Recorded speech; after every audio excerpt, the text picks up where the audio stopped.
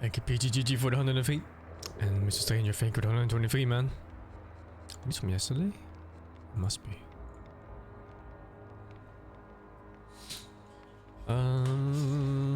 Trying to finish this game today, but I'm not sure if I can.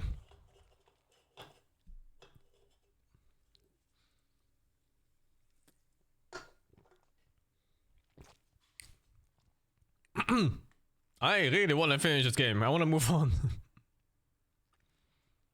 I want to get that PoE puzzle box going. As a stalker, I don't know if I can finish this in 4 hours because there's like 3 more zones left. Do you prefer Diet Coke Zero normal Coke? I prefer normal Coke over anything else. But normal Coke is gonna fucking kill me, so...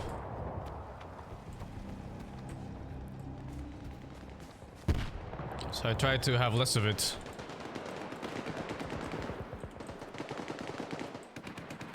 Oh, I regret not bringing my sniper here. It's like, I didn't expect so many medium range humans in the fight. Like, look at that shit. What the fuck is this? I'm just gonna wait it out. There's no way. At some point, there's only gonna be a few survivors. And I need to check maybe if there's like some kind of base here I can go through. This was the last base, but it's actually pretty far because it's like disconnected through like some block tunnel. I can't really go back. I think this course is time conditions. I don't know. Yesterday I just randomly died twice, right? It was like no shot, no warning, nothing. I just insta died. It was weird.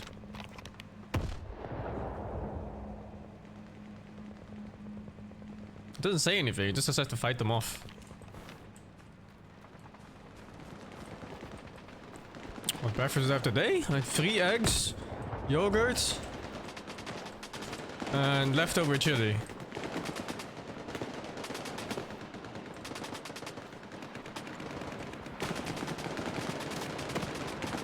Are any of them even ever dying?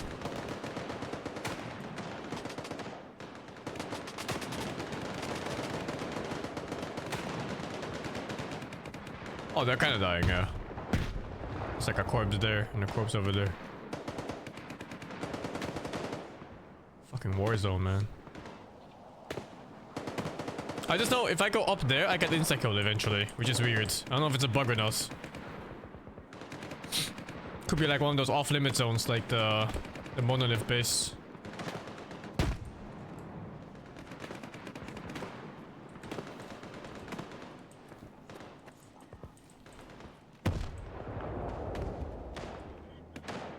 So nice, I'll give you a liver. 3 eggs is a lot.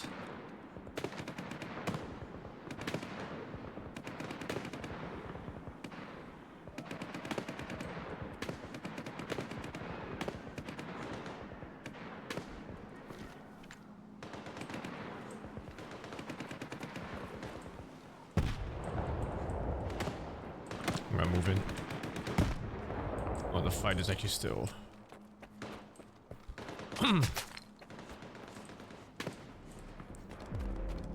Oh, I got that goat. There's a bed here at 20 meters. Wait, what? There's a shop and merchant and everything up there. What?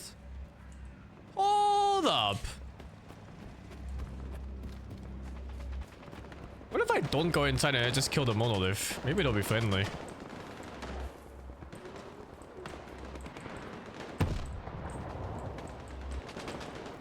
There's no night vision upgrade at all in this game. Which is kind of shit because, like, you see how dark it is? Like, if someone's standing there, there's no way I ever shoot him. And this is out of my gun's effective range. It's kind of stupid, but I think it's like 10 headshots to kill from this range.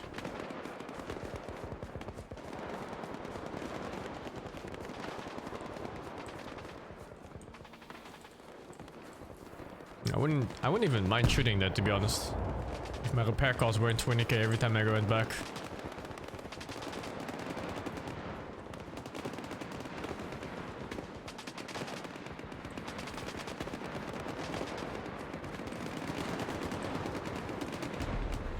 no grenades. Dude, if I shoot here and they all turn around. Oh my god, I fucking knew it.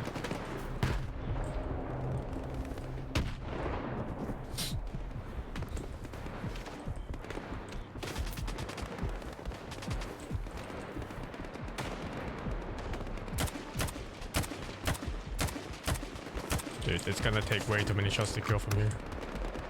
There's no way. They're even nading me.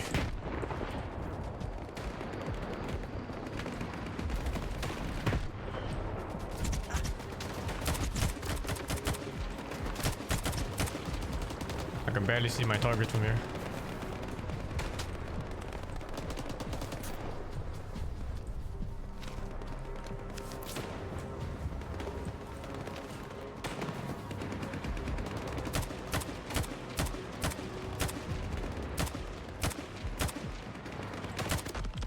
They don't even flinch, man. Does it ever get daylight? I think if I stay here long enough, it'll become daylight. Actually, I'm not sure if this is already daylight or not. This could just be Sweden at 3 PM during winter.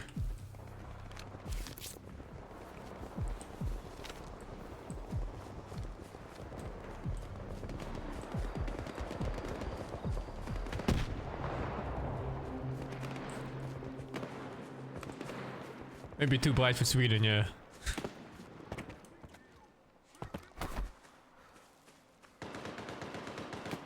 I'm not sure if the guys on the top are shooting me. The ones inside the building. But there's a shop and everything there, so I guess they're supposed to be friendly.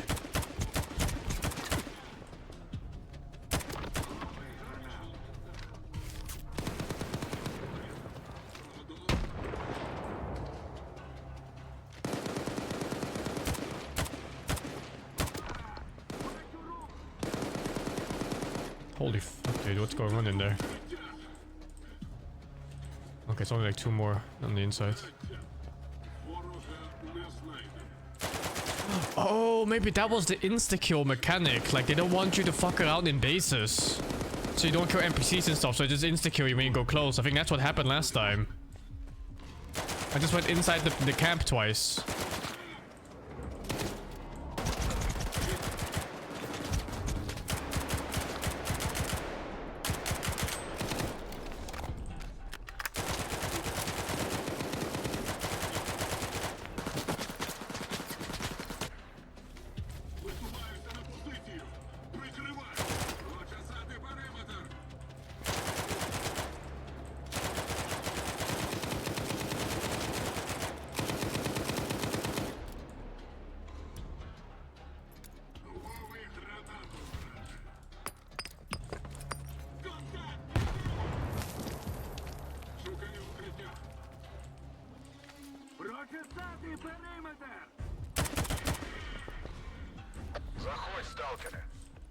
Oh my god, I really think that was the case.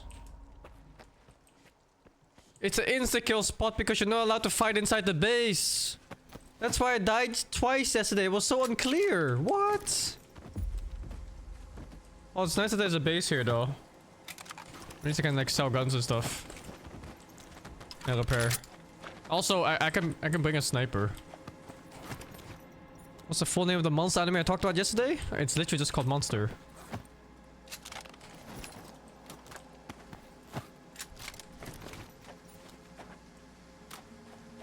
Yeah, what a shit way of preventing a player from killing the base. I'd rather have a verbal warning or something, you know? One that just go over the radio and it goes like, you know, chill, STALKER. Don't come in and we'll shoot you until the fight's over or something. I don't fucking know. But it was just like an insta-kill mechanic. No bullet, nothing. You just walk in and then you get a heart attack. I was so confused twice because it ruined my fucking... my quest.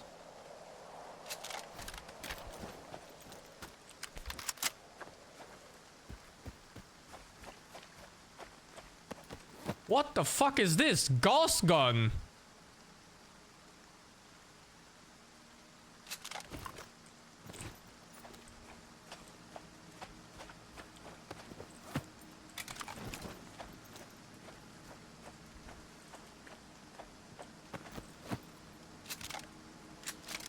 That thing was worth 40k while it was broken.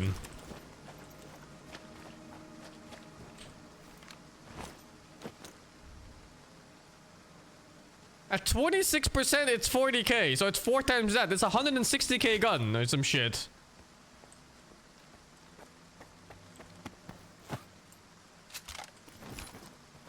But maybe it's fine for a gun like that because it doesn't fire often. So maybe the repairs are very slow to rack up. I wonder if it works like that in this. Oh, shit, I need to start selling stuff.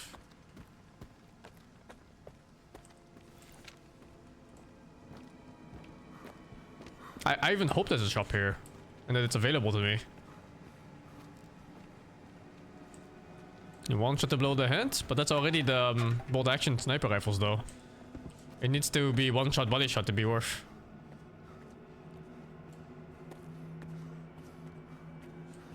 Yeah, dude, I walked past here I think and I was like, oh shit, this is locked. What the fuck, Richter? Дякую, що розібрався з монолітівцями. А я казав тобі, Скіф сам собі армія. О, привіт, до речі. Ти вже тут, Ріхтере? Це ти якось довго добирався. Потім поспілкуєтеся. Тебе послав стрілець. Навіщо? Мені треба потрапити до підземної частини міста. Тут під ДК був вхід. Тоді у мене було замало людей, тож, коли почалися проблеми з мутантами, я ухвалив рішення його... Мутанта. Є інший? У мене були ідеї. Але Ріхтер уже перевірив їх усі. Так точно. Прогулянка була не з легких, зате хоча б розбавив сільські пейзажі. Шкода, входу я ніде не знайшов. Ідей, де він може бути, не залишилося. Потрібно шукати інформацію. Колись усі ці підземки були військовим об'єктом «Фундамент». У пральні можуть бути документи щодо старої операції «Фарватер». У кінотеатрі «Прометей» старі схеми військових об'єктів. Куди йти, вирішуй сам. Приємно не буде у жодному разі.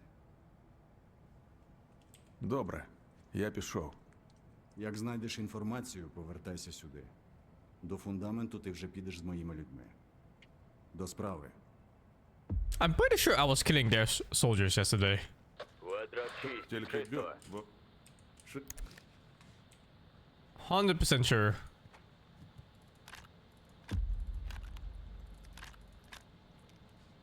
That was just no warning in the game, you know? Oh, 18k for these random broken guns I picked up.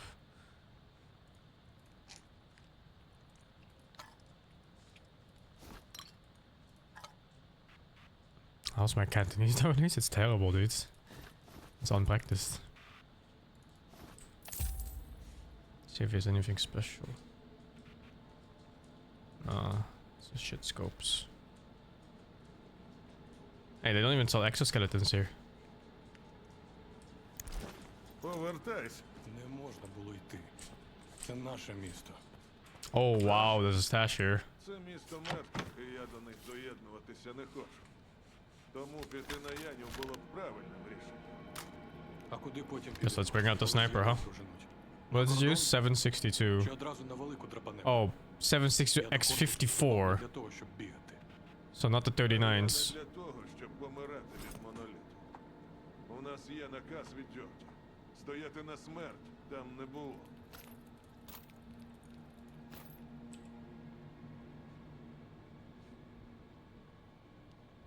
Damn, it's heavy. 7 kg.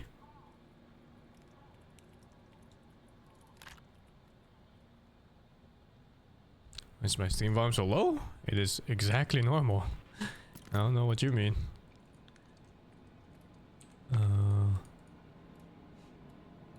I just follow the OBS guidelines, which is putting my voice on yellow in the game right under yellow. And that should be perfect volume for every game.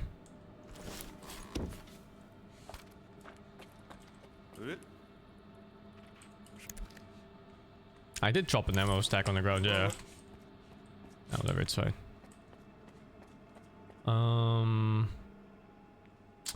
Need to bring sniper ammo, but also go down here. Відправте Most seamers increase gain. Yeah, but the thing with increasing gain is on your microphone is that it starts distorting your voice if you do too much. And it sounds bad.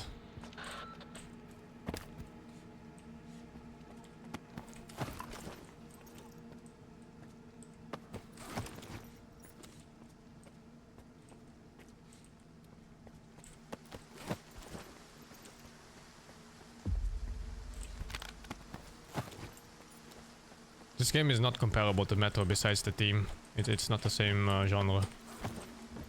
Ah, fuck, man. I don't know which one I've looted already. They're all just X's on the screen. Ah, it's just these here, I think.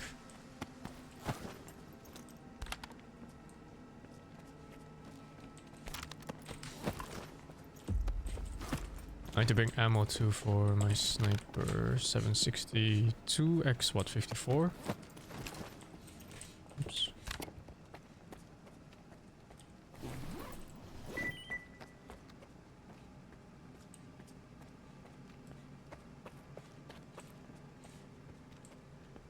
I think the call server is gonna be insane, dude.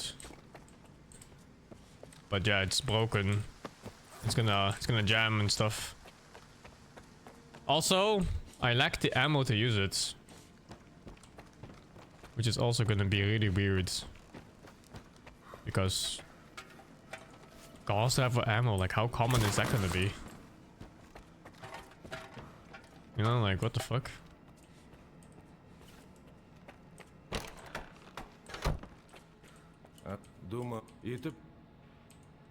Oh, oops. Upgrade guy.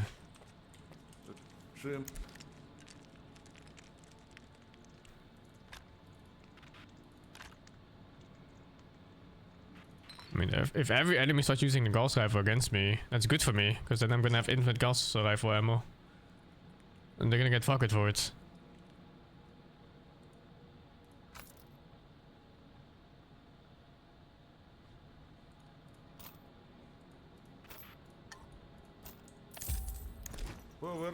I have like 17 spare shots or something from the other ones that I found on the ground.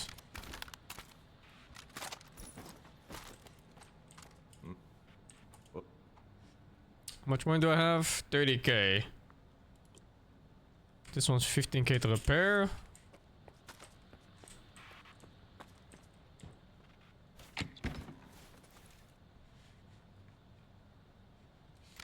Let's see.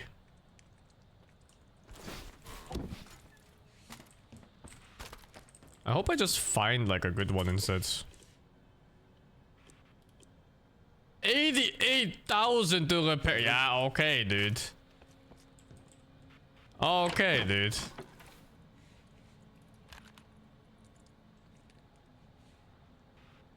Nice joke. Nice joke. It was really funny. Now put the real price. Thank you.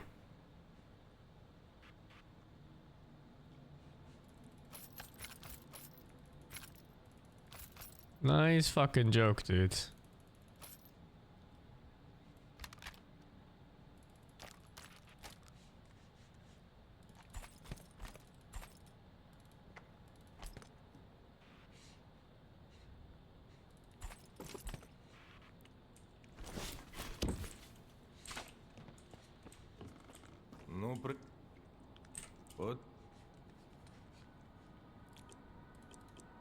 Okay, I just repair all the stuff I have. Oh, I didn't... What? I didn't have enough for my armor? Really?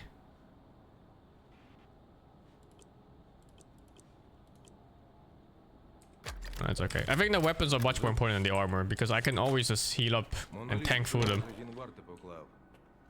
Holy dude, I'm actually out of money again.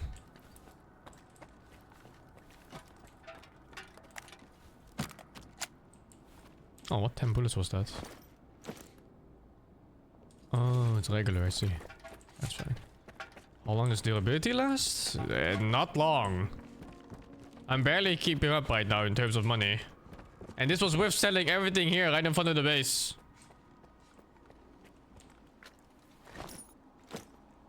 At least I can carry like 30 kg back before... Some Death Stranding shit going on. Yeah, I need to carry like 30 kg of stuff back to sell every time I go out. If I can check up the green for the 100. Nibzig, I think, with the 28. There's a lot of stashes here. I guess I should loot these places instead of watching for it. Like if they start dropping stuff like Gauss rifles and shit like that, it's probably worth the upgrade of going through finding them all.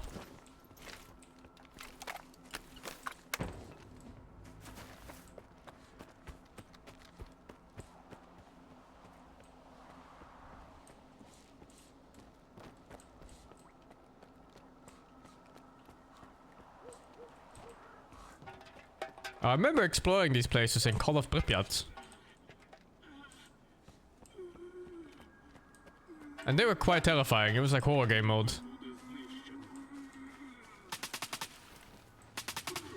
The hell are they fighting?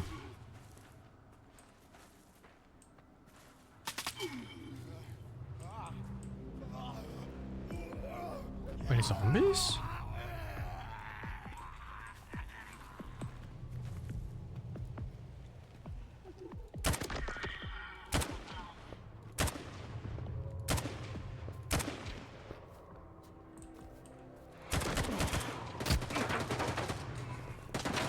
Where the fuck did these guys come from?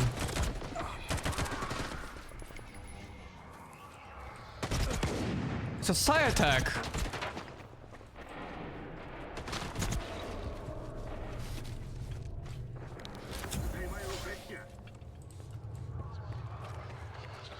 Oh, that's so random. There's no indicator for psi attacks.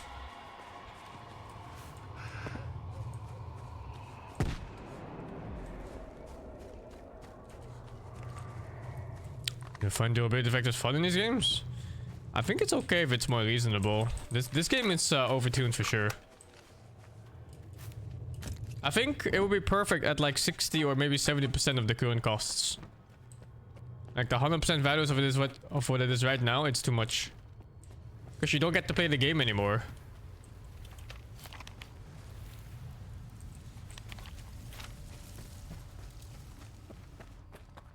I'm just gonna let my armor break.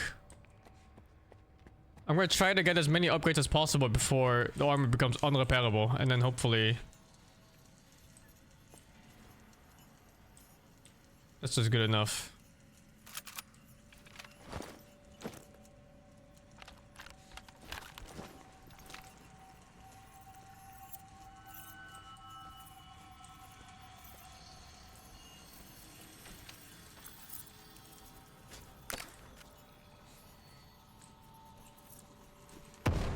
I thought I heard a trap. Oh my god.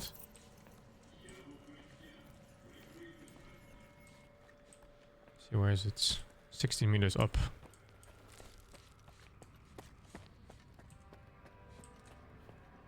$14 meters up.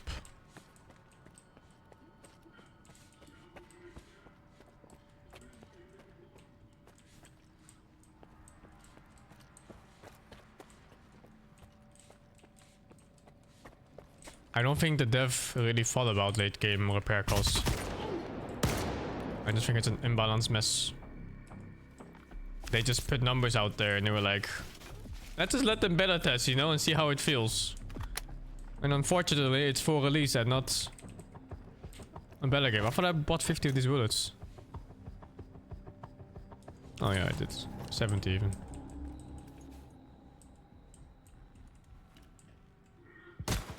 Oh my god.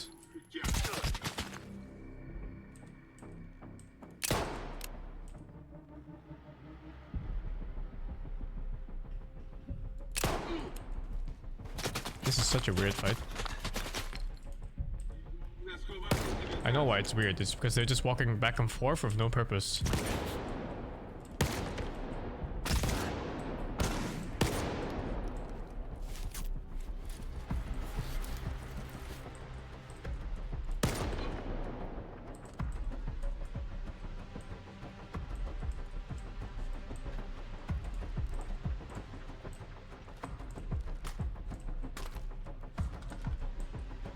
Yo!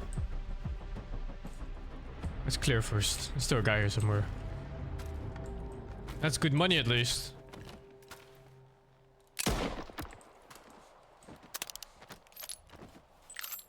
Я відчуваю тебе, враже.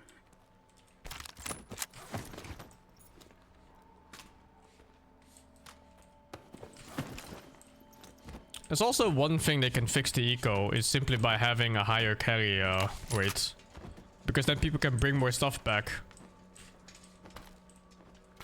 And that evens out really fast, I think, for economy. Because I actually don't have problems with money as long as I sell things. But selling things means you have to walk back and forth between the base very often. Like, I'm gonna go back already after this one looting place. And if you look at the map, right? It's like what? 1, 2, 3, 4, 5, 6, 7, 8, 9, 10, 11 looting places. Like, I'm gonna walk back 22 times just to sell my items. This cannot be good from a gameplay standpoint.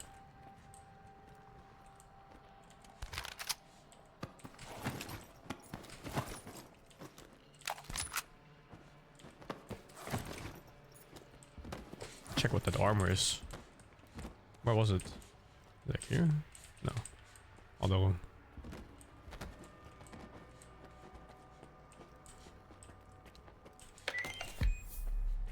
Stalker's note about a successful run. Oh. Big stash. Oh, here it is. It's heavy, right? Oh, it's a shit tier version.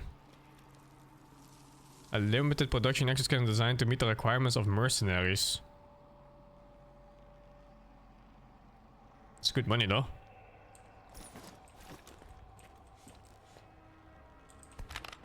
Okay, well. Wait, I didn't get the stash. It's... Oh, it's this. That's the... Dude! 3 pieces of food and 2 shotgun shells for the stash. What? Okay, use it to repair mine. No, it's because mine has upgrades. And mine's better too on the stats.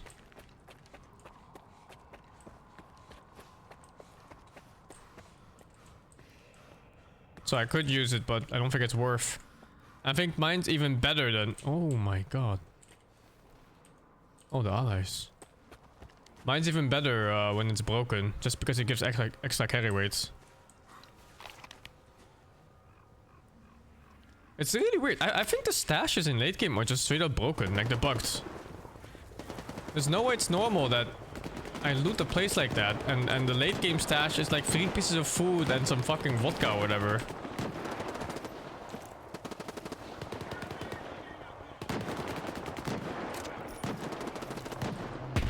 Is it post-apocalyptic setting? No, the setting is Ukraine in current times, dudes. Post-apocalyptic? It is today, motherfucker. In fact, I think this is more intact than some places of eastern Ukraine right now.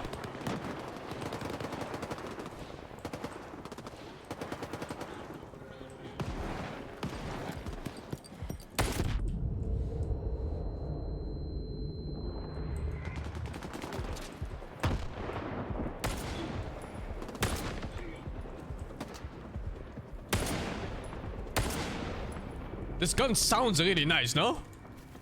I don't know if the damage is nice, but holy shit, just clicking the button feels good.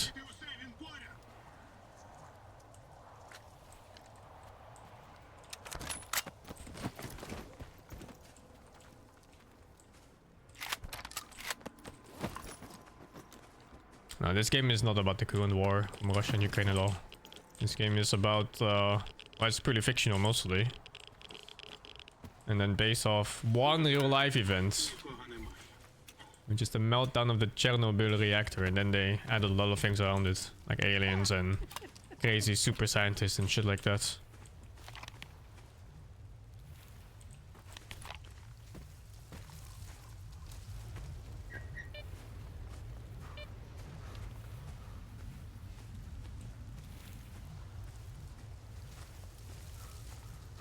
Wanna try broken Gauss gun? I have 17 shots on it, man. I think if I ever see the pop-up where it goes like, hey, this is the point of no return for the final mission of the game, please be prepared. I'm gonna bring out the Gauss gun and the RPG and everything. A few more characters there? Yeah, there are. There's a few. I think I've seen 3. There's the ward lady. One big titty lady working on a ship, and some scientist lady working in a base. Is the mind broken zombies part of Monolith? It is. What the fuck is happening with that town?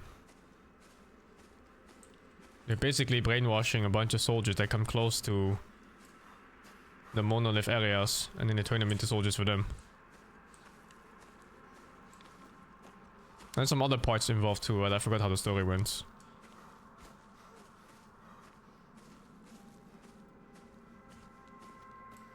I think there's alien involvement in this game. I don't remember exactly what it was, but in the first game I think some parts were alien related.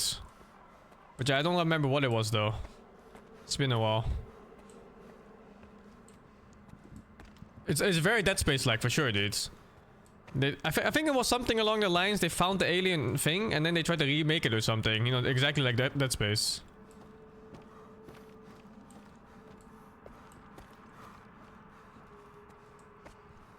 No, they never show aliens in the game, but I think there was just like the involvement of aliens. Oh, I misremembered. Maybe I'm mixing it up with Metro. I'm not sure.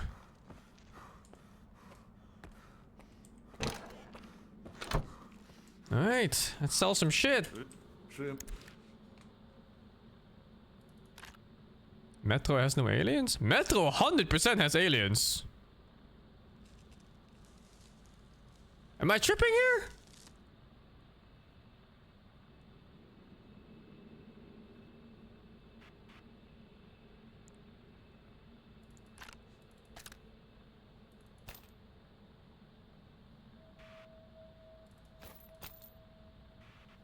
Not aliens, but monsters. Oh, they're not aliens. I always thought they were just aliens. I kind of forgot how that story went in that game. Plus 30k. Now you see, like, the money isn't bad. Like, if you put the effort of walking back every single time you're done looting, the money really isn't bad. It's just very tedious in how to play it. I was pretty sure they were aliens too, but they're saying it's not, so I don't know now.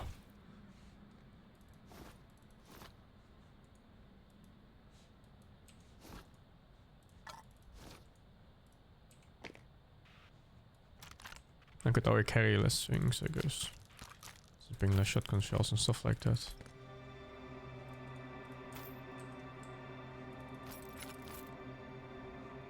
Google said chat is wrong, so chat is wrong. Oh, there you have it, man. It's over. Google says you're wrong if you thought it wasn't, if they thought they weren't aliens. I think it doesn't matter too much anyway, because the involvement of those characters was really non-existent. Let me see if I can upgrade my armor. I need to upgrade my armor as much as possible before it's not possible anymore. Oh my god, 21k already. Can I even upgrade? Condition too low already. Fuck, I wanted this upgrade. It gives 20% accuracy. But I need 21k plus 37k. I guess I need to save for it before the armor becomes hopeless. Is economy hard in this game? No, it's actually not that bad. It's just tedious. It's really tedious. Oh, that's where the side attack was.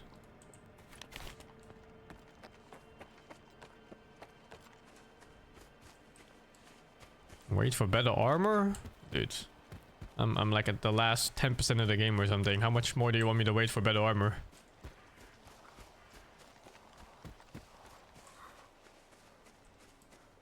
I think the upgrades are making the armor more expensive to repair too. It's completely fucked.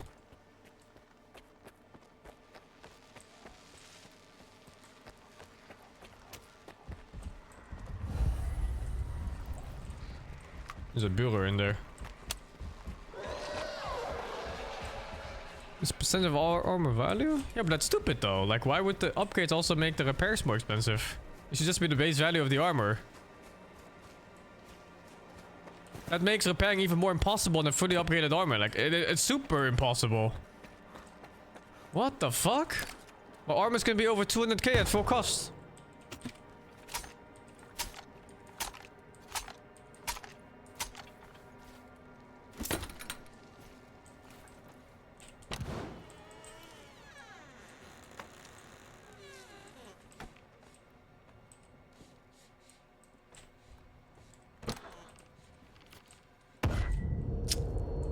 Oh my god, I bet that is so expensive.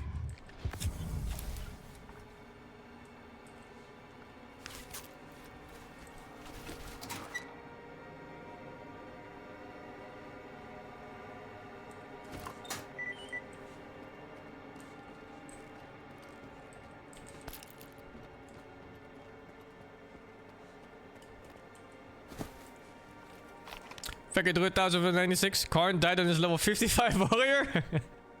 Oh, that's really good to hear. What the hell did he do though? How did he die?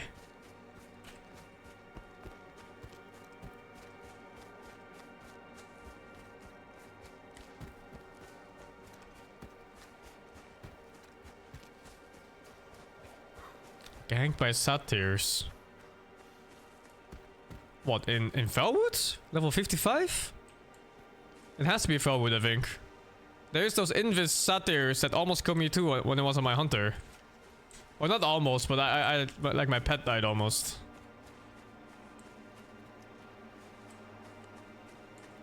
Oh yeah, satyrs in Felwood. That's good to hear. I'm glad he died on his fucking warrior.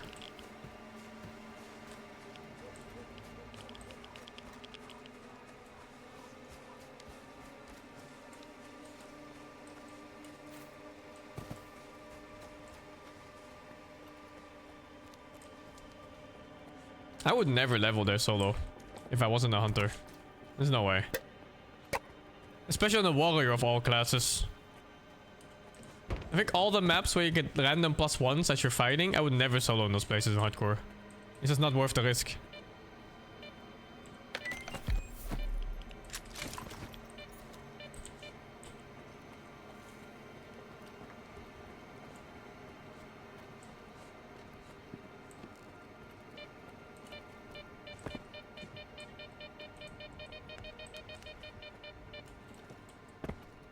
Nothing here.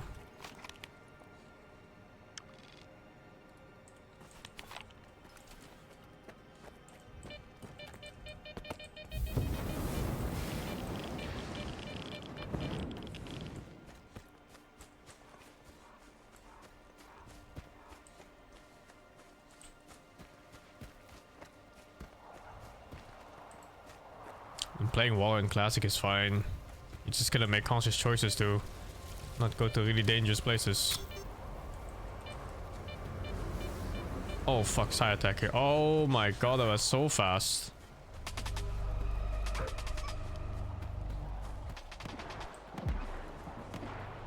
I can't even tell if those were fake soldiers or real ones.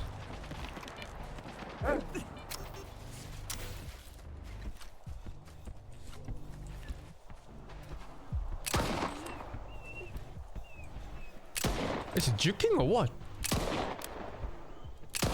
How's another hit on all three of them?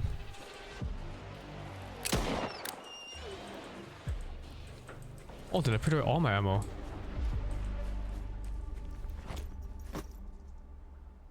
I did by accident. Oops. No reload on that gun. What's this now?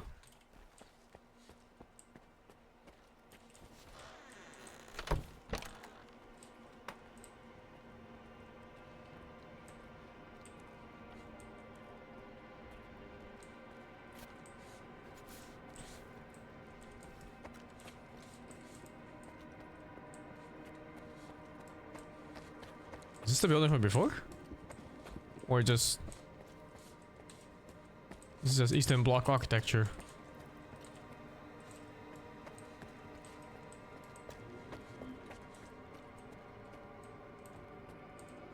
What's the building from before? Wait, what? Oh, fuck!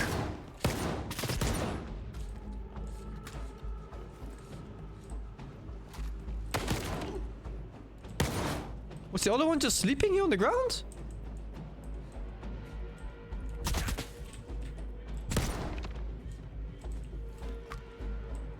It is the same one, right? They just respawned here.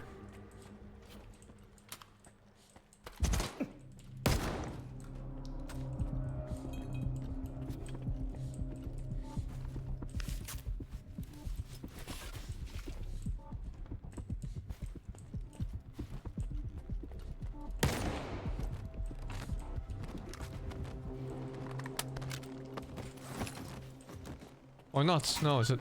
Oh, it is the place. There's a looted stash.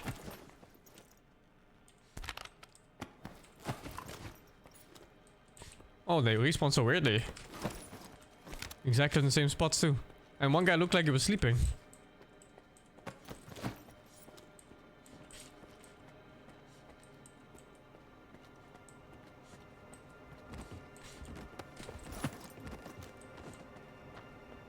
There's one more, I think. No? Oh, this one.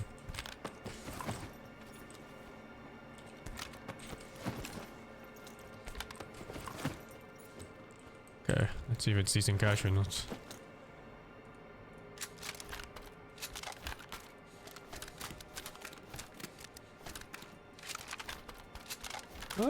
Not bad, not bad.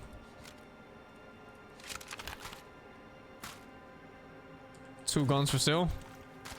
No, I think I lost more money here than gaining. Between my armor durability. Oh fuck. This place is super hostile compared to other places in the game.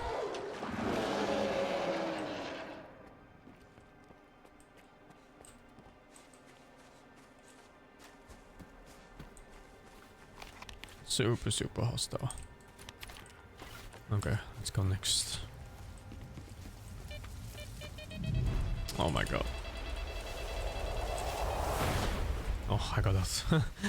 I'm not sure how it works, but I think if you go in the motion of the tornado and then jump at some point, you take no damage.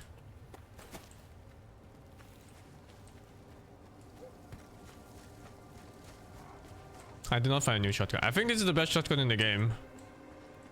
I just found it really early on.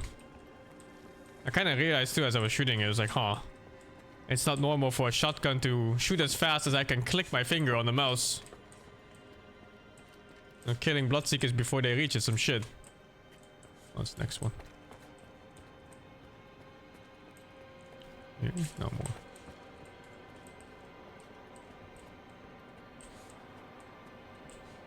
I didn't figure out properly how to avoid the whirlwind damage.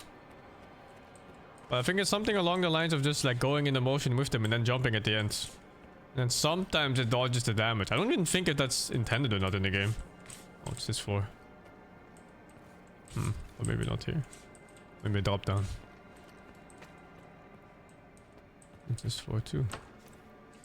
No, dude. Is there code on this?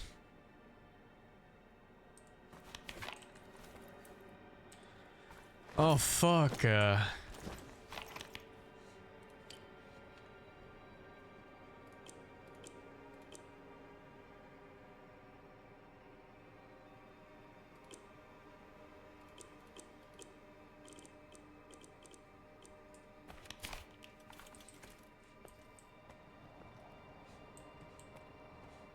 Maybe it's like a hidden thing here.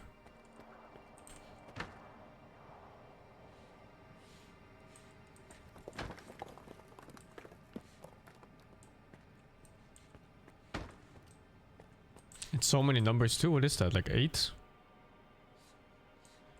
8 numbers.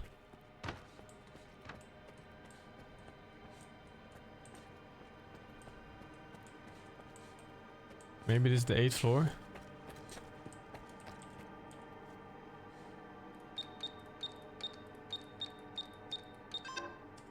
Dog shit game.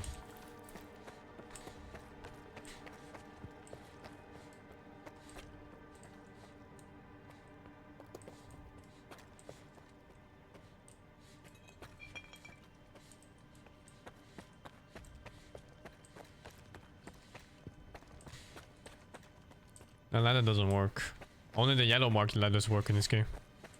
All the other ones are cosmetic. They're real fake ladders.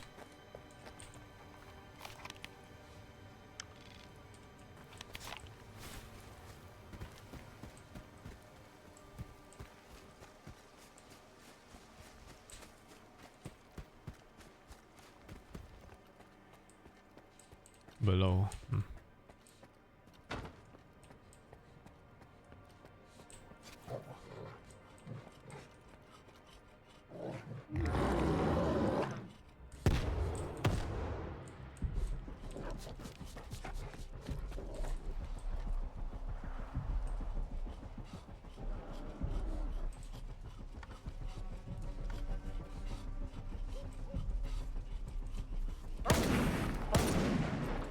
It's the real one.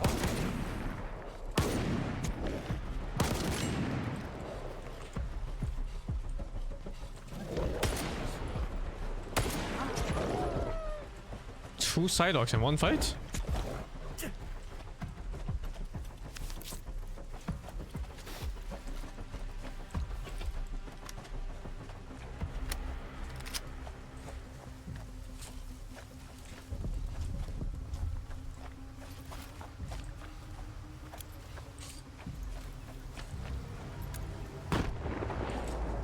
Hopefully I get most of them.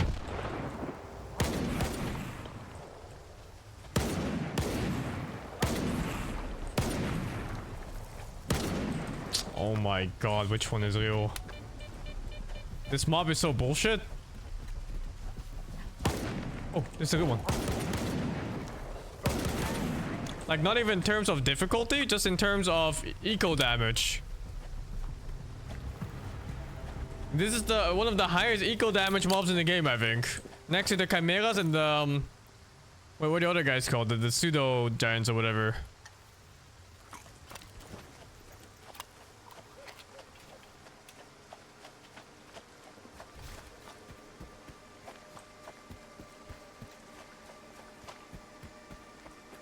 Ignore it, but there's loot in here though.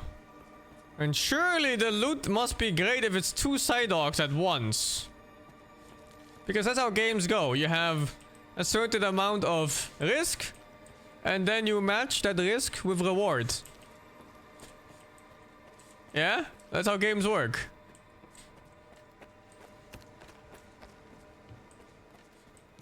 The watch with tripwires too. Those dogs set up a few traps in this place.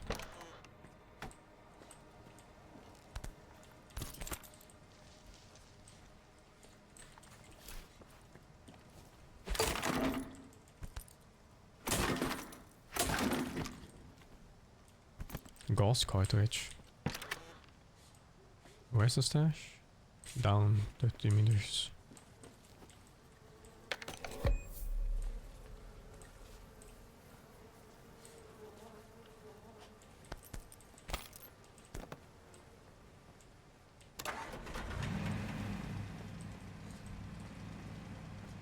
Am I finally rich? No, dude, I'm in fucking poverty mode. What do you mean? Rich, he says. No, who's rich? Technicians, repairmen, handymen. They're scamming every fucking person that lives in the zone. Everyone else is just like living in pure poverty every single day, like paycheck by paycheck. And your paycheck is not even like guaranteed at the end of the month. You might just get nothing. Might get a bullet.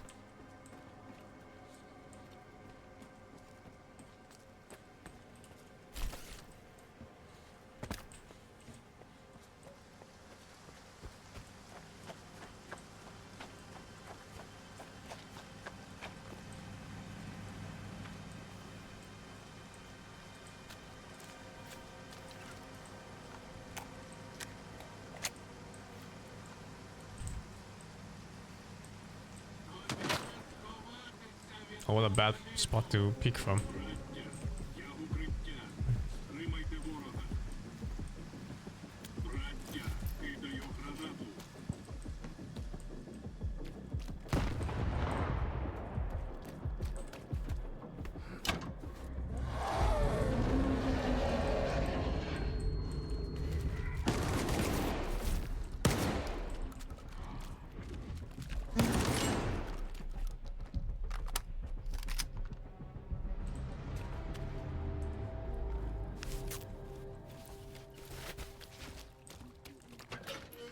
Not gonna lie, it was kind of scummy to put this guy here in the hallway after I pulled the lever.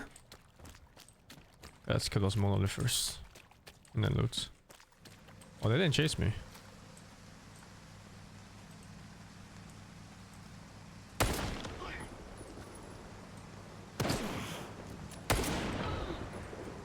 Oh, the other two despawned. No, they didn't.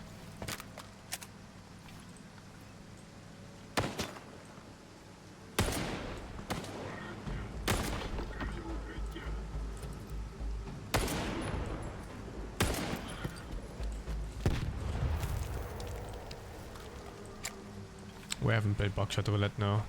I'm still enjoying Liar's Bar a lot, so I'm not really looking for like new games of that genre.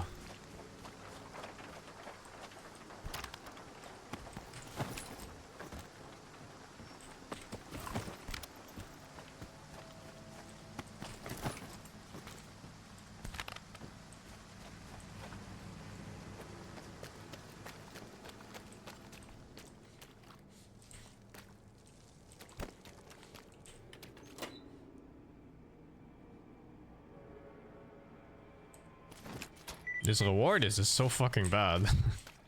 It's absurd.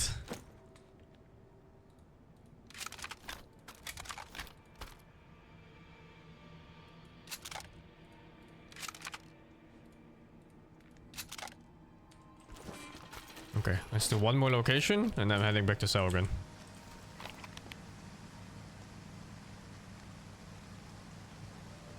Let's do this one. Okay, Gym 0 for the prime. And Exos Delta Effect with 88.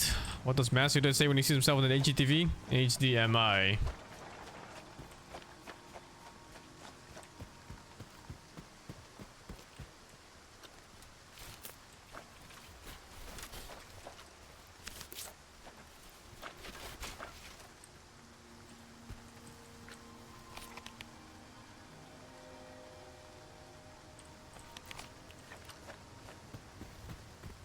Oh, is this? It's a locked door one. I went there before.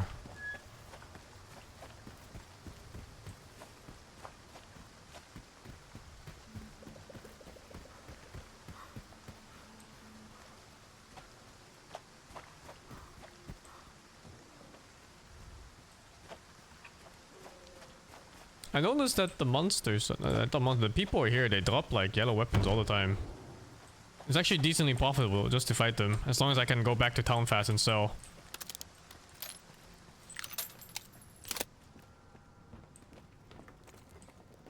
Fighting mutants, however, still feels really bad. I think I'd avoid them whenever I can.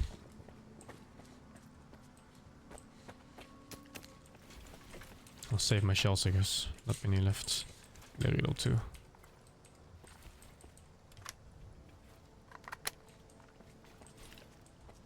This part of the game is actually pretty cool. I really like it. It's just like a very concentrated area with loot and encounters and a shop in the middle of it. There's not so much walking here. Lots of action, lots of good loot. It's so weird because this portion of the game is so much more fleshed out than all of the middle part of like the last 25 hours played.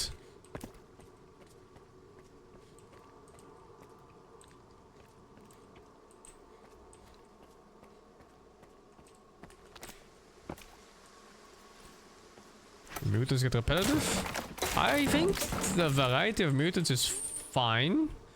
The part that isn't fine is how often they use bloodsuckers over anything else. Because they really do have an... Oh my god, what is this stash? Because they do have enough monsters in the game to make every encounter exciting. But it's just not exciting when every single encounter is a bloodseeker.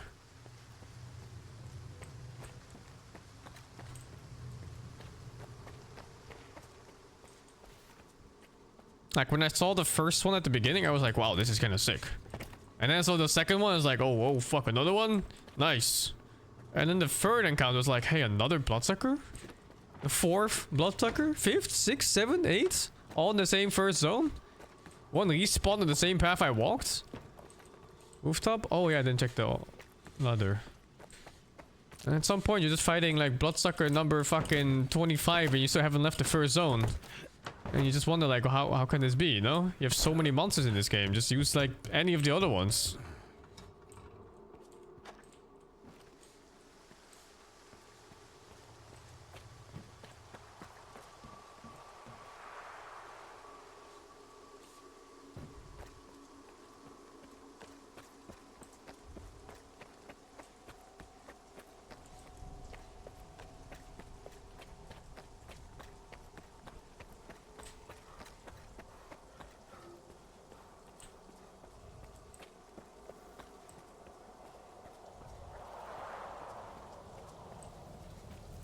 And another thing about this game is that it doesn't have as many like third parties fighting each other as much as the first 3 games. That's something really cool about the first 2 games was wherever you walk, you always see like stalkers fighting stalkers from other factions and or monsters in like a fucking 3 or 4 way fight. And in this game it almost never happens. It's always me against the world. And that makes the world feel a bit more lonely than it should be.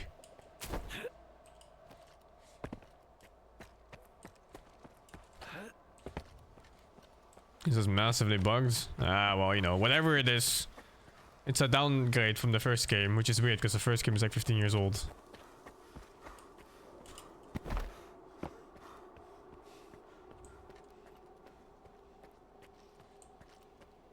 I think it's also not just a lack of that system, right? It's also the enemies in this game. They just prioritize you over other people.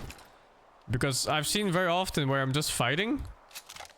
And then I'm looking at them, right? They're fighting each other. I shoot 1 bullet and like half the fucking world turns around to shoot me.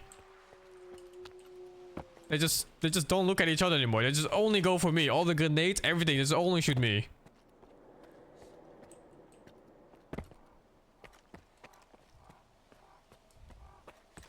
I kill the fucking streamer vibes. How is this a stash, dude? No way.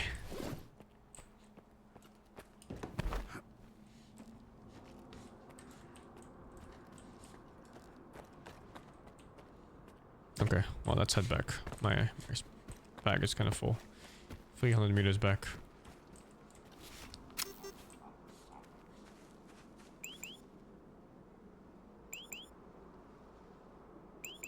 That has to be a bug. What is that? 8 artifacts or something? 8 artifacts? 800 artifacts?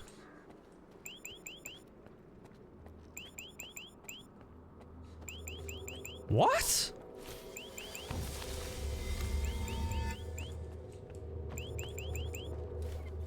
Is it bugged? Or is it some kind of bait? It's a bait artifact. Oh, there's a real one in here. Some of them are fake. And I need to figure out how to find out the real one.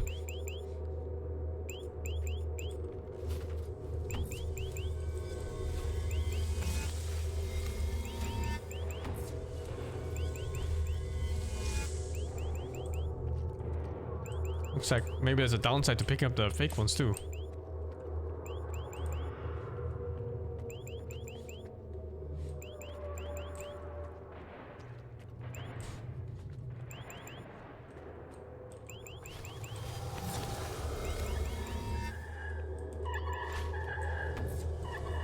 I think I do side damage in here.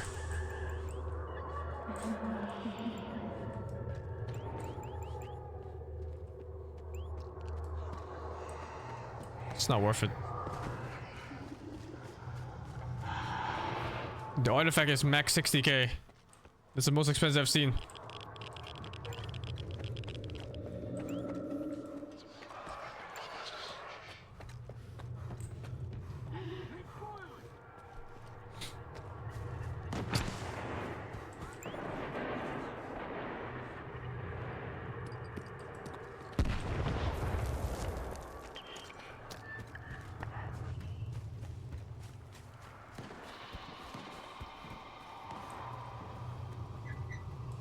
I'm heading back to sell shit. Whew.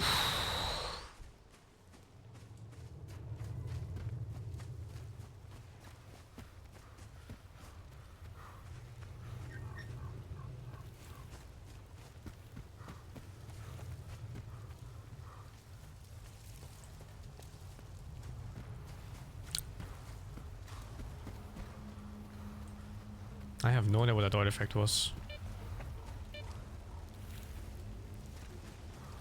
Some armor upgrades are locked behind blueprints. Most of them are just available though. They're just locked behind money. But yeah, sometimes you have to pick up a very specific blueprint. And I don't know if they're random by stashes or if they're just like unique on stashes. But you have to find them.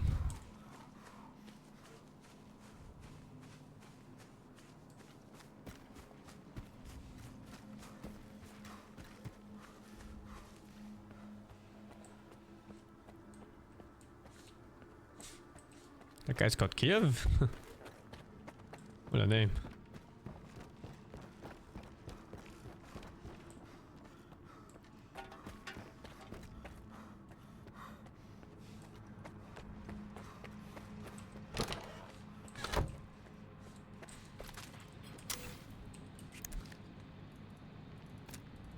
Make sure I don't sell my main gun, which is that one.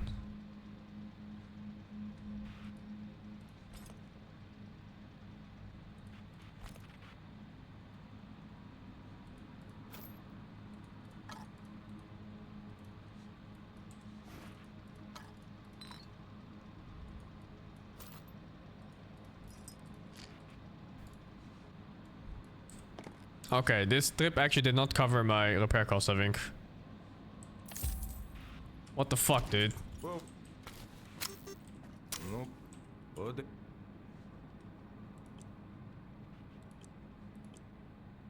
Yeah, it actually did not cover my repair costs.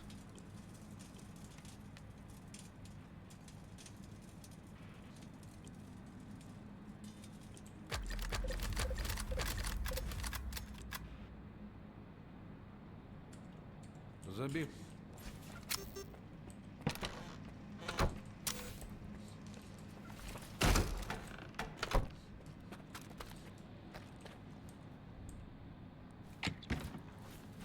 Huh, I can't even sustain while just randomly exploring stashes. Okay. Time to get that artifact? There's no way that artifact is ever worth because it's gonna spawn soldiers on me who's gonna destroy my armor as I try to loot it. And God knows how long it takes to get that artifact.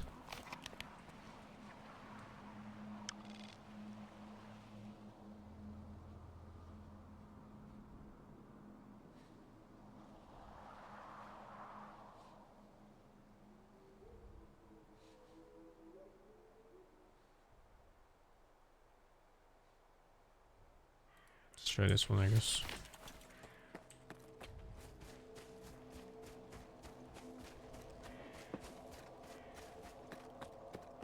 It is pretty lame that it's so hard to sustain your gear in late game.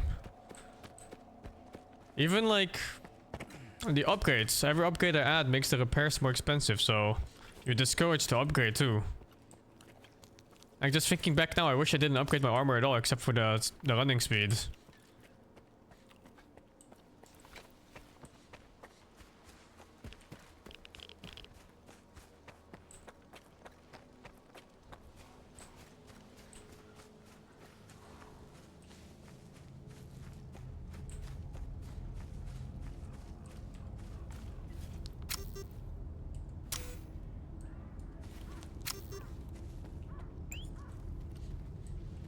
Artifact in there. Kind of scaling difficult goes into my gear. Rewards are scaling, but it's not enough. Like I just went for a run just now, setting the guns I found, and they gave me 13k, which was not enough to cover my repair costs. Because I spent like 27k on repairing.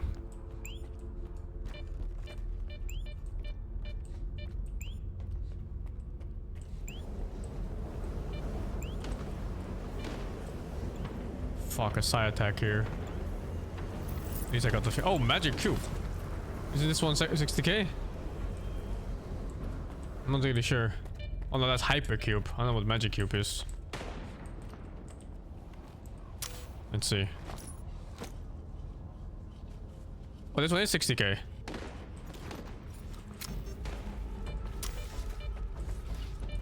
Nice. It's good money.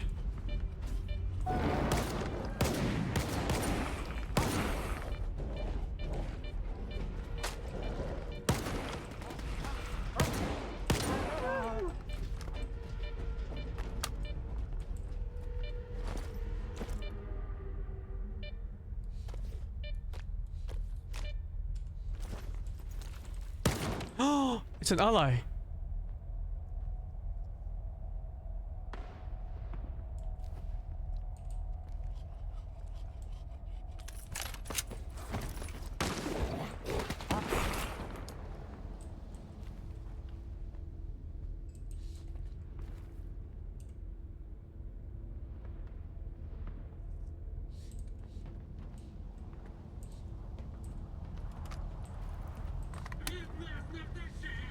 It was the dog! It was the dog!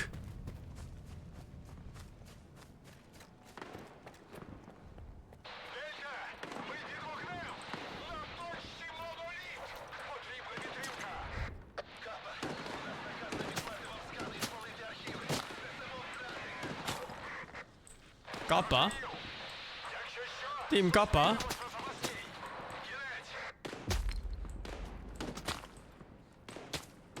Oh gosh. I just remember in Call of Pripyat there were like these insane apartment fights. You're shooting from your own apartment to the other side. And also I don't want to interfere that guy's fight because he's actually fighting a side oak.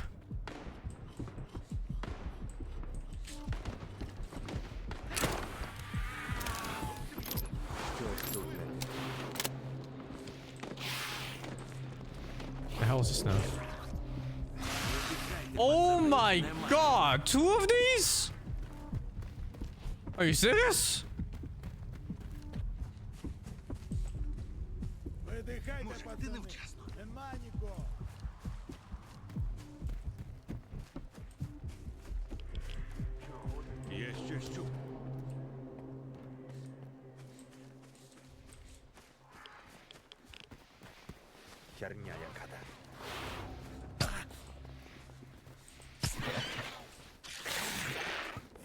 They were guaranteed to drop in good loot.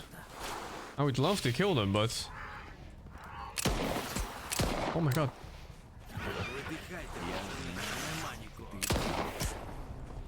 Oh my god, what is this?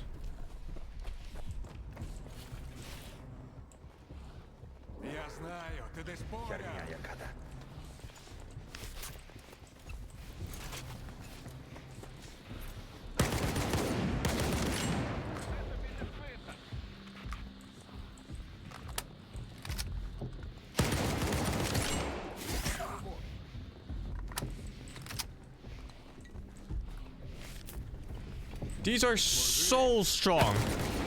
These are like one of the strongest mutants in the game. So expensive to kill.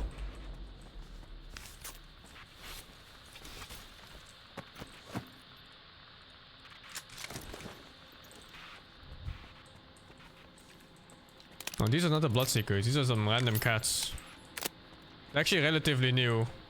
In fact, I think they're new to the series even. I'm not sure. I don't remember these in old games.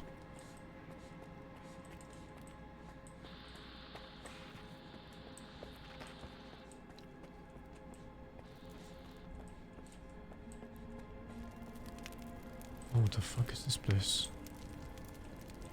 Fire is so rare in this game? Группа Дельта. Збір точно за координатами. На точках Б або Oh, В. this is the main quest.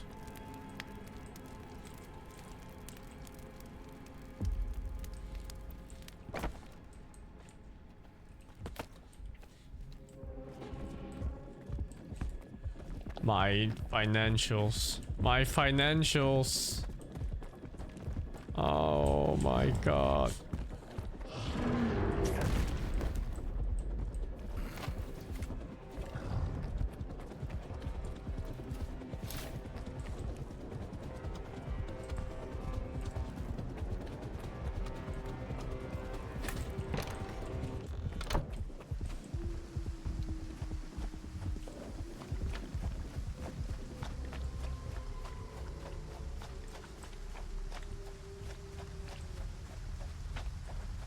No way too expensive to fight. There's no way. Also, there's still stash in there, so I'm running back. I think I looted the NPC base, yeah. In fact, I think this guy even attacks Monolith, so... If I'm lucky, I just... Oh my god, he's faster than me. If I don't sprint. And I'm out of stamina.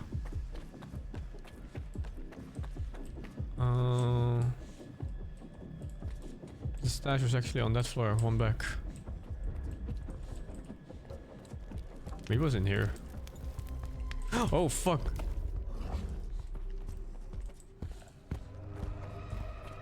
It's... Oh my god! That's the stash.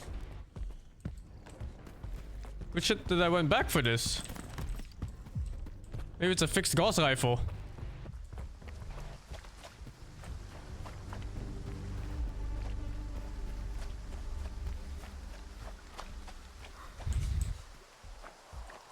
fuck. I think if you have this monster on you and it's not part of a quest, you just never fight it. There's no reason to ever engage on this fuck.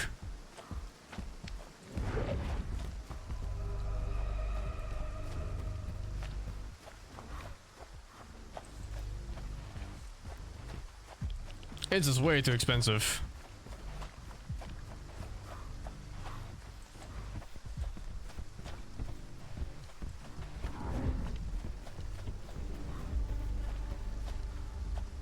I'm not using Gauss rifle shots on this guy, man. There's no way.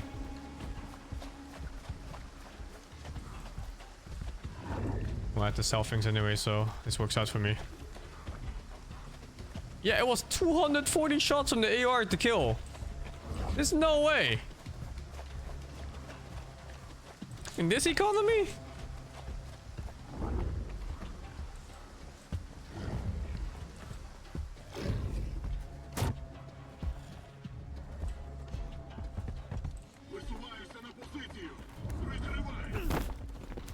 The fuck?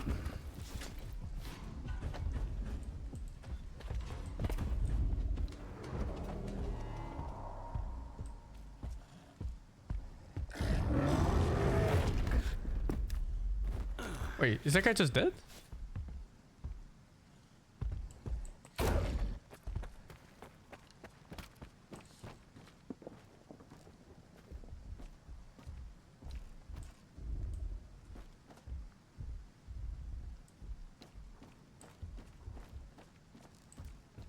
I wonder if these guys shoots, because they actually seem active on the AI. Oh, nice. Nice! Good luck, have fun! God, I hope they have some good fun there. Oh, what? It's locked? Oh, it's locked because it's fighting or what?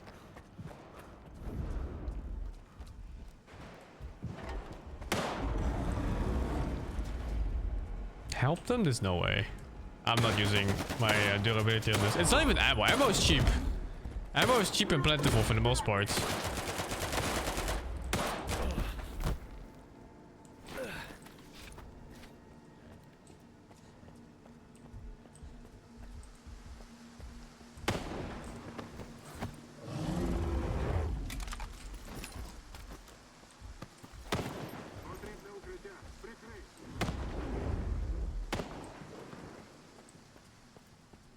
I actually don't think they can win. And the odds is bugged. Wait, they won? Already?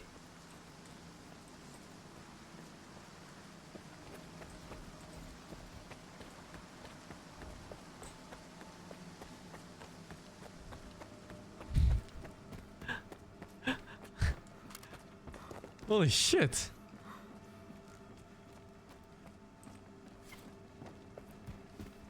Oh, I can check the Gauss rifle now.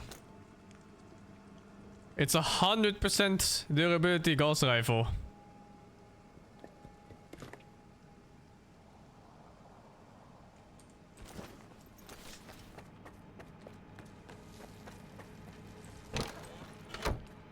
But yeah, I don't see how I ever use this gun except for like the final fight. So into the box of never to be seen again. Shit.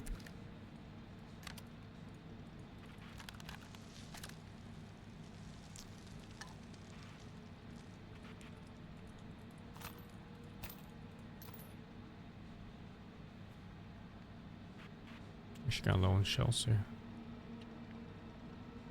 How much is this one worth? Oh, dude. Even legendary artifacts are worth so little.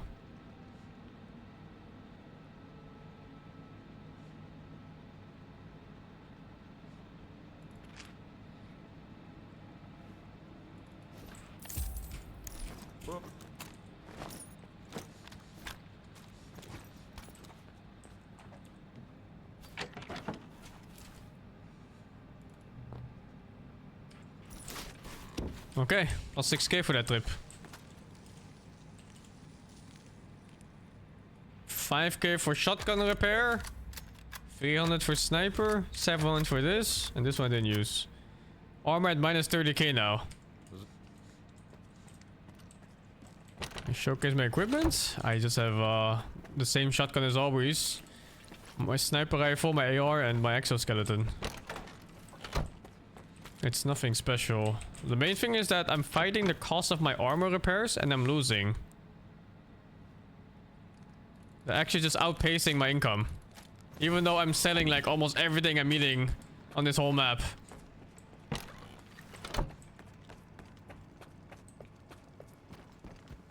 And the funnier thing is that if I decide to upgrade my armor, it's gonna outpace it even harder because it's skills. Like the total value of the armor is summed up with the upgrade costs. And a percentage of that becomes and goes back to the repair cost later. And I'm gonna get a drink real quick, be right back.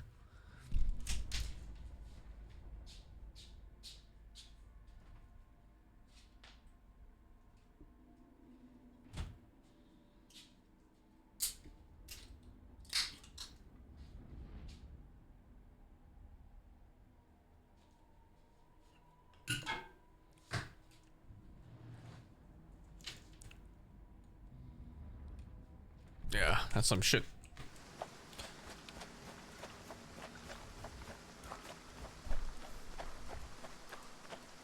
You get one tap pretty much if you don't use armor. Well, I think my armor's even fine right now if I didn't have the actual armor pieces because they have artifact slots on them that I use. Yeah, they definitely didn't playtest this part of the game. I guarantee you.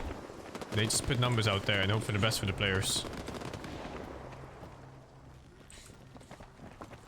It's such an illegal way of handling games, honestly. But it happens so often.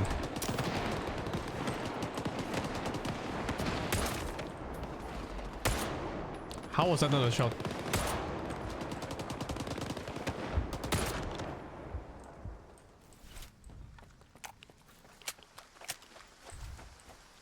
It's not over yet, huh?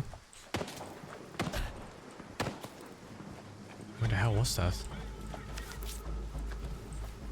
It's like above or something.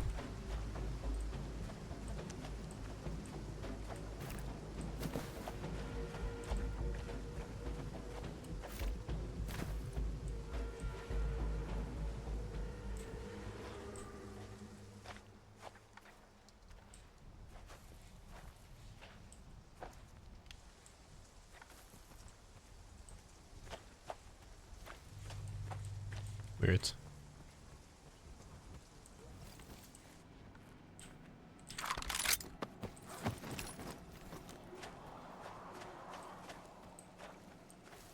Whoa, gold's gone. Hope it's yellow, so I can sell it.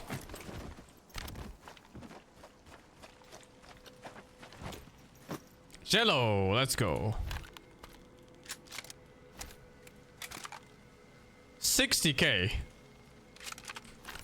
So like 50% of that becomes my money.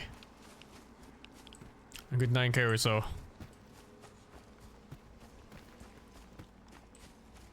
It's actually profitable fighting Monolith now.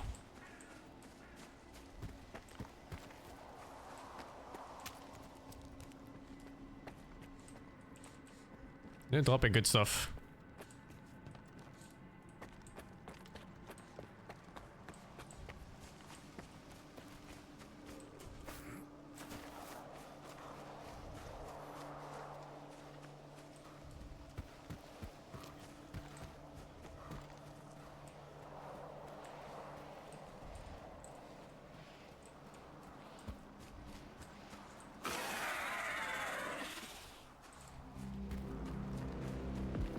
I don't know what sound that is.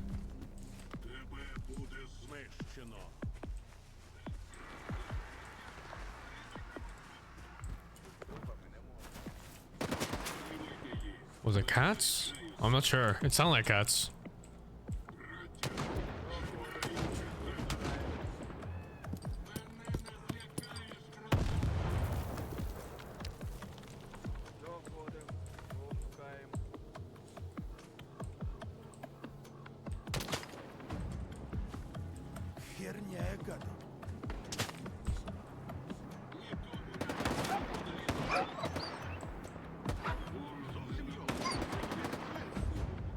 That's not even side dogs, they're regular dogs, I think.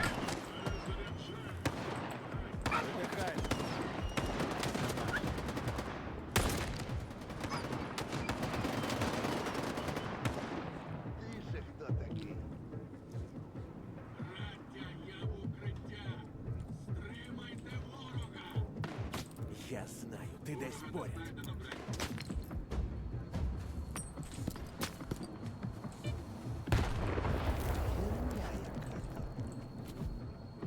There's another something over there, far away, like a sniper or some shit. I don't know where.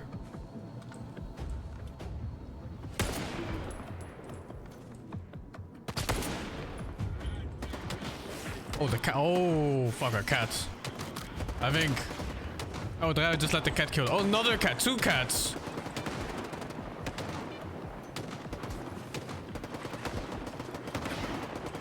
Cool third party fight. Rare occurrence really in this game.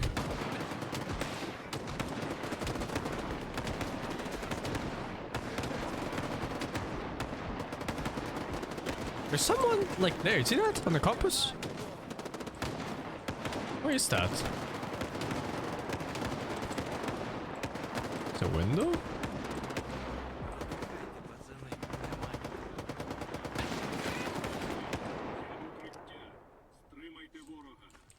Oh, they already won.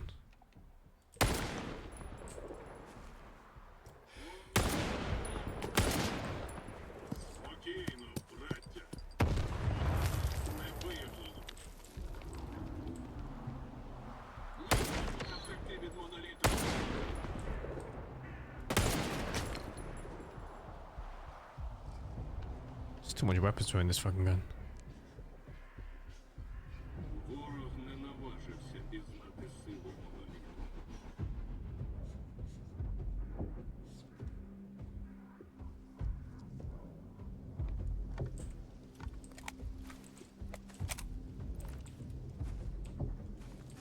Шукаю укриття.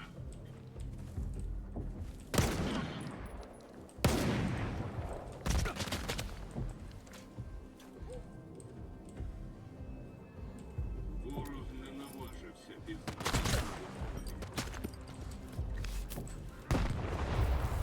Jesus, another group.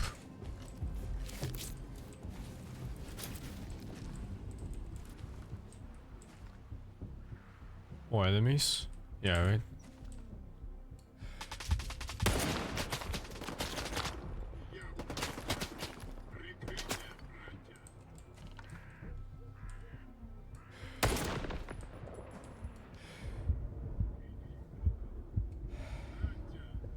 Oh my god. The out of breath weapon sway. Jesus.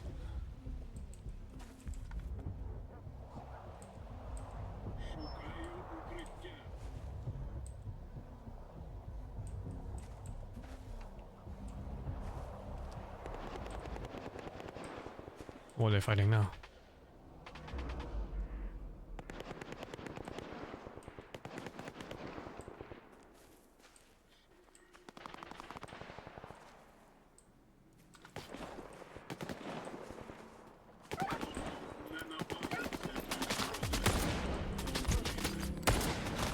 Fucking punch.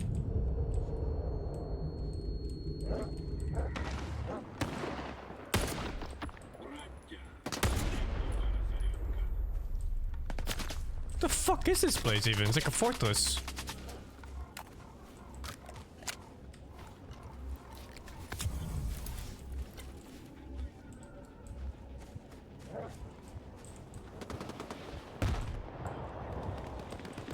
They're fighting dogs again. Okay, I think I have some time to loot. Or not.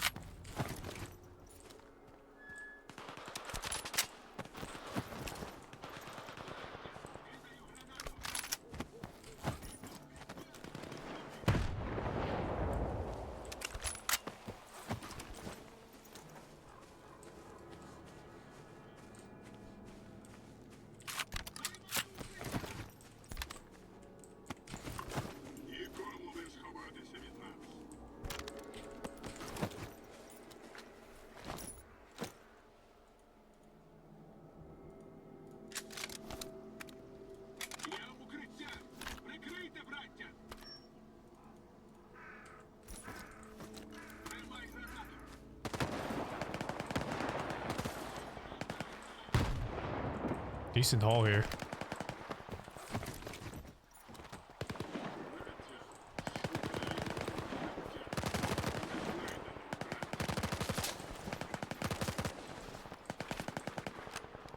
My move speed though right now.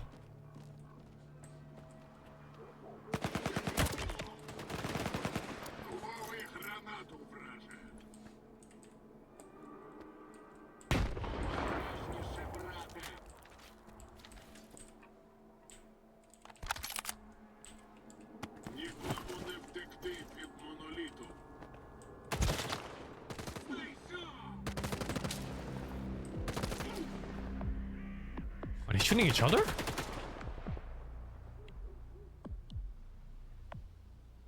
No, they're shooting me.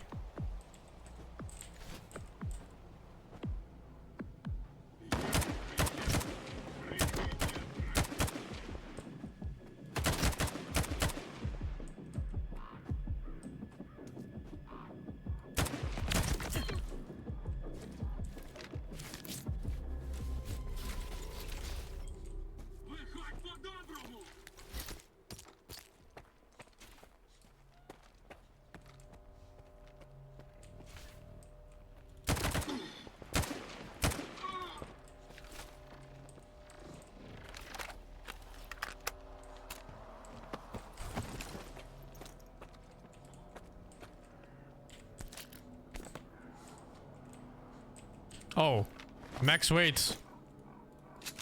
Oh shit, dude. 100 kilos of shit on me right now.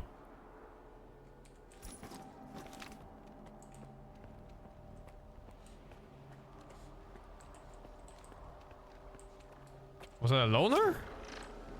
I don't know. What's that sound? It's above me.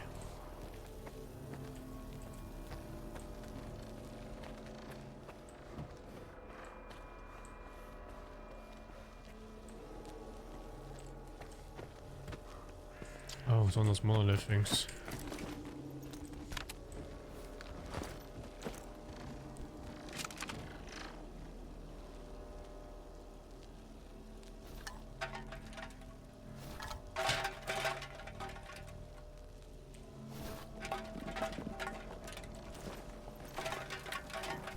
What do you think of this game's balance? I mean, it's all over the place. Oh, fuck!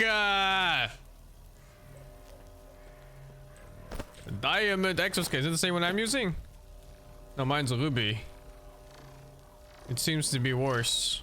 Actually, it's better in terms of protection, but it has less maximum weight bonus.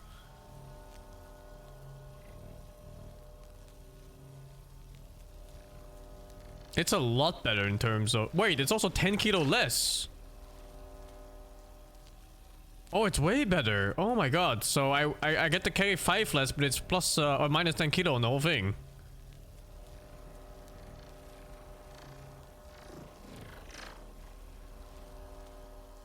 It's not cheaper value, it's about the same. I think my current armor was 80k before upgrades.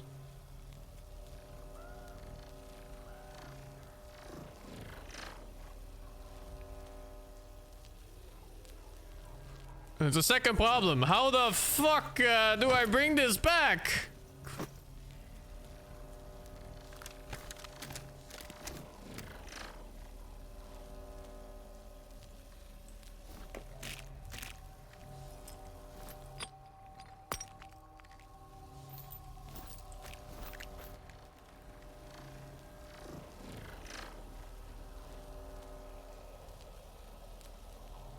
I think I would use this one just for the weight alone. But maybe... I'm not sure if the weight goes up like crazy because of the upgrades like the sprinting things and stuff like that. Might be a thing in this.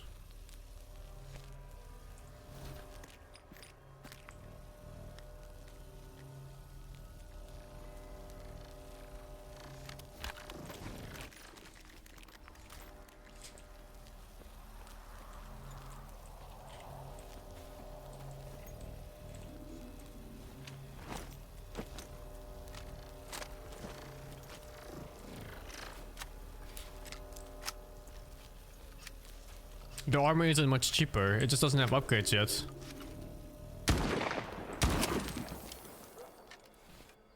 Once it has upgrades, it will be pretty much the same. I have no idea what the point is of killing these things. For the boss, you had to destroy them, but I don't know if it does anything here without like a boss thing going on. How do I deal with this? I need to just run back, huh? Yeah, I just need to run back to town, which is 270 meters. At least this place is so nicely, densely packed on everything, like all the encounters and all the loot. One positive place about Pripyat compared to the rest of the game. But I'm walking a meter per second too, so that's 240 seconds of walking just back to base.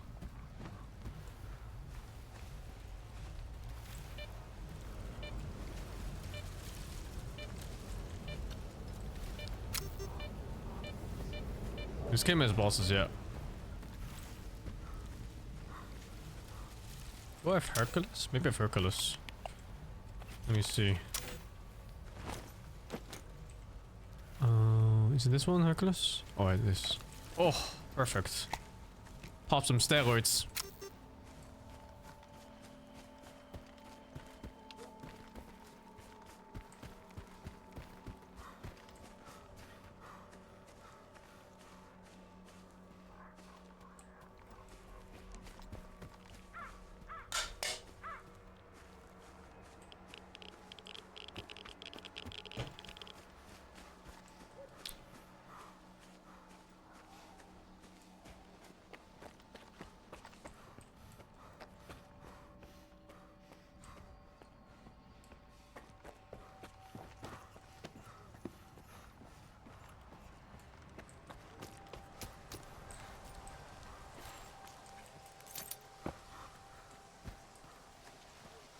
Would I like to visit Pripyat? No, I'm good, man.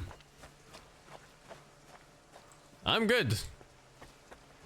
I think there's many places in the world I'd like to visit before Pripyat.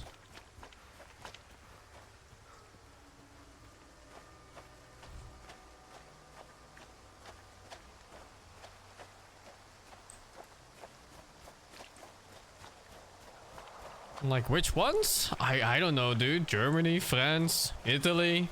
Other parts of Netherlands, Japan, Korea, China, America, like any other place. Don't know, dude. Maybe Hawaii.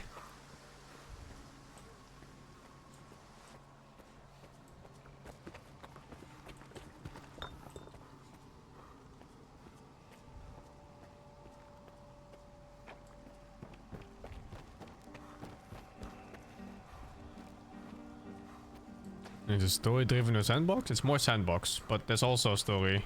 But yeah, sandbox is the main focus of the game.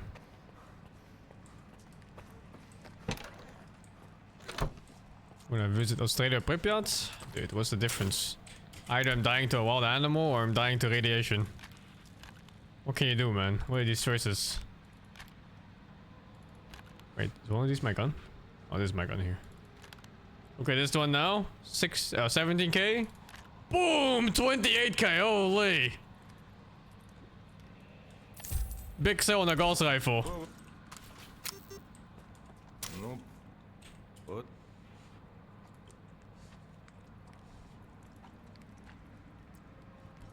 Okay, that's 4 lead containers.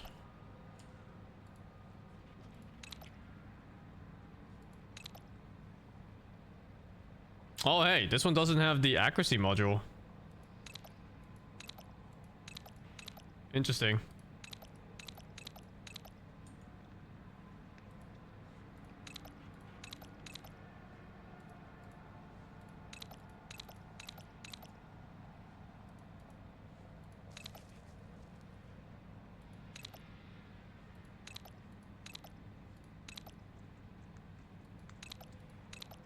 I think I'll switch to this one.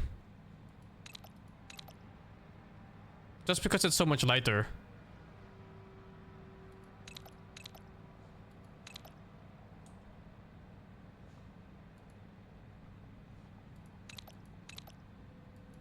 So I need these 2 upgrades at least.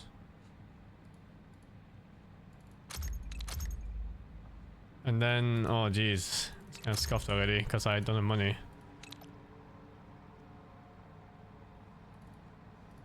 Oh, it already has this upgrade. I can move over to this one. And the money is gone.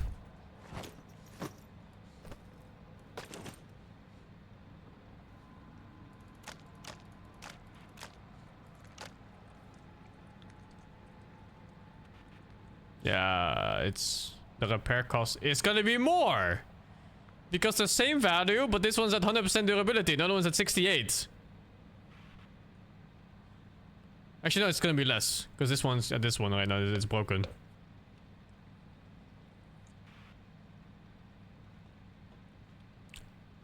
But it's so much better weight wise. It's like plus 5 kg, right? It's plus 5 kg and a bunch of more defenses.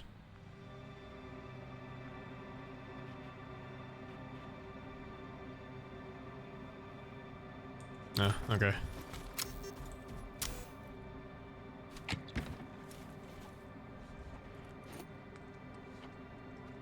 Oh wow, look at how much gain I have now. I didn't get the sprint upgrade, you're right. Oh my god. How much was that? I can sell ammo and stuff for it, I guess. Which one is it? This one and this one. It's 30k total. Or 28k total. Where am I gonna shell out 28k, dude? I think the ammo is good enough to sell.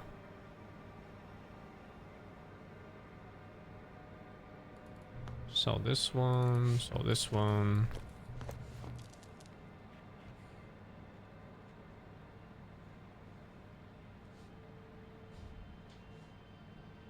Do I just sell the bazooka? Fuck it.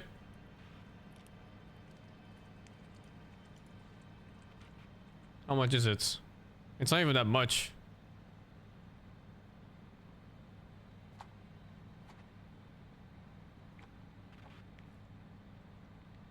I'm not even using it now. I'm just selling it. I mean, how do you use this weapon at all anyway? It's like how do you decide to bring it out? It seems fucking impossible because almost the entire game you would not use it, and the only time you bring it out if you knew beforehand there's gonna be a big fight. You know, like it's just impossible.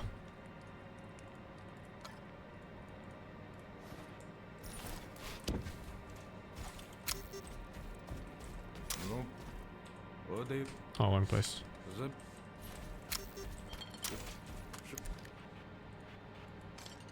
Oh, rockets are worth lots. Bullets are worth so much. The 762 ones. The armor piercing specifically. Okay, I got the money already. Feels okay, man.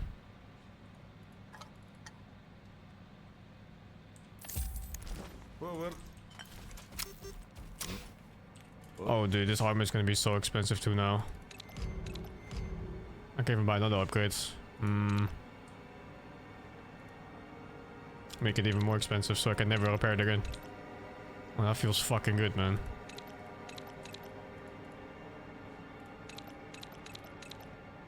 Oh, the side protection actually sounds not bad, huh? I think side attacks are getting so common. Like there's 10% here and 10% here. But it's like a total of 55k or something.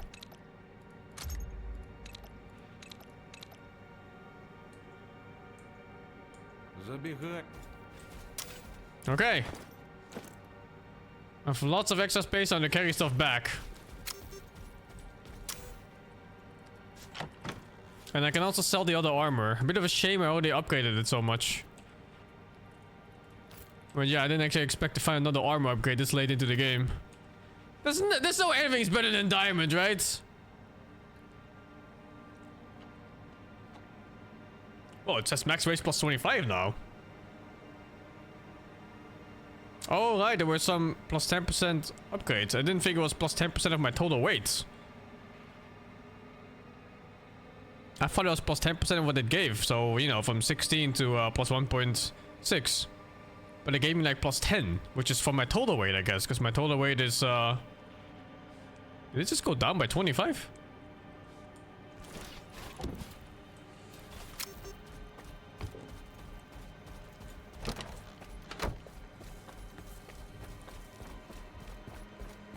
Oh, whatever.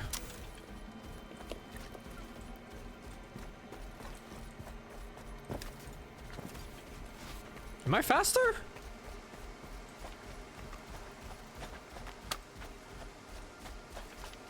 Yeah, 15 kg surplus. That's huge.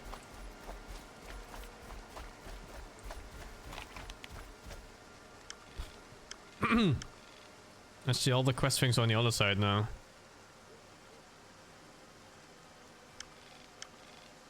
Oh, that's pretty much the end of Pripyat, huh?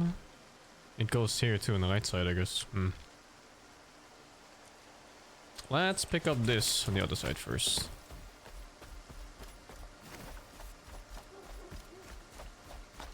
Gosh, I think ideally I would buy all the upgrades and then never repair the armor again. I just let it tank to nothing. And then just play with the artifacts, I guess.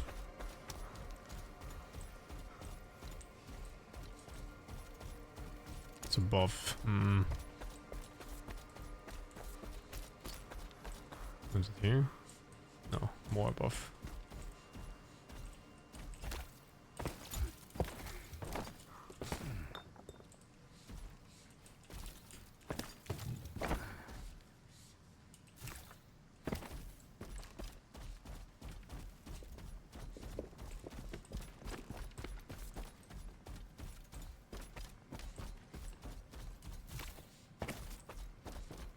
Exoskeleton should allow me to do like these super jumps.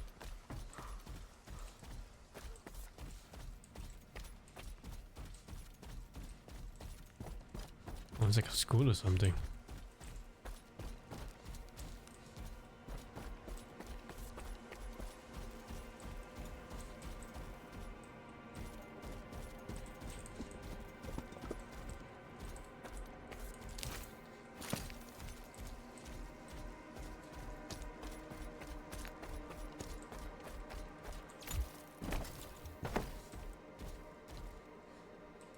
Oh, they go up a floor.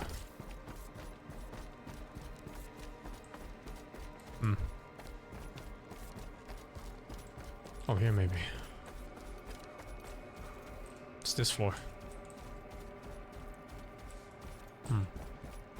Up and then down again? No.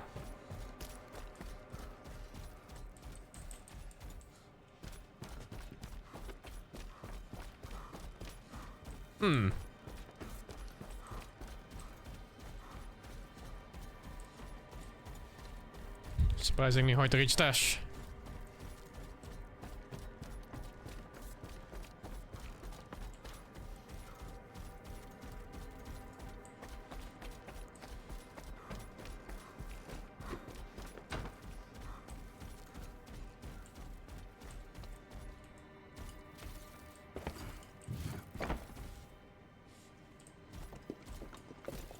Oh. Oh, no. Oh, at least it's possible. Is that an invisible wall?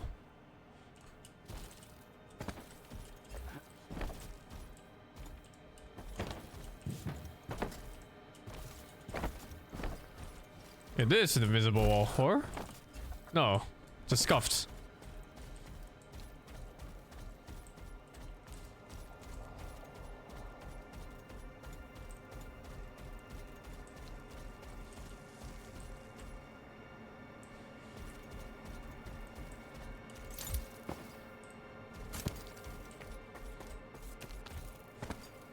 It's not even here.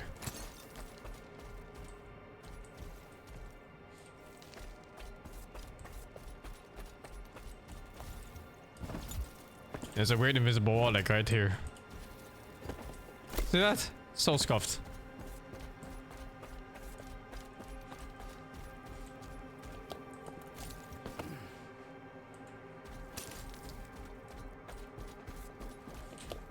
Oh my god, it's just here. I didn't realize this was a high ground. Oh, it's just a wall.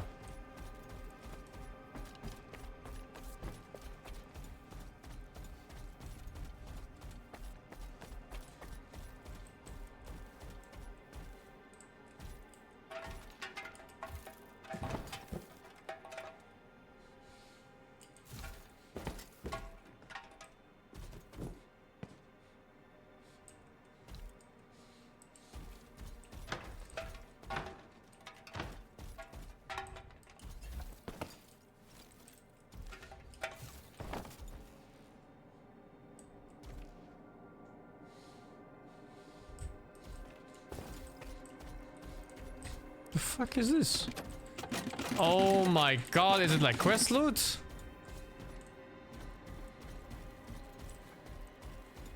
It's behind this wall.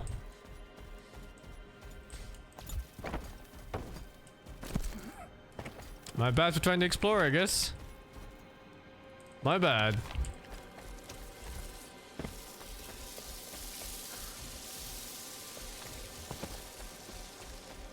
It's a puzzle? I give up.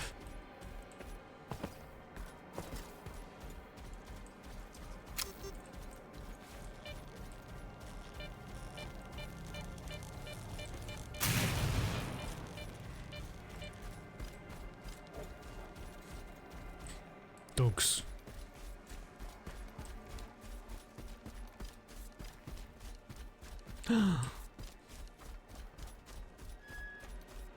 There has to be giga loot here, right?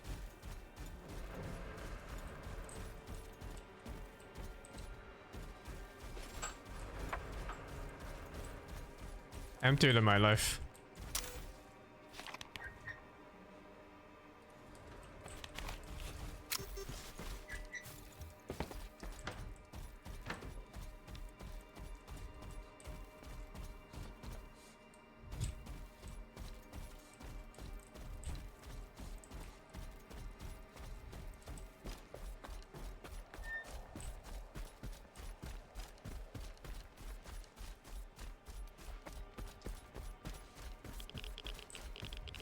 I'm not gonna 100% this game, there's no way.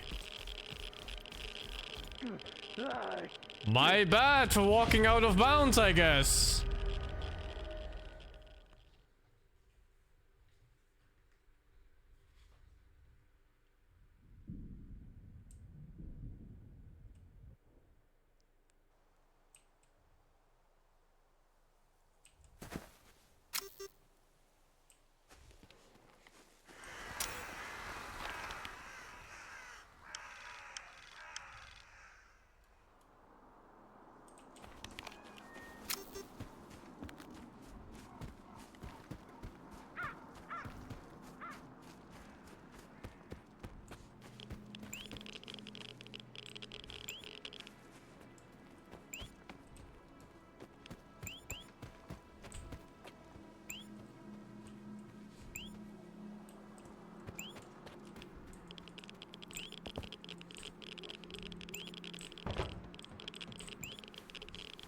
Trash.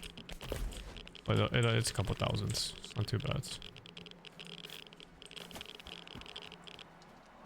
One of the entrances is below. But if it is, I think it's a quest spot.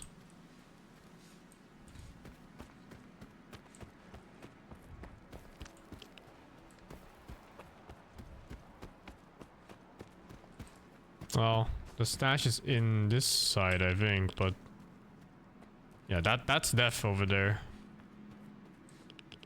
Okay, I give up here. Let's move on, I guess. I'll walk like this. I don't know if I should explore in this place. I think a lot of these areas are just quest locked.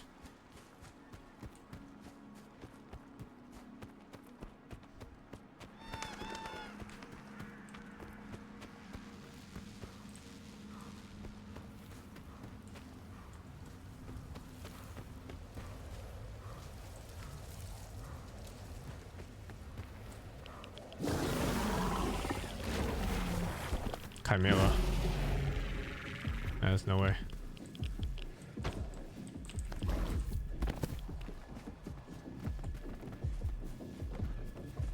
Well, he doesn't really attack, so...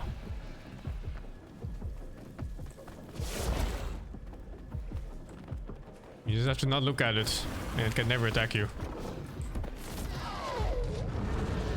That's close. Is that a Bloodseeker? That's a fucking Bloodseeker!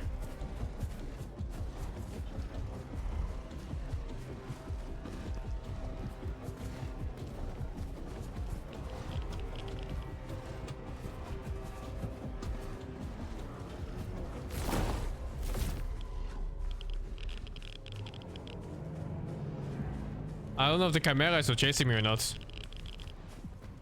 But if I look, he will hit me if he's there. Back goes the rocket with the sub-gift. Wait, what? Did I skip the entire quest? Oh, I think that quest was sending me out to 3 different places to find this thing I just found now.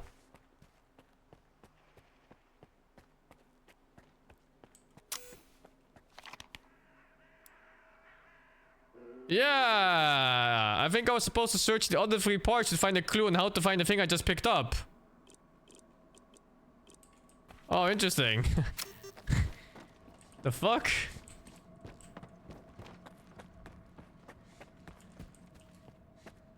The one that was guarded by a chimera. Well, I'm surprised that quest was available before I did the other parts. You'd think they'd just lock you out of it, like most most games do. Ну, нарешті. I didn't get any items, right? Oh, I got the moonlight. I can sell that real quick.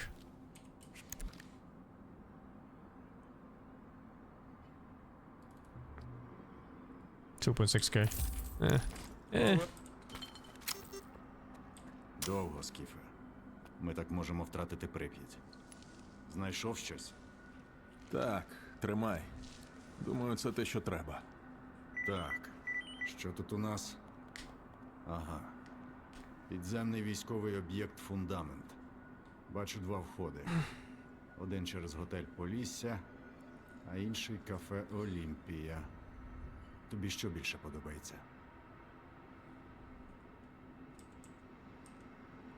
Готель Полісся. Чого там чекати? Там усе на виду і добре прострілюється. Тому тільки лобова атака, без несподіванок. Що там в Олімпії? Там є зручні місця для вогневих точок. При бажанні можна легко підібратися до ворога. Ну або так само легко потрапити у засідку. Що там О, в фак. Олімпії? Кафе Олімпія. Підемо через нього. I'm siding with S.T.A.L.K.E.R. Але не сам. З моїми людьми. Я віддам наказ найближчій групі.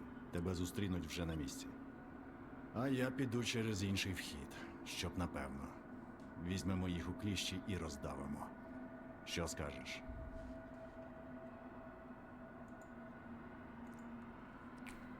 План гарний. Добре, що зі спини ніхто не зайде. Ну, значить, у фундаменті й побачимось. І ще, сталкере. Ти краще роздай борги зараз. Бо як спустися вниз, шляху назад не буде. Oh, this is it, the point of no return. This could be the final quest of the game.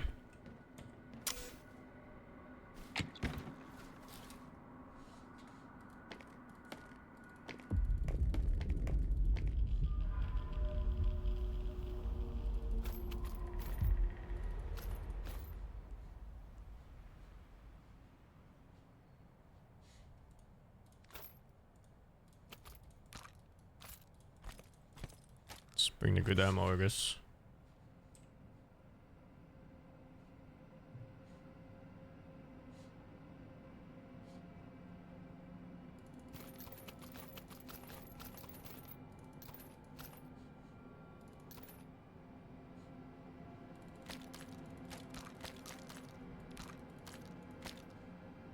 I'm too lazy to sell my shit for upgrades.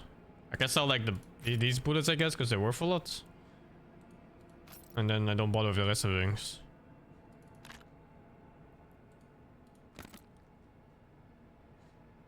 What did I... This bullets. Which one is that?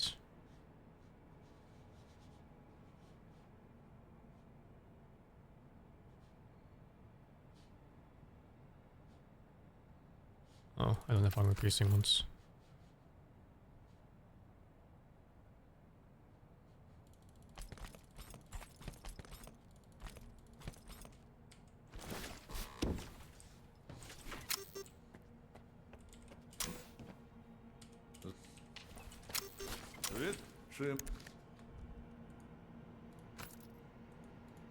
Jesus, 22k for ammo.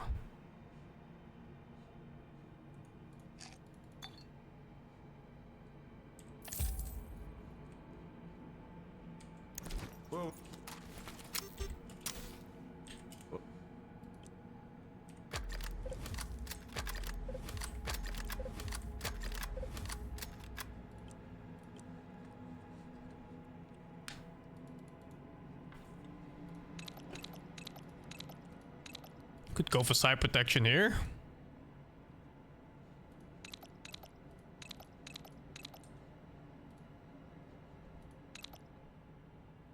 Extra fist protection. I think I go for side protection. I can go for one of these. Actually, there's no points. I have no slots for them to put in even.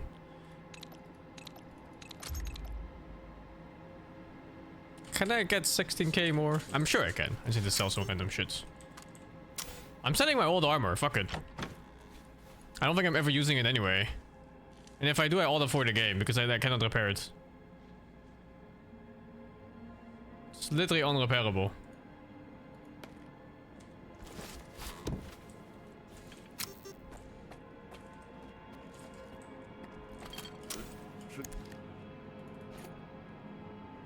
$23k, motherfucker, dude. I spent like 80k upgrading it alone.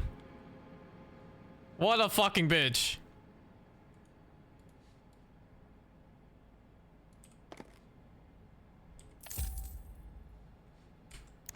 Whoa, what?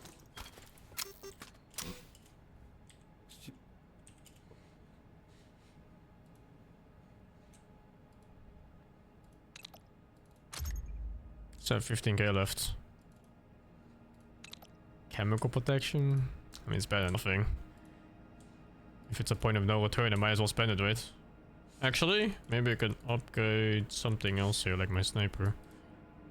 Oh, my Gauss gun. Oh, Gauss gun has no upgrades.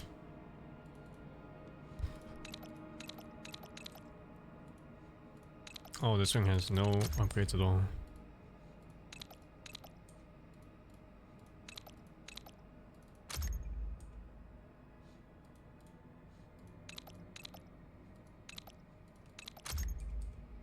Забегающе. Make a save? You think it's buggy?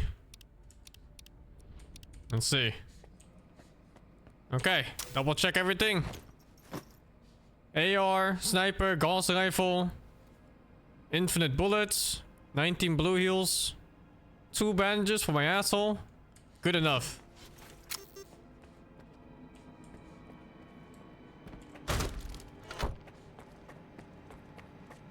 Oh. I should bring more side blockers if I have any.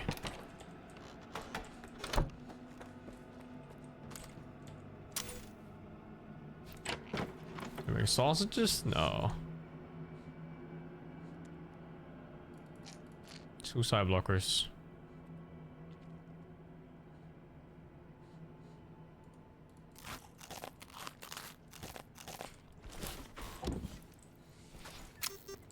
Okay, good enough. Fuck the special vodka, dude, it's useless. It's so heavy too. Plus, I have a lot of side protection now. It should really just be okay. Oh my god, that spot I was exploring was a main quest route. That's why I was like insecure around it.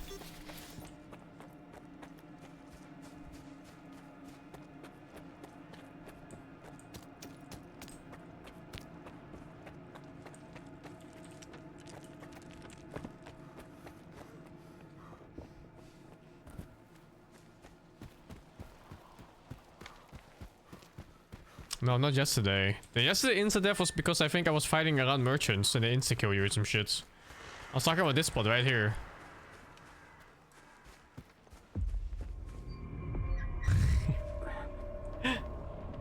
Fuck.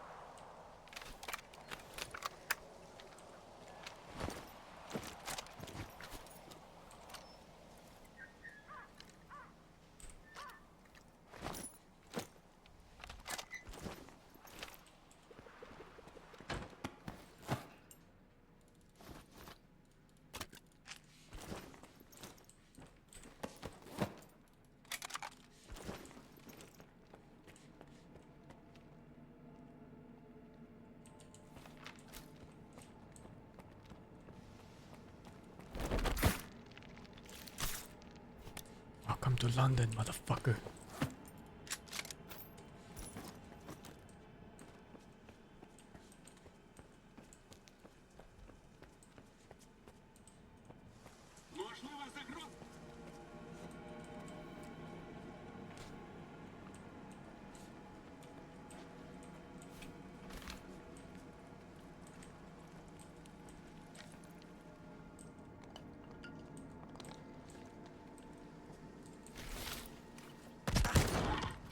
Takes so long to pull out the weapon.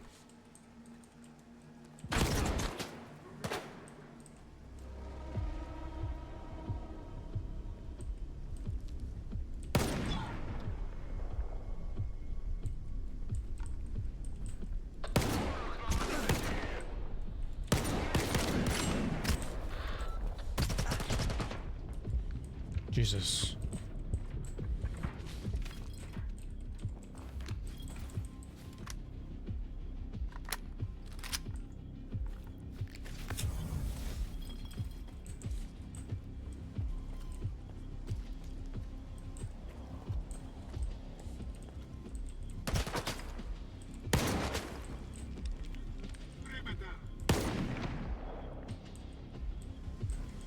Was that him? No, right? No. What the fuck?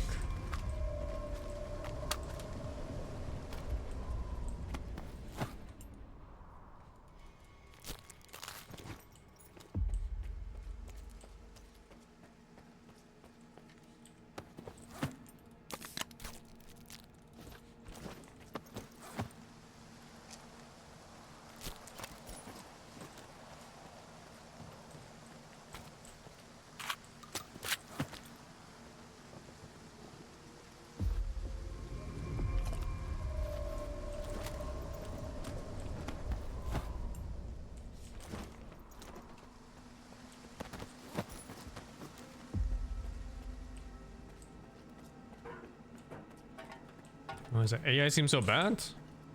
Does the AI seem bad? I think it is bad. It doesn't seem anything. Half the time they're just staring into walls.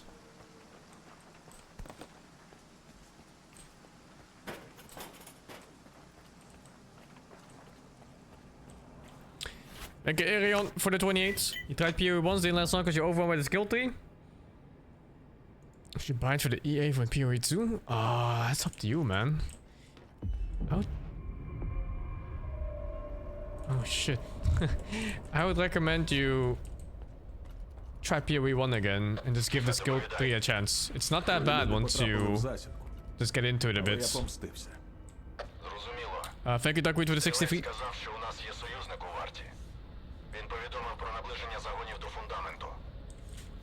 How much time do I have? 2 hours. I wonder if that's enough to finish.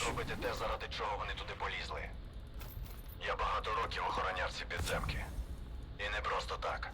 Приготуйся спуститися у пекло і пройти його до кінця.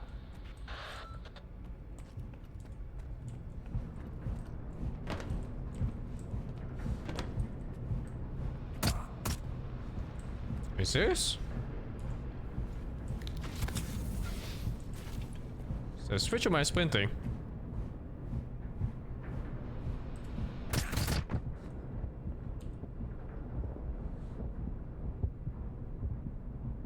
I'm actually loading that. That minus 20% of my armor.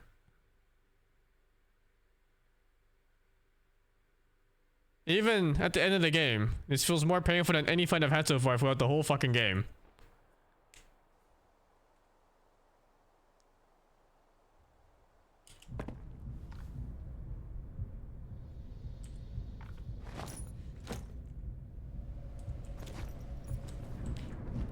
Oh my god, it wasn't even here.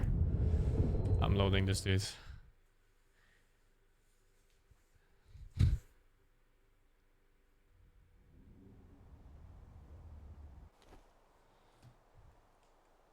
What is this fucking place?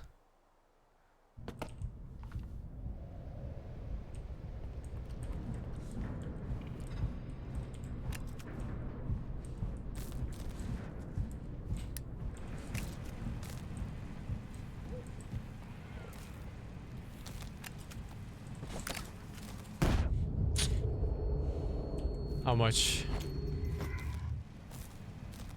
Oh, there's no way!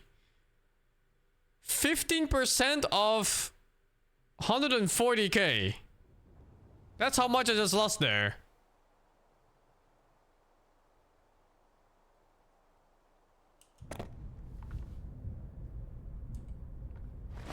Like, how much is this in total? No, it's 216k. 15% of 216k in repair cost there just now. That one fucking grenade.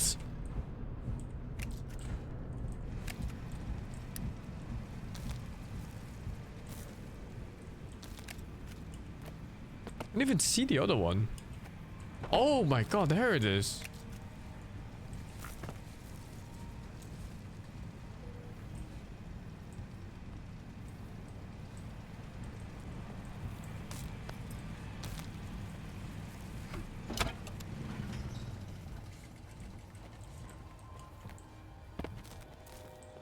I don't even know if it's the final mission. It just says it's a point of no return. But it could be just like a very long mission before you get to go back to the zone.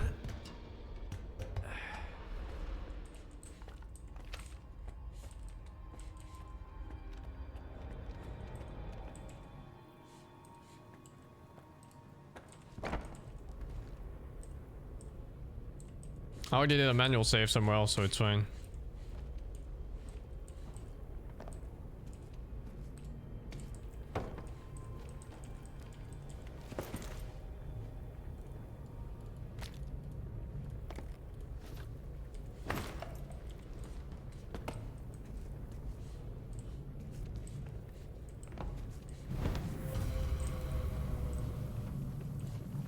Oh, all the side quests cancel. Oh my goodness. Look at all the ammo here.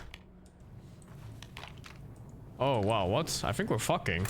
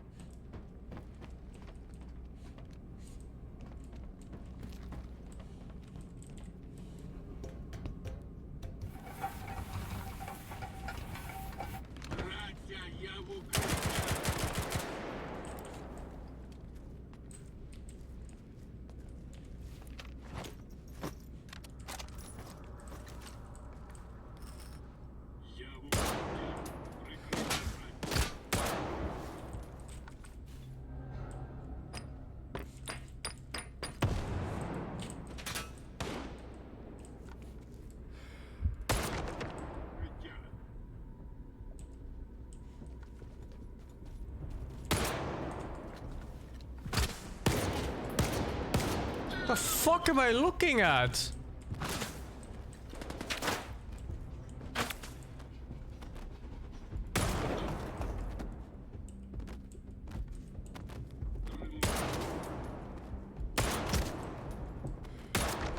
He shot me right before I shot. Oh my god. It's like same frame. Oh, there's a lot of triangles.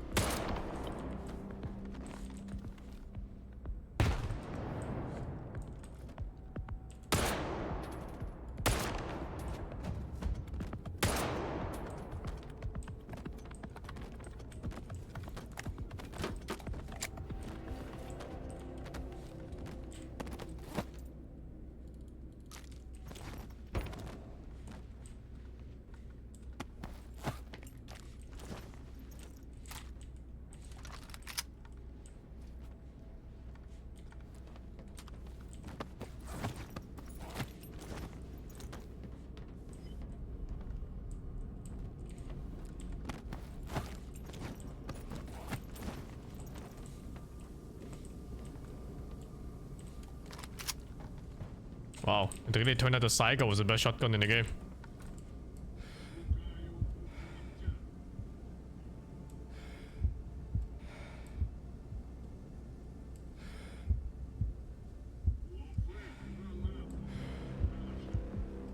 Is it exercising?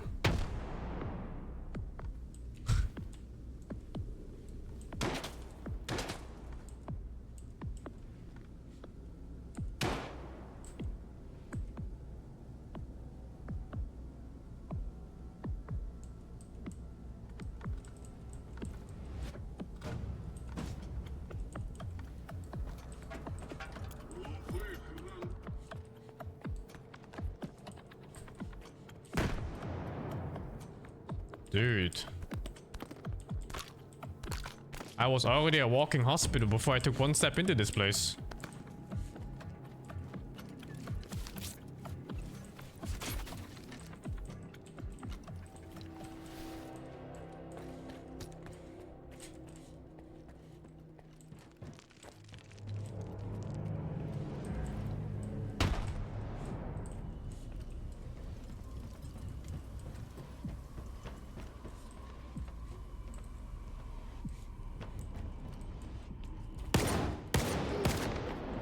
What the fuck?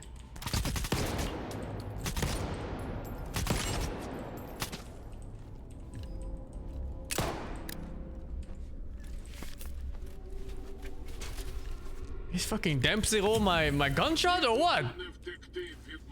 He fucking Dempsey rolled my gunshot like Hippo.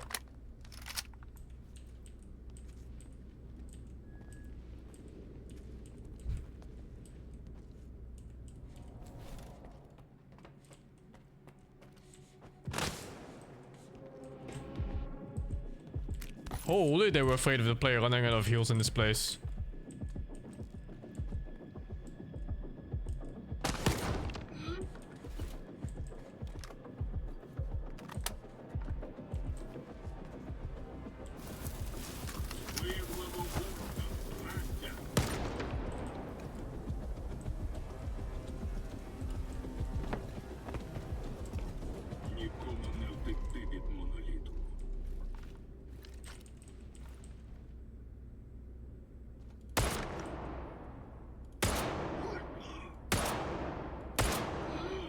The hell?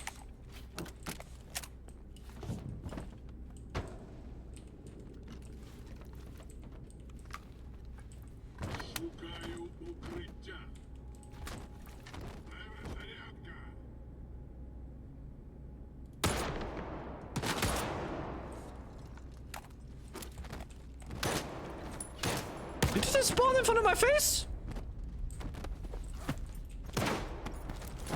Did he just spawn in my face?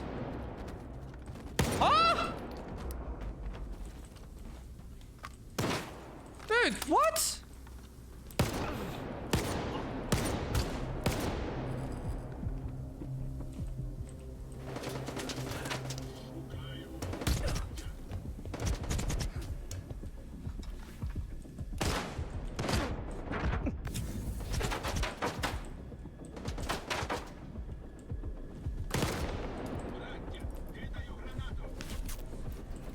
I guess we're infinite in this mission. I have to keep moving forwards.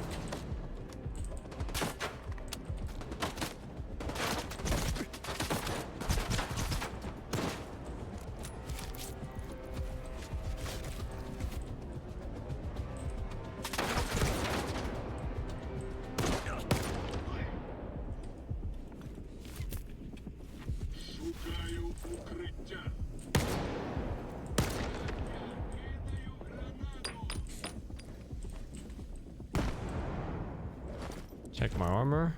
92%. Gunshots aren't so bad for tanking durability. It's like anomalies and other random things they do a lot.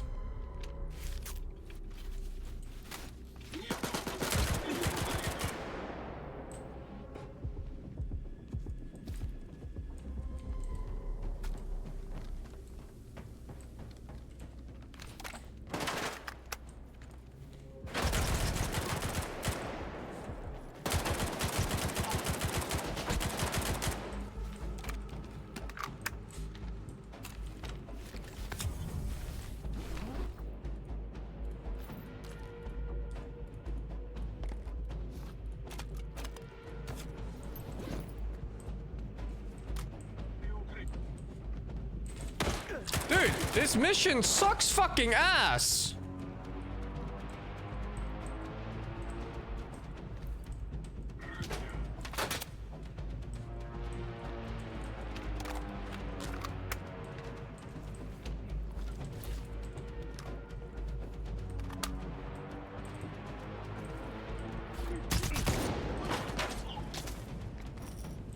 Wow, this is not how you want players to remember the last mission of your game, no?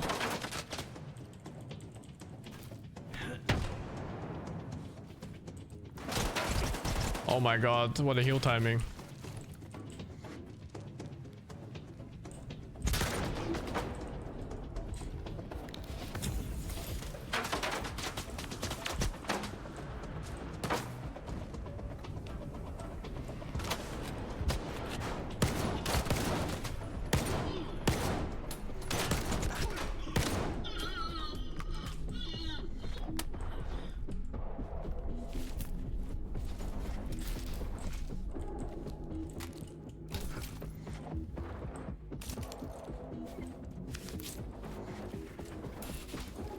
Скіфе, сподіваюся, ти мене чуєш. Коршунов уже в центральному залі. Чекає лише новий контрольний блок. Я зроблю все, що зможу, але Благаю, не на пролом. Уб'ють. Краще Така через кімнату блефамо. відеоспостереження. Другий поверх. Я пущу. Знаю як. I'm a walking armory and hospital and general store.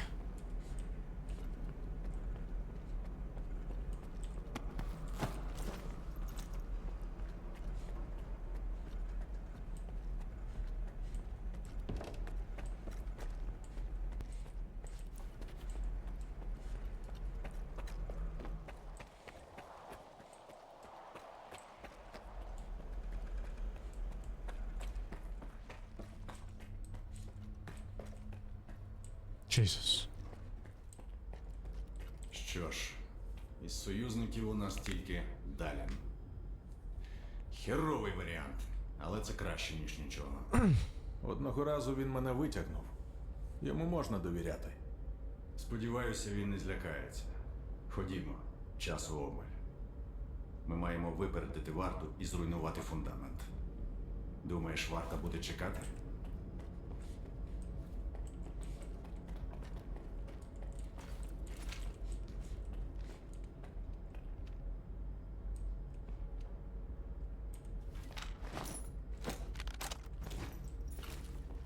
It's time to delete some motherfuckers. Delete them from this planet.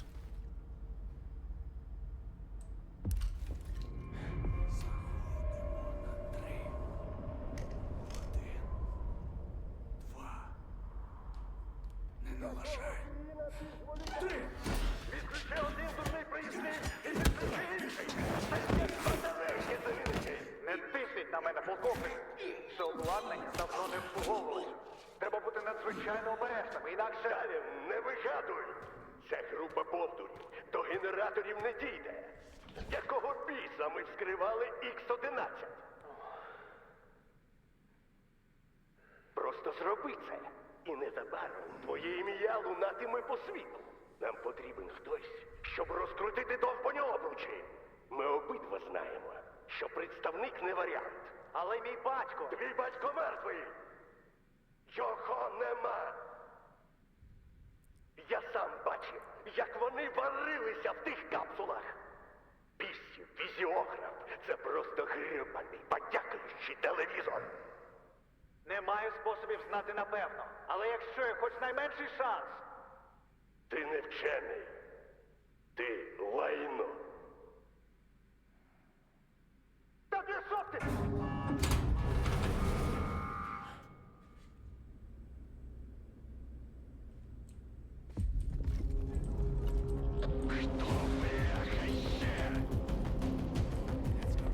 На тобі полковник, на мені солдати. What did it say? I have to deal with it when he kills the soldiers? Пиздець тобі.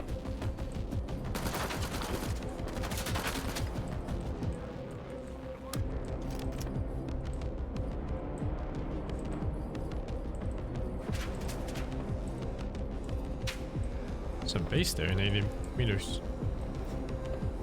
Can't shoot that guy. Oh my god. From through the fucking railing below me, huh?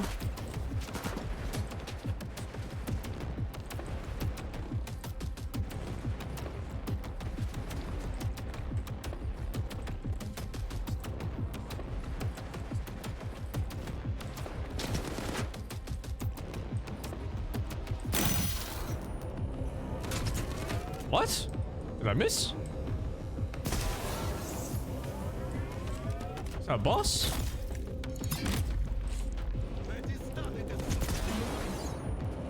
It's a boss.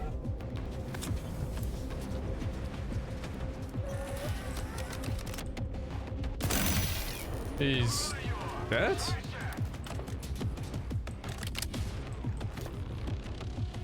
Or phase 2?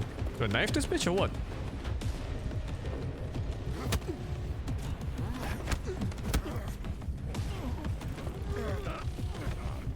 Oh, it's the ward captain guy.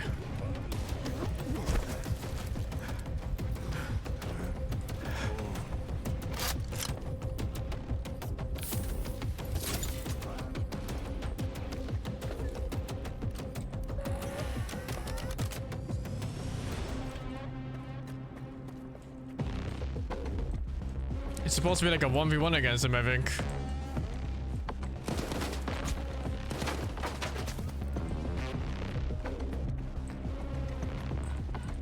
But it seems like his head is weak to Gauss rifle. So he dies kinda fast.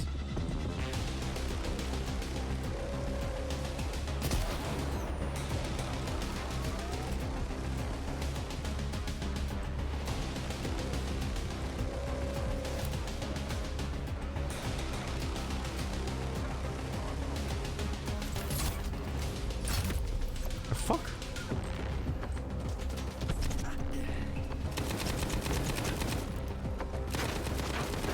Oh fuck.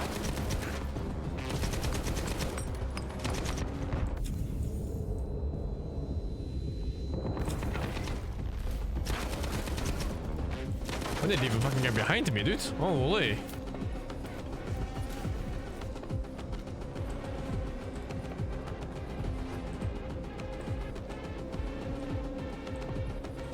Gosh, I got such FPS drops in this fight.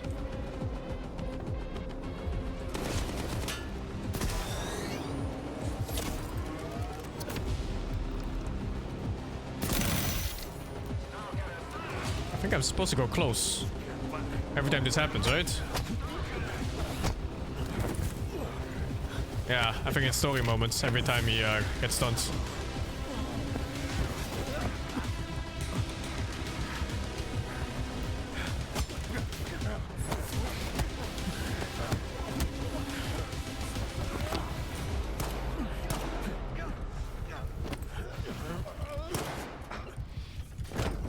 Don't tell me this is the final fight. I brought enough ammunition and weapons to kill an army.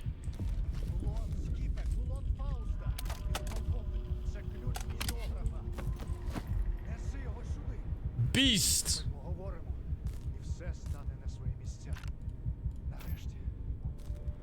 Oh shit, it's very heavy.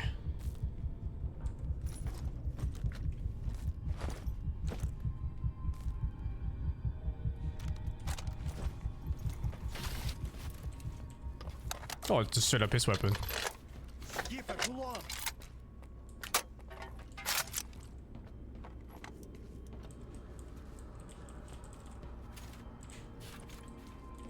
What do I do?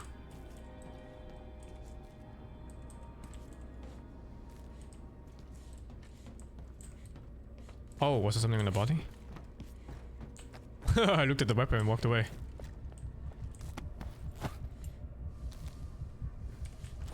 What? This random guy has a fucking 100% Saiga? Look at his fucking ammo too. This guy also prepared for like a whole army. Holy dude. Jesus.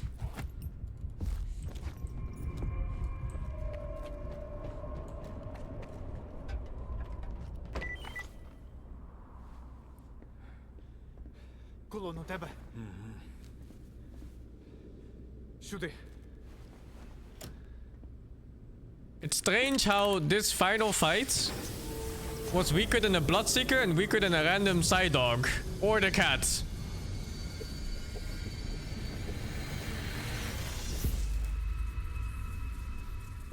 Хто ти? Ми є результатом експерименту, у ході якого було створено сутність під назвою С.Свідомість. Тато. За нашими даними, Землю огортає особливе інформаційне поле, так звана ноосфера. Вона об'єднує всіх розумних істот на планеті та зберігає їхні ментальні образи. Яке правило справжнього вченого? Наша основна мета – внести корективи в ноосферу. Це дозволить ліквідувати гнів, жорстокість, заздрість та інші негативні фактори з планети. Dad? Як ти казав? Яке справжнє правило вченого? Індивідууми не здатні вплинути на ноосферу. Замовч! Але С-свідомість може. Заткнись! Закрий свій список! Треба стерти, знищити, викорінити це! Я хочу стерти це назавжди! Без сліду, без жалю! Стіфе! Допоможіть мені з цим!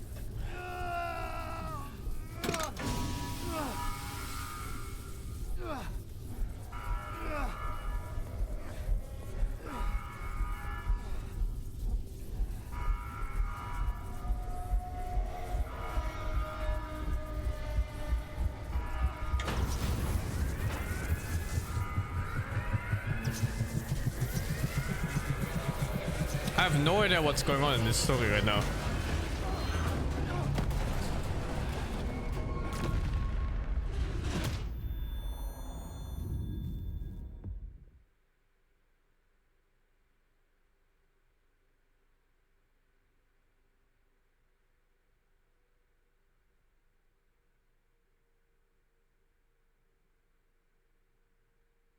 Твою ж. Знову викид. Один за одним ідуть. Сподіваюся, дьович знайшов, де заховатися. Стрільцю, скіф отямився. Ха, я ж тобі казав, що він живучий, як кішка. Didn't crash? It was supposed to crash? Sounds fucked up. Вийшло. Програма Сталкер усе. Oh, it's Kyoshi on your side. Ну і куди ти летиш, а? Тільки ж оговтався. My game hasn't crashed yet, actually, now that I think of it. У нас ні в зони нема зайвого часу. Їй не вижити, поки є хтось, хто має на неї свої плани. А хто ще лишився? Кайманов.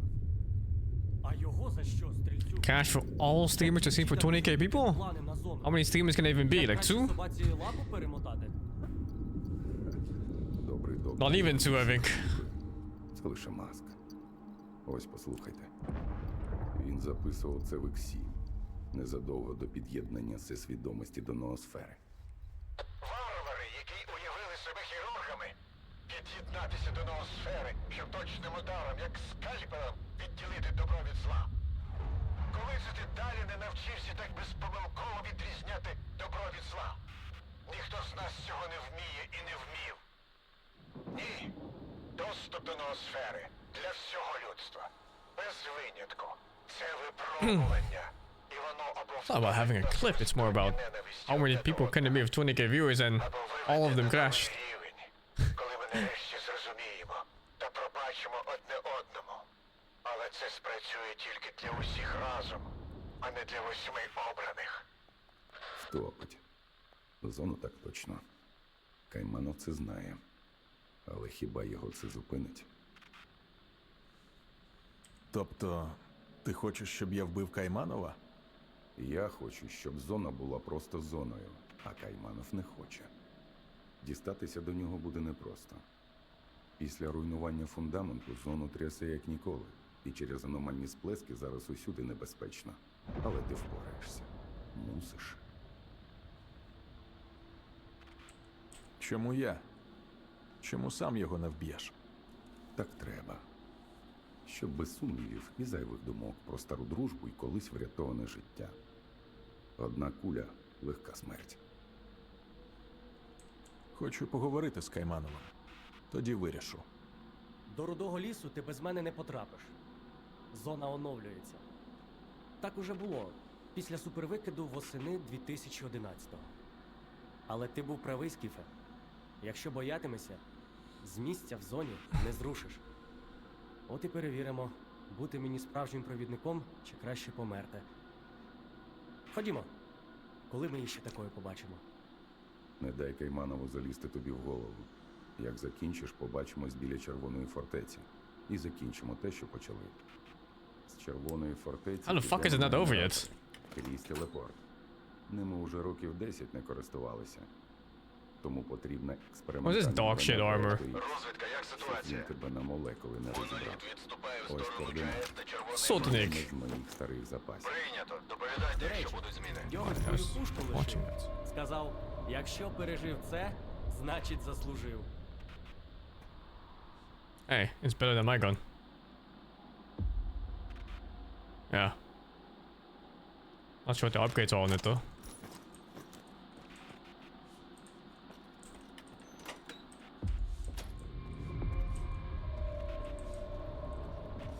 Oh, what? The shopkeepers and stuff are here. Uses 39, is it the same? Oh, it's not the same. I use... No, wait, this... It is the same. 545. Was the armor expensive? Yeah, dude, I can sell some shit. I can sell my old gun. And the armor, because I don't think I'm using this. I think this is one of those armors for people who didn't do anything in the fucking game. Look how bad it is compared to mine. They just showed up here, you know?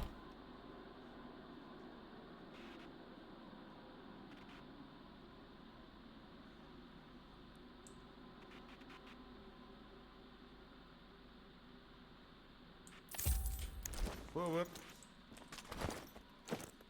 I'm still at 80 kg.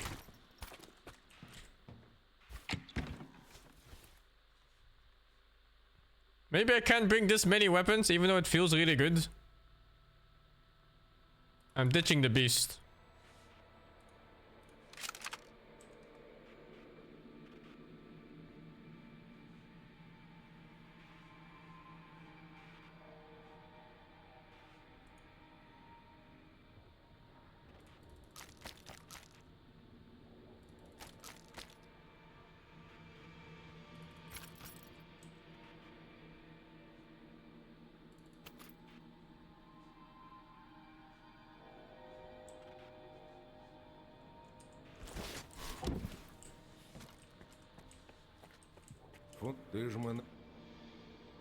I don't think that's how armor works, dudes. It doesn't stack like that from body armor to head armor. I think it protects different parts. And this one has almost max physical for both parts, helmet and chest. I really doubt that it stacks like that. It wouldn't make any sense. Like, why would headgear protect your chest in terms of defense?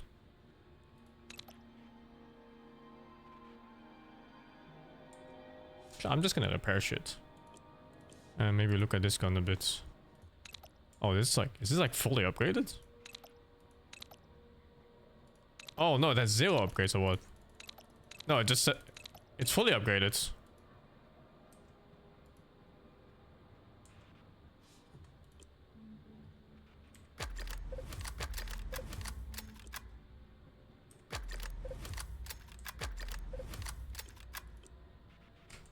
Wait, let me see if I can upgrade my... no, repair my armor if I sell some shit. The choices matter in this game? I think you choose factions mostly. I don't know if there's any other things that really matter in terms of choices. I'm selling this gun.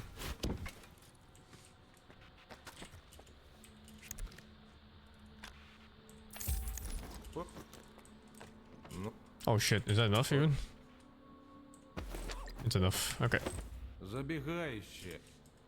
Alright. Double check things. AR ready, ammo ready, shotgun ammo ready, sniper ammo ready, gauss rifle ready, heals ready, pistol ammo ready.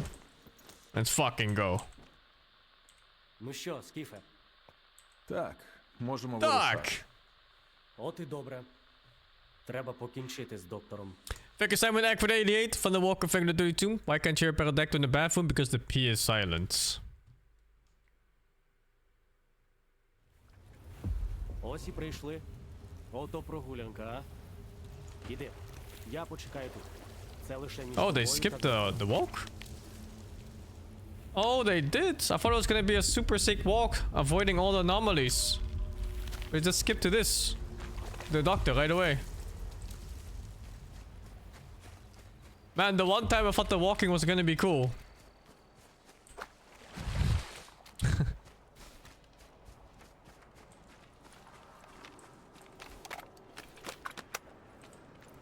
What the fuck? The laser's bugged? What is this? It spawned a second laser from when I equipped the gun or what? Okay, what the fuck?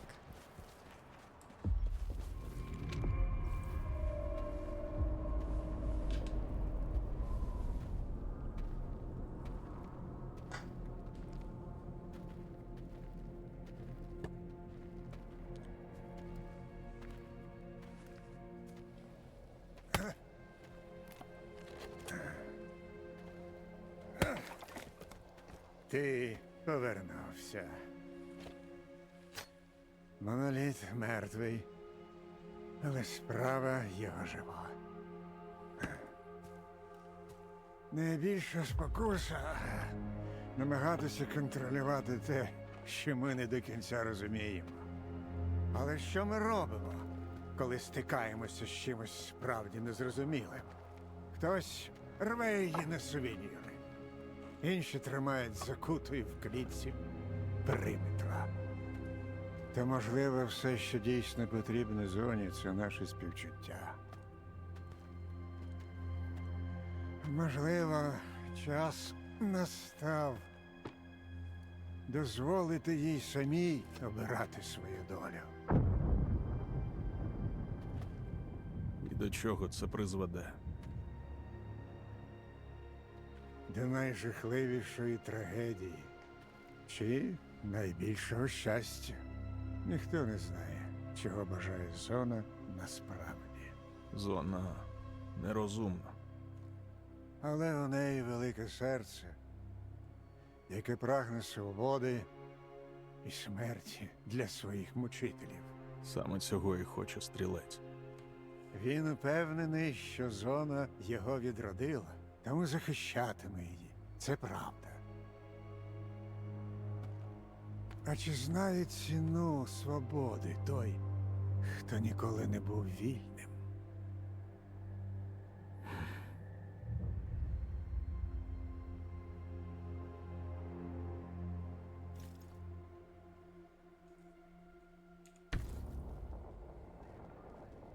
Ми не можемо випустити у цей світ монстра.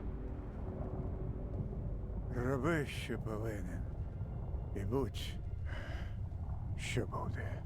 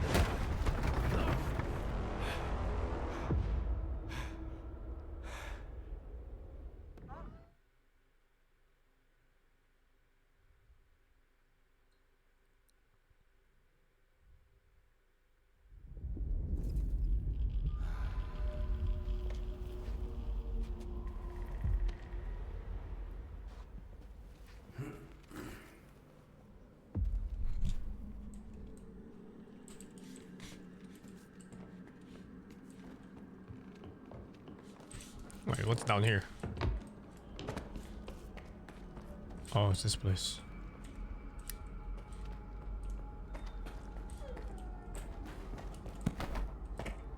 They're gonna starve and die.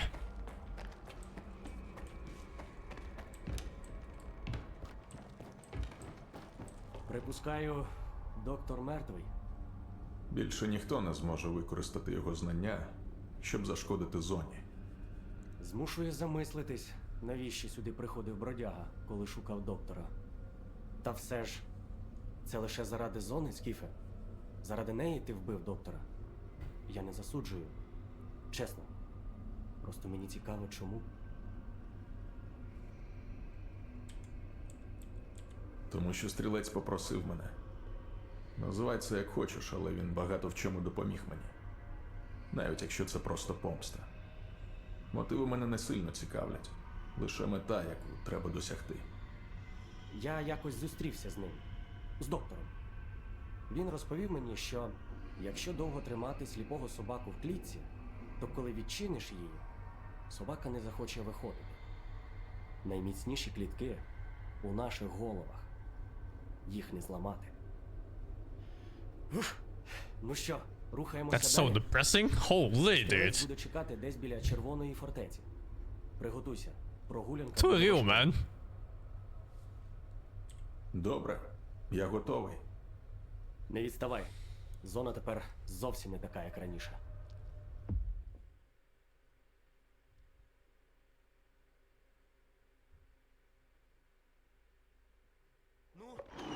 Ми на місці, Скіфе.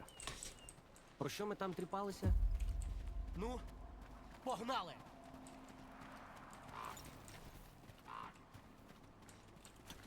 Looks like a sniper kind of fight. Пересилаю подаруночок. Is Richter a badass or what? Oh my god! Oh, there's a fuck, they're all over the place.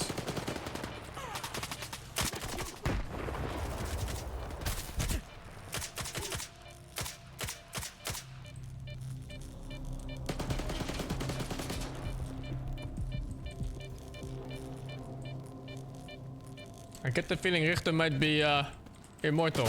Oh shit, he was right there. It was just repaired? Dude, how much do you think that was?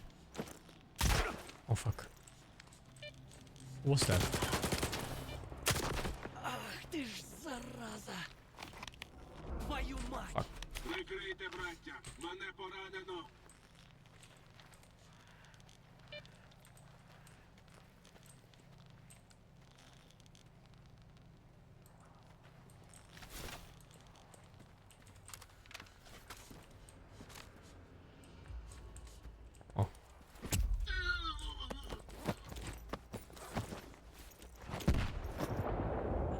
That was like nothing. Аптечка не зна... Аптечка не знайдеться.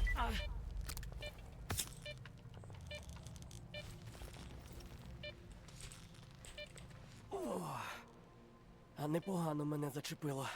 А якби не ти, мене взагалі б тут не було. Крізь усю зону ніхто не провів би мене. Особливо зараз. А я ж і правда довів тебе цілим. То що, виходить, я все ж став провідником? Справжнім? Хех. Але від того ще сумніше. Бо далі ти маєш іти сам. Сильно зачепило. Нічого страшного. Аптечка, здоровий сон. He's an кілька actor. стаканчиків He ліків. looks fine. І буду як новий. Я дуже боявся не довести тебе, Скіфе. Але краще так, ніж знову втратити тих, хто тобі довірився. Дякую, Ріхтере. За все. Це я тобі маю дякувати. Без тебе б я досі бухав би десь на Янові. Або взагалі помер. Ми обоє знаємо, що я ніколи не був твоїм янголом-охоронцем. Але сподіваюся, що був твоїм другом. Вдалого полювання, сталкере. Вдалого полювання.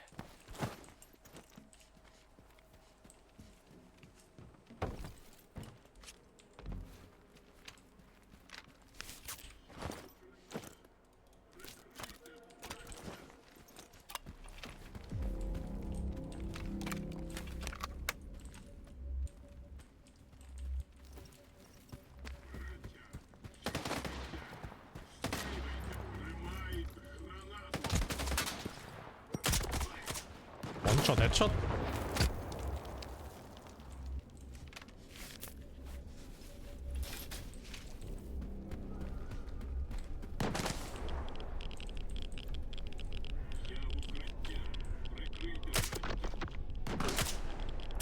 range at least.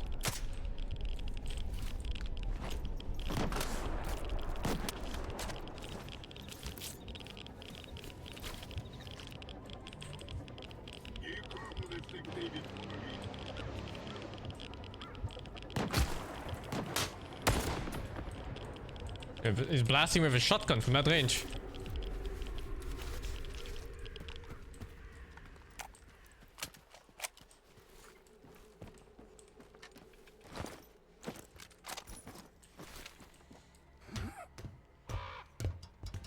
Yeah, this AR is really good. It's the best one I've had so far in the whole game. It's also fully upgraded. Probably helps a lot.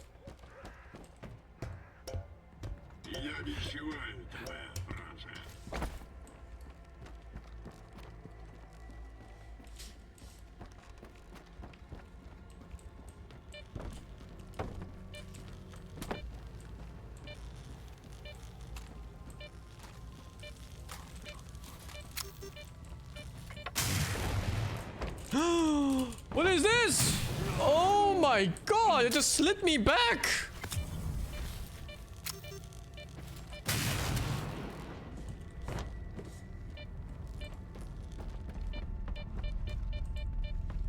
Guess it's fine. Where do I even go though? It's actually below, I think. I thought it's an obstacle course. Now it's above?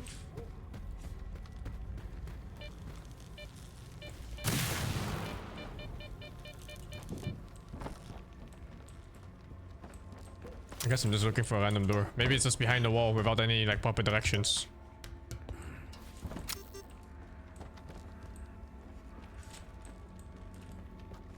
Let's just keep going. Let's loop around this whole fucking place, I guess.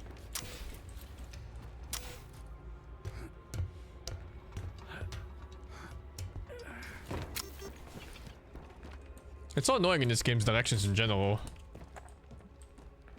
Because they do the quest markers different every single time you play. Like sometimes it takes you to the checkpoint like one at a time until you're there.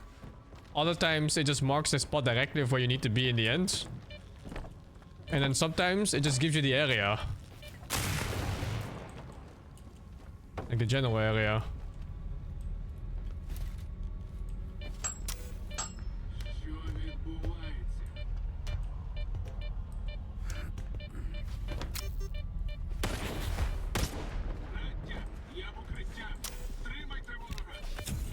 Where was that fucking guy?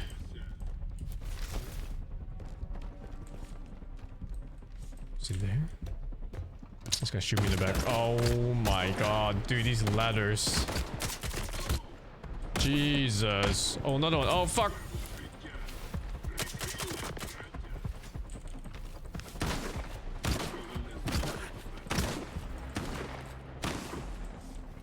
I don't even know where you're shooting from. Dude, what's the damage on this gun? It's crazy good. These body shots are killing. I think with my old gun, oh my god. Did he throw it? The old gun needed like 15 body shots to kill. This was like 3 or something.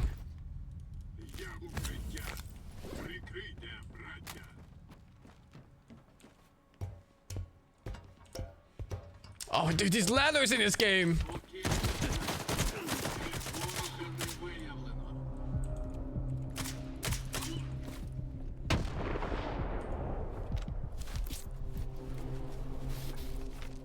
I guess the armor pen stat is like the big one on this. Because even like the basic pistol one-shots in hits normally if there's no armor. And maybe that's how it counts.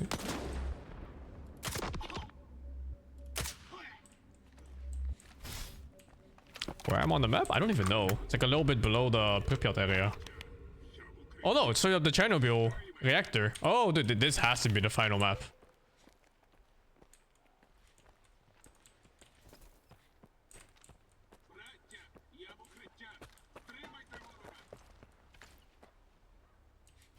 And actually what this gun is that the weapon spray is very little.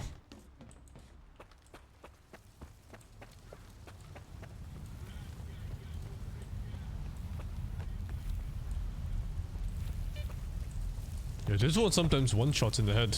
I think it's range-based. That's why damage drop off or something.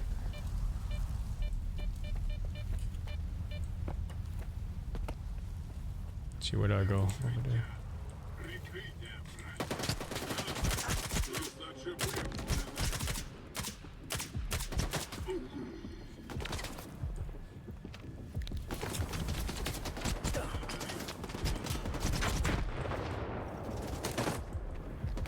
Oh, I don't know. Oh, this cover does not seem better.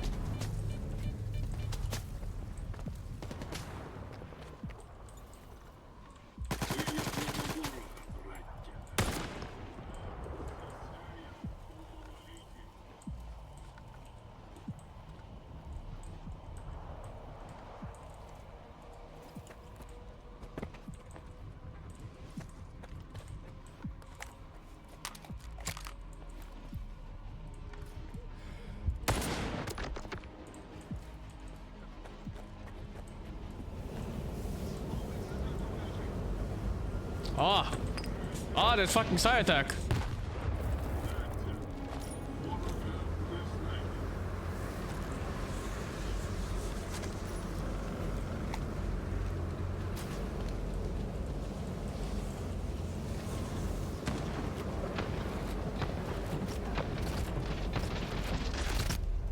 Jesus, what is this shit? Can't move my mouse.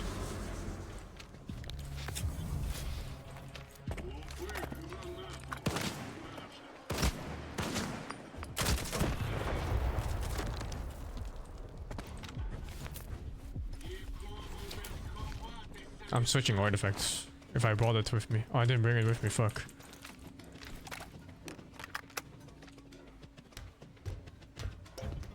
I'm bleeding way too much in this. I have to stop like every fucking gunshot I take.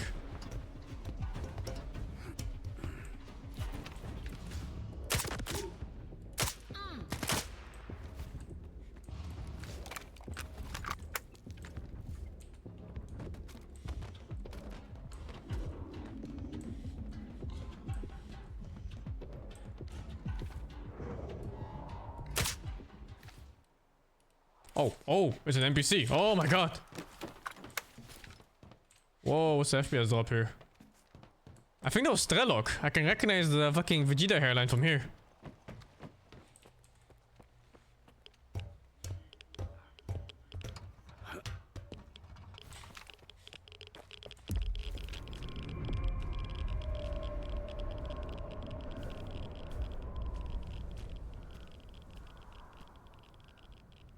Він страждав? Ні. Добре. Він на це не заслужив. А кулю заслужив? Не варто було так з ним вчиняти. Не варто. Думаєш, я не намагався зберегти йому життя, але зона не могла бути вільною, поки він був живим. І воно було того варте. Подивись навколо. Ні, Скіфе. Я нікому не віддам зону. Вона дала мені нове життя, яке я готовий повернути, якщо доведеться. Я буду захищати її. Я допоможу тобі. Добре.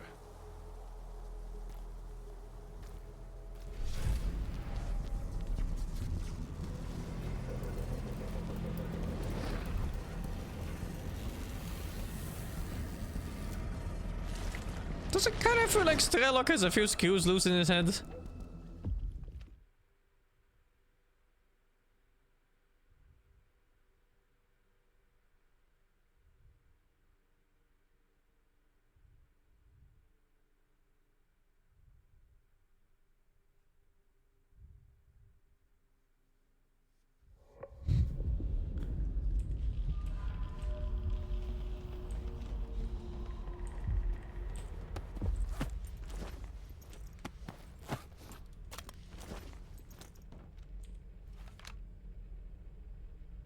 Oh.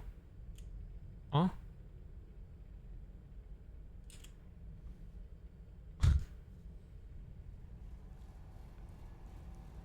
It's weird watching his mouth move and there's no sound coming out. Oh, there we go. На зв'язку.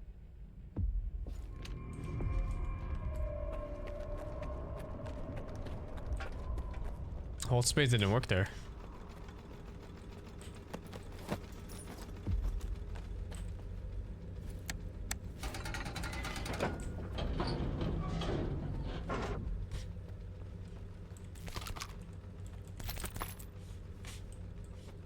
Can I fix his hairline? No. I think it's best to just shave it off and then get really muscular.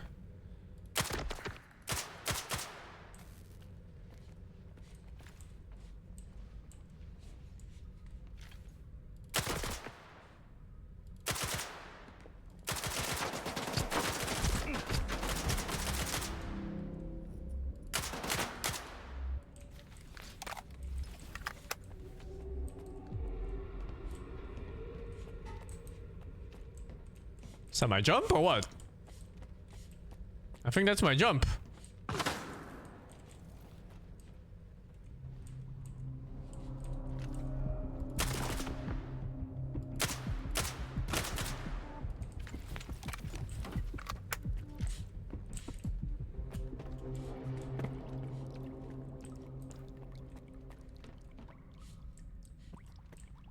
Oh, ladder here.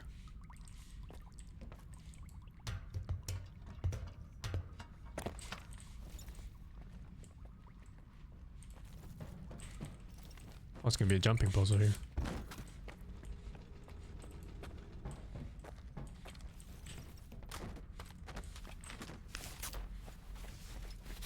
This guy's horizontal jump is fucking crazy, actually. It's like entire rooftops, no cares.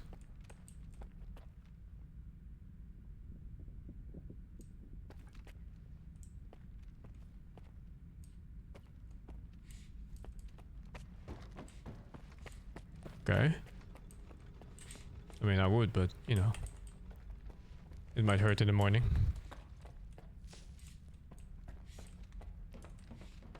Point of no return.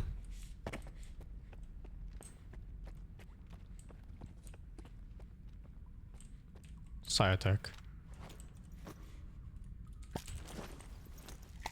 One side blocker left. I think their dialogue is so bugged, isn't it? There's like no sound at all.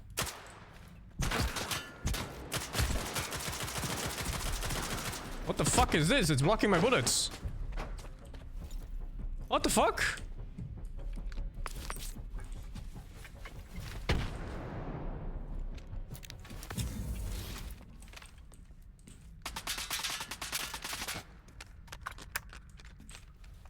Maybe I need a gauss driver to kill that one or something. Since this one doesn't shoot bullets. Was this guy, right?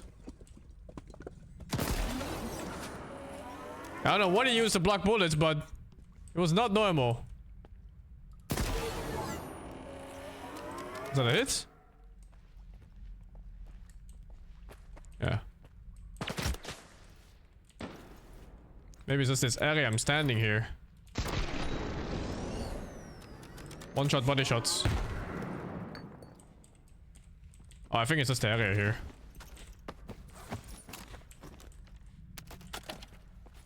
Let me save and load. See if it fixes audio here. Or weird bug. Wonder how many people even have gotten here yet. Like if I look at Steam achievements after this, I wonder if it's like less than 1%. Because this place is unplaytested as hell.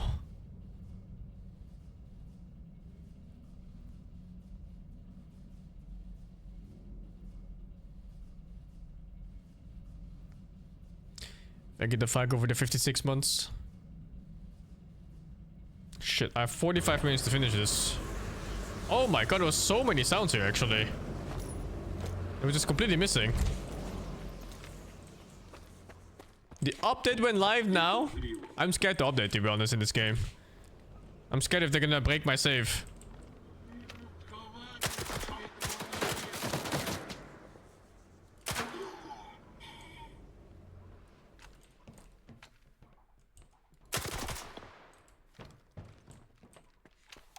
Is this game buggier than Cyberpunk? This game is buggier than Cyberpunk on release for sure. I actually finished Cyberpunk with not that many problems. It was mostly just a very ugly game. Like a lot of things didn't load properly and stuff like that. But in terms of play, it was mostly fine.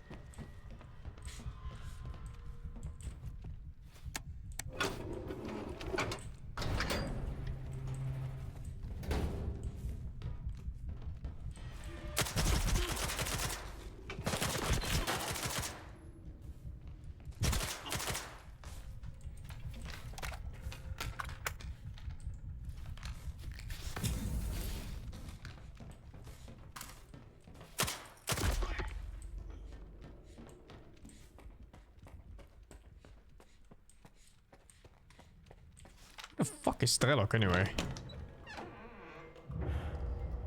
Oh my god, what the fuck? Okay, I think we found S.T.A.L.K.E.R. Maybe. Yo, this scene looks kinda sick, no?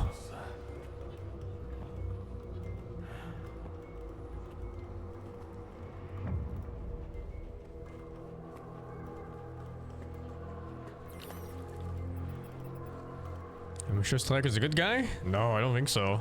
I think the doctor was probably a really good guy. The only one. And then everyone else is just some selfish asshole. And somehow the dude in the suit was a good guy, I think. But yeah, he also just died from the thingy. Like some debris hit him in the head.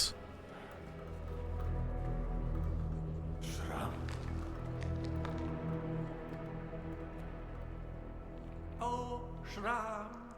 The fuck? Я знав його, Скіф. Він був дотепний. Людина-фантазія. Тепер, як же це огидно в моїй уяві. Лишень відраза. О, його жарти, витівки, куплети.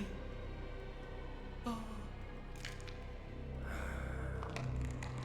Прошу, Скіф, скажи мені, гадаєш, представник був би таким самим тут?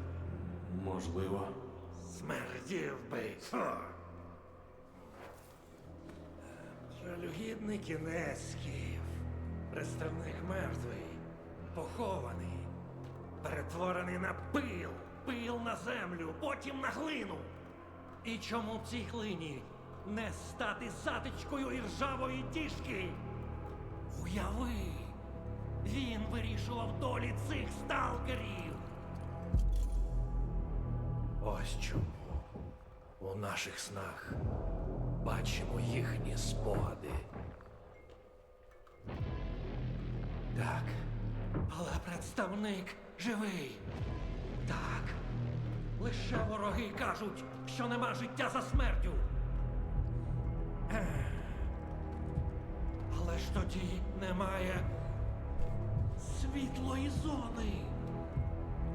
А як немає світлої зони, то всі життя загублені даремно, Скіф. Ні, ні, знаємо, це брехня.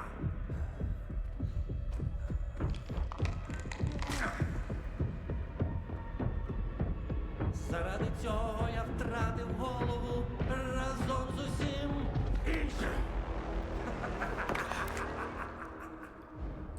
I feel like I'm fighting a clown. Kill SCAR. How about I pull out some heavy weaponry? I'm gonna obliterate his face. Dude. This game's dev really did not expect a player to bring as much as I did.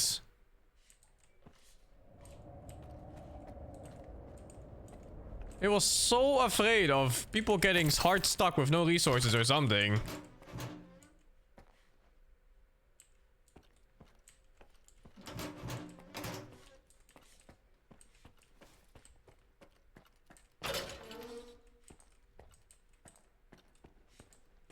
I think they should just let players fail, man. You know, like if you just didn't loot enough, upgrade enough, just let the player fucking fail and reload the save before he went here. This is some shit.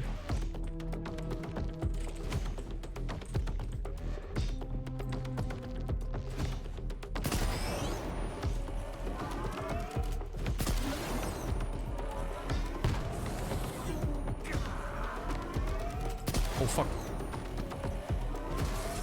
He has a Gauss rifle too. Why are we killing SCAR? Because he's a fucking nutjob, dude. This guy sniffed the glue like one time too many. I'm not even sure if this is the way to do it. Looks like he has some kind of force fields. Although he did moan for a second. Oh wait, there's some stuff. Oh my god. I guess I have to press buttons first to turn off his armor or something.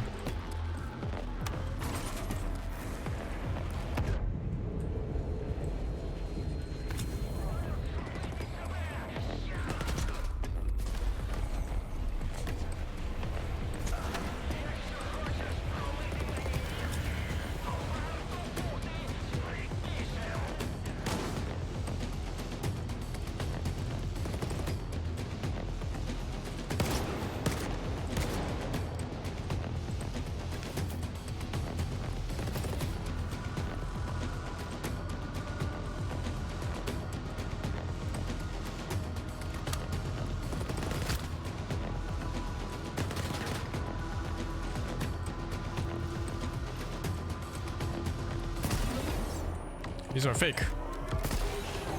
Yeah, I think these are fake. It's a side attack or something. Toe-click powerlifter. I thought it said Tokyo. Oh my god, that damage.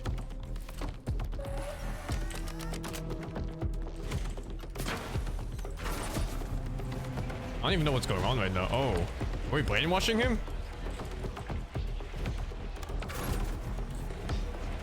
Maybe I shoot him doing this. Oh, I think this disables his armor. I see. I had to turn off all the things or something first.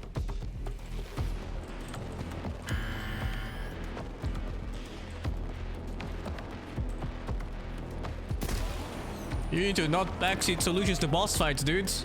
Before you even can chat, you have to give him no backseating, my man.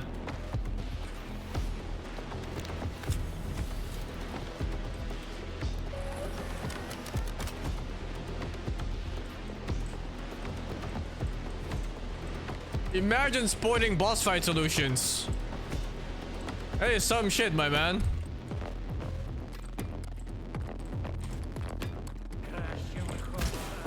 Shit, no iframe on this.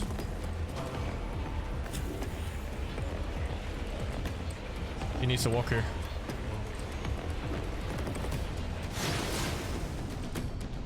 I think it's a side attack on me as well. Just shoot him while it'll work.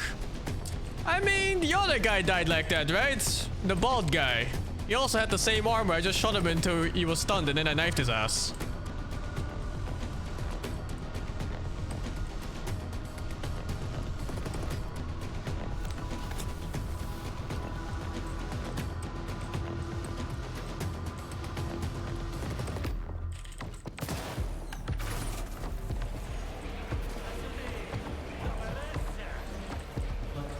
Oh my god, he needs to stand exactly here. Are you serious?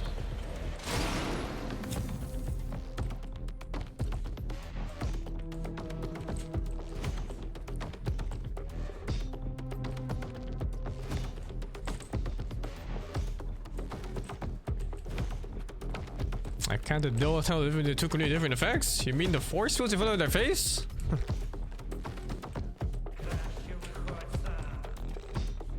I don't know about you, but the bald dude's fight, I looked at him for a total of 30 seconds maybe before he fell over and died.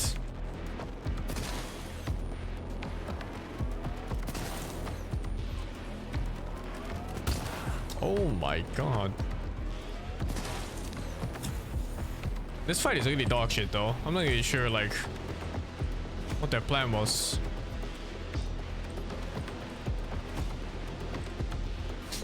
All there's a bubble and it says against particles over his body. All looks the same to me, dudes. Besides, that guy was literally just invincible too. You could not reach him, but it just stunned him eventually.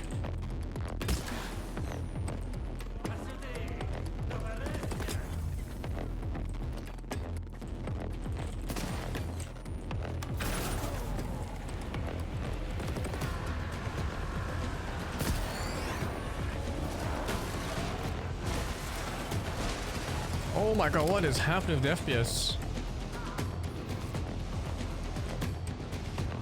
Shit, is that button here?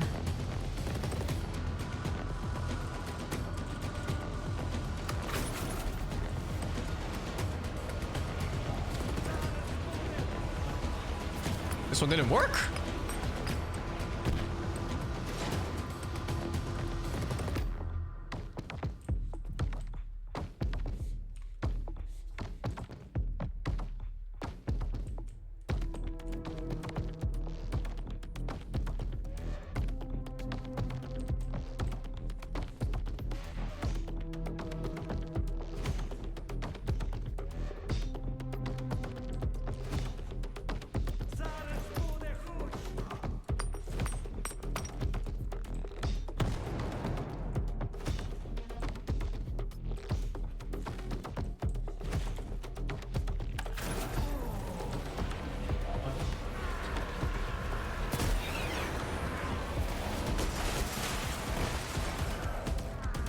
Oh my god.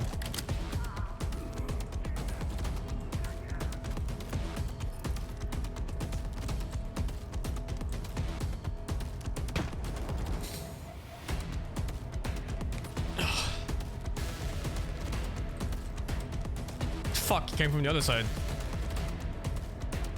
I guess I'll do put him around this pillar. That's a really shitty fight.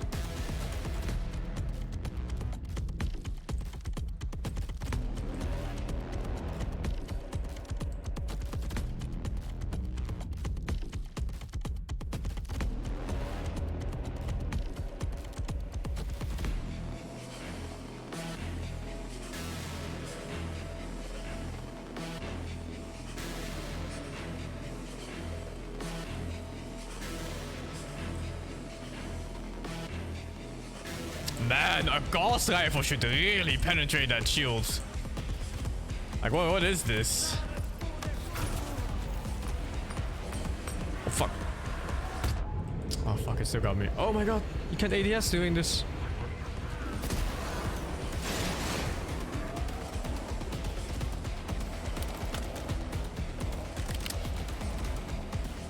Alright. Is that another button somewhere? Maybe the shield is gone now. Let's see. No. No, there's some shit around him.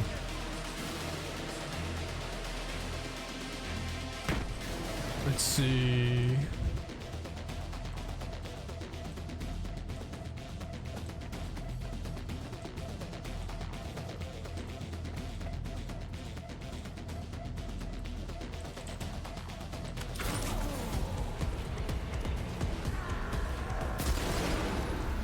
What? He shot me as he died!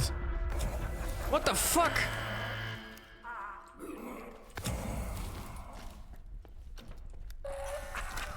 A unique Gauss rifle. І де твоя світла зона тепер, Шрам. What? It keeps fucking kicking me out of inventory. Там тепер повно сюрпризів. Що в тебе, чому мовчав? Та, Шрама зустрів. Схоже, він тепер мертвий. Відмучився, значить. 99 magazine? Я не стану. Спускайся до майстерні. What? Чекатиму біля вантажівок.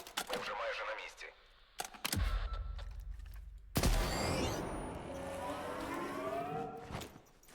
Okay.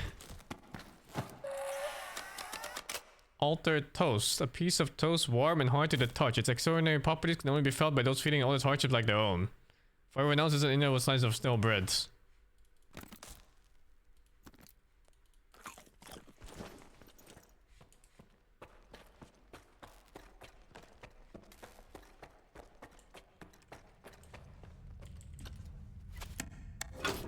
They did S.T.A.L.K.E.R kind of dirty, dudes. Considering he was like one of the main heroes of the other games, you'd think it'd be a proper boss fight.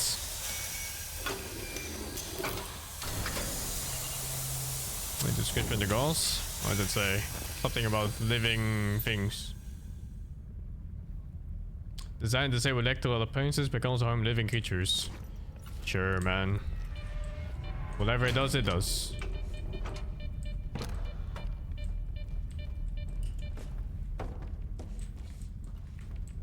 This one doesn't have a scope.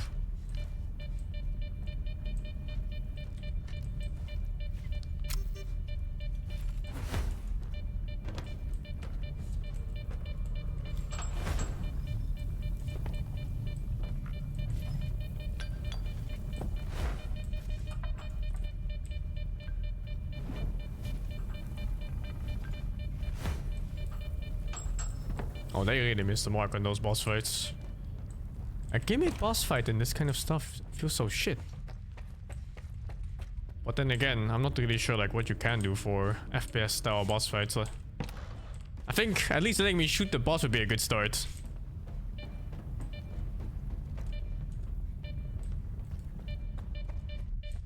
Instead of just like a stun version of him. I think it's okay for these games to have boss fights, especially since there's monsters involved.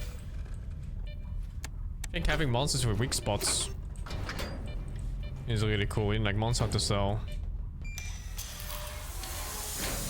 But definitely shooting the boss is like the main thing I'd say for any of these games.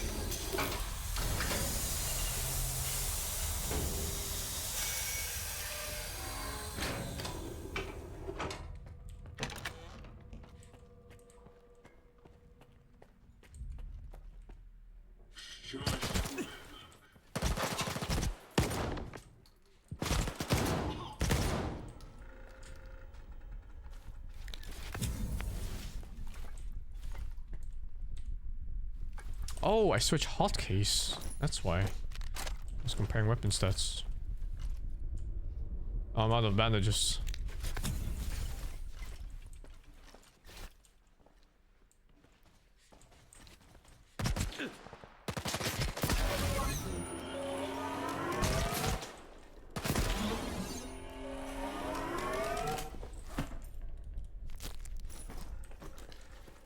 Dude, that last sphere was so arrogant about not being able to tell the difference between the particles of this boss and the one before. When I started that fight, how many people do you think expected just to shoot him there in the head until he died? I think almost every single player that walked into the room began by shooting him in the head.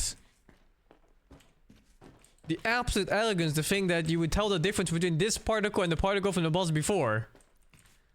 Like, what the fuck? What's wrong with people like that? To even insult on top of that.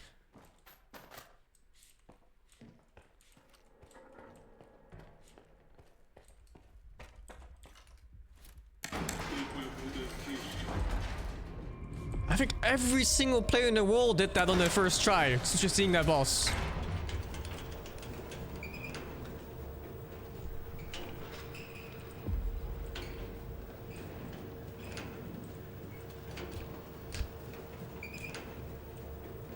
It's okay, I apologize. I forgive you.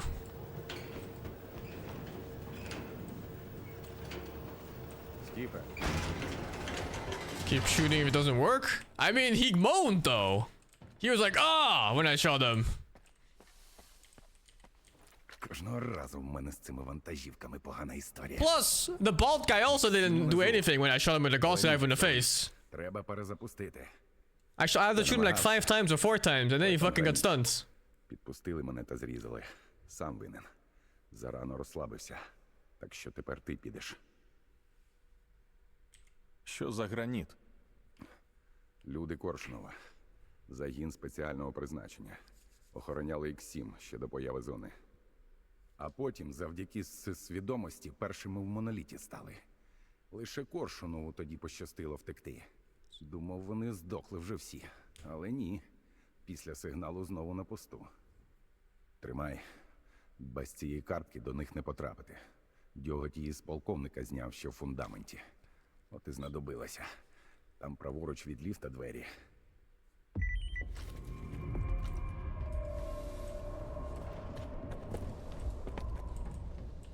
Why is ST.A.L.K.E.R pretending to be wounded?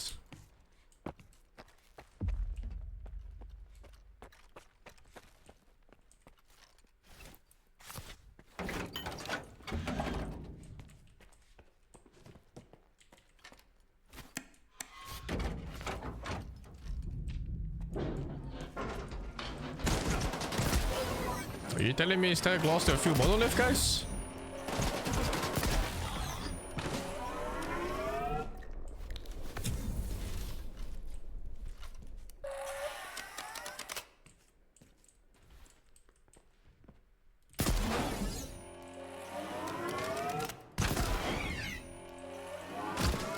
I think this gun is worse than my sniper.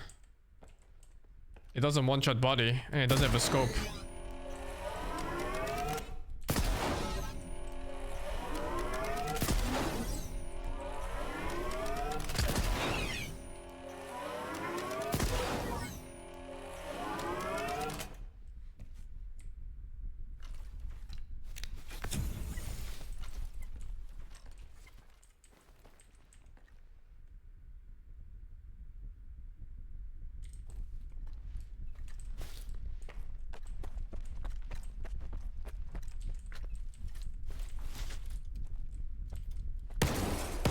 Fuck.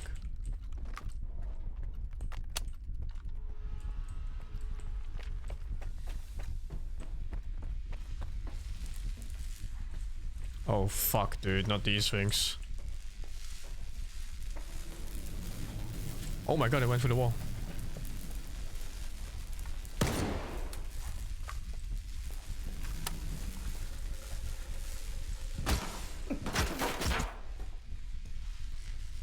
The fuck was that? Oh, it's in there. What? There's fucking 3 guys behind me.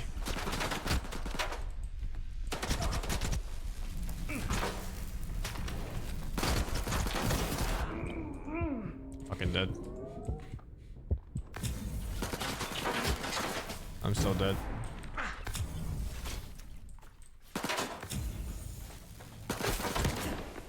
I'm alive.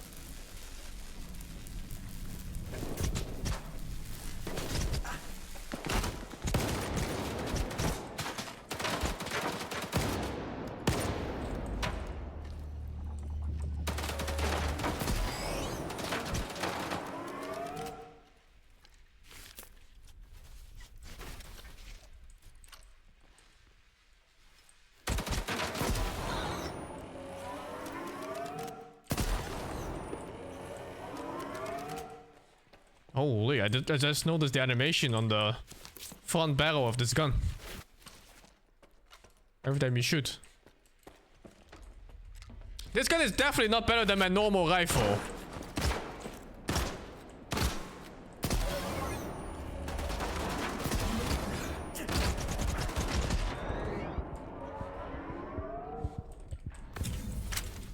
Where did it even come from?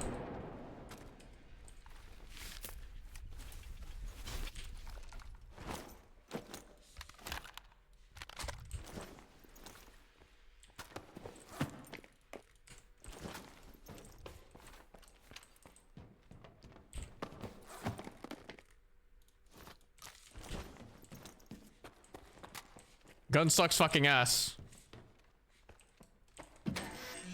Oh, I didn't know the batteries. Yeah, you're right. Is it this gun? Yeah, it's all good. I still have like 60 shots anyway, I think.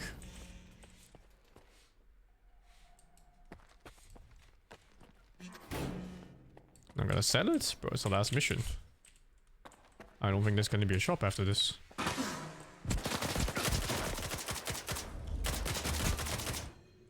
Is that a force field again?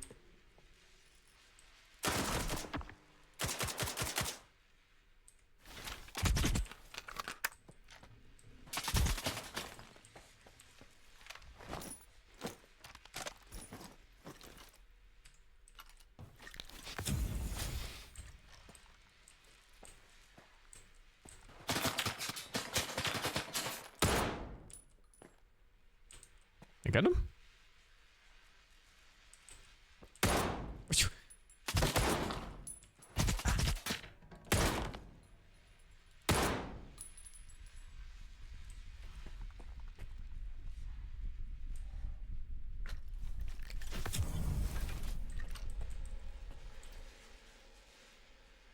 I think I headshot him like fucking 4 times there.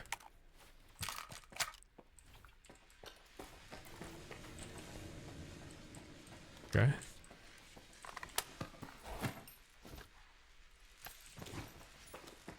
I think the auto is bugged again. I can load again. See if it fixes it.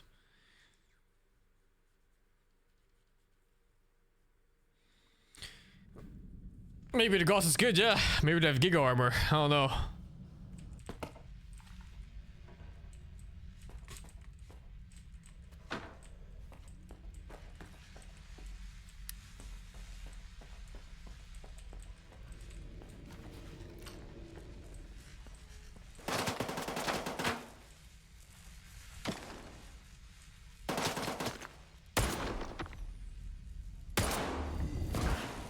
They survive a headshot.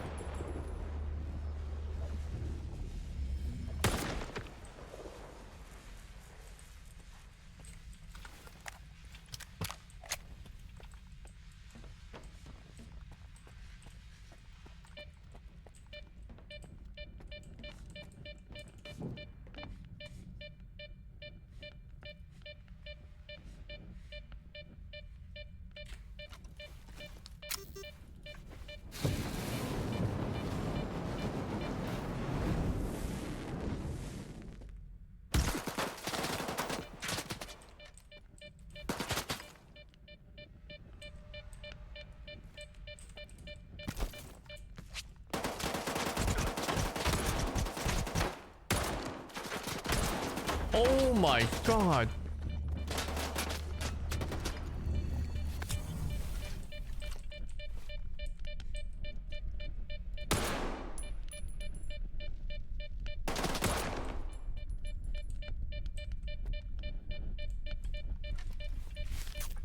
Do I just run past this or what? Fuck it. What are you gonna do? Burn my armor?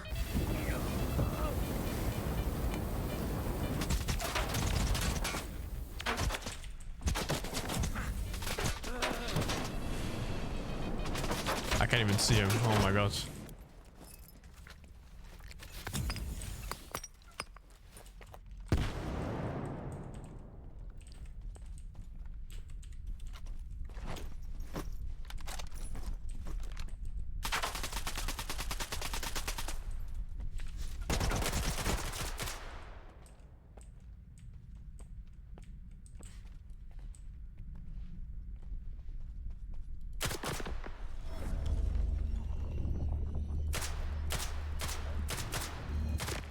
They do have a force field.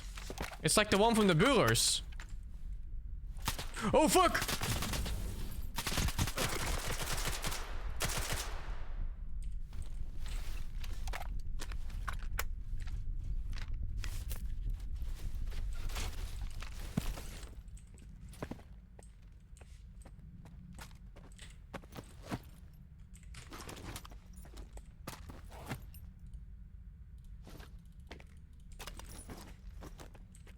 Can I get one? I don't think so. I think I saw an upgrade for it on the blueprint.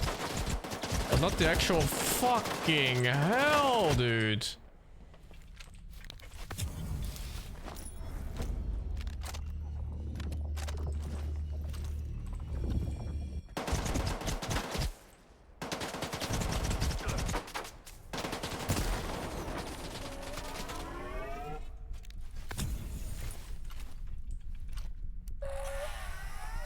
The blue medkits don't fix bleeding, huh?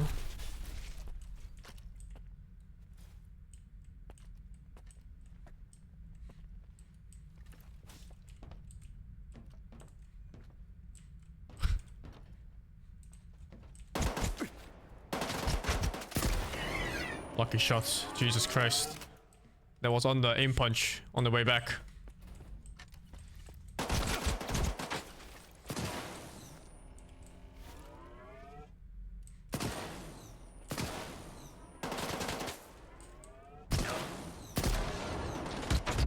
Shit, I'm dead, I think. Yeah. Okay.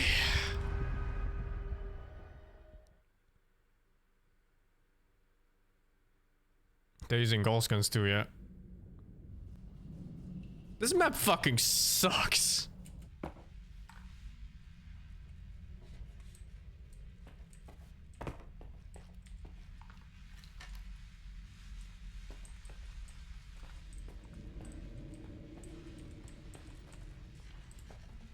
I'll try to finish this game today before I watch Dota, so I can be done with it. Oh, this is so far back. Fucking hell. Yeah, this game should have ended 25 hours ago for sure, man. It's overstaying so much.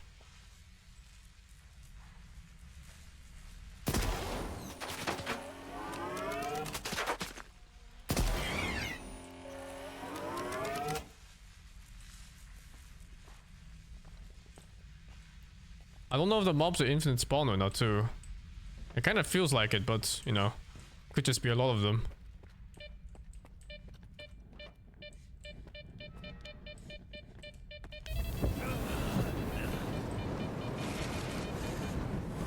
Surprised are good. I haven't even looked at the jets, but I don't think I get to play it.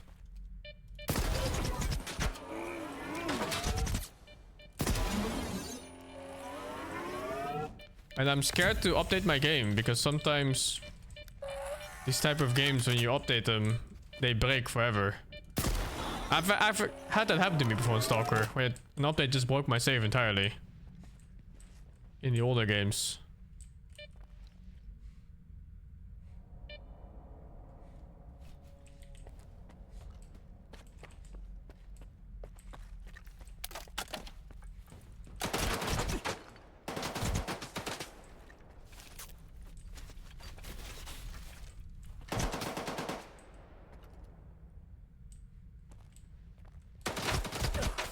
He shot through the railing.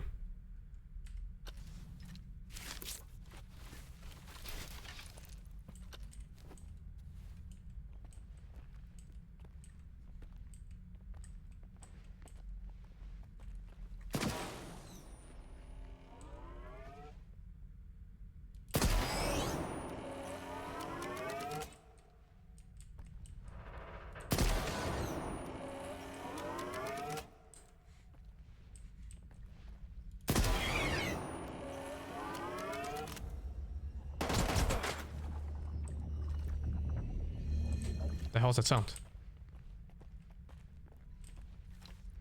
Sound like a shield guy walking up to me or something.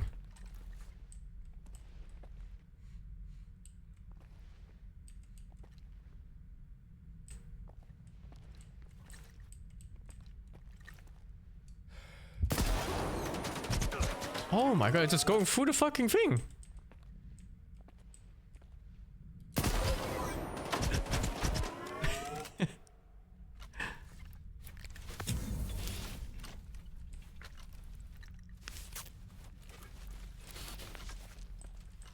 Yeah, they ran out of juice for sure in this game. It's a shame because I think they had a really good 20-hour story game, but they chose to extend it to like 40. Sometimes less is really just more. And this game is a very obvious case of it.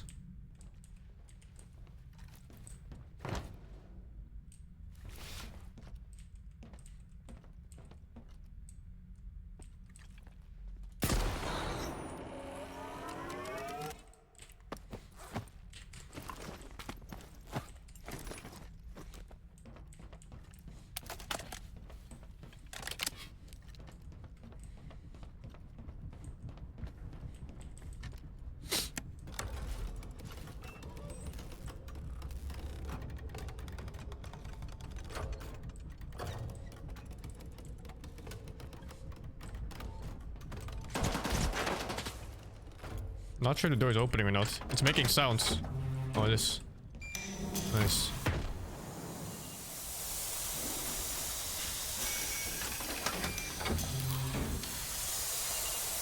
Oh my god, what the fuck? I don't think I need any ammo.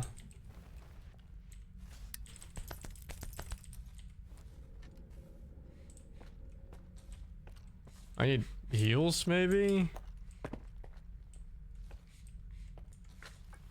Nah, I think I don't even need heals. I think I'm just going.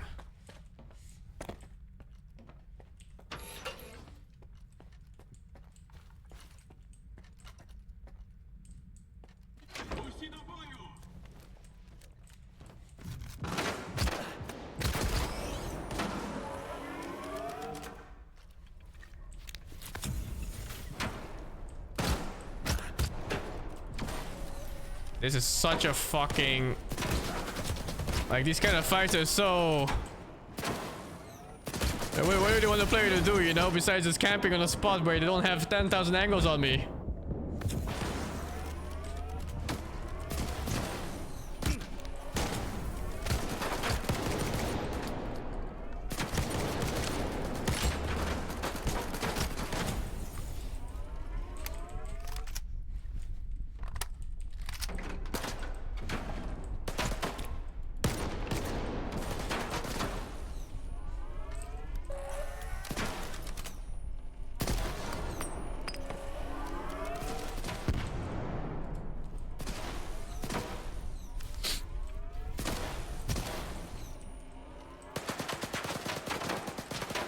Oh.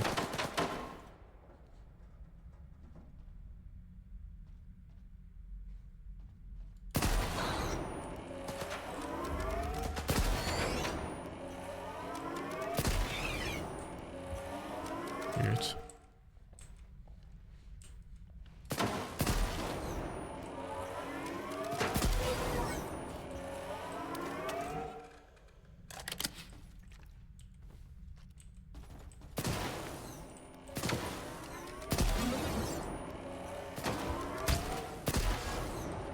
Could have sworn at first it's...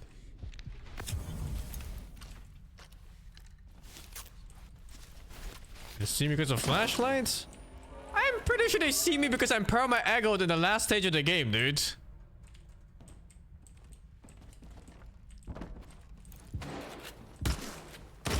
Oh look, they still see me, despite there being no fucking flashlight.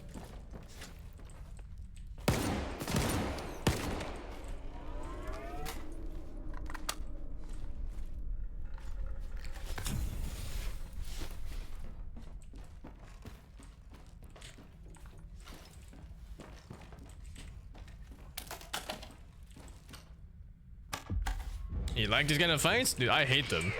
Because there's no strategy aspect to them. The main thing you do is just run through them, and you find a spot that's safe, and you heal, and then you return fire.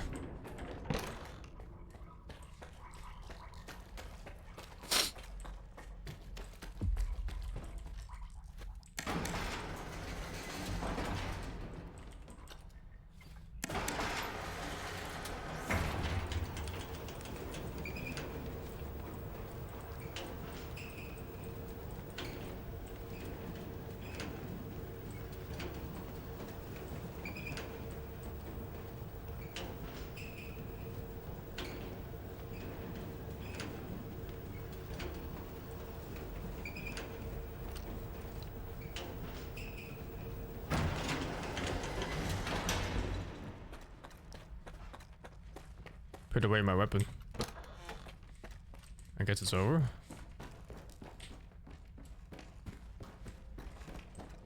Oh, let's see, I guess.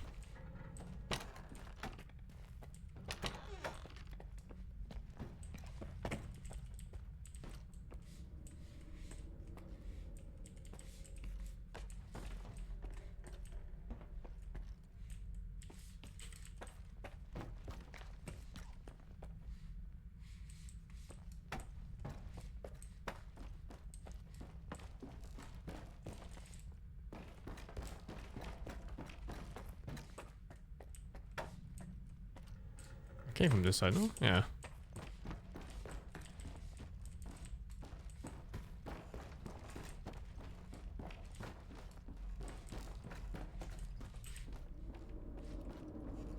What's the quest say? Go back to the freight elevator. Oh.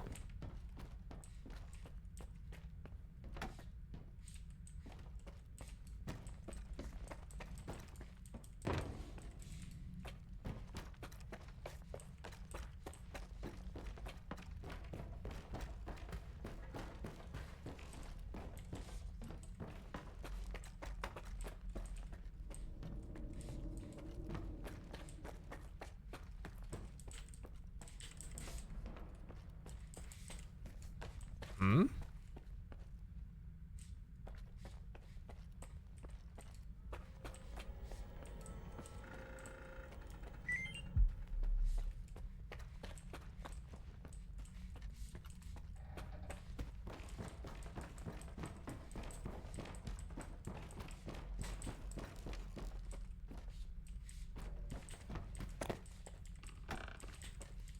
I used the wrong elevator? What do you mean use the wrong elevator? Can there even be a wrong elevator?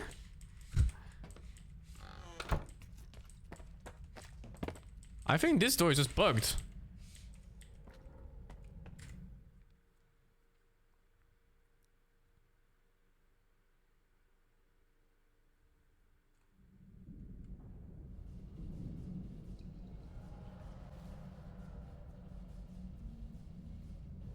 Because if doing a ST.A.L.K.E.R again this way is likely bugged, go back to the generator button and take the door that's behind you, huh? So that's just a fucking soft lock right there? Oh, it's before the fucking fight, dude. Oh my god.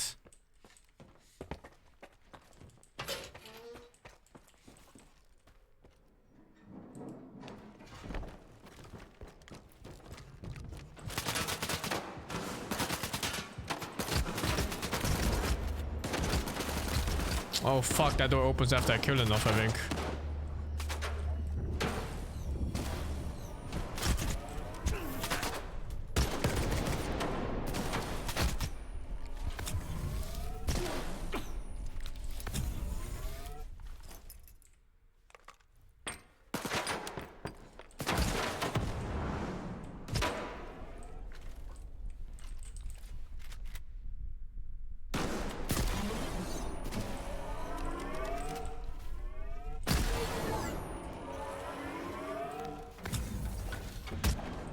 I am not updating the patch, dude. There's no fucking way I'm updating my patch this close to the ending.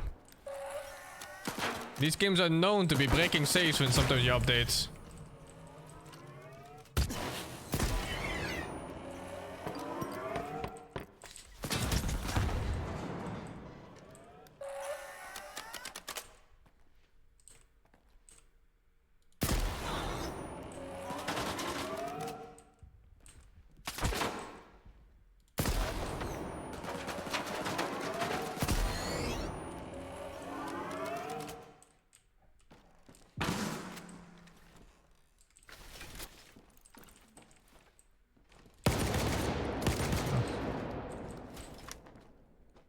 He moved in and stopped.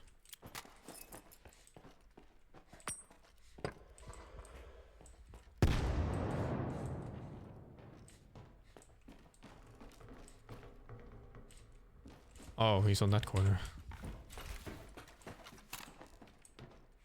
Or was he?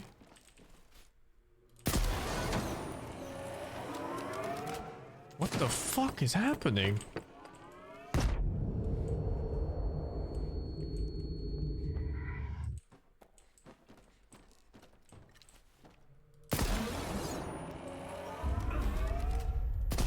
Did he survive a Gauss rifle headshot?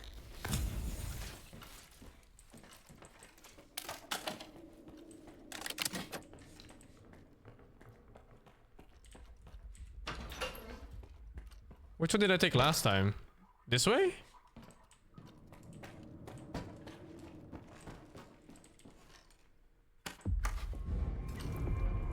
Є, Скіфе. Усе запрацювало. Побачимось у Іксім. Вона чекає нас. Okay, well, let's find a non-bugged path now then, I guess.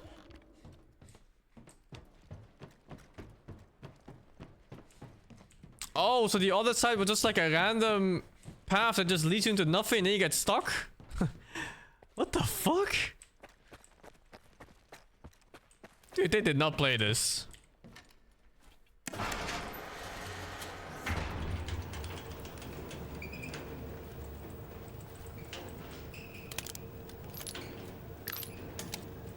Is it the same elevator?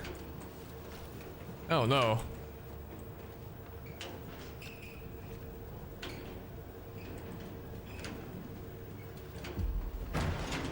I don't think it's the same elevator. It's a different one. But the fact that you can't take a wrong elevator is completely fucked.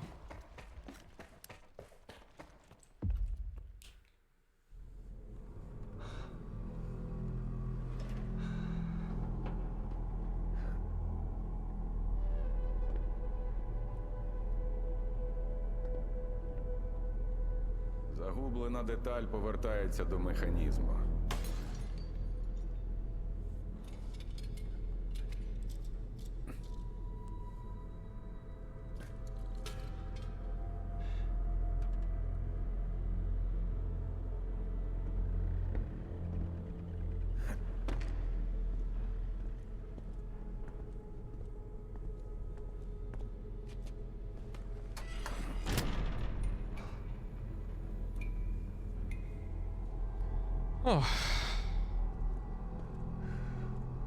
Здається, це єдиний спосіб розкрити справжню таємницю зони. Яку ти завжди намагався розгадати. Ідемо. Yeah, I'll check Blast Dota after this. I'm sure I have time anyway, because it's gonna be like draft and stuff.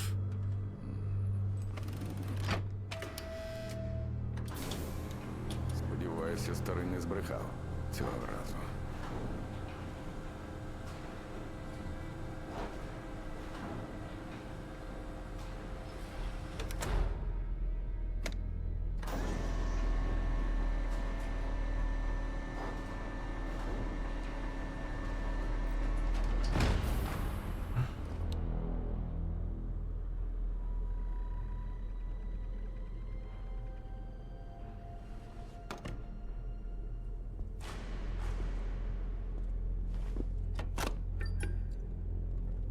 Ти посунь цю грьобану штуку вперед.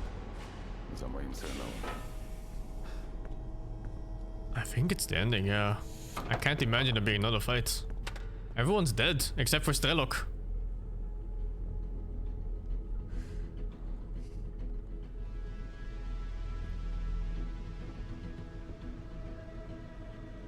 I mean, S.T.A.L.K.E.R could be another boss fight, I guess, if he turns out to be a bad guy now. Давай.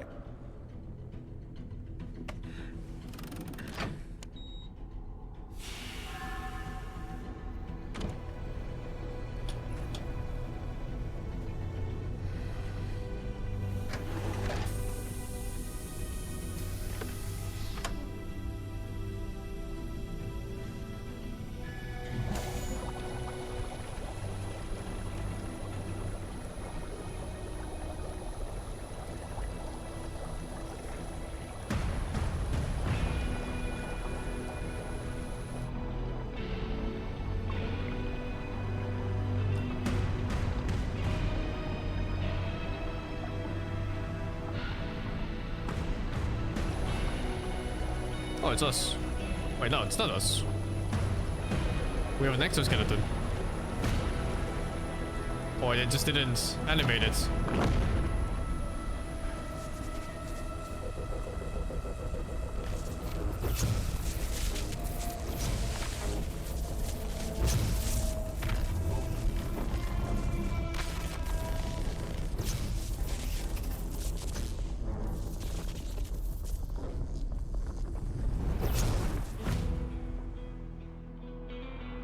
Не бачиш ти.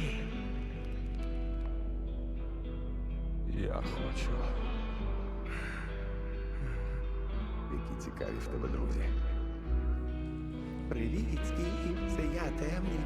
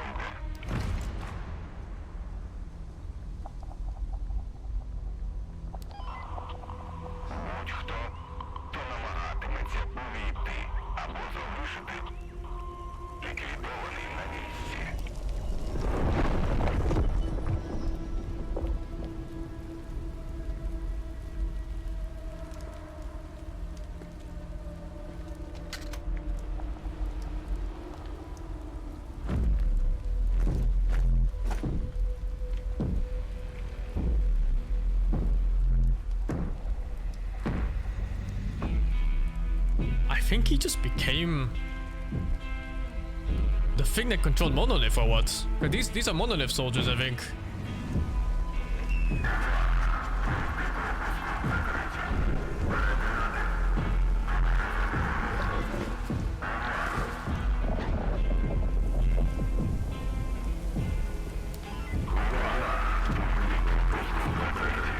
Stitching everything.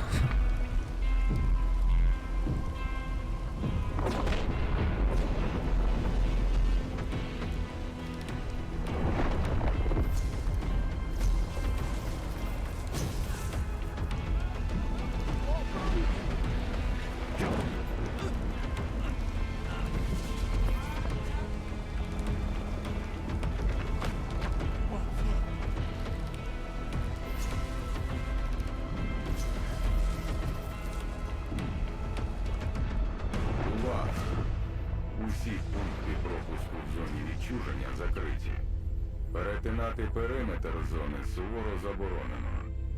Будь-хто, хто намагатиметься увійти в зону або залишити її, буде ліквідований на місці. You can't leave either. Увага!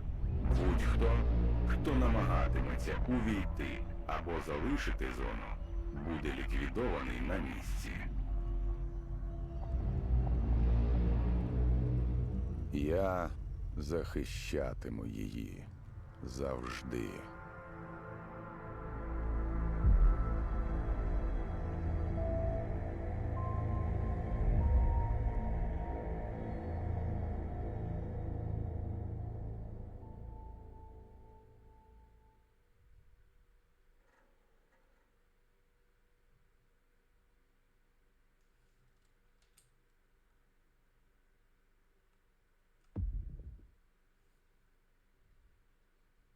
I don't think I can check all the endings besides YouTube. Because you have to make choices super early. Let's see where this puts me.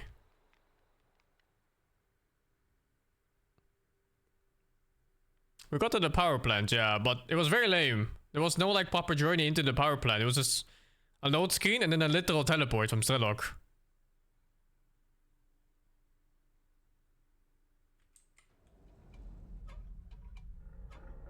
Okay, well that's it.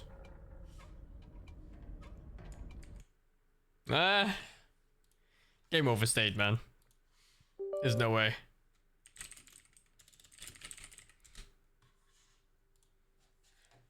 It overstayed so much. Gotta change category real quick. I think my thoughts for the game stays the same. It's time. War is upon us. I choose to fight. I'll check Steam achievements. It teleports you before the final mission, yeah. Well, 0.1% players have this achievement. The Lord of the Rings, War of the Rohirrim, 12 December in the bioscoop. In that position 4 role. But I feel like with Paravision at this point, they are arguably one of the more creative teams with their ability to change up hero positions, right? Like we're seeing Earth Spirit. During previous iterations, we've seen them be a little bit more creative, but like ALK offlane is, I should say ALK mid is technically a thing still. Gyro carries a thing, Gyro supports a thing. Oh yeah. Like, so this is Ward ending, this is Spark ending. Has been flexed for Gyro and Alchemist, right? And we'll see where they want to go with it. They do have last pick. Is there a setup right now that you prefer with Paravision's heroes? For me personally, I think Gyro in a supporting position, ALK in the carry is my preferred at the moment. If you morph here for Liquid, There's a map point I didn't even go to yet. Gyro has to be support. Yeah. Like without a doubt. And even if it is, it's still kind of scary. So they're probably debating if they want to pick it up. But to me, always these morphling Terrorblades have looked a little strange. But they're gonna just go for their mid laner, pick up the Invoker. But I think what I would like to see most likely here is just depending on the laning stage. I'm not sure what's going to be better. I actually might prefer the Gyro with ALK and then the Shouting. I'm not sure if the Doctor ever has a different outcome. I'm gonna guess S.T.A.L.K.E.R just comes and kills him instead if you don't do it. Encounter a hard laning stage, but that's kind of the beauty of the lineup as well. You can just interchange these supports as 4 or 5 depending on what you think is going to be best for the overall game plan. I'm gonna take a leak before this starts back. Without any issue there. Invoker definitely one of the top tier mids of this tournament so far, and getting it this late must feel pretty nice. However, in this game, there's nothing that I think it particularly stands out against, but it's still a strong hero, and it's definitely one of those heroes that's not particularly easy to punish in the mid lane. Yeah, we've already mentioned how there's a strong laning setup for Liquid. When you throw an Invoker into the mix, he plays good lanes, he doesn't really care about making early moves, so he's going to be active on the map, expecting with Liquid winning their lanes, and kind of that will compound into them taking the fight to Paravision. Like, there is you can argument for farm required for Beast and ALK to get online. Even if Gyrocopter's the core, like, they need a bit of time and kind of space to get online. And I think Liquid should be... Yeah, they're one offlane, one carry, yeah. They still respect the fact that TB might be a carry here. Could be an offlaner, they don't really know, which is true. Paravision is scared about getting overwhelmed. Both Weaver carry and Timber offlane, they want to try and break the map in the first 20 minutes of the game. So I think that is... Paravision respect the fact that they do need, farm to get online, and the lad we see on screen on the left-hand side, no one. I think his hero is going to be critical in if they can kind of truly get there. But I think it's very important for Mickey and like what he is going to play in this particular game and how they want to run this one. Because he does see his offlane for sure. It is going to Oh man, that game was so disappointing on the ending. Was it just so disappointing after like the first 2 zones? I feel like it might be a bit of a... I think it really peaked in the first zone, and then after that it only got worse. Kinda unlucky. Lane with tons of magic damage could be incredibly scary. So I definitely want to see the pipe. I think this game, it definitely is going to help a lot versus like the Shadow Demon and the gyro damage and potentially a mid that's going to come out. I'd say it's a 7, yeah. And the map is way too big for its own good, for sure. Play around the map. I thought the ending was okay too. I mean, it wasn't like special. I feel like if you play a 60-hour game, you want a more satisfying ending. Yeah, Morphling could still do it. Like the fact that you have like Vlads into Manta, like you're happy to join that earlier fight with the Vlads. Oi! Like that Vlads also enables TB a little bit as well. I don't think I'm revisiting that game anytime soon, dudes. TB is back. Gonna give like 2 or 3 years to let modders fix it up. I think the base game balance is bad in the game, and I think the artifacts are super boring, and I think the way they handled upgrades is boring. Like what Paravision did the other day, like Razor carry with offlane Terrorblade. Sure. So like this is something that Paravision should be very familiar with, and its timings. And will the TB be useful this time? They have a choice to make, like, yeah, I think so. I think Gyro Reflect is good because Gyro is a pretty high stat hero, and then his Beastmaster stuff, it's not bad. That's probably Gyro support. Oh, it's true actually, you're right. I didn't even see the Orc first pick. Void Spirit, yeah, that could be a thing. We did see 9, remember, when he was playing against Laurel? True. No new mob, unique enemy. Enemy variety was fine for a 30-hour game, not a 60-hour game. He loves to play his sniper historically. You can outrange him. And they really should have spread out the enemies more instead of having so much of the same. Like, there's way too many Bloodseekers in that game. Outrange you. Yeah, but the key change here, at least for Paravision, is they're picking Sniper in a game where there aren't multiple forms of backline jump. There's none. Really. There's like really none, right? If a Dark Widow Blink Dagger, but there's no real catch for the Sniper. I'll do the period 2 puzzle tomorrow. The thingy. Set a very good foundation early on to get that farm patterns online. If they don't, they will just get ran over by Liquid. Like there's so many factors of smoke and early map movement from Liquid that it can disrupt Paravision. But they want to scale. They want to get online. They want to get their sniper into an unkillable position, and then they'll be pretty happy. And for Liquid, it's reminiscent of the speed of which we saw them play TI. That's what I'm expecting from this. Like really good lanes, keep breaking them up 4 or 5 heroes early on, and try and run through Paravision. I like the idea that Paravision has, and everything that's going on looks like it should make sense. Their heroes are good, but I am definitely afraid of laning stage. Saberlight should have a free lane against Shadow Demon. Mid lane should be fine, and we'll see about the top lane. I am scared for Paravision. Do they have enough heroes that actually want to TP to defend against 4 or 5 man rotations in the early game? I think this Beastmaster and Gyro lane has to go incredibly well now. I think if a lot of this game depends on the tempo of that. The sniper hero. I agree, because if Beast doesn't that's the pick against the Invoker, huh? Defensively, they don't want to react. They just want to farm, which then creates that kind of. Jeez, Invoker really got to the point where it's one of those mid heroes that just almost wins against everything in the game. It's just so fucking strong.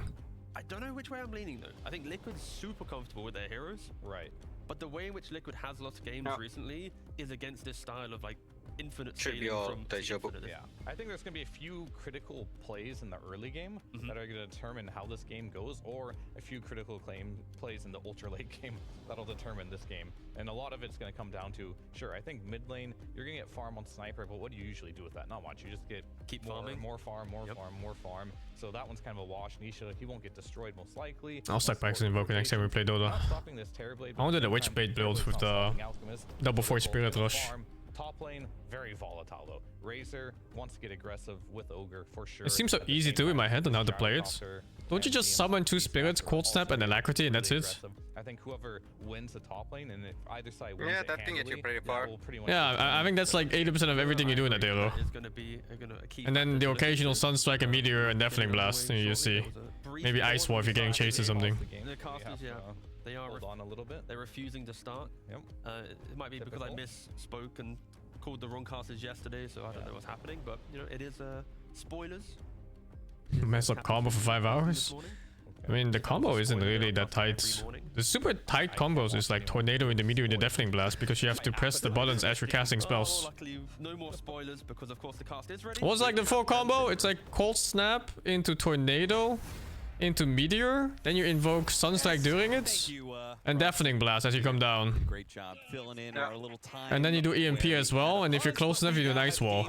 Ready to go. Liquid versus all the while you already a prepped matchup that has force happened spirits. twice before in this season, Synderin, and both teams have managed I used to practice these combos for fun. have gone the distance. But yeah, I haven't played Invoke in years. Against each other. So it should be a pretty close matchup. Also, the shit part is, I think Invoke is getting nerfed next patch. Like, he's come to the point where he's just a bit overtuned on the laning phase. Interview that he feels like Liquid and Vision themselves play a similar fashion, and I would somewhat agree with that. I think we've seen this really fucking Dota pulse in multiple of their games, and laning phase should not be the phase where Invoker is broken, to be honest, not by his design. In this game, for me, is the archetype of mid laner that they're running, right? He's just too strong on stats. Invoker and the other one has a sniper. Yeah. So if what determines the outcome of these games a lot of the time is the better rotations out of mid, you'd think that Nisha with an Invoker has the potential to win this game for his team.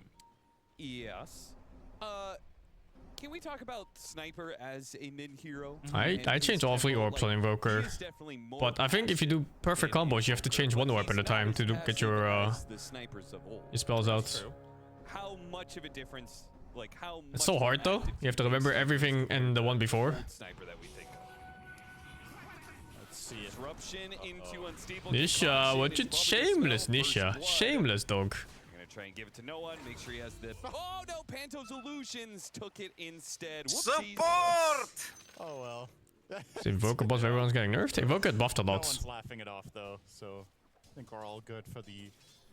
Invoker had a weird stage for the longest time where no one really picked him. I agree. Like there was the occasional Wex Invoker pick, and that was it. Doesn't shy away from. But now Invoker is like almost a top tier mid pick. I look at Sniper more as a follow-up, and Invoker is more of a starter, right? So Yep.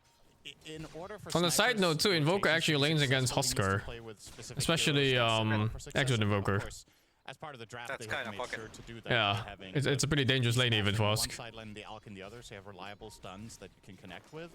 But then again, it's a matter of, okay, well, who makes the move first? Because if you're coming in response, the play might be too late when you're coming in, and if you're the one initiating it, on the top lane, you're probably looking at a level 6 Beast Blast before that becomes really interesting for you. Yeah. So, we'll see, but yeah, in terms of just the raw lane, I do feel like this is a relatively favored Sniper lane. Not like a stomp such as against the S.T.A.L.K.E.R that we've seen a couple of games of, but should be a good one for no one. What the fuck? Nisha is the highest average KDA player of all LAN players? Neck and neck in that regard. What the fuck? They're both in the top 5, considering how many games they've ever played. Yeah. It's one. That's the thing about this stat that's the most impressive is it's 500 plus games, right? So it's very reliable when you have that big of a sample. These guys just don't miss. An 8.8 KDA average on Nisha. That is crazy. Yep. To say it out loud. I thought it was also kind of interesting that there were so many players that were kind of close to that. Oh shit, I can't blocking that. There isn't just a Yeah, let big me disparity. move this thing. Okay, it's fine. You know, there's something to be said for like play styles and you know. How I'll see when the next ring teams pops up. Maybe enable their mid laners more, but it seems like almost like there is a cap in some ways of like how the best you can do. And you could argue that with this being the whole pro scene history, right? That depending on patch, some games will be slower, some games will be faster. Yep. Patches are better for mid, some are worse.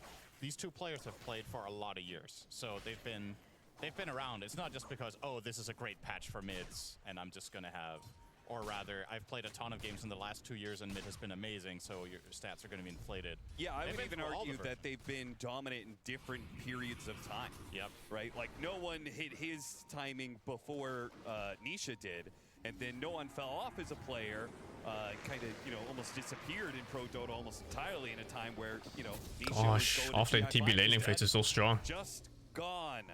Meta too strong for them to be able It's a good fit for Saberlight too. I always feel like Saberlight offlane is very carry heavy, like a Mar type. Slowing him down alongside the blood grenade. So evening things out a little bit. They might Like every time I see him on these utility type, I don't know, like say Magnus utility or something, he seems like he's uncomfortable. Yeah. That is, I mean, it's obviously recoverable. You can make. But then he plays like, I don't know, in TB offlane and it looks so good suddenly. This lane, he needs to be very careful. And he plays like a Timbersaw caster, it's like, oh, looks like shit again. Counterplay up here. Drawn a lot and wait for the gyrocopter. If Mickey can stay alive, he will kill the But even TB offlane is not really carry. Yeah, it's like weird carry. But lane kinda. Who's better late game? Oh, Razor? Razor's always better late game. It's also the experience. Razor is a fucking raid boss in late game. Yeah. A little bit But it plays different. Orc reaches late game status sooner than Razor. You might not get to play it. All that barrage damage, but unfortunately, of course, his right clicks were starting to do absolutely nothing with him being drained by the Razor. Yeah. Ends up backfiring. Really wanted to Oh my god, that fucking lasted. Oh my, and then the fucking neutral gets stolen too. I blame the support for not being here. They need their Beastmaster off to a good start. Do you agree with that? Do you think that Party Vision is in a pretty rough spot because this lane has not gone well? I think the lane is still okay. You blame the support. Okay. All right, there's my Miracle, Bat Chest, 8th place. What's new? I knew people were gonna be like, "Where's Miracle?" Yeah. To be fair, okay, the Miracle stat is almost equally impressive because of how poorly Nigma has done for like 3 years. He might have been #1 in 2020 on this list. Yeah, that's an but it's only counting land games, right? Oh, it only count. Yeah, okay. How many lands have actually played? Nigma did have that one land they went to. What, it was like a year and a half ago. Yeah, that was. He can't have played enough lands to pull him down by 0.8 on the average, right? So probably not. You're right about that. All right, DM. Big pressure. The Boars, they're the only ones who could do damage. They're the only one that can threaten Mickey here. It's gonna kill him, right? There's a counter kill right there. Yeah, has to be. Now the Rocket's gonna chase after him, and it looks like he's gonna die. Oh wow, expensive death. Kill, but the Razor continues to get more and more experience. The Beastmaster struggles. I still think, all things considered, this top lane has not gone that poorly for Party Vision, to be honest. It's Razor Ogre. That lane Wait, is what? absolutely ridiculously strong. I was like, where's the hit? Laners, so the fact that DM is 21-9, he has more denies than the Razor by quite a big margin. So if anything, Liquid needed the kills. Yeah. They're neck and neck on net, the two of them. I think this is good enough. Fucking on TB. Go again. Can't pursue though. 9 class will cover. What do you make of the I delete games after I finish them, yeah. Alchemist, it's really nice because Alchemist is like completely physical damage and I think they wanted the flex. Somewhat reliant on acid spray minus armor being strong against heroes, but yeah. Looks like he's got TP doesn't give a fuck, he already has high armor. Do survive to get up to the high ground and a miss, but it does not. So get another kill. No one gonna show up to this top lane. Kills the Razor. Might try and kill Insania as well. Oh yeah. He gets that with the shrapnel, and now he's gonna be slowed down by the blood grenade. Not looking good for him. The tornado does manage to sidestep that one. Goes for the neutral creep, denied, but he can't get it in time. What the fuck you doing, Dad? Instead. Nice detail there from Boxy as well. He didn't have the health to deny there. Make sure that I actually think no one might have suicided there if not for that play. He would have died to the neutral, so nicely done. He's kind of losing mid even on the sniper. From Knoxville in 2020, Miracle was 8.03. Oh, well, means I had a net worth, but he's behind in because they've was it denies? many lands in the last few years, as you mentioned, but Yeah, if anything, we'll see what happens at ESO on Bangkok. It's getting niche out. I think that's just simply it. We'll see Nigma at some lands. See if 9 class hates money. Step up their game when they need it. Gyrocopter and Alchemist were both played as carry in the previous series against Liquid. So I think that might just be part of it, that they wanted the flex potential. I think they won the Gyrocopter game when he was played carry. I suppose. Or no, sorry, they won it as support because Chrysalis was playing Monkey Game. Right. So, because I'm just thinking, I'm a big fan of flex, and I understand why it's strong. But when you flex Gyro Alk, what are you accomplishing? Like, don't they have somewhat similar overlap with what heroes counter the two? Like, what benefit are you really gaining when you first pick the Alk and then you go into Gyro later in the draft? I think. Are you going to swap Alchemist to support and Gyro to carry because of what matchup exactly? Yeah, I mean, I would argue that's like what I don't get. That the Alchemist is the worst laner against the Terrorblade because Terrorblade has such high armor, right? Whereas Gyrocopter's early magic damage could have been better. Yo, here. cameraman! Still Oh, he made it. Alchemist, right? So what was the point of flex? Yeah, right. I'm with you on that. No one, nice disruption coming out from Panto, but he is cornered. Yes, completely surrounded by heroes. Throws out a spiteful. You got a kill off it. Xenia and does manage to get the kill before he dies. Is it that skill that gives armor? The take aim. These illusions are. It does give armor, yeah. Oh, but he doesn't even have it. In that 3 versus Yeah, 2 you usually don't skill it because it really is just armor and. Yeah. It was just that strong. This game on the offlane TP. Yeah. We've been talking about the carries in this game, but who's going to be the actual carry? It could just be him. He will be rushing the pipe, as talked about by the. Oh wow, Saberlight, that's a good game. There's oh, they're gonna sunder him. 3 HP. The quick sunder kill. DM is gonna be able to get the roar off, but he's blocked. Nice gank. Beautiful stuff, Saberlight. He's running the game right now. Gotta say, very impressive stuff. Great laning. The movement to mid and now top paying off. Now this TB actually feels so high impact. If you're having this good of a start on the team, you go I feel like this TB has done more than the other 2 TBs combined that we saw yesterday. In like the first 9 minutes of this game. These, you can throw them on him, you can throw them on Razor as you wish, depending on how the fight is shaping up. That's funny. Potential there. Which means they should be very happy pushing this late game, because I mean, I've seen enough Liquid Razor to know that, you know, that they are pretty good at pushing. What the fuck? That was so far? That hero as well, from the Nitro camp here, almost into tier 1. 9 class pinging a ward that isn't there because he got hit by a 2000 range ignite, but it was because of a Terrorblade illusion scouting him. So they might end up wasting a bit of time and resources trying to remove a ward that isn't actually placed. Why TB offlane? It turns out people just playing because his stats are so fucking high that he just lanes well. And then they turn him into a generic Autobot into a carry again. 1400. Yeah. Okay. It's massive. I don't think TB worked in the other games for the other teams. It's Paravision even, I think. Those 2 TB games they played. I think it could have been any hero and they would have won that game anyway. Yeah, I think it's because this game is different though. Because it ended up being so TB is pretty high impact in this one. They're like, it felt like you would hit multicast, but you wouldn't hit any heroes because, you know, nobody's standing right next to each other. I guess one way you could have made it would be that Ogre throws 2 ignites at 1 target, and then anyone within 1000 range of that target it will bounce to with the second one. Yeah, that would have been another way to do it. Nisha, this could be a big find. He doesn't have enough damage though, I think. Yeah, it would, through Chemical Rage, that would definitely be a struggle. Still though, he put some pressure. It's hoping to bait out a reaction, but it looks like Paravision actually didn't take any sort of protection for the Alk, so maybe a little bit of mission failed there for Nisha. He's hoping to find more, but immediately back to mid. And reassigning that pressure is going to cost him, though. Oh, yeah, you're stuck in the river against a Gyrocopter. Not a great place to be. A beautiful ultimate from 9 class sets that kill up nicely. Gets a lot of damage on some of the other Liquid members. Paravision very healthy to push this tower. And that's such a feels-good kill because you know Invoker TP'd mid. So now you know he has to run. Yeah. And this is probably just it's 100% just a guaranteed tower. There's no way Liquid can defend this without their Invoker. They're going to try their best to throw out some spells, but hey, maybe I spoke too soon. Is this going to be enough? There's another wave coming in? Nah, this is a done deal. Yeah, too much stuff. The Helmadom with the rally skeletons, the boars. Maybe they could get the deny. Nobody paid attention to the deny, huh? No deny? Question mark? I think it's fine. They went for a kill instead. It's worth 500 gold for a gyro? I think they could have gotten the kill anyway. Maybe. Just needed to tap it once. Whatever neutrals are there. Yeah. No stacks, but at Something least happening a big mids, Black yeah. Dragon and a couple of hard camp creeps will make that feel worth it for him.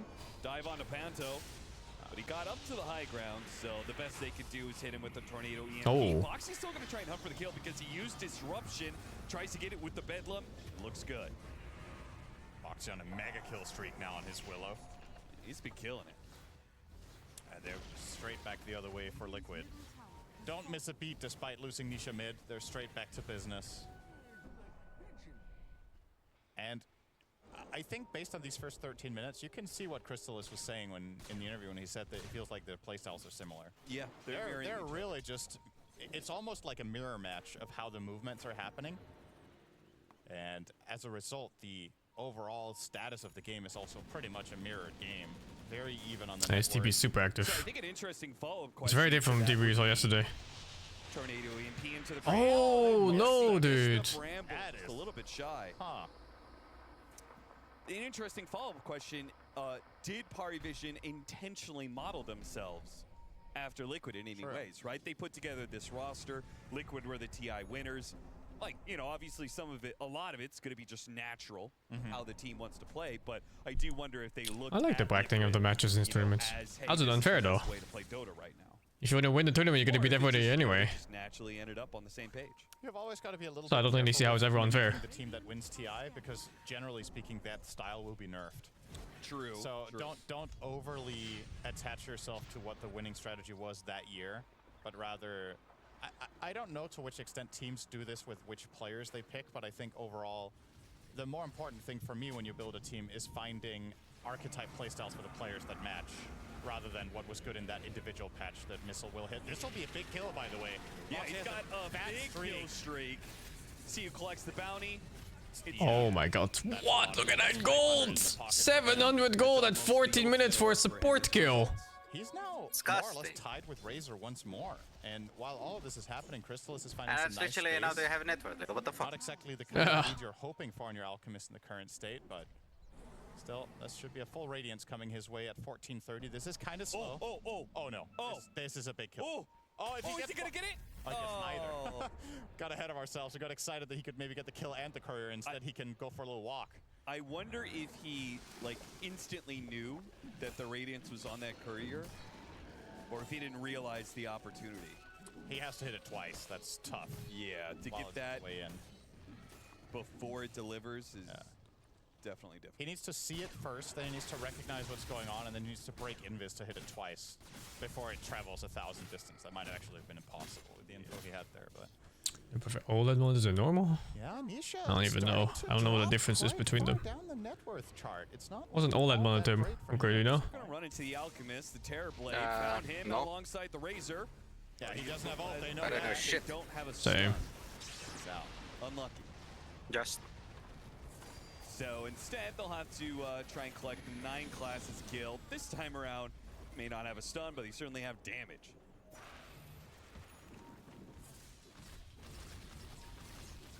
Already the shard for Saberlight. Big time Only focus true on black farm color. now. I don't know. And immediately...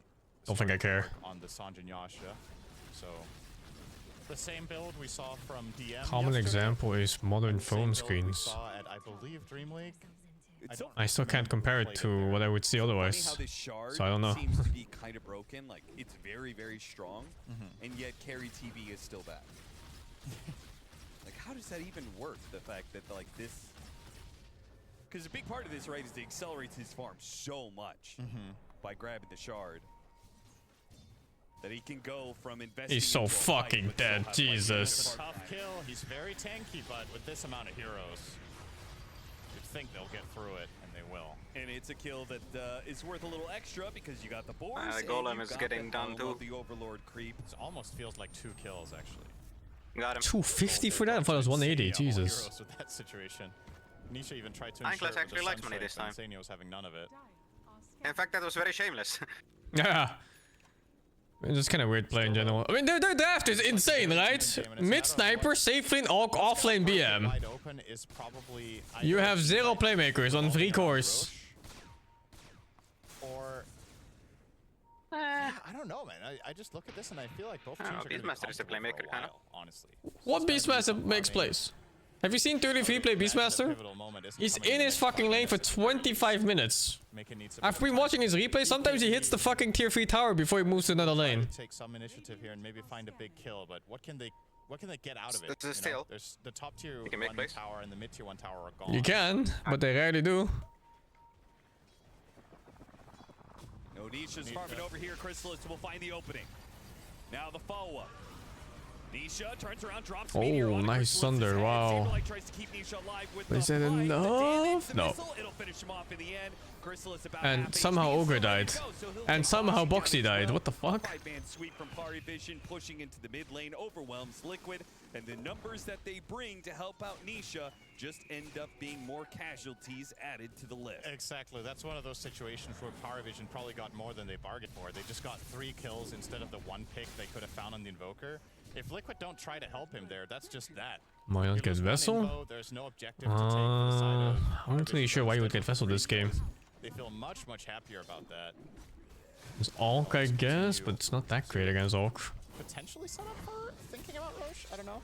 And I mean, Saberlight. I don't know. I think this build is just better. So he gets in, he gets the full HP Sunder, he gets the pipe off. But Boxy can't really help enough. I believe Terrorize might have been on cooldown still. It was, so that was a key ability missing in that instance, and Pari Vision very happily will Nisha is poor in this. This is Quas-Wex invokers, they're always poor every game. That's why in the past it's so common to go Midas on this hero. Insanely good for either team.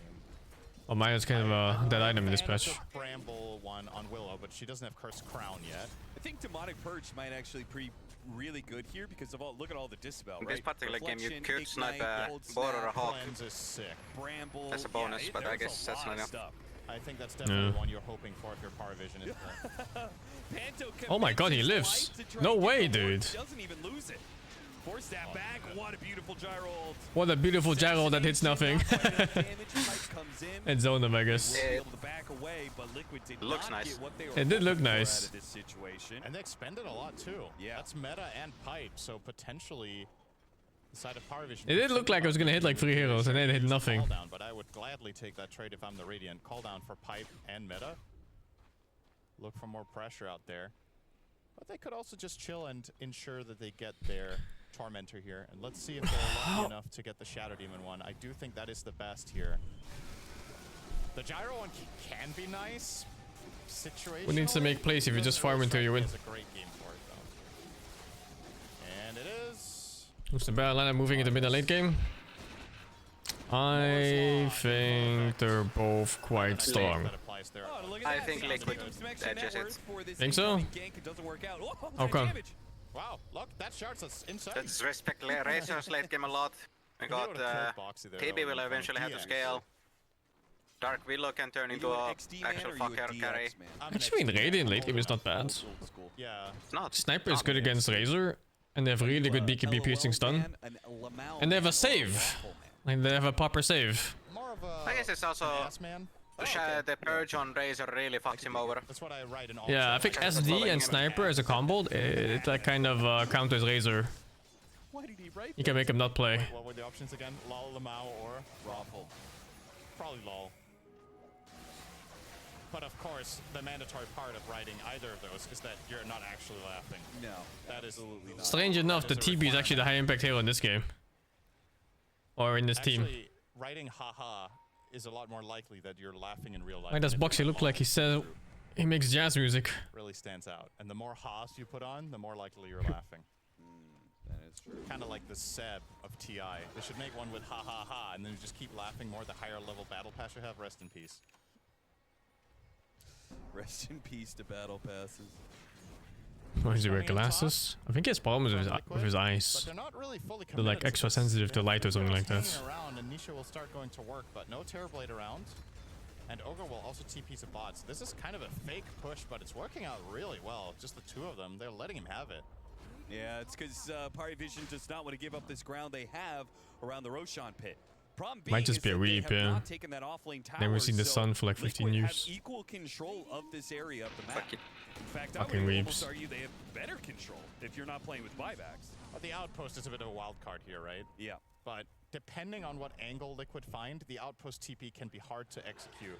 If they're coming in from the left and they get a ground, He breaks the smoke straight up Oh the my goes for the god. Shadow Realm. He wants to get the vision to Mickey, and Mickey finds his mark. He managed to get the zap onto Chrysalis with his BKB. Nice the full save. commitment. Disruption's gonna buy a little bit of And time. he's still but dead. Chrysalis He doesn't have still BKB. stuck here. Oh, A lot of actually? damage. This damage is Okay, so now he's slow. dead. Eventually they get there, but Mickey almost dies for it. Sniper is such a big kill at this stage of the game. And the ignite. Oh, Nisha not heads quite. up. He stays alive for now. Nine Class is hoping to be able to catch him. He came in No, through he's the gonna side. do HP! Oh my god, that was close. Had even more on another hero. They took down 3. Now an assassination. Looks like no one in Panto. The long-range damage dealers came in and cleaned house. Nisha still playing for this one. Hit an EMP onto no one. And DM, they'll try and slow him down as well. Nice tornado, catching both of them. The Hawk hits the Invoker. Now the assassination is well nice. or dead in the end on the side of Liquid. Not necessarily the That was a outcome 3-hitting that sniper for like 80 seconds in that fight. Alchemist running in and getting full on drained by Razor, but look He's at gonna be that so damage strong next item. completely unaccounted for. And still, despite being linked, Chrysalis' damage not bad. You know, a lot of this is just Radiance, just sitting around and surviving for so long and getting disrupted. Yep. I really like the way they structured that fight on the side of Parvision and handling the trouble that they were in. So, well, I do believe Liquid will learn from that one. I think you gotta go on the sniper, not the alchemist. yeah, I mean, it's kind of a damn it if you do, damn it if you don't, right? I think you have to get the link on the Alch, because are you really gonna find Sniper right now? Not so sure. Also highlighted there by the observers. Look at Shadow Demon's level. He's level 14. Oh yeah, he And now he has a Blink Dagger coming in. This might be Panto's best game of the tournament. He might have gotten solo experience on like that Invoker kill. You know, Yeah. Oh, that sniper's really far up. Blink Dagger soon. Spots Chrysalis. Doesn't throw out the Terrorize. Now does. Nice sidestep. But Boxy, no one's in range and blinked in. There's the assassination. Lucy. So Parivision find a pick off on Liquid's side of the map now with the Aegis they're already rocking. This should be a guaranteed tier 2, right? Yeah, that's what I was thinking. Well, they're kind of somewhat splitting off. They're letting no one. Okay, they were just covering the bottom side, but they will return. Still, Beastmaster is showing mid. And Liquid's kind of defending. They don't have the Razor, but they still have 3 heroes here. Hello? Hello? Chicken. Hello. Hello? You're missing a pretty good game. Hello? Hello? Greetings. Well, Paravision commit or not, trying to cut the wave here. Salutations. From Nisha. What and am I will actually missing? be successful in buying like 5 seconds there. Super high skill game. It's pretty close to still. Does this feel like a fight to take? I'm not sure if I'm Is it convinced that Liquid should be defending offlane? this tower Yeah. necessarily. This TP offlane was super good. Has he had impact so far? Yeah, really. He destroyed his lane and he rotated to his own safe lane, killed it too. Yep. And he's team fighting pretty well. Feels good, man. Yeah. Parvision aren't Impact truly plus? committing to the Yeah. fight yet. Now It's they a nice will. game too for TB, because you can copy the AUK and you can copy the Beastmaster. And this time there's a glyph. They are buying so much time, actually. Seriously. Parvision have been here for a full minute, and they've barely scratched the surface of this tower, now finally getting started. And once they get to it, they'll get it. But I would say mission accomplished for Liquid under those circumstances. Buying that much time with 3 heroes is pretty good. Yeah, they're like, guys, it was just a prank. We were never defending at all. And now maybe they're on the hunt because they think they'll split off, and they'll be right in that. Yep, they're going to find a gyrocopter isolated. Now the rest of the team is going to be coming in. So Liquid got the kill. Invoker won that matchup. They're really... But not by much, it was very even. But But he had like 7 more D-Knights or something like that. Roar, sure, he does have Blink. If they hit him with anything and get the Demonic Purge on, they can just reserve the Roar for the TP out, right? Yeah. So if Alk got the initiation in before Static Link comes off, I do think there is a kill there. With I guess I feel like they had guaranteed kills. They go north. Yeah. Right? And instead they opt to run across the map to try and catch Mickey. I don't know. It just feels like Party Vision is strong, but they're not using that strength. I would really like them to put the Aegis to use in some way. That would be a good look. Well, they're going to stay on the offensive here and perhaps more decisively take down this mid-tier 2 tower. And Liquid are going to dodge and push top.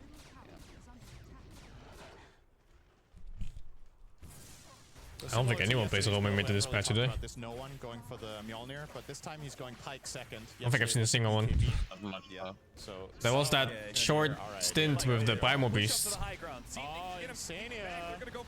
And that was mostly Chinese teams too. To get this kill, though, the missile finishes them off. No immediate punish from Liquid. They TP in a bit too late to get any damage, really. Chrysalis takes a bit, but of course he has Chemical Rage, so he'll regen back up pretty nicely. Still has 50 seconds left on the Aegis. Insania has been pretty shameless this game. So that is going to be a tier 3 down. The Evoker's still trying to push this tier 2 at the top lane and take the Wisdom Rune. I find that when people play Ogre, it's like their IQ just goes down too. Like positioning. Yeah, it's like positioning and strategy and everything just goes away. This is me Ogre, me hit, me stand in front. Good strategy. Well, much smart. There's going to be a bit of a disengage. They want to catch no one, but no one is 4 steps away. And now Mickey's BKB is gone and he's low HP with assassination hitting him as well. Chrysalis can't quite commit to the kill. With his Aegis expiring in just a second here, Mickey is going to be allowed to leave. How much is this gyro shard actually doing? We were talking about the SD one being the one you wanted, but I'm getting second thoughts. Like 9 classes damage output in these fights, those missiles really, really valuable. We'll be looking to try to invade and steal the enemy wisdom, and he'd be right. It's still there, minute 29. Wow. And oh my god. Lose their own. Yeah, I didn't go for it. I thought Nisha was sticking around for that reason. You forgot to look at the clock. Yeah. They forgot. Well, they lose Stolen wisdom. They forgot. Yep. It's a very close game still. 7k at 30 minutes is nothing. It feels like it's been a while Yeah, since that's an alchemy stacks only, really. Yeah. The trades that they're getting are not really favorable overall. Who's winning this one? Sure, they I don't know. the top as long as they could, but okay, this would be Harry Vision is looking better in fights. Got him surrounded. But where can he hop to? They just lost their mid hero. And Grenade can get him some distance. Or did they? Did they? The Invoker on the high ground trying to put damage onto no one. Oh, he's gonna die of a cringe. Heart attack. No. No cringe. I thought he was still poisoned. Moment indeed, instead of a kill Lives from peak supports. Deaths on Liquid. They lost their mid hero, but they lost their character. Cry some more. They didn't even lose their mid, he survived.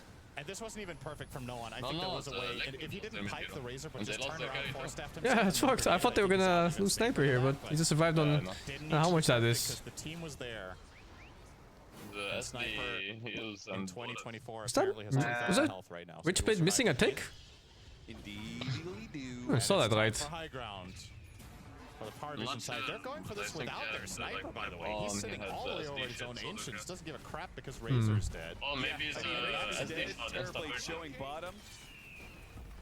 They're saying Liquid, they want to stall out this game. Let's not let them do that.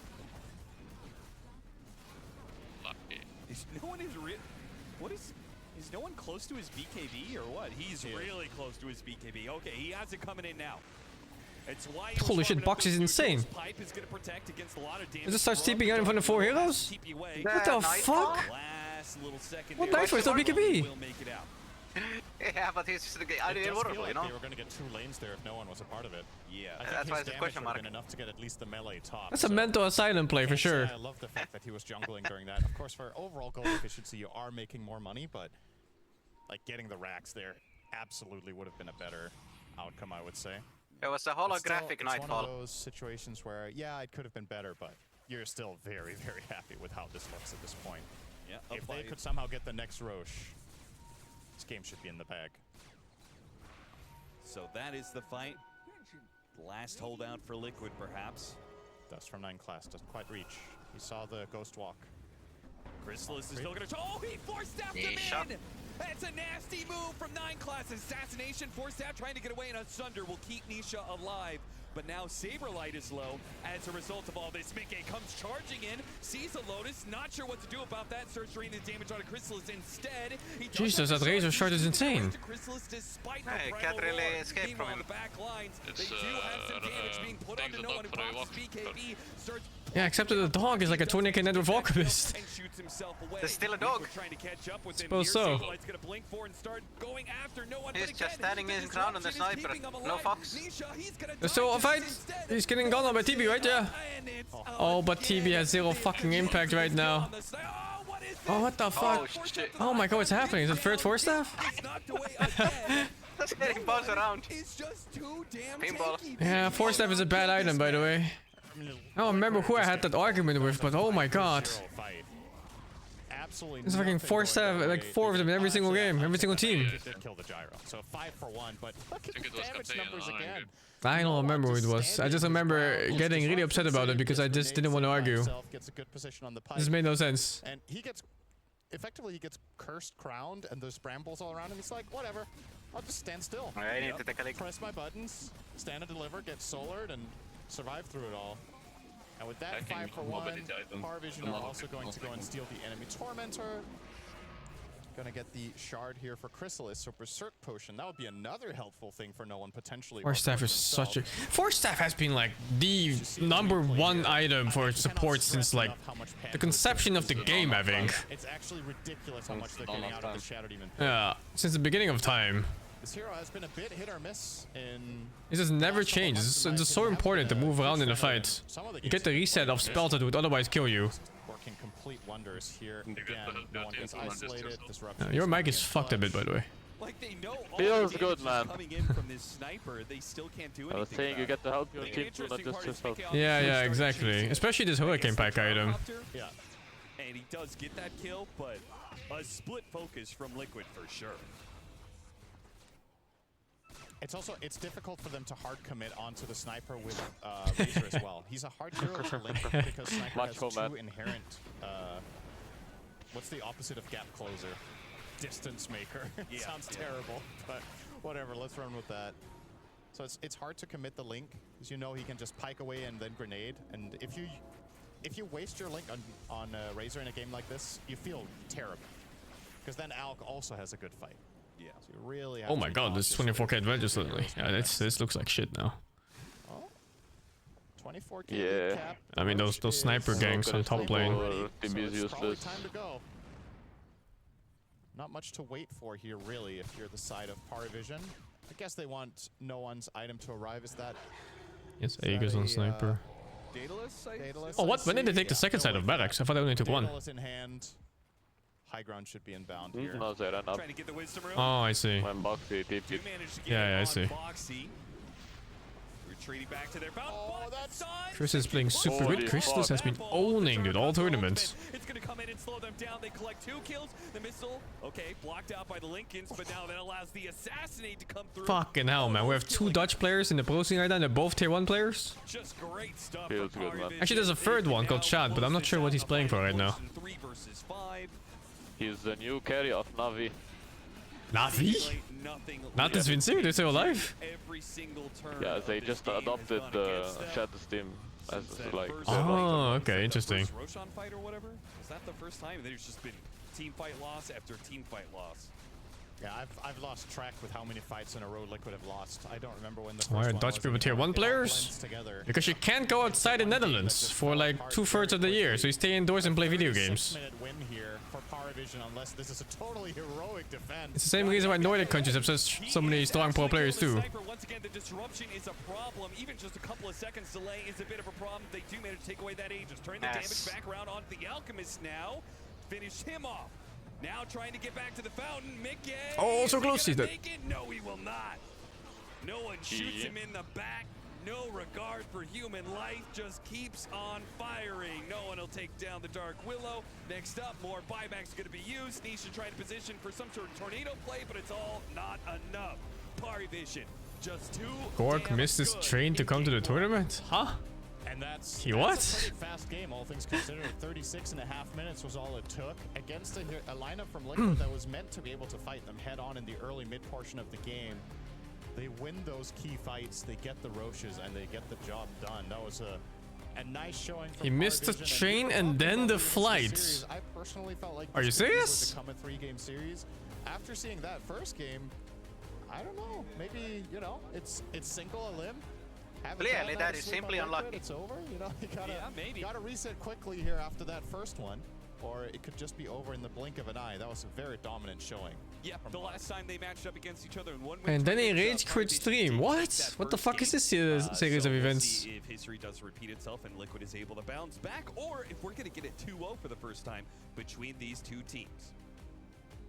We'll see exactly how that one does play out, but for now we know how game one ended up. It went in favor there of Parry Vision. It was fantastic showing for them as well. You know, you come in here, you're not really sure what Liquid has been preparing. That sounds unlucky. Those 2 days, you're like, they could have been coming up with something we weren't prepared for. Ship has been wearing 3 different anime shirts.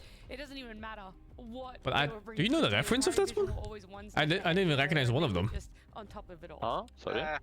I'll look when I see it again. Literally from laning. I will say The t-shirt or the sweater. It definitely wasn't new and outside the box. I didn't see. No. Yeah, just check the girl in the middle. Yesterday. The only thing that was different was what the supports, right? Yeah, in the mid laner, but you know the core concept of like just picking this Terrorblade early, rounding it out with. What the fuck was that picture? Holy dude. Parry Vision did that like arguably twice yesterday, right? And I think Liquid tried to stop that strategy from happening by block picking it, and this is always the risk of block picking, right? You have to be able to play the things that you're block picking, and they unfortunately did not make this look very good at all. That T-Bus actually used his best laning first. After 10 minutes. STALKER is a super versatile player with his hero pool, but this felt rough. It felt like they weren't able to bring as many heroes to things as they would maybe do in different drafts. I want this know early on they were rotating a lot of heroes to the mid lane. I think there was like 4 heroes mid at 8 minutes, including the Terrorblade, which was like cool and nice to see. But to be honest, on my resolution, I can't see shit. We see like, what the fuck? Here comes Razor and Invoker together trying to kill a hero, and they just there's no one else with them. They aren't able Sure looks like he's out there to fucking gather money, and if they don't pay, he breaks their kneecaps. Holy shit, dude. So it feels like with other drafts they've had, they're able to connect I had no idea. more people. Yeah. It did feel like it was an uncharacteristically rough mid lane matchup as well for Nisha. Feel like Nisha's always been a shining light for Liquid. We've always said that he's been one of the best players mechanically. Oh, some Soul Eater. I've never watched Soul Eater. Giving away first blood early, it was just rough for him. Never heard of Soul Eater. I think it has video games, or maybe I'm thinking of the wrong thing. Not sure. And no one was also playing Sniper as a hero you just can't. Oh, I am okay. So the odds are literally no answers. The odds are stacked against him as far as the lane matchup goes. Yeah. I do think Liquid made some good rotations. Honestly, Saberlight on his Terrorblade made. Oh, I'm thinking of God Eater. Yeah, that's what I'm thinking of. Beast in the lane. So I don't even think Saberlight played that poorly on this Terrorblade. I just think this draft as a whole is not really easy to execute. You have to hit certain timings to really make it work. I feel like Mickey on the Razor, like, it was not the best Razor game, let's be honest here, and maybe they forgot about the Sniper. Early days you could go 4-staff faces with, yeah, but that was the different 4-staff build-up. It had the quarter-staff, so it gave damage. It was really good on intel specifically. Like Furious and stuff made it every game. And deals no one later on in the game. And it was a last pick Sniper. Like, we have to see that it was picked in the most favorable. It's not like, you know, it was picked second and then they had time to answer it. They didn't have time to answer it within the draft. It had to be down to execution. There was no time. It was Back unable to even with the 30 months. TZ figured 22, Tactical Time Lord figured 41. Magic Potato figured 34. Quick question, do I delete games after I finished them? I do, actually. I mean, that's just how I manage PC storage. Just like this fucking game. I'm not gonna look at this game for at least like 2 years or something. And I'm uninstalling it right now. In these fights, I'm boot up. Thank you for the 93. Isn't threatened by an offlaner that can get and stick on him. He has that pike when someone like Razor is able to link him to get back. You have a Shadow Demon also backing. That was just such a bad game towards the end, man. Moves are less effective when Shadow Demon's able to buy something. I finished it, yeah. I got the S.T.A.L.K.E.R ending. Your mobile Razor is struggling against SD. your sniper is able to get away, and then you just have no clothes, and he's just able to peep away and just kill everyone. Why is the middle woman There was a underdressed? specific moment as well. Probably because they don't have a dress code. That Terrorblade off lane be a little bit lackluster. I think you can simply assume that Fear decided to show up like this because he wanted to. And why not, right? Looks fucking great. But there was a very specific moment. It was down that mid lane where. Although I'm kind of scared. Like if he looks my direction, he's gonna break my legs or some shit. That this Terrorblade had where. You wanted more from him. You wanted a little bit extra coming out in a team fight. All right, so this clip, I saw it. It's not like a massive thing, but it's just he TP's in and Invoker's being gone on, and the extent of his contribution is, okay, I save your life, I sunder you, I give you. Oh, I'm not centered on my cam. He just has to walk I think I moved it around a few times. Terrorblade doesn't offer anything outside of a pipe and a sunder. And then it's like, okay, well, he doesn't have a stun. He no longer has health to go in and use himself as a body. I'm too lazy to center it. Right, there's no real amount of damage coming from an offlane Terrorblade due to the way he itemizes. It's just there are people who show up in t-shirts and shirts. I think Synderen often does that. He is not a very effective. Wasn't Synderen that Heathen with the sandals and socks? Kind of comes back online. Like the shorts, sandals, and socks, and then a t-shirt, a polo, whatever. If you're behind, that's when. Right, I think the problem. I don't remember it was him or not. A good example of it as well was the fact that you don't want to be retreating with a Terrorblade on your team. You want to be using that Sunder. That's ice. Yeah, maybe I remember the wrong guy. Sunder your carry who's getting low. And he's like, oh, I can turn and now I can kill him. But that situation, he's using it very defensively. He's Danish. This is how Danish people work. It's unlucky. Sunder to save someone to run away, you're probably going to lose because now you have. No, I don't think it matters what you really wear in these kind of things, unless they specifically tell you have a dress code. But I do want to flip it on the other end here. That at Perivision, they played amazingly well. I think a lot of the success that they did have obviously came from the sniper. That was very obvious from just the scoreline and the damage he did, but the Gyrocopter.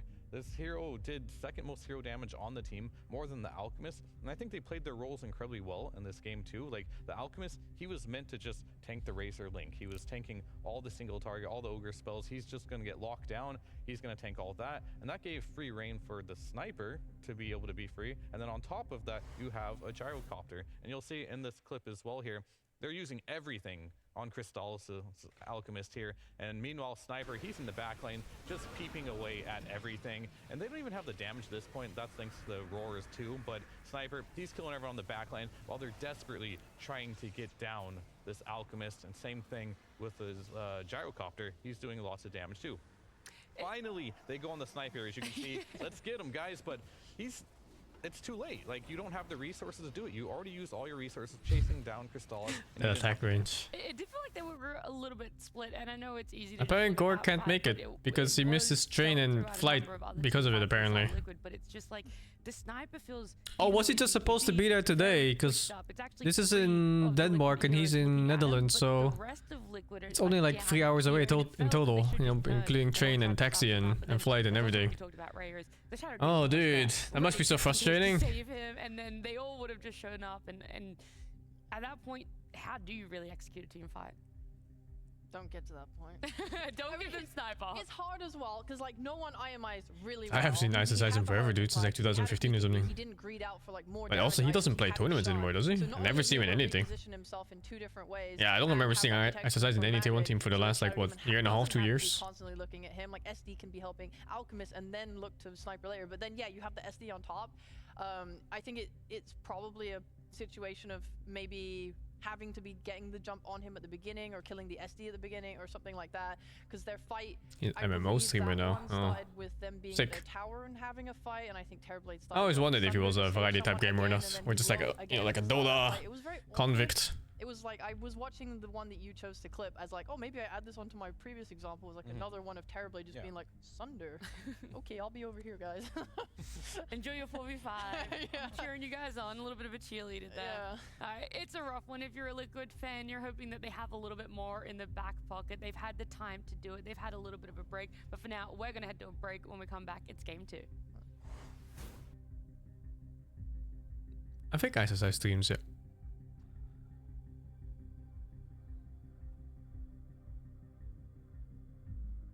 Am I staying up for period 2? Yeah, I am.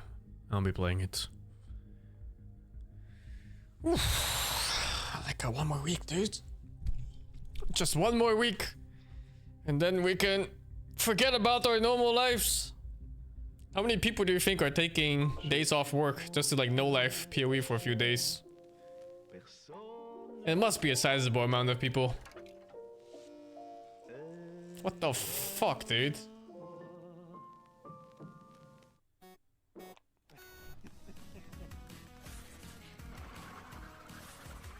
Yeah, that's one of the most cursed ads on Twitch for Netherlands. All Middle Earth knows of the War of the Ring. But 200 years before that, there was an older tale. It's time. You have to break your leg to get a leave? Oh, just give me 5 minutes, dude. 5 minutes and a hammer. You're gonna play PoE on the 6th.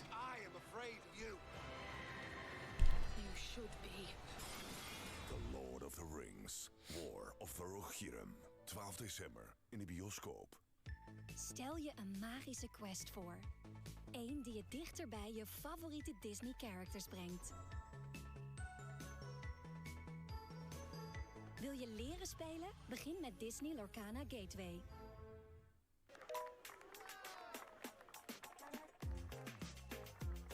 What is this comment? Why are the women doing stuff in the Lord of the Rings story? There's a lot of women in Lord of the Rings story. Huh? Meer data nodig dan je denkt. Het kan ook zo.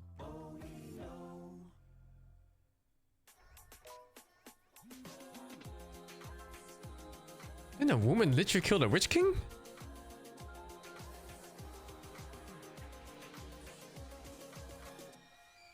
Unlimited van Odido. Want soms heb je meer data nodig dan je denkt. Nog even over giveaway december bij Mackie. Check dit! Kun je allemaal scoren. Hoe dan? Giveaway Island. In de app. En elke dag weer een nieuwe lekkere deal. Is my Dutch better than English? No, my English is better than my Dutch these days. Although my English vocabulary misses random words. Because they're just like some words you just don't really use, you know? When you play games. I remember when me and Gork were talking about this word that was part of a pun. And I don't remember what the pun was, but the word was ajar. And both of us never heard of the word ajar before. And apparently it meant like a door is like slightly open or some shit. And it's just like, how the fuck were we ever supposed to know that? Like, who the fuck uses that? Om sneller te kunnen vinden. Nederland komt verder. But apparently it's a common word, you know? And we just didn't know it. Wat niet gevonden wil worden. Nederland komt verder. Door de douane. Introducing Gillette Labs. People use it? Yeah, but not if you're not growing up in an English-speaking country.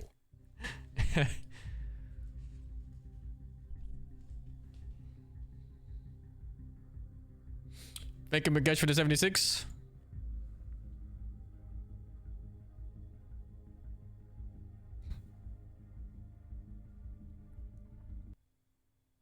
Ah, Kalle. How do you say a door is slightly open? You say it's slightly open.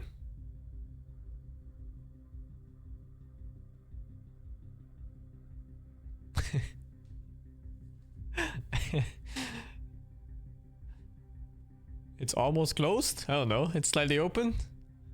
There's a gap?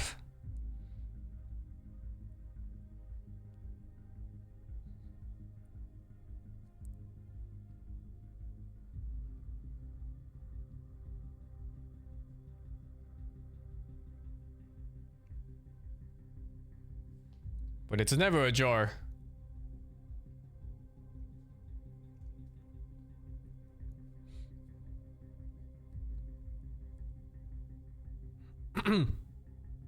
Ah, look, they're shaking hands. We stopped Gork from coming. Good job, guys. We did it. Sabotage the fucking train. Fucking knew it. It was a conspiracy.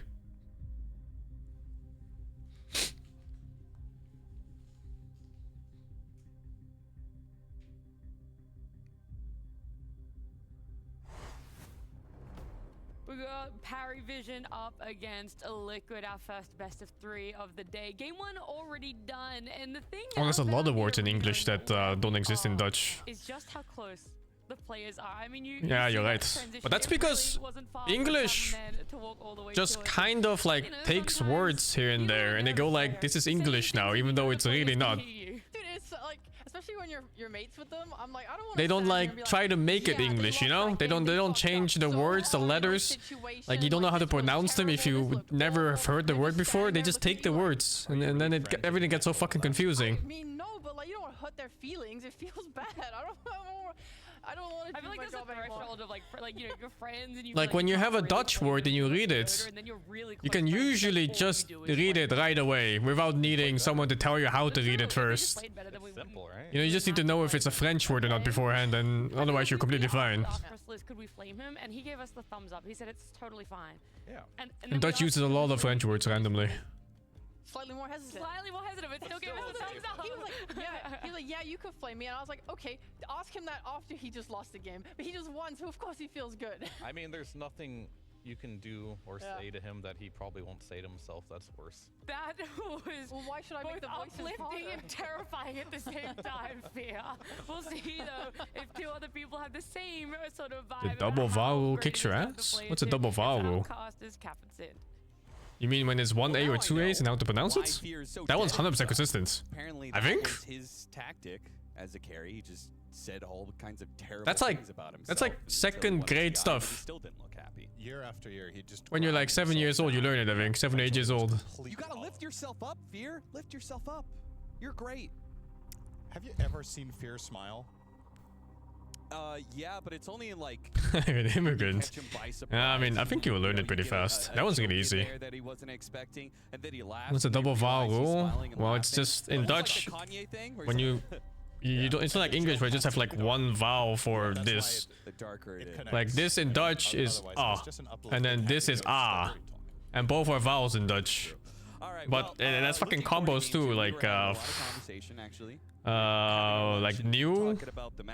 There's like 3 different vowels combined into one, and then like other random ones like this is eh, this is a, and you have to just know. But they're really easy. Like once you get used to them, they're consistent throughout all of the language. I think we're on the same page that compared to say Dota 3 or 4 years ago, that information is not as valuable because outdrafts don't happen at the same scale. The hero pools are deep enough, the heroes are more similar in terms of their archetype and the way you itemize, etc. So I agree. I think but I don't know what they're called in English. But they're like giga fucking combo vowels. That doesn't mean that you want to sandbag the groups, because there's the guaranteed higher placement is already valuable, and for sure, if you're good enough, you're gonna win anyway.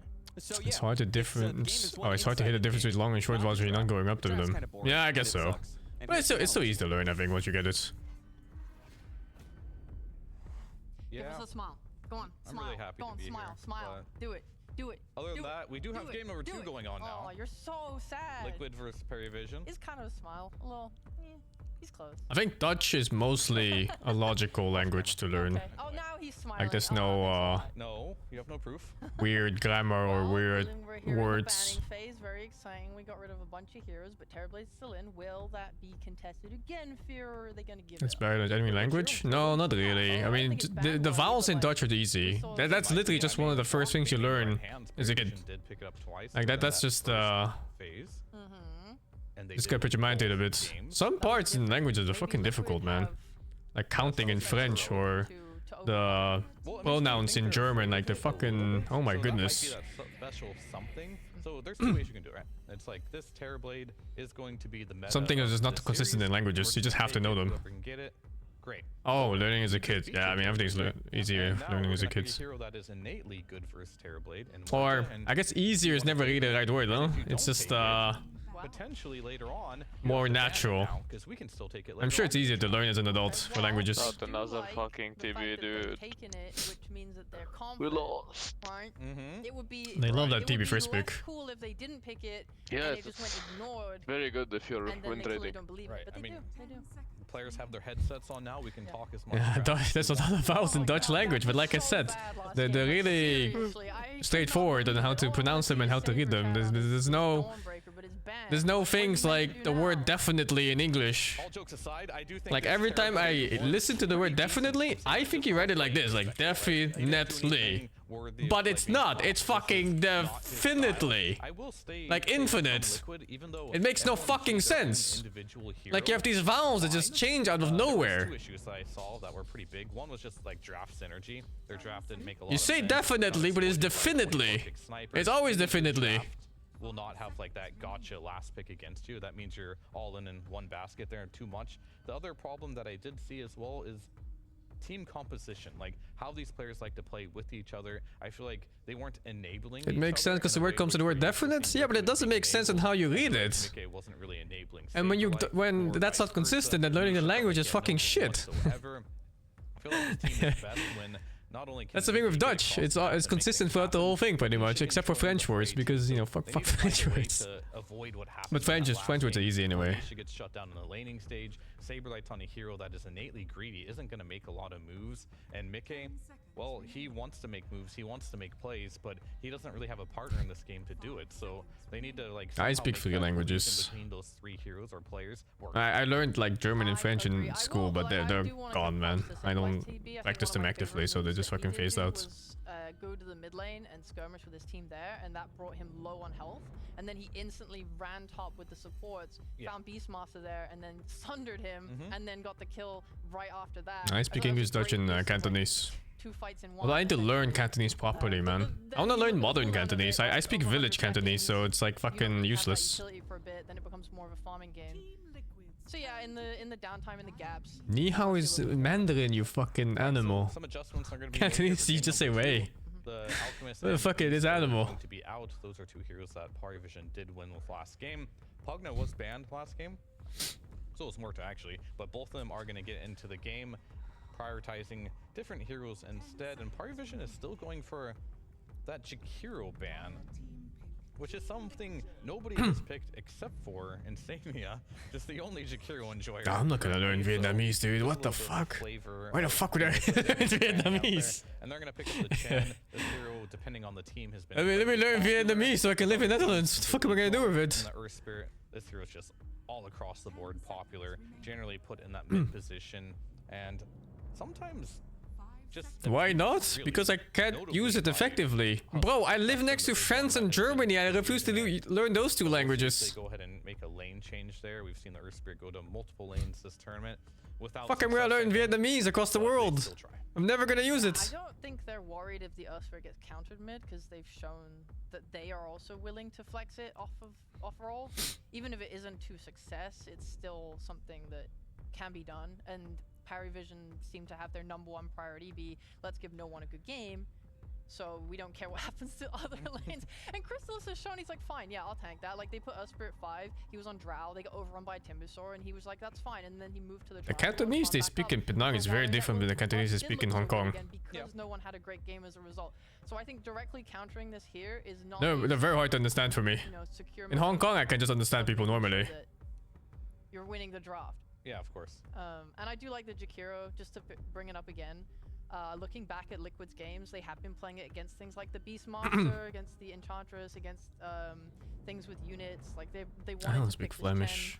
I really like them taking it out just to kind of make their lives easier.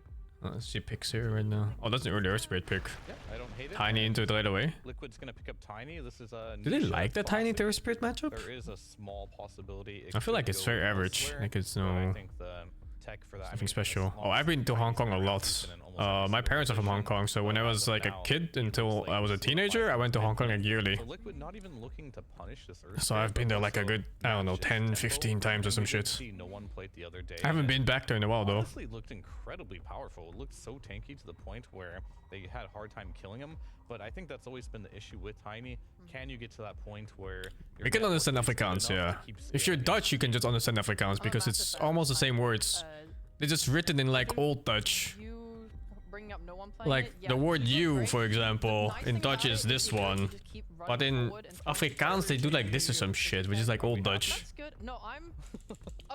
It's like really random words that never really got modernized. I might be a little biased, but I mean, how deep are we going down the hole here? I mean, the word Afrikaans is literally just Can we have African in Dutch. Or Chinese, you know what I mean? I was happy. This is what I was about to say with the tiny. I'm like, okay, cool. They're gonna be aggressive. You're playing as a Chen. Why are they connected? I got colonized to shit, dude. Squishy and want to be playing backline with their saves, and damage. The whole German, Belgium, France, But now you have no one to the times when they went to Africa and they just, you know, they just drew straight lines to divide the countries. They got fucked over like crazy, man. Forced them to learn the language and everything. Why would they learn African to teach them how to work when they could just learn your language instead? You have no follow-up for your tiny right now other than Ah, yeah, African just love the sound of Dutch language, of course. Of course. Okay. I mean, that hero is good versus Doom throughout the game and in the lane, but that's why they changed the whole national language to it. Carry, and Terrorblade hard counters Razor as a carry, so. But they're not too worried about that. Razor pick. I think for Liquid here, I think Mickey has to go through a transformation, essentially. Like, in my eyes, at TI, for example, he was the best carry at TI. Because the meta allowed him to be. Game 1 was pretty good in this. Heroes, semi-carries. They're both very strong teams. I think he's going to have to start suiting into, like, this different type of carry. These Terrorblades that are popular, Morphling, Dragonite, Alchemist. These are the I know the Vietnamese speak French? Gee, I don't know. I guess France is just a bit far away from Vietnam. Being like, alright, I'm gonna play the hard carry, Terrorblade. I'm gonna make it happen. You guys are gonna make space for me, Nisha. You're gonna take the backseat on this one, and this is gonna be the Terrorblade show. Are you worried about... Wait, do they speak French? Harry have this ability to get a creep? I don't fucking know, man. Walk at towers. Like, who is defending towers on Liquid right now? I'm guessing this Doom secures his lane a bit against Chen to not just be, you know, have hitting him. I don't know, but like, I don't know. Pretty sure they don't. I don't know, man. Some places I have like European languages because it got colonized in the past. And take these fights early on. You have a Terrorblade who wants to just hardcore farm the jungle for ages. Maybe he can join a tower push with Pugna mid or something, but overall I think I'm more worried about the pressure from Parry and about how much. Oh, there's not much anymore, I see. Both won on Liquid side. Oh, I'm definitely worried. Maybe the older people would speak it as well, especially because Liquid is a team that generally likes to play fast, but they've got some pretty slow heroes right now. Oh, thank you, Fisher, Valve in the 13. About the laning stage potentially as well, depending on what gets picked. I already know Razor should do fine against Doom. Boxy's hero is just, we don't know what it is, but we see a Bristleback ban, which makes me think one of these heroes potentially could be a Boxy hero. Is it the Doom? We've seen a position before. We've seen Tiny position 4 before as well. So like these could be, but they're just kind of like out of the box, not meta, not something we see a lot. And unironically, I think that Morph was a ban for potentially Boxy as well. And we've also seen Terrorblade 4 before as well in position 4. So like whole colonization era of human life must have been so fucked up, actually. They are open, but I think what Liquid's doing here is colonizing. It sounds like such a neutral word, you know? Unique and innovative if they pick a new carry here. I think personally you can run this Terrorblade as a carry. You probably should. It really sounds so neutral. This Doom. Just throw the Tiny into mid lane and just pick Boxy, a strong laner, invasion and laner here. Whether it's and subjugation, yeah, with extra steps too. Does have a good laning stage. But they're cooking, and we're gonna have a support TB, Doom, or Tiny. I think it's support TB, right? Well, TB Doom lane sounds absolutely terrible, but Boxy's the Doom. Yeah, sure. Boxy will be playing the Doom, so it's gonna be Tiny mid. I was wondering if they were gonna put the TA mid against Earth Spirit, because I know some people like that matchup. Doom can get some, you know, being able to melt strike pretty much every time he goes for an acid, chunks him hard. But no, it's still Tiny mid. They don't see anything. They don't know what we want. No, I don't think anybody knows what they wanted in this situation here. But looking at the bans of Parry Vision, maybe they did, but it's really hard to know. We'll have to see how this one goes. How can they pick Huskar? I think they just don't really want to play that matchup. Maybe Nisha doesn't play good Huskar. Maybe they don't have a flex pick in case Huskar is not good mid. I'm not sure. When it was popular. I don't really ever recall Nisha playing Huskar at all. As a whole, especially against Centaur, you can just wait for the. It's a boy Doom, yeah, possibly Doom. Press refraction. Now all of a sudden it's gonna be very difficult for him to get double edge after. Keep spamming meld strike on him. Not a very comfortable matchup whatsoever. Get a blink dagger. Razor links you. You can just blink right out. You awake? As well. So it is Are you tired already at 5 p.m? However, Ain't no way. It's not free. No, that was just a greeting. No one is, well, Okay. won't have a bad game because he is versus Anyway, why the tiny, fuck but is these offlane matchups, TP being these prioritized lineups, like I'm first very pick? scared for Sega I don't know. though. They are laning versus a Chen Razor lane with a The only thing I can see of it is that you hide other picks while having a strong laner, so you don't get destroyed in that lane. It's a TB offlane. Feels good, man. To Parry Vision hitting this timing with their They'd rather TB offlane than Doom offlane. This game... There's nothing better than looking at my offlane and seeing Doom Terror Blade on the same lane. But at least this game, he also has nothing to reflect. Alright, we'll have to see how this goes out, but for now, we have a little bit of That's a bad thing. So we can just go... It is a bad thing, it's horrible. Like, overall game plan, like, I'm kind of just gonna go But they deep Let's say the business. lanes do go well, right? We get into the mid game for both sides, right? Nobody gets destroyed. We get into like a late game situation. This is where I think like Liquid's lineup starts to get a Was lot your of country ever scrutiny colonized, because Nance? he is By going the to have French, that maybe, no? pipe, which Was your is country going ever to colonized? against them. By the French. The fucking... It's always the fucking French. Let's throw to our Oh, casters, cursing. Cap and Cinderin. Wow, that Do you know any was history of not it? What I was expecting from Alex. Thank you. That was so nice. Not much, no. Really? That's Wow. very different from all the You'd think they would teach the shit out of you in school. They do teach history and stuff, I just never get for it. Oh, I see. Privy to, but actually we all smile on camera. What I do know is, like, 2 years ago or some shit, the president of France came over It's to kind of like Lebanon, a battle royale in the green and room at every event. people begged him to colonize which us is again. why does extremely well. I mean, if the French putting a government in your place probably helps you a lot. If they did do it and put effort into it. It's better than having no government, but fucking hell, dude. Stay down. People were literally begging him to colonize us again. Ooh, a late smoke here from Jesus. Vision. We've seen this becoming quite a bit more popular as of late. The Chen has potato salad Get the words facet. out and then smoke after to try to get intel and get a first blood. Summons potatoes and tomatoes. Breaks a little bit on the Templar Assassin on the high Potato. ground now. Potato. Insania. So they're gonna have to. I thought they were gonna push. What to try and country? get the It's bottom Lebanon. 2 bounty runes. Lebanon has been in a super fucked state for a while now. Let's see. Which is more important, momentum or knowledge? Ah, this conversation we were talking about before. So we said that lately momentum, like the current era of Dota, that momentum and play and those sort of things are better Okay, than Tiny versus knowledge Earthspin win again. compared to the older Holy fuck, he beat him up. Have you seen this Potato before? revenge. Yeah, he just straight up is just going to be eating every creep that the Chen creates. Is that a really good devour though? What the so fuck? he opted not to start What did he with get? the mana burn one. He started with 18 the attack speed yellow with the tomato creep. hellbear. Wait, you can just eat that? Doom ate it It's and a then big Chen creep, just right? slammed him. 'cause Big he No, gets the attacks from potato the is death hungry. Yeah. But isn't that still like a medium creep? I thought you needed levels in Devour for that. Panto specifically, he had There's the a Satyr small one, which no. everyone does, and then he Okay, did wow. switch it over. I really thought you needed like level 2 eat for that or something. For this, what's it gonna be? And I think that is right. You know, if the Doom's gonna be eating on my The creeps, fourth I wanna get lane! something out of it. Well, you could argue, I suppose. I mean, upside you as know, well I don't is think you're they pick giving Doom him TB to lane garbage normally. ability, right? Yes. So it's a Doesn't mix. sound like I you mean, wanna so lane this aura normally in with this lane, Doom having the TB. attack speed is not Especially that against great. Razor Gets Chen of all things in the fucking game. Over to Doom, all of a sudden he has a mana burn against your Razor. Yeah, God, Well, now he man, has a creep mana burn. feels good, man. The Doom has mana burn before the Chen.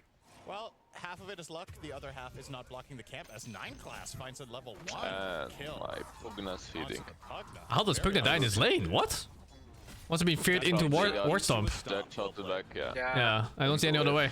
But even then, he must have been like 50% HP by the time he was dead shot. Insanely shameless. Yeah, it has to be a shameless death. Boxy will take a lot of This damage. top lane already. What the fuck? They keep killing bottom. God. Who is this? Wepas? Fucking Wepas missing kills. I was gonna ask about the draft, but the lanes are maybe just being destroyed so badly the Liquid won't I have a thought this chance. top lane was despair, but no. top lane more so than anything else. I think Doom Terrorblade just sounds straight up awful. I need to be won over in this one. I need to see what they can Okay, accomplish. Tiny is doing fine, Centaur is doing good, Razor is doing good. TB is in mode cry. The Liquid here is who is going to bring them back in the game if the What the side lane fuck? is literally Let's just support only a TB, it's Tiny. fine. There's nobody else who makes moves. The support duo is Terrorblade, Puck. It's Skriff? Fucking Skriff missing kills. Of Dota when you can run that as a support duo. Yeah. Does TB really need the creeps if he's just gonna sunder his ally? True. If you play like that, does anyone really need creeps? Do my supports ever need creeps? They just die anyway. They do, they don't, no, they do. Supports do not need creeps. They do. Trust. He is not here with the team. Right. And so I was asking about the draft, and I don't want to share too much, but I guess the one thing he said was that he This actually TB really looks liked like their he's draft, vibing. which I don't know This is how what I you would feel describe about it, as but I didn't vibing. like it, and I know our panelists didn't like it. And he says that as long as your spirit doesn't pop off, he thinks they've got I it. think Right. Why do you think that is? they saw the Like, what M1 do you yesterday, see? 2 times in a row with TB, and they deemed it worse to steal it from them, not knowing that he had zero impact. Hard to answer because we don't see it.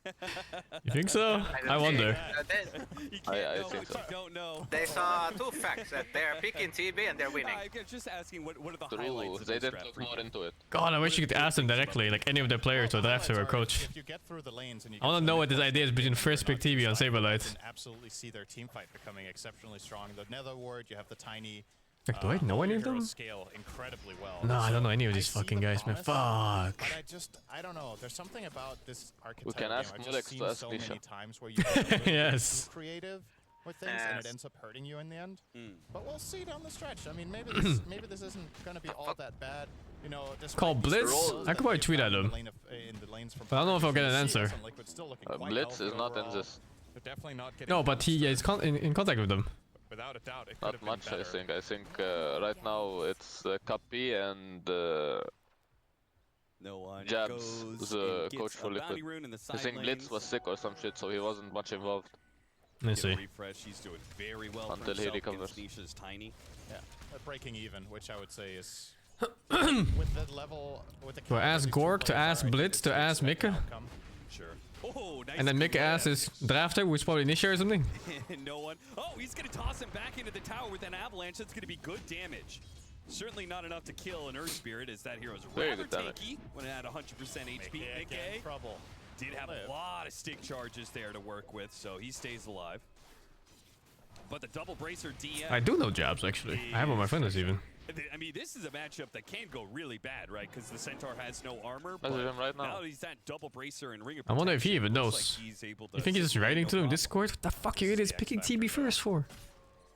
The Razor Yeah, has he such a was good on massive the top that Dota. Kanto is able He to was go on. for this He was movement. drafting with And Mickey. when they push into this tower and Mickey wants to receive Let's those see. creeps, this could cost him a lot. Yeah, he was on This camera. movement from The 9 whole class is a little fucking bit village is here. telegraphing the Chen movement, though. Yeah, He's trying so and the hard, jungle but it's too. like, Oh, so dead. So dead. Oh my god. At least you got the center of it, no? Close your eyes. Now, no one If is you here, close but your he's eyes, not level 6. nothing happened. Otherwise, this would be an easy cleanup for them. Instead, Oh, it jeez. becomes very awkward. They don't have the That's a damage weird to tiny kill the TP. heroes Tiny underneath the cancel tower, this? and it looks like Liquid is This, going like, to worth it collect for on them?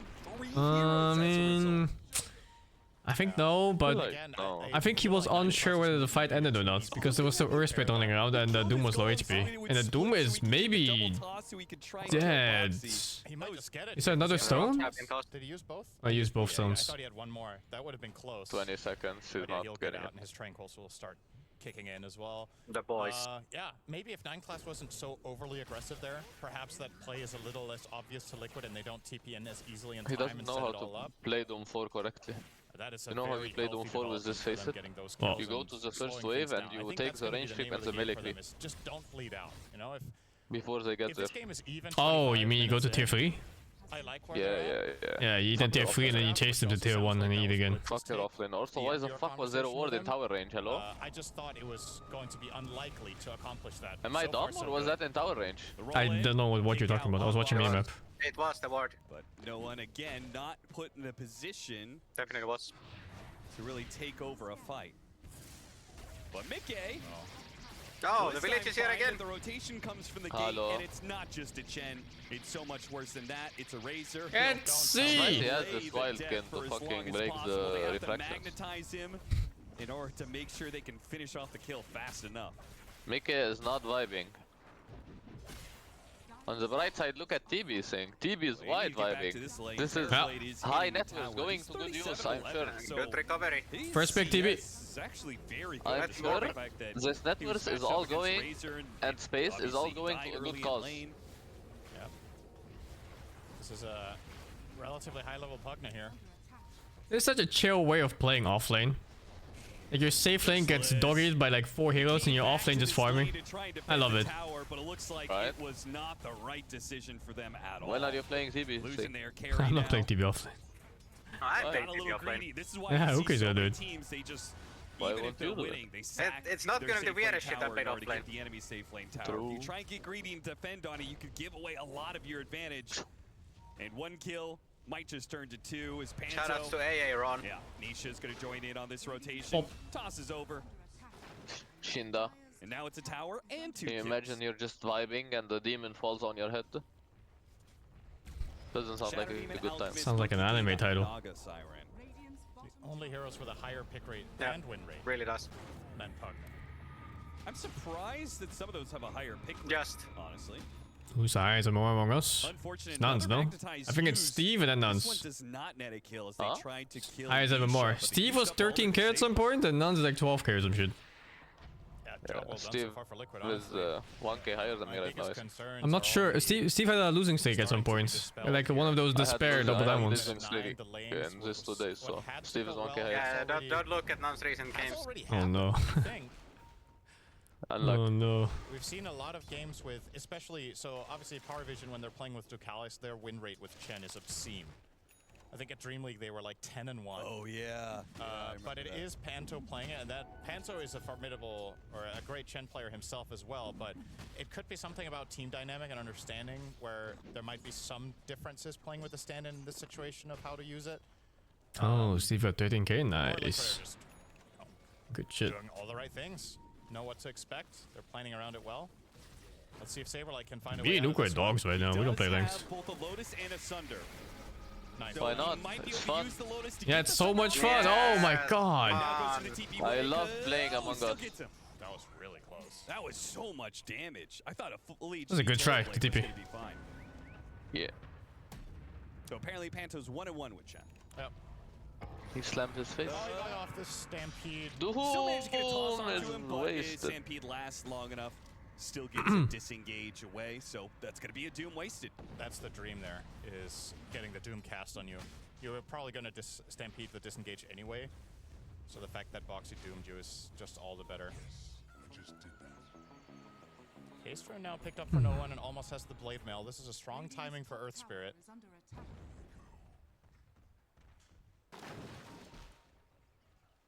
Bit of a mixed bag in terms of Blade Mail. Oh, whoa, Nisha. It's not the greatest item against Terrorblade, but it's Soul very Ring good and against finishing timing. wand before blink. Man, Night Class is just hitting some great dead Yeah. shots.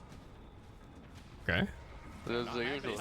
Might as well go win days too on top of this if you're gonna do this build anyway. Did not want to use the Magnetize, I guess. He had the 6 charges, certainly, to Where's Steve to force claim it the if he face wanted boots? to. I like phase boots. Yeah, animals, I like face boots too. animals buy fucking power chests because they think they're gonna do more DPS or some shit while you're only doing your burst anyway. And that in turn will free up I like Centaur and Facebook Razor too. around the map to get more in the sides.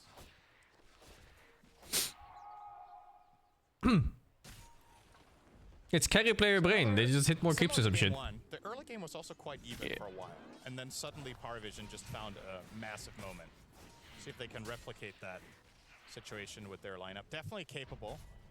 I will say Chen can be deceptive, where even when the early game doesn't necessarily go according to plan, you can hit critical mass regardless at minute 15 to 20. I feel like the hero has changed quite a bit in that sense that if you go back a couple of years, if Chen's early game was bad, you were just like, why did we pick this hero? Creeps win games. Yeah, that's why the best mid in the world, Nisha, is buying face boots.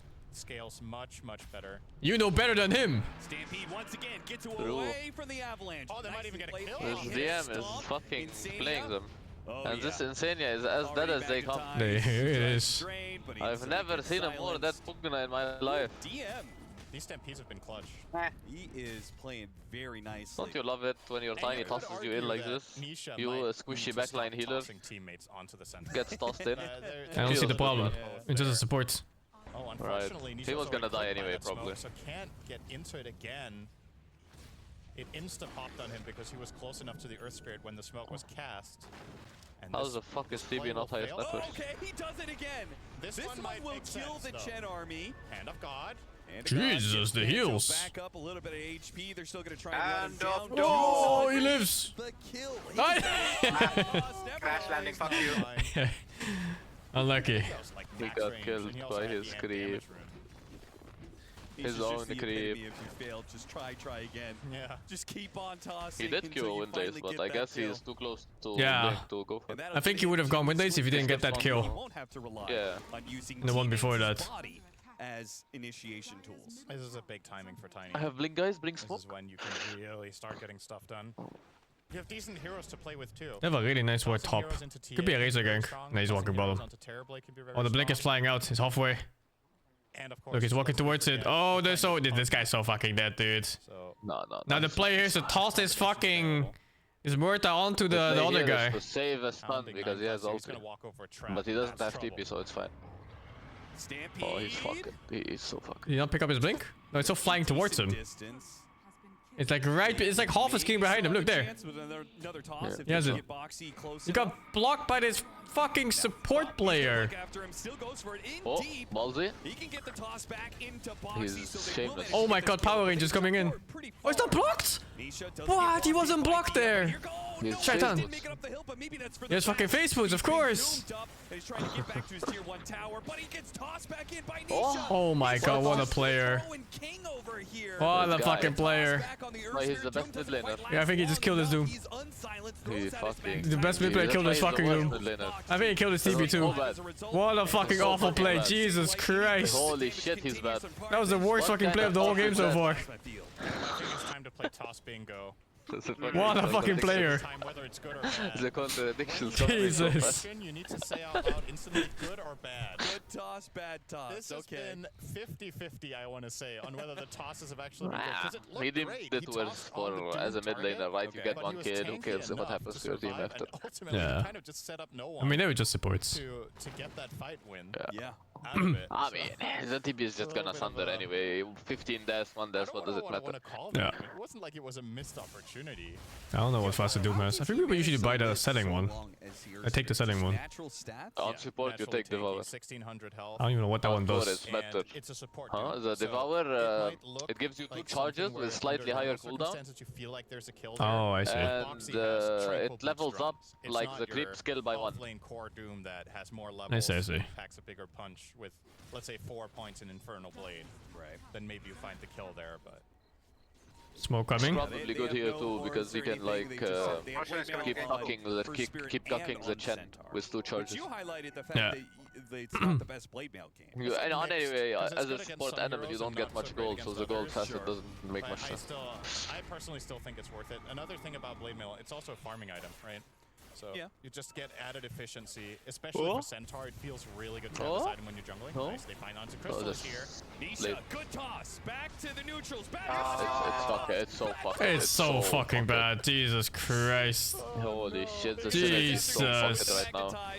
Reapplies it just in time. Holy fuck, this is spirit. Oh, it's as fucked as it ever gets. Wait, the TA's here? Oh my god. Yeah, killed the ES. I think they could have chased. Despite having a 4 versus 2, they opt to just They chill out back. Yeah, I don't know why they backed. They killed 2 already. That's 4 versus 3 at best. That's a TBTA, I don't know. They no stuns. What? Why did they call back there? The tier 1 tower up still. I think it's because the Razor had 0 mana, so no link, no Q. Nah, I guess they didn't have the overview we had of all the resources in the map. But if they saw what we saw, they would have chased for sure. Yeah, but also like the Razor probably doesn't want to chase with 0 mana. Yeah. He's the only one that does anything. Centaur doesn't do much, he just stuns. And Murta had her ulti ran out. I think we remember that tracker yesterday where you were 1-0 against me. I think we're tied with that. I think that's a 1-1. Oh my god! You only get a point if I win or lose the toss Fucking game. damage, reflection plus illusion hitting. Okay. Yeah. It's still hitting. Look. This score is gonna go crazy. And now it's just fuck it. Gets the kill on 9. Dude, that was a total free. That one doesn't even count. Come on. It's 1-1 on the toss game. Are you serious? You said. Who wins TA versus Razor late? I think it's not close. so- Razor destroys TA late. Good toss. Okay. Razor in general is a stupid hero late game. Bad toss. To be honest, that was not good farm efficiency from Nisha. Could have definitely tossed that one better. I All right, love we need a pause to pauses. settle the rules on the good toss, bad toss game. Okay. Boxy's level 9. He's got drums. He's gonna go a hurricane pike. I mean, I get what that. Fuck you don't. What are they talking Alright, about? he changed it to 4-staff. Now I'm on board. All right. Boxy had Hurricane Pike queued, but he was probably just put it there to queue the first step properly. And then split it into the small item later. It's just I do whatever you think see in the shop first. If he went Hurricane Pike and had Hurricane, all right, it's in the name. But also, that is kind of sick against Razor. That would just be the maximal like push, you know. I Get just this guy out of our face. I just can't imagine completing a pike being worth it. But I think the 4-staff purchase is very good. Making sure, because this is going to be the challenge for Mickey in this game, right? You really don't want to get linked by the Razor, but if you do, you are going to likely buy a pike yourself and have the 4-staff to see the replay here of this very questionable toss call from Capcast. Here they were so confused about how to press spells. With Nisha and Insignia. Oh dear. Yeah. They almost How I would play that, I would toss the Razor into Pugna and then hope he dies from that. So much worse for Liquid. But he was like hesitant or something, I'm not sure. Somewhat stabilized. He also tossed the Razor on a creep next to Pugna. 163 last So the hit Q at didn't hit. 15 minutes. Oh, yeah, okay. Players with 40 So long a late game Liquid or the other team? average is 6. I think Paravision might be a bit stronger because of Doom, but it's a support Doom. in this category. That is, No, I think Liquid might be stronger. To be honestly, right? Because Mickey is a very active carry, and Satanic. I think Liquid has better is like that stunts fully and a dedicated better late game for Razor. 4 protect 1. It's only if maybe this Doom gets super rich, then they could be better. But it's so hard. Like this guy's a support, and support players do not value their lives, and every time you die you don't get money. It's a concept support players never understand. They have like 15 deaths each. That's also true. No, this is good. Some of the times that certain other Because Doom, when he devour, you know, even if he dies, he's getting money. Off-brand game once in a while. He doesn't know that. Satanic has just been playing. Support players never took finance class. Terrorblade. Yeah. You know, very Sven, stereotypical. Have you ever had finance class, Nuns? Hit mini creeps carries. No. See? Are we going to do Roshan on the dive side for Liquid? Because they have the hero for it, right? They have TA with a Desolator. Thank you, production. Wait, I got 2. There was 2. Oh, come on. All right, whatever. I'll take it. That's fine. I'm a comeback gamer. Taking it in stride despite being scammed. I can appreciate that. Don't you think this DB should just buy Acer Lens and Blink? I don't think so. I think it's too... No. It's too risky? We're too Even more close useless for than... good timing as well. What do you mean? He enables his Thunder. Really bare fruit here for Boxy. DM will get the TP out. The Centaur is getting doomed quite often. And quite often it's not doing anything. Bad toss! Avalanche goes down. Repline trying to save Sucker. him, and the heals are not going to be enough. No sucker. Oh! On his skin. And then he dies instead. Oh my god. And he still dies anyway. Who is still going to be a corpse at the end of his right? Oh no, he's fine, he's He's fine! walking away. He's going to blink out. The center's Bro, show me the tiny, fuck this guy! They're still chasing him! Centaur blinked after me, blinked out! He got cancelled by that shot. He's dead. He's trying to finish him off, but Mickey, what was that final hit? It wasn't a Chrysalis at all. Now he's trying Bro, to he get some TP'd side out play. and got cancelled by a dead shot. But why would we need to see that? Put the Fucking creeps hell. in Mickey's range and gave him My an TV's opportunity impact to feels side good, blade man. Splash the carry. And that was important because Liquid got something. First pick. That went horribly wrong until that point. Don't you guys fucking worry. Liquid is gonna come back to the airport. What? This is Are they it. saying the tosses in total in this game? Not my prediction tosses. That's certainly not it. But you know what? You think they're actually whatever numbers they put up, as long as they're against you, I think they're right. Do you think Nisha's actually had 7 bad Mickey will tosses? carry this for sure. I don't know. That's the thing. This tournament has no lower bracket now. That it's up to interpretation. But it's weird. There's like 3 upper brackets instead. That Tiny Airlines is a good Yeah, all dev and there's like 3 upper brackets. Anyway, and you're saving everyone's time. So if you interpret it that way, but even the upper brackets are dev. Yeah. Yes, you're. But you skip round, so it's kind of an upper bracket. Tiny Airlines. I think it's always a bad toss. Oh, hang on. Are they going to do anything with this? No. Would have been a little bit crazy to try that without no one nearby. Yeah. I think there's a downside to it too, because you play so much less games. You don't, you don't stay warmed up for the tournament. Like what the fuck, dude? The last teams to play, they're just chilling for like fucking what, 3 days, 4 days? Yeah, it's like 3 or 4 days. And the other guys are playing for their lives, every single one of them. If you keep winning them, you're gonna level up so much as a team. The Templar assassin, he may not die as quick as Liquid's hoping. You just hope that the people that started out, they get knocked out early. It depends what you value, I think, comfort or momentum. Always momentum. Always momentum. It all adds up. Makes sense. But most importantly, if you can become the I think staying warm is so important. That's the dream. He wants to tank. He wants to get down to quarter health with Blade. I mean, they're still probably screaming and shit. It's not like they're not playing, but you know. I mean, nothing compares to LAN games. All that armor. And then add on top of that, he also has the Chen heal that's going to come in with the extra regen and such. He's still running the safety bubble. I wonder, he probably just That would suck actually. Like, chill for like 5 days and then you can't play your first LAN match, you're out in 2-0. Yeah, and then you're playing like against these dudes who've been trying to fight for their lives for 5 days straight. Like Parivision was from the lowest bracket, no? Yeah, and now they're beating another team. They're kicking another team out. Imagine facing this team right now with maximum momentum. They're gonna fuck. Assuming they win, of course. I mean, Boxy's paid, so, you know. Mickey pops out of the pit, but Boxy's already dead. Oh, this is looking real bad now. No one rolls TB impact! Toss. There you have the centaur toss. Bad toss. Boxy, meanwhile, not this fight, not this fight. Onto the Earth Spirit. They're going to try and fight for this one. They life drain him. They're trying Sucker. to finish him off, but this Earth Spirit TP out, fuck it? I don't really TP. Oh, it's fucking Ogre, dude. It's Ogre. There was impact when his body hit the ground. True. And won't even be able to contest it potentially. He also died to random AoE and didn't even like tank a significant spell. This should not feels good, man. If he gets another rally cast off. TB damage is the second lowest in the fight. The lowest is Chen. Boxy's game is in the dump. Feels good, man. My offlane. You run this lower damage than fucking Chen. Doom, and so far in this game, you have not made it look good. I have to say. No. Multiple deaths has had a couple of dooms that felt inconsequential. At least they did deny the TB pick from Parivision, right? It's good. Nice kill. Oh, this is so awkward. How do you play this? Do you just fight? Do you run? Do you TP? Centaur's TPing in. He's gonna rejoin the fight soon. Razor's Aegis, right? Yeah, Razor's Aegis. Aegis, but no one's dead. Does the ulti stay? No. That's unlucky then. Panto and DM are here to try and help out. Do you fight this? Do you run? They're fighting. 0 mana Tiny, 0 mana TA.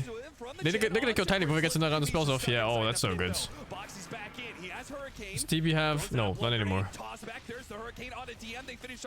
Shen is fucked. This yeah. Oh, nice comeback there by Liquid. Yeah. Very nice recovery.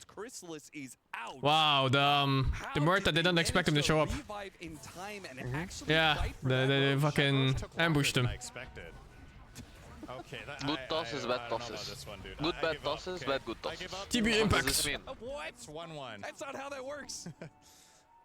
Yeah, they were slower to take rush than I thought. Even with the rally, Nisha with an awesome play call there on the Tiny to get in there and just cause a disruption and slow things down. And yeah, while they do get the Roche, their position is extremely compromised, and Mickey does get to go to work afterwards. And that Roche was half HP. Yeah, this death was expensive. Oh, they did a D ward. Was it a new ward? I'm not sure if that ward was placed now or the fight before. But if it was from the fight before, then they were very sloppy with the sentries. At the very least, found a bit of a trade, but get the game back to more or less even. After that, a ton of the net worth is on Mickey though, so a lot of responsibility on the TA to give that output. as especially the Terrorblade has kind of fallen off a cliff this game. Good toss. Gets a lot of damage on a DM and Chrysalis, but they pipe up and reset a little bit. Dangerous area to be fighting with the Netherward out and pushing into Liquid side of the river. They're actually going to pop the Stampede and they ran away from a tree. Get out, but I don't see what the immediate threat was. Wow, fast smoke. Look at a smoke. They say, okay, it's not looking as shit anymore. No, it's not. It's even. And gold is even. And take whatever we can find. And with this Kanda Nisha, he could probably solo. Time for game 3. This team matchup is very good. Jump, but he's not going to be the target at all. Hopefully not Tebe in game 3. Triangle, but they have to go to the side of the map, and that's always a dangerous part. Maybe. These teams would make the game more exciting though. But they don't have all their heroes. That's the curious part because the Centaur is showing here. Centaur is gonna take it up the bum. Or he's gonna blink back, TP out. Oh, he goes for the gate, but Nisha's gonna find him. A good toss will stop that gate play. Shaitan. A doom put onto him just to make sure there's no. He got abandoned by his friends. TA is kind of far up. What about the TA is really far up. Mickey's pushing into that area too. Meanwhile, going through the gate. It's no one versus Insania. Don't think that goes well for the 5 position against the mid usually. Holy shit, the overcommit on this. Oh, wait, hold up. Wait, what? They're actually gonna try and fight this one. They're going through the gate, stalled out one by what the Thai guy is this? Will die. Now Mickey is here. And then Sableye too, one at a time? It's not looking the best. Nisha does manage to get the toss in, finish off 9 class, and he couldn't get off the Sunder. Chrysalis now pops a BK. Does he have Link? No, right? He needs Link to fight the TA. Hoping to get a toss. Oh, nice one by Noon. Jesus Christ, dodging TA and stunning enemy mid at the same time? Does he have Blink? Blink used. Wonder if they can catch still, if he stays with the keep camp. Is that a ward? Do they see him? He's staying. Yeah, but there's no ward I think, so they don't see him. You're running into a Razor that popped Eye of the Storm and into an Earth Spirit that has ulti popping already. Tiger would be proud. Effectively just gifting it's them called a Pride, but what is a group of Tigers called? Right, they TP onto the outpost, I think, for 1 or 2 Taigi? I don't fucking know, dude. That was not it for Liquid. Absolutely not. The team Liquid. Okay, no. Now, the good news for them is that Mickey didn't die. That's still going to be the most important factor in every fight. As I was saying earlier, the responsibility, this game, if he messes up once or twice, I think they're not in the running anymore. Like, this is a game where TA has to play a very clean mid-late game with the relative net worth distribution among the cores. Because we have not, let's be honest, this 10,000 net worth on Terrorblade feels like it's a pipe and a Sunder, and then your gold isn't doing anything. Whose call was that? It has to be supports. Saberlight's finding very minimal impact in the fights. I'm glad you brought that up. My DB has big KB and he can Sunder safely. Maybe it'll scale up. Maybe it'll do something like game. I feel he like can't play this game without BKB. Most of the time, it just remains. There's so much random stuff. That's also when it looks best, is when it's itemized that way. Right. I feel like a lot of the Terrorblades that itemize to do damage, it doesn't look that good. So then with that in mind, do you like him going BKB? Because that's the ultimate Sunder guarantee. Look, Syndicate just said what you said. He's not going to get counted by exactly. silence. He knows. By the fuck. calling. It's a huge problem, actually. Yeah. Look, we're better with Gunner instead of Saber? I have no idea. I don't know how good Gunner is. I know Saber is super good, though. It is really playing... Saber is good, but this DB is grief. I think it is... I just feel like these are not his heroes. But I don't know how good Sunder's going to be. Like, okay, you get the... I thought he was more of a carry offlane, but TB doesn't feel like his hero. Static Link is already on, or already I'm sure. Not necessarily. I think he has a decent hero pool. What's his best heroes? Right? It's like, is that extra Mars. HP going to amount to anything? I think this is the best. It feels like Enigma. He's really known for this kind of heroes. Mars, Enigma, Visage. Visage not so much. I think the most two that are known for him is Mars, Enigma. Again, is right. that worth 13,000? He was the original Enigma spammer, I think. Yeah, that's like weird, weird offlaners. Enigma players. For the Centaur on the opposite side. Enigma is definitely one of those unethical offlane heroes. His build and have more build paths and options. Smoke gank, no TB in this fight. He cannot join the fight at all. Any engages are winning this, if they get any engage at all. Doom is out of the fight too. 3 heroes left. And you have a pipe BKB, your farming speed is atrocious. Oh my god, they got out by a matter of what? What is it, like 2 seconds? 2, maybe 3 seconds. Is that what this is slowly morphing to. I don't hate TP offlane. I just think it needs to have a specific type of game and a specific type of timings. Because we've also seen it look. This is why I fucking hate it when you have these dog shit supports with smokes in their fucking the backpack, and he asks for a smoke and it comes out 7 seconds later. You see like how much 2 seconds makes a difference? Would have wiped them out if they were here for 2 seconds earlier. I don't know if they had the smoke here in the backpack, but in my fucking games. What's good to do is you ask your core or whoever is next to you to free a slot and you just give it to them and they insta-kick it. The supports don't understand this concept, dude. Because they don't usually have gold, so they don't understand like the concept of full inventory slots. Yeah, I mean, we definitely saw last tournament, but like, I think the win rate on it was terrible. We saw STALKER played a Dream League 3 games. He lost, or 2 games I think he lost, and they played it offlane and lost that one as well. But this also, let's say we're right. This wouldn't be the first time in Dota history that pro teams are really valuing a hero and it just turns out to have like 40% win rate, but still being first picked. Yeah. Because a lot of the time it's about conceptually what do you believe in, and the win rate isn't necessarily matching that. There can be things that you... I think the heroes that happens to the most are heroes that are extremely oppressive in lane, and you're just like, this hero is so good, because we win our lane every time. And then, well, what do you do after the lane? Like, did you win it enough? Oh, nice reaction. Nisha, he keeps on doing this to DM. This time around, he might be caught, though. All he has is an illusion rune in his model to work with. He did. It seems like it's not He TP? He just fucking TP shamelessly. That was the most hopeful TP I've seen in my life. That was like I pray to Allah TP. You can see game plan here. Between Nisha, like one-shotting waves with Toss, and Saberlight pushing out waves. Do support lives matter? No. No. Saving a support is like saving a fruit fly. They will die eventually in the next like 30 minutes or some shit anyway.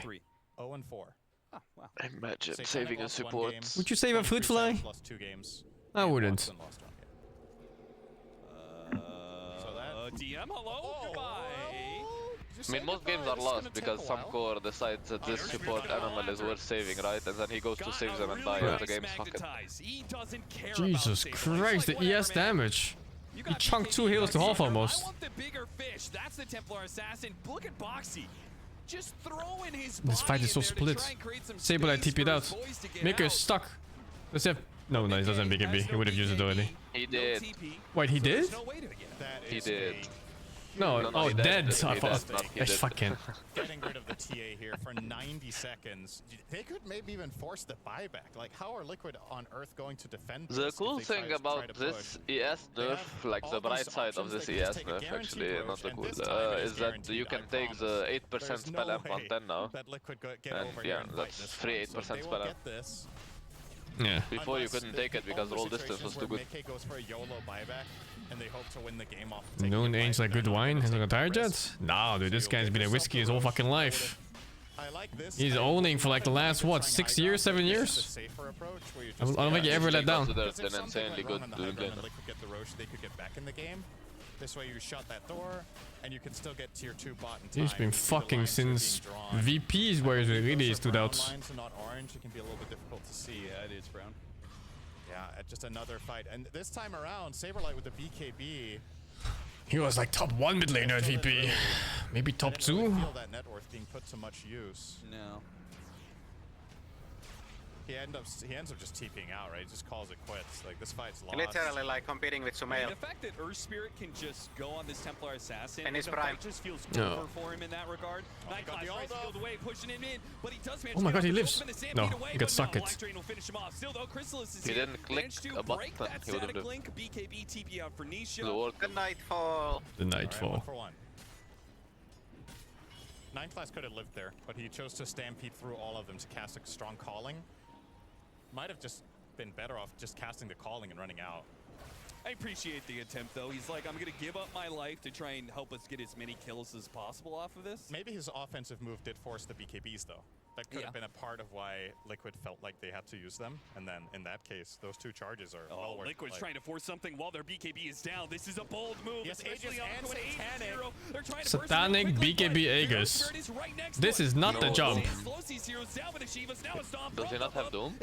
I don't know, but there's many jumps to make in the game. This was the absolute worst possible jump you could have ever done in the entire fucking game. But he managed to get a blink. Blink behind the tier 2. No one. Is he gonna roll after him? He got the stomp on him. Another force staff. This one from Mickey. Doesn't get him up to the high ground. Somebody force staff this man. It's Insania. Gets him up there, but Chrysalis just locked onto Mickey immediately. You toss in this guy into your team who's fountain diving you. He's okay fighting you at your fountain. As does Insania. Liquid are just falling apart. He fucking tossed the ES to the TA. That was the most immortal race I've ever seen. I think that's a 0% play. That looked completely desperate. He had Satanic, Aegis, and all of his team in fog. Yep. He's like literally the single worst target you can initiate on in that situation. That was never gonna work. I mean, you know, Dutch pride, too good. Yeah. I mean, they had no chance. With that, right. Mickey does not How do you beat Dutch carry players? You can't. The sidelines, right? will cut the wave the best he can, but My TB impact. No. I mean, this is at the very least the mid set. The real question is, Sing. Silver lining for Liquid is the 2 tier Can you beat Dutch support? No. But there is a gigantic creep wave pushing in bottom. And Panther did a cool thing where he cut the next Oh wow, fast series. It's the first time it's even...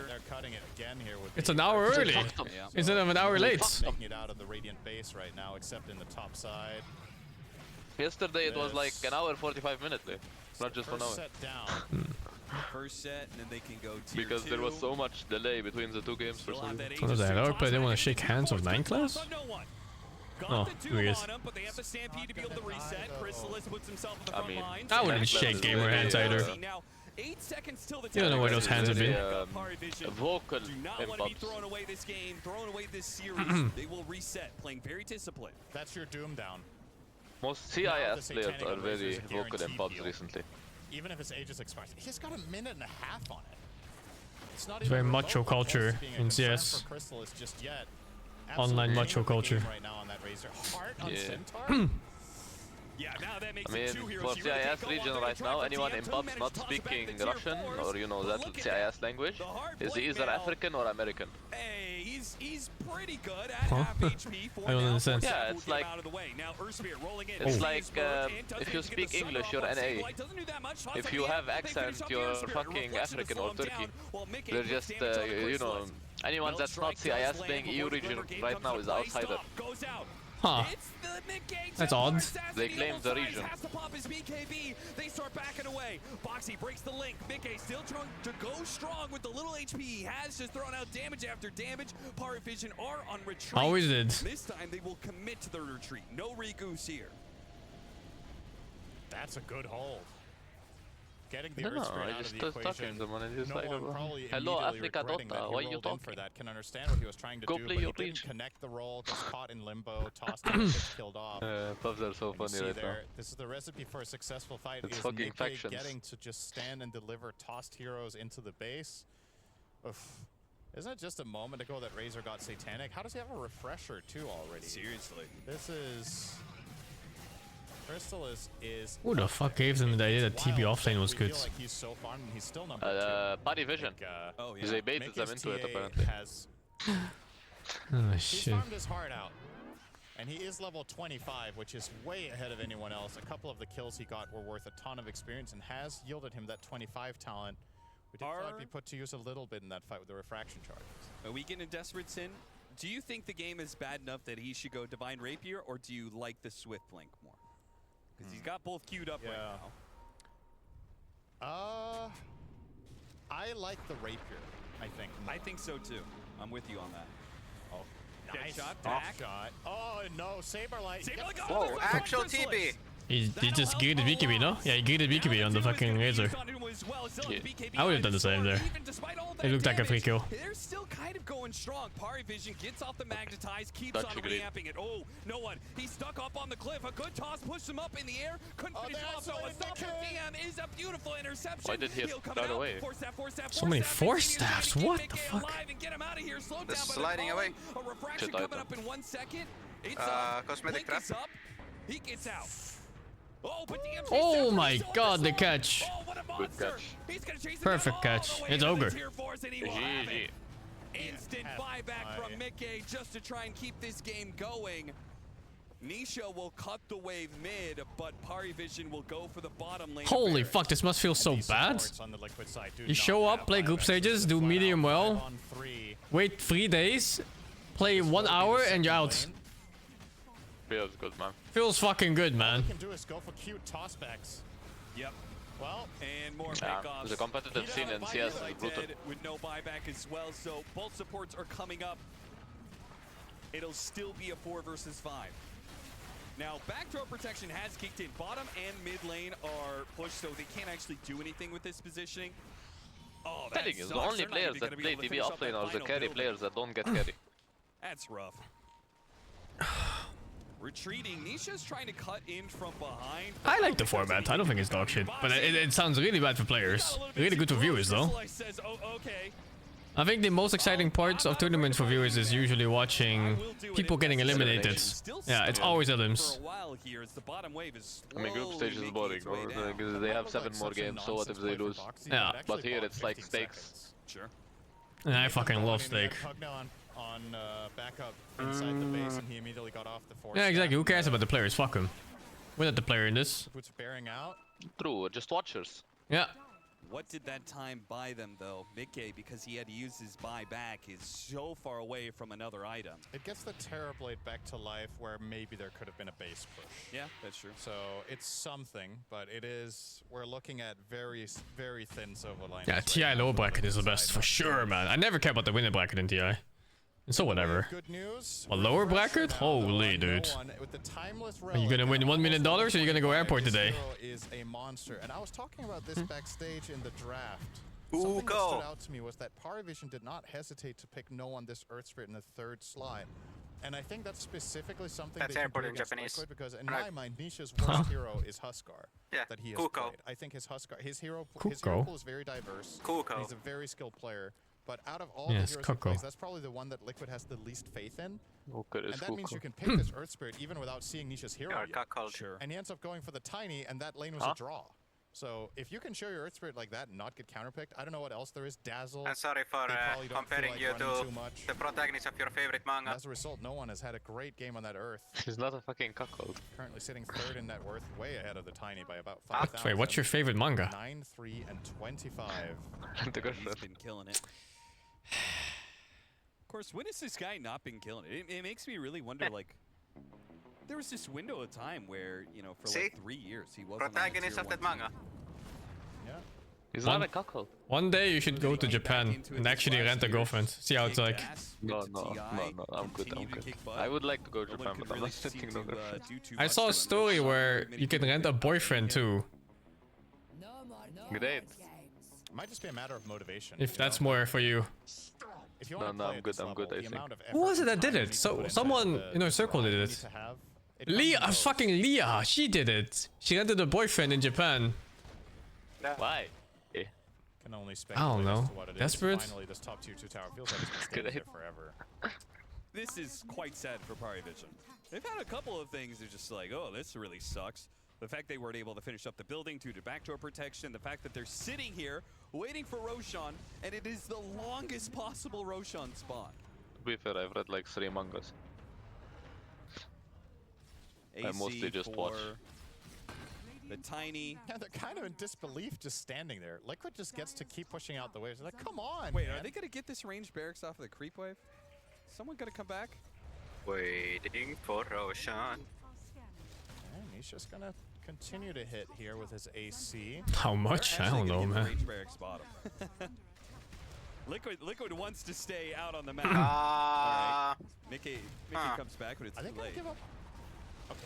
We need to It's fine. They're giving up a full lane of barracks to try and secure Roshan. This is insane. Time to put a stop to this one. No one goes in. Beautiful magnetized, pops the BKB. Spugna is in. Some big trouble. He goes for a TP. Is that BKB even? Oh, it is. No disables? All right, well, where cooldowns it's on only this the hero? supports who die. That's not the worst. Wow, I guess they actually lost could have nothing. been a lot worse. They had to come back and defend this though. You're not giving up this lane of barracks for no reason. Yeah. You know that if you get a killer or 2 there, you're still going to be able to get the road. Yep, your average support player. And Panto is... He's guarding the pit. Look at Chen, he's guarding it.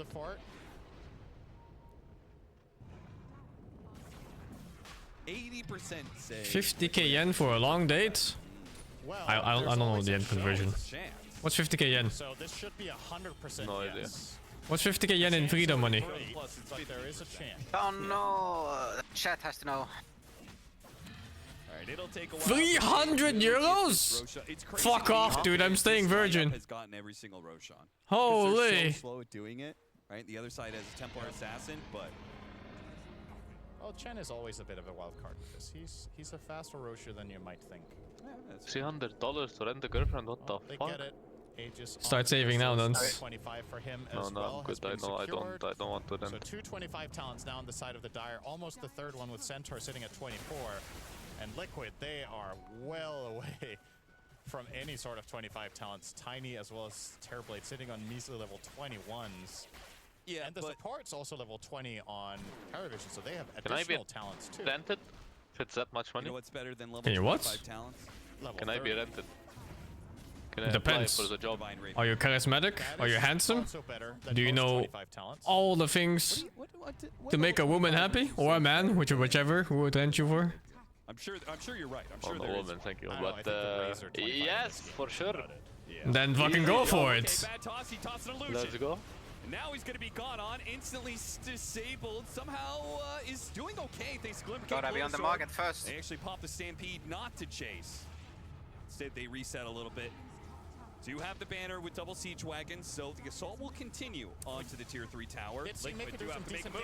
Now the attack Hex. comes, but Oh, another no. scythe intercepted, rolled in on by the Earth Spirit. He Who has the resets. Hex? Deadshot going out, pushing the Tiny in, and they Murta has finish Hex. trying to Oh my run it god, outbound. dude. Now he has to offensively sunder onto 9 class instead. He had- Boxy pulls him in a little bit with the Look neutral at this item. They Thunder, manage to holy get high that impact kill. offlaner. Off a buyback, it will be a hold from Liquid. They'll deal with the banner. But this is Parivision pulling a little bit more out of Liquid bit by bit. And this is Rapier holding the game, right? It's the only reason that this damage starts looking scary for the side of Paravision. Look at that breakdown. He did more damage than his entire team combined. Oh, Sin, there's an amp damage in the river right now. If they smoke out and they push out at the same time as they find an amp Come damage, on, that would Liquid, just be game free. monstrous, but Come on. Liquid, they don't see it. Nisha, they jump on him instantly. They're kind of baiting Nisha right now. Oh my to god, set the up TA Nick damage. Before the side blade hits. DM about half HP, tosses up Noah. Oh, Jesus. Trying to chase after heroes. What happened to Chris's HP? It had to be used there just because Chrysalis almost died to the meld strikes. The side blades, rather. And Almost melted. Wait, is this technically Dutch versus Dutch thing? Because Liquid is Dutch org? Kinda. Understanding I that win no matter you've what. got to go for something. If you Free just win. accept Literally that, free. Alright, we defended our base and then you get nothing out of it. Payless.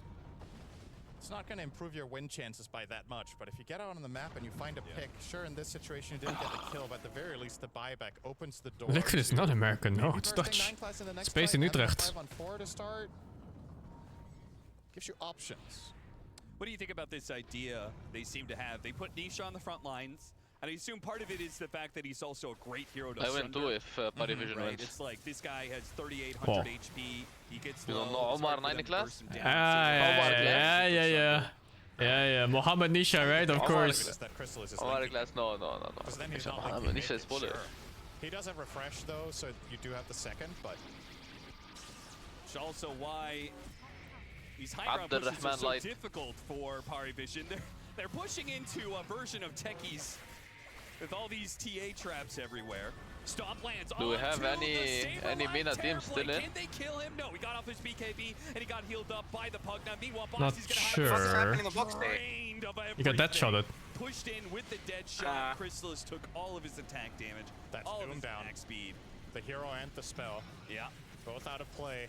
Don't like how Parivision is doing this push. Right now. Refresher popped. He wants to I go. think He keeps on getting the side blade hits off of the TA traps. Look at Chrysalis, he's already half HP, and it looks like DM is gonna die. It's pretty patient. Jump in from Nisha, does manage to finish I it off, really but now think Chrysalis it's better to farm the map and get 30k advantage and go for Roche again.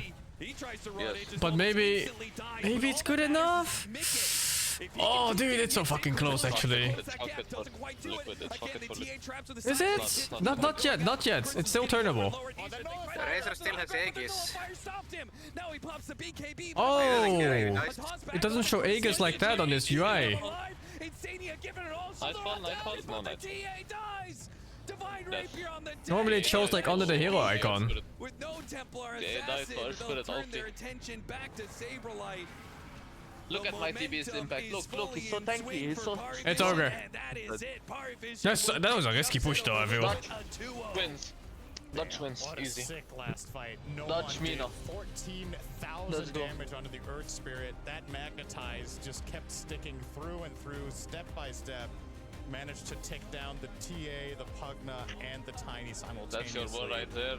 And when the fights go long That's enough, our Omar it looks class like right even there. Mickey's ridiculous burst can't get the job done. The heroes are just too tanky, too survivable.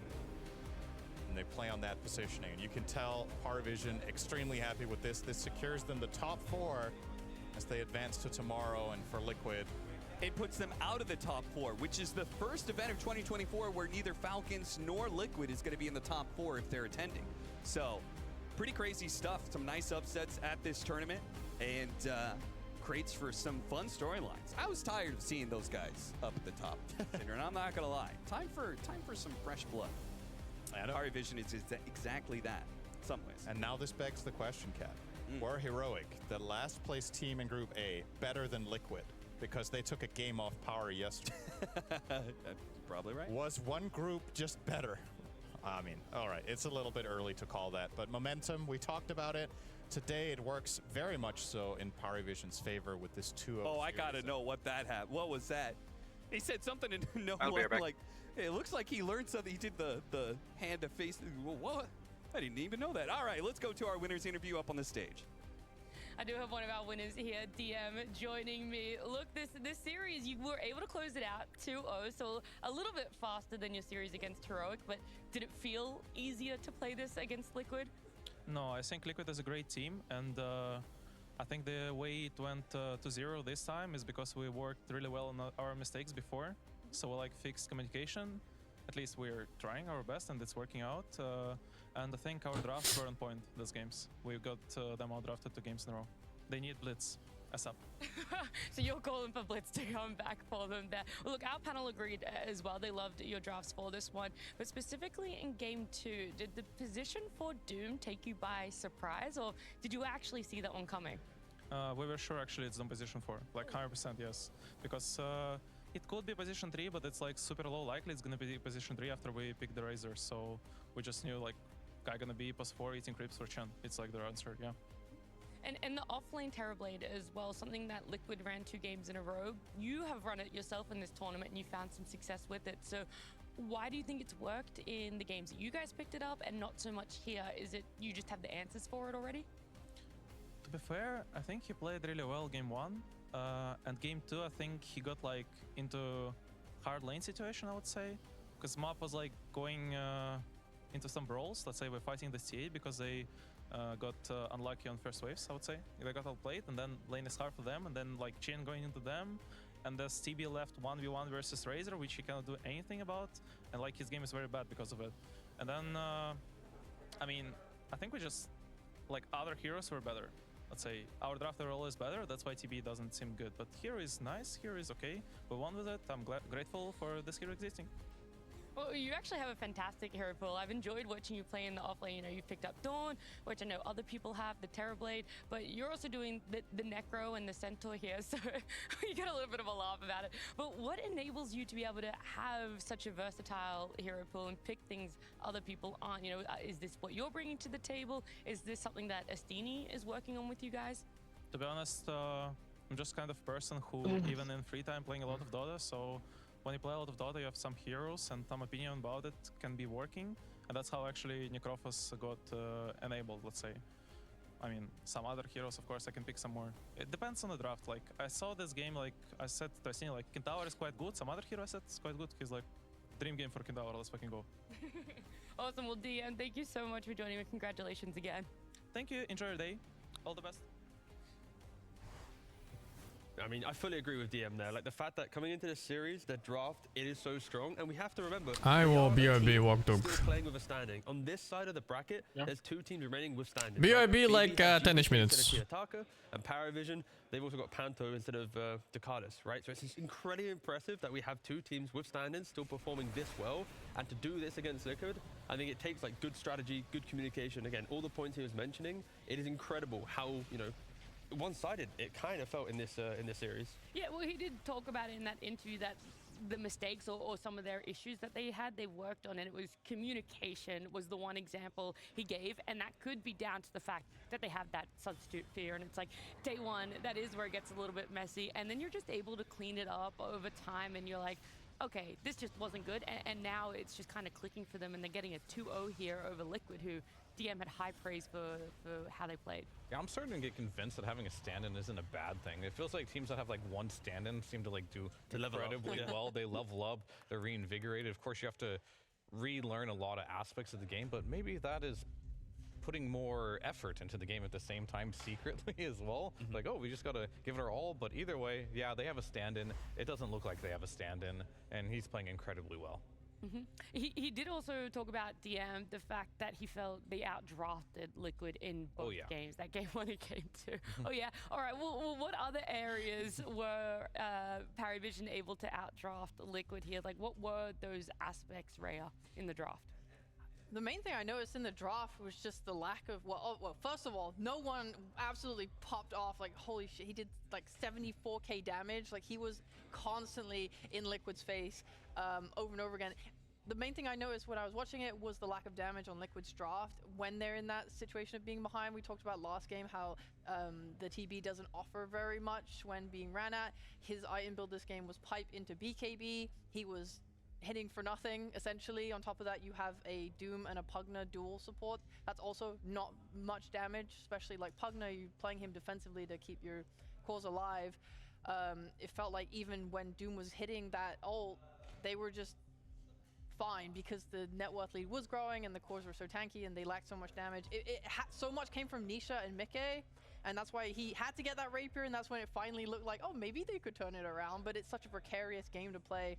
Really just felt like they had nothing to do in this mid game. You pick up a Rapier and it's like, sure, you have more damage, but now you have to worry about your positioning a little bit more. T, you're not as bold of jumping in there and you know, relying on your meld to be able to get some extra damage or refraction to take some more damage. Yeah, I mean, Liquid, they really needed everything to go right in the fight because their lanes didn't go so well, and like they don't really have a comeback, right? Like, how do they get a kill? They need to smoke up with like a Tiny and a Doom, and maybe inside the Avalanche toss and the Doom they get the kill. If not, DM just presses one button anywhere on the map, that Stampede, you run away. It was, for Liquid, it was difficult, and Paravision, they kept punishing this, I felt like. I think in this series, there's multiple times that Liquid was kind of by themselves a little bit. They were trying to farm up, trying to recover, and that's where Paravision, the 4 or 5 heroes would just kind of sweep in and, you know, find that pick or find that kind of way to just explode the game and create that pace that we were referencing from both teams. Again, those high pacing teams, but it feels like Paravision, they were the one that actually were able to execute on that pacing. Yeah, I personally didn't understand like what they were trying to do with the Terrorblade in this draft here. Because like the way this specific game too, like you could see it in game 1. Game 1 I could see it a little bit, but there was other issues with their draft there. But I'm just gonna specifically look at game number 2 here, where like you have this Terrorblade. The way I look at this offlane Terrorblade, it allows your team to just keep pushing forward into the fight. It allows one player to go in, and I think it's ideally the carry player that get very farmed. You have a pipe behind you, you have the Sunder safety, but TA doesn't play that way. TA doesn't play in the front ever, right? She plays in the back, very self-sustainable. You are never gonna Sunder a TA in because she plays off her fraction, not off her health pool. So you want to play with like these gyros, like these Razors, these Lunas, the type of heroes that don't have mobility. You're also picking TA last pick into a Chen that naturally buys all the armor items, a Centaur that has Stampede to run away from the TA when she blinks in, and then a Raider who wants to static link the TA and can use Stampede to then follow on to it. Like, so it feels like the value of that last pick TA just wasn't as punchy as you kind of want to see from that pick position, and that's why I think DM was so confident in draft, was when they see TA, it's like, wait, you're picking TA into multiple counters. Unless you just really outplay us, then I don't think you should be winning this game. Yeah, I mean, there's a chance. Mickey's TA is very infamous. There was a potential chance that we could have seen that TA doing some outplays there, but it just wasn't enough. Still a fantastic series from Liquid. They had those 2-day breaks for them, and maybe it gives us a little bit more conclusion sphere about like, oh, is the momentum beneficial? Is the 2-day break to prepare actually going to help you that much, or is that too much time away? Hard to say, but it definitely didn't help them. Like, this is a clean 2-0 from PariVision. I think whatever they were cooking in the draft aspects, like, did not work out. I think they took that 2-day break and they really tunnel visioned on this series on just the last day that PariVision did play, and they try to stop their strategies. But unfortunately, PariVision, they have more than one strat, clearly. Like, and if you're going to take their strat, and if it's not your also best strat, you're not beating them with it. So tough luck for Liquid. They had a long break, go out 0-2. Very sad, but it is what it is. It's the way in which you say, like, yeah, they had a break, they went 0-2, they're out of it, you know, people get eliminated. There's only room for one winner here. It's refreshing, right? You know, teams that, how many years have we given them the safety net of you can make mistakes in draft? Go to the lower bracket, you'll have another go, you know? Like, I think teams knowing that, especially if future slams are going to have single elimination, they can't rock up to this tournament with this kind of like relaxed mindset. Oh, I've got 2 days break, it's fine. You know, like you need to make sure that every single draft is like your best draft, as if you are, everything's on the line. So I think Liquid, maybe a little bit too relaxed, drafting too creatively in the moment, whilst for PariVision, it felt like every single pick was like, this is our prep, this is our identity. And that's where, you know, you need to make sure that everything is going in to make your best draft, especially with this format.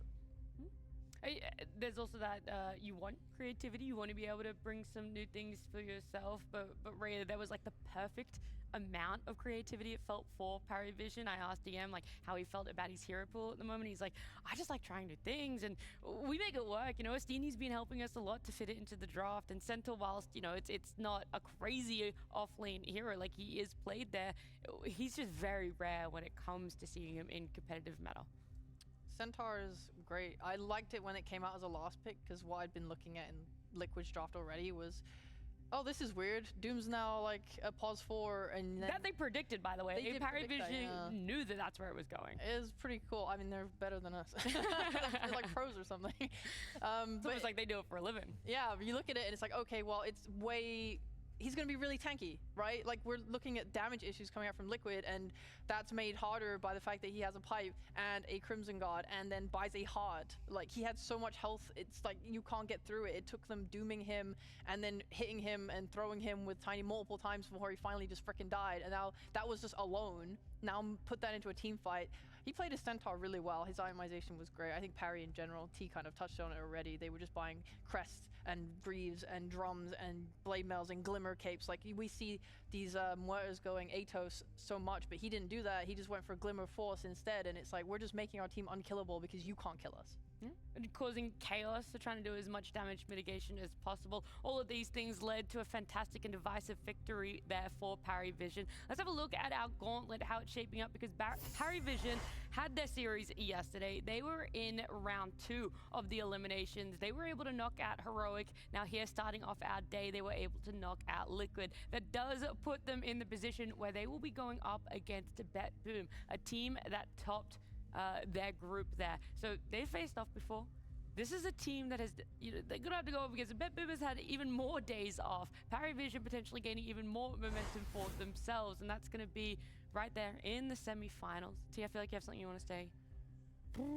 Not really, but okay. I can talk if you want. But no, well, I was going to then transition into the other side of the single elimination bracket. Go. The other best of 3 that we still have to see today, and that one's going to be Gaming Gladiators up against XG, where we could see the same thing. Gaming Gladiators having a fantastic win for themselves yesterday, and then XG, I don't even know with that team half the time. They show up to a LAN T, and it's like, we have a lot of expectations for them. They don't hit them. Then they show up to the next one. We don't have any expectations, and they do really well.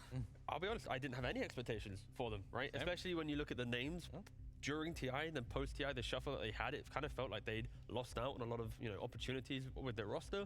They didn't qualify to a previous event. They get invited to this event. I was like, okay, this is going to maybe be our round 1 gauntlet team. They could do an upset, might lose round 2. Like, that's what I was expecting. And then they showcased some really good Dota in the group stage. They've blended very well. They've rebuilt their confidence from the not winning that qualifier, you know, weeks ago, just prior to this. So I think that's exactly what you want to see from a team. And I'm happy that I was wrong with my initial gut feel for them. Yeah. So it's we'll see what they can cook up. And clearly the 2-day break hasn't helped Liquid. How long till game? Stream did approach the 2-day break differently, and we aren't just you know, the break and not playing is actually hurting the teams a lot more. Yeah. I would love to talk about these two teams more. I'd love to get into the nitty-gritty of it, but you know, we're not ready for that series yet. Our players haven't set up their computers. We need a little bit more time. So before we head into our second best of 3 for the day, we're gonna head on. Thank you, KMZ, over this upgrade as well. Okay. As we are the only Chinese team in the tournament, we are going to make use of this opportunity to learn as much as we can to improve. I think our biggest competitions are definitely Liquid and Falcons. I don't think we have any expectations. We are just going to take game by game and prepare Liquid and Falcons. That comes. I think we are definitely capable of like beating anyone in tournament. It all depends on ourselves.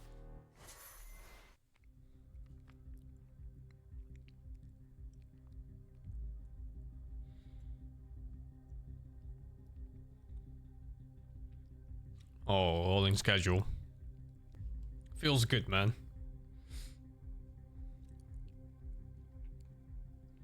Quest 4. Eén die je dichter bij je favoriete Disney-characters The hell? brengt. Wil je leren spelen? Begin met Disney Lorcana Gate.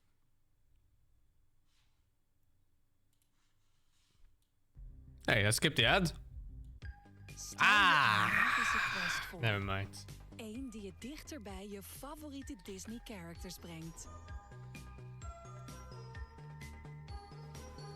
Wil je leren spelen? Begin met Disney Lorcana Gateway. Thank you, Gozo Zangief, kapitein voor de 14. You may wear a crown upon your head. Nog even over giveaway december bij Mackie. Check dit! Kun je allemaal scoren? Hoe dan? Giveaway Island. In de app. En elke dag weer een nieuwe lekkere deal. Check de McDonald's app.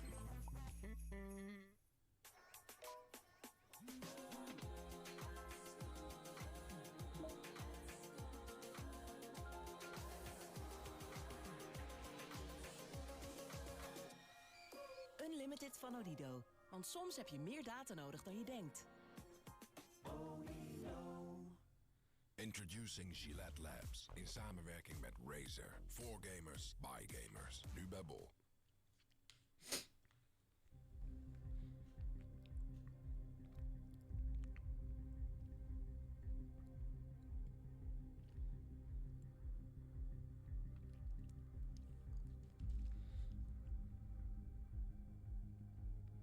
I wonder what the product even is, like compared to a normal Razer, or if it's just like the same thing but green.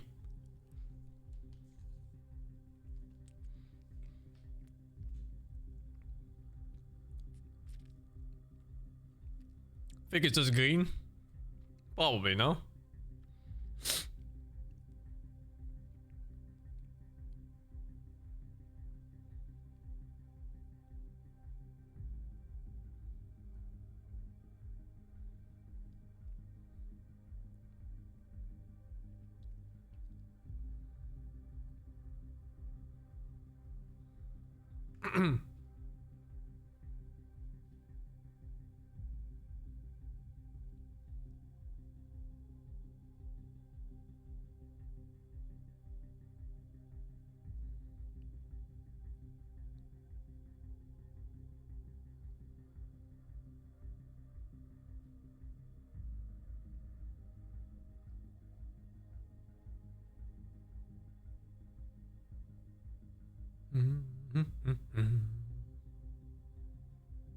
Fuck, I could have played Lions Bar for a few rounds.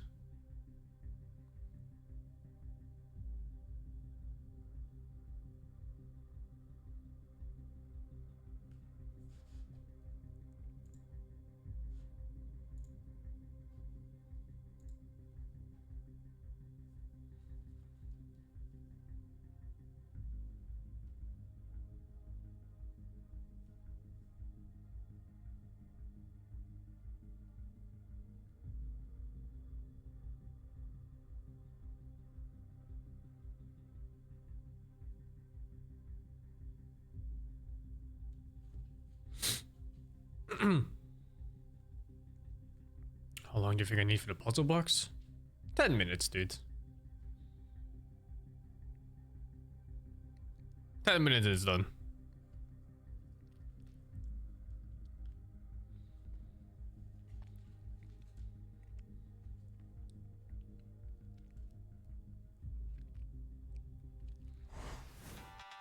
I hope what can be expected is that we play well and we, you know, show something that at its core is the way we've always played Dota.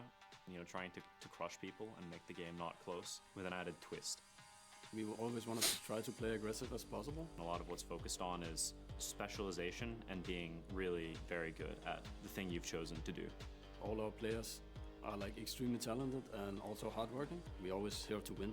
People get so mad if we lose. Everybody fucking hates that, so we need to win. Always looking for things that you could have done better and should have done better, and problems, and fixing things is how you win. Yeah, there ain't no rest for the wicked, for sure. We got gladiators distracting us, actually. I thought these guys were supposed to be preparing for a series. This Quinn guy was flipping me off. I did nothing to warrant it. I did nothing to warrant it. He just looks like a chill dude just prepping for a series. Hey, man. It's a chill guy over there. Yeah. Yeah, that's right, cameraman. Zoom in on him. That's the bad guy. Well, Gaming Gladiators are coming up against Extreme Gaming. This is our second best of 3. I know, it might be shocking hearing those words coming out of my mouth that we are starting our second best of 3 before 7 p.m. local time. I didn't think it was possible after how the other 2 days here in the arena have played out. But yeah, it's happened. We've got our second best of 3 before 7 p.m. This one, though, could potentially go all 3 games. We don't really know what Extreme Gaming is going to pull out, but we do know Gaming Gladiators. They had a very great date for themselves yesterday. They 2-0'd Falcons. That game number 1, it was close. It was back and forth. They were able to prevail. Game number 2, though, it was just all Gaming Gladiators. They were extremely dominant in that one and felt like they were relentless fear in the pressure that they put on Falcons. Yeah, definitely. I think game number 1, they tried to take away the Watson morphing, or game 2, they tried to not give him morphling. Instead, he got a DK. He demolished him. I think that last series, specifically against Falcons, really just showed what Watson can do for this team. He was able to play hard carry 2 times in a row. He got incredibly farmed, became the carry that they wanted to have on this team when they picked him up, and he's starting to slot in very nicely. Yeah, and we had with the interview of Ace, he's saying obviously, of course, it's not an aura meta. Gaming, when they were so successful, was with the auras. I think now, at least in those 2 games, the Dawnbreaker, the Centaur, he's finding the heroes which allows him to kind of be in the middle, right? Like, he's not an aura buyer, but he's still tanky enough to enable his team to be that soak, to kind of create moments of brilliance from the, you know, Quinn or Celery or Tofu from behind that. And of course, that's where Watson can choose and, you know, pick and choose what fights he wants. So I think Gaming are finding their kind of position as a team. It has taken some time, but I think we are, you know, we're a series or 2 away from them being in like really, really strong form. You're willing to wait a little bit more before we actually coin the... I want it now. Yeah.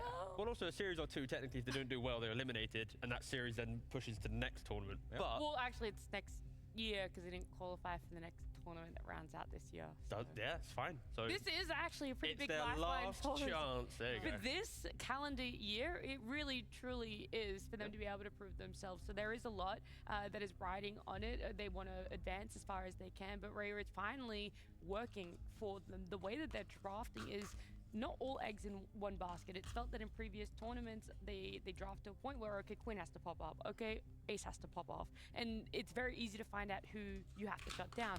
But with what we saw yesterday, it wasn't as straightforward as that. All 3 cores had the potential and had a spike that really carried them through the game. Yeah. Before we hype them up. Oh, okay, all right.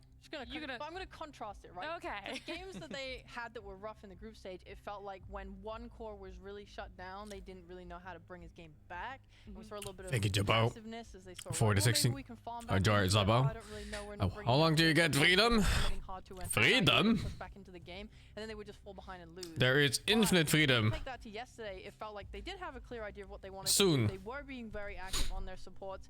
I think they knew exactly how to enable Watson, and when they hit his timings, they were then very active in their smoke ganks and their Everyone's free eventually. Getting the Roshans on time, and they felt very clean and like they had a direction, and I liked seeing it, and I'm very excited to see it again. We're hoping we see that as well too. Yeah, and I think game 2 is kind of what Ray is kind of highlighting. I think game 1 there was a little bit more like they are backed against the wall, right? They lost all their towers, but I think it's like the understanding. Do you want to run that stat again, by the way?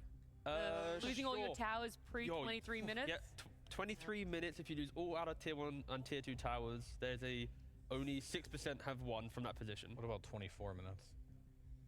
I don't know, we have to run the stats. That's a completely different field. Why would you even ask that? Then a 10% win rate. There we go. Cool, it goes up. But no, like, the fact that like in game 1, Gaming had to showcase like their belief as a team in how to get to the winning position because they had lost so much. And if we looked at the group stage, they didn't really have that. And they did that in that first game. And I think that kind of ignited their kind of confidence in that style. And they perfected it, it felt like, in game 2. And I think it's very cheap to maybe say perfected it from game 1 to game 2. But and in this format, like, you need to see that improvement. I think that game 2 play style of having like strong lanes, happy to rotate, bring the DK in early, not just farm. Like that was the kind of the blend of new and old gaming that we want to see. And it's kind of probably the journey and kind of the destination of this team when they get to their kind of top form. But they done it in one game. And I'm happy from that one game. Game 1. Oh, okay. Ooh. Yeah, I thought they were sick in game 1. Okay. I understand. Like, you are right that they had to give up a lot, but I also really liked that Dawnbreaker gameplay from Ace, 100%. and like the fact that they were very much focusing their heroes to the top lane to play around him, and he was also coming around to mid. Like, there was. Whilst they lost a lot, I felt like they understood who was strong and who to play around, and like that's kind of the key stuff I was looking for, because it is what enabled them to reach a mid-game point where they hit their Morphling butterfly timing, and then they were able to go and play for that smoke for Roshan when they had the daytime point, the innate right? from Dawnbreaker. Yeah. Like, it just felt very good. Argument against the stats a little bit. Yeah, that's fair. Because So like, not the power, but the stat. Yeah, sure. Knocks will. I have played and finished XCOM, yeah. Well, second XCOM, not the first one. Never played that one. Like drawn from like previous patches too, right? No, this patch. Just only this patch. Yeah. Okay, then Fear is not going to say. I'm still going to do it though. You got this. So far at this tournament, I've noticed that scaling seems to be outweighing like drafts that are tempo, right? So like even if you are in a position where you are ahead, you're taking towers, you have a net worth advantage, it feels like the teams that if they don't have the scale, they're eventually losing. And the teams that have the tempo, they're not really closing the game, right? So that's why here's like these Morphlings, these DKs, and Alchemists are super popular right now, because at some point you usually do have the scale. And that's what kind of happening in these games here. And I think that's where Gaming is winning a lot of their games as well. They're not the one tempoing anymore. They're picking more for the scale, and it's working out for them, and they're finally figuring that out, I guess. A playstyle that Watson likes, something that has brought him success in other teams, and now it feels like it's finally transitioning over to Gaming Gladiators as well. And I was able to catch up with him just before this series.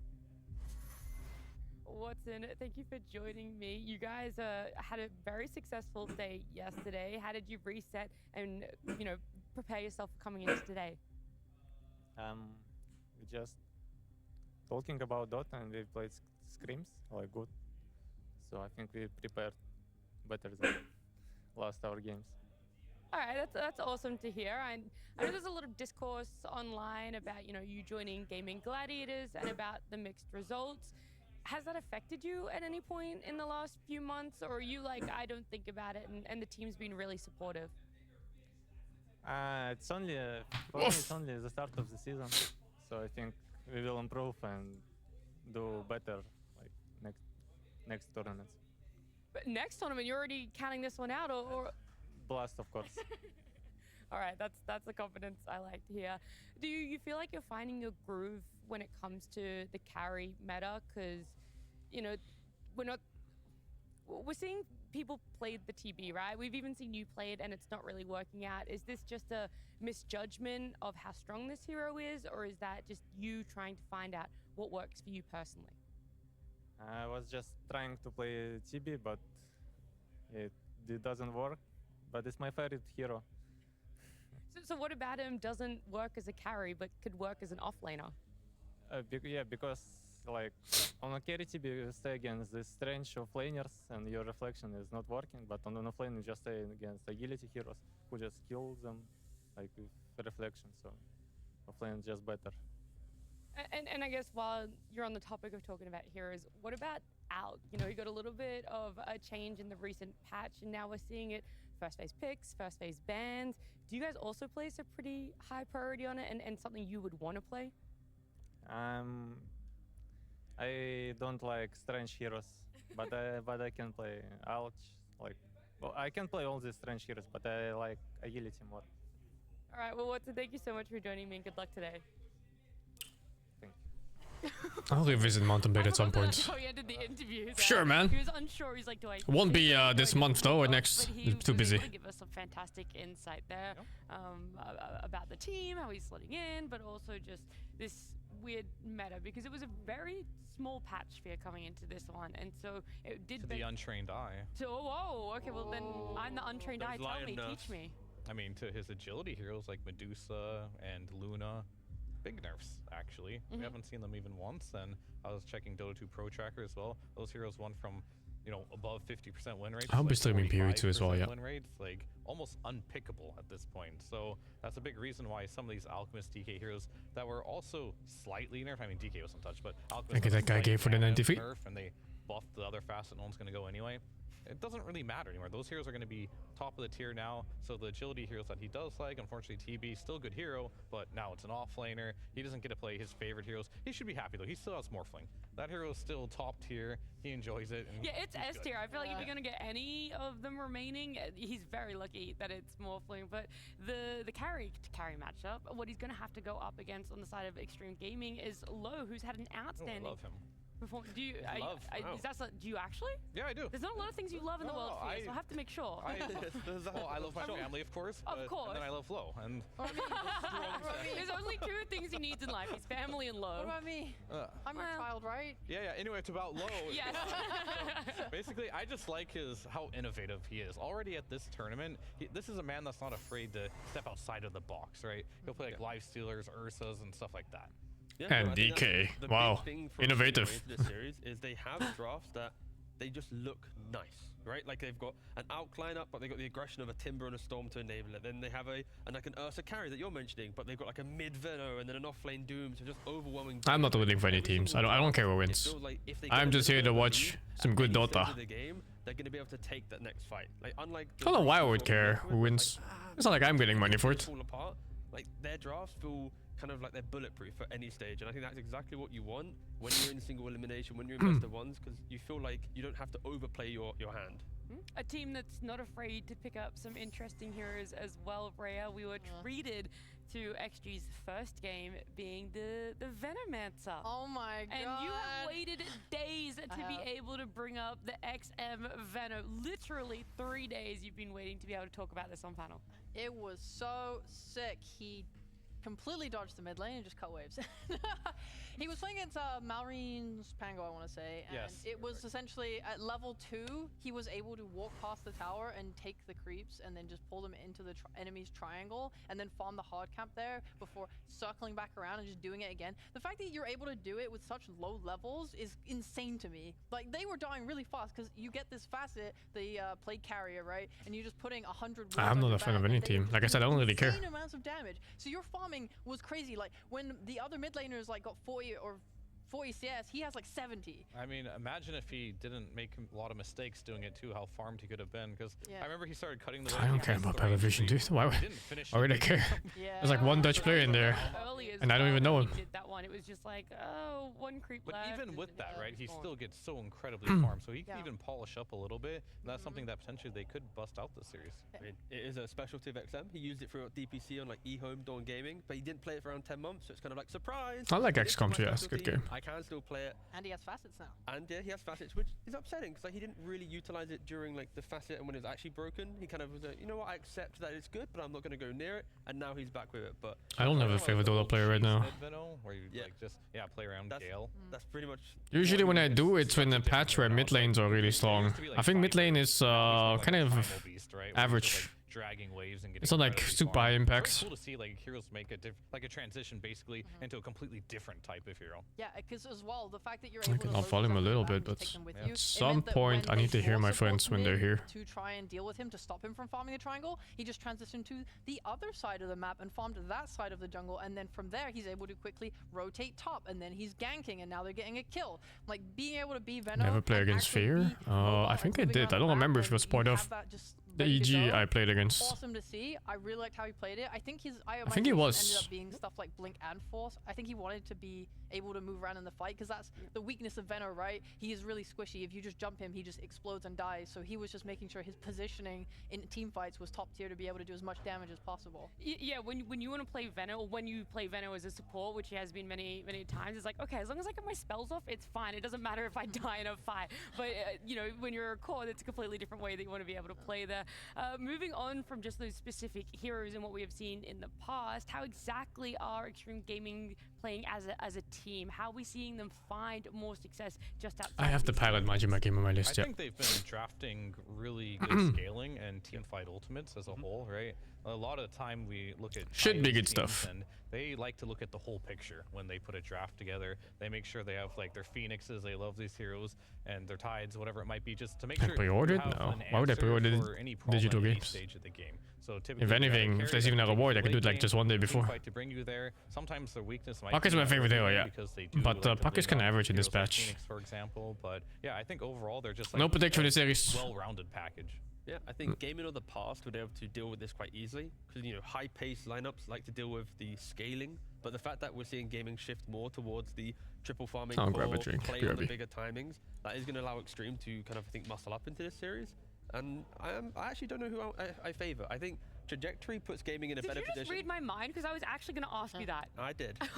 you have I like have not asked you guys at all in any other series. Yeah, there we go. Again. But if you had to pick a team, very quickly, I want to ask you guys. Just say a team, any team. You have to pick one. If I have to pick gaming, very slightly. Extreme for the tension. I was hoping you both choose the same so I could be contradictory. No, I beat you to it. Now I don't know. I'll just give you gaming gladiators there, I want to be wrong, though. I want to be wrong. I'm just asking you guys because it's very easy for me to ask more opinions, and we got our casters as well. We can ask them who they're favoring in this series. It's Owen and Lacoste. Thank you very much, Nat. So yeah, Lacoste, what do you make of this one? I think we're going to have a lot of fun between these two teams, but who would you consider as coming in as the favourites from what we've seen so far this tournament? I think I need to see more of Extreme Gaming, because this team seems to be like very spicy when it comes down to certain picks, what they want to play, but as a squad, I didn't have much expectations coming into this tournament, and I would say that they're doing really well. I think they kind of slipped under many people's radar because they had 3-1, and now they had in the group stages, and now they had 2 days to prepare for Gaming Gladiators. They didn't know exactly who they're playing, but Gaming also surprised me a lot yesterday, the way they played against Falcons. They were very aggressive. I think this is going to be battle pretty much between two Suns. We have Watson and we have Polo Sun on the other side. That is Who's true. going to be the favorite Sun in this? We're absolutely going to find that out, and I think indeed you touched upon a very good point there. If you're Extreme Gaming, maybe indeed Gaming Gladiators wasn't They can almost over the 20 months. Because looking at that other side of the run of the bracket, you probably expected Falcons to get it if you're XG. So the question is, how ready are they for Gaming Gladiators? We're going to be able to find out, especially when it comes to the draft, as ladies and gentlemen, the Game 1 draft has begun. The biggest question I have is we've already seen the 2-day break. I asked you this in the first draft. 2-day break, you were like, you know what, I want to be in Liquid's position. Right. They're now gone. Do you still now want to be in Extreme's position with that break, with that additional time? Do you think they've harnessed the break a little bit better potentially? I mean, I'm always going to be one of the team that wins the group stage. What do I use? I don't even know, dude. Some random one. Position, to be honest with you. Random Android phone. That's not the question, but yes, I'd rather be further along than have to fight my way and claw my way back.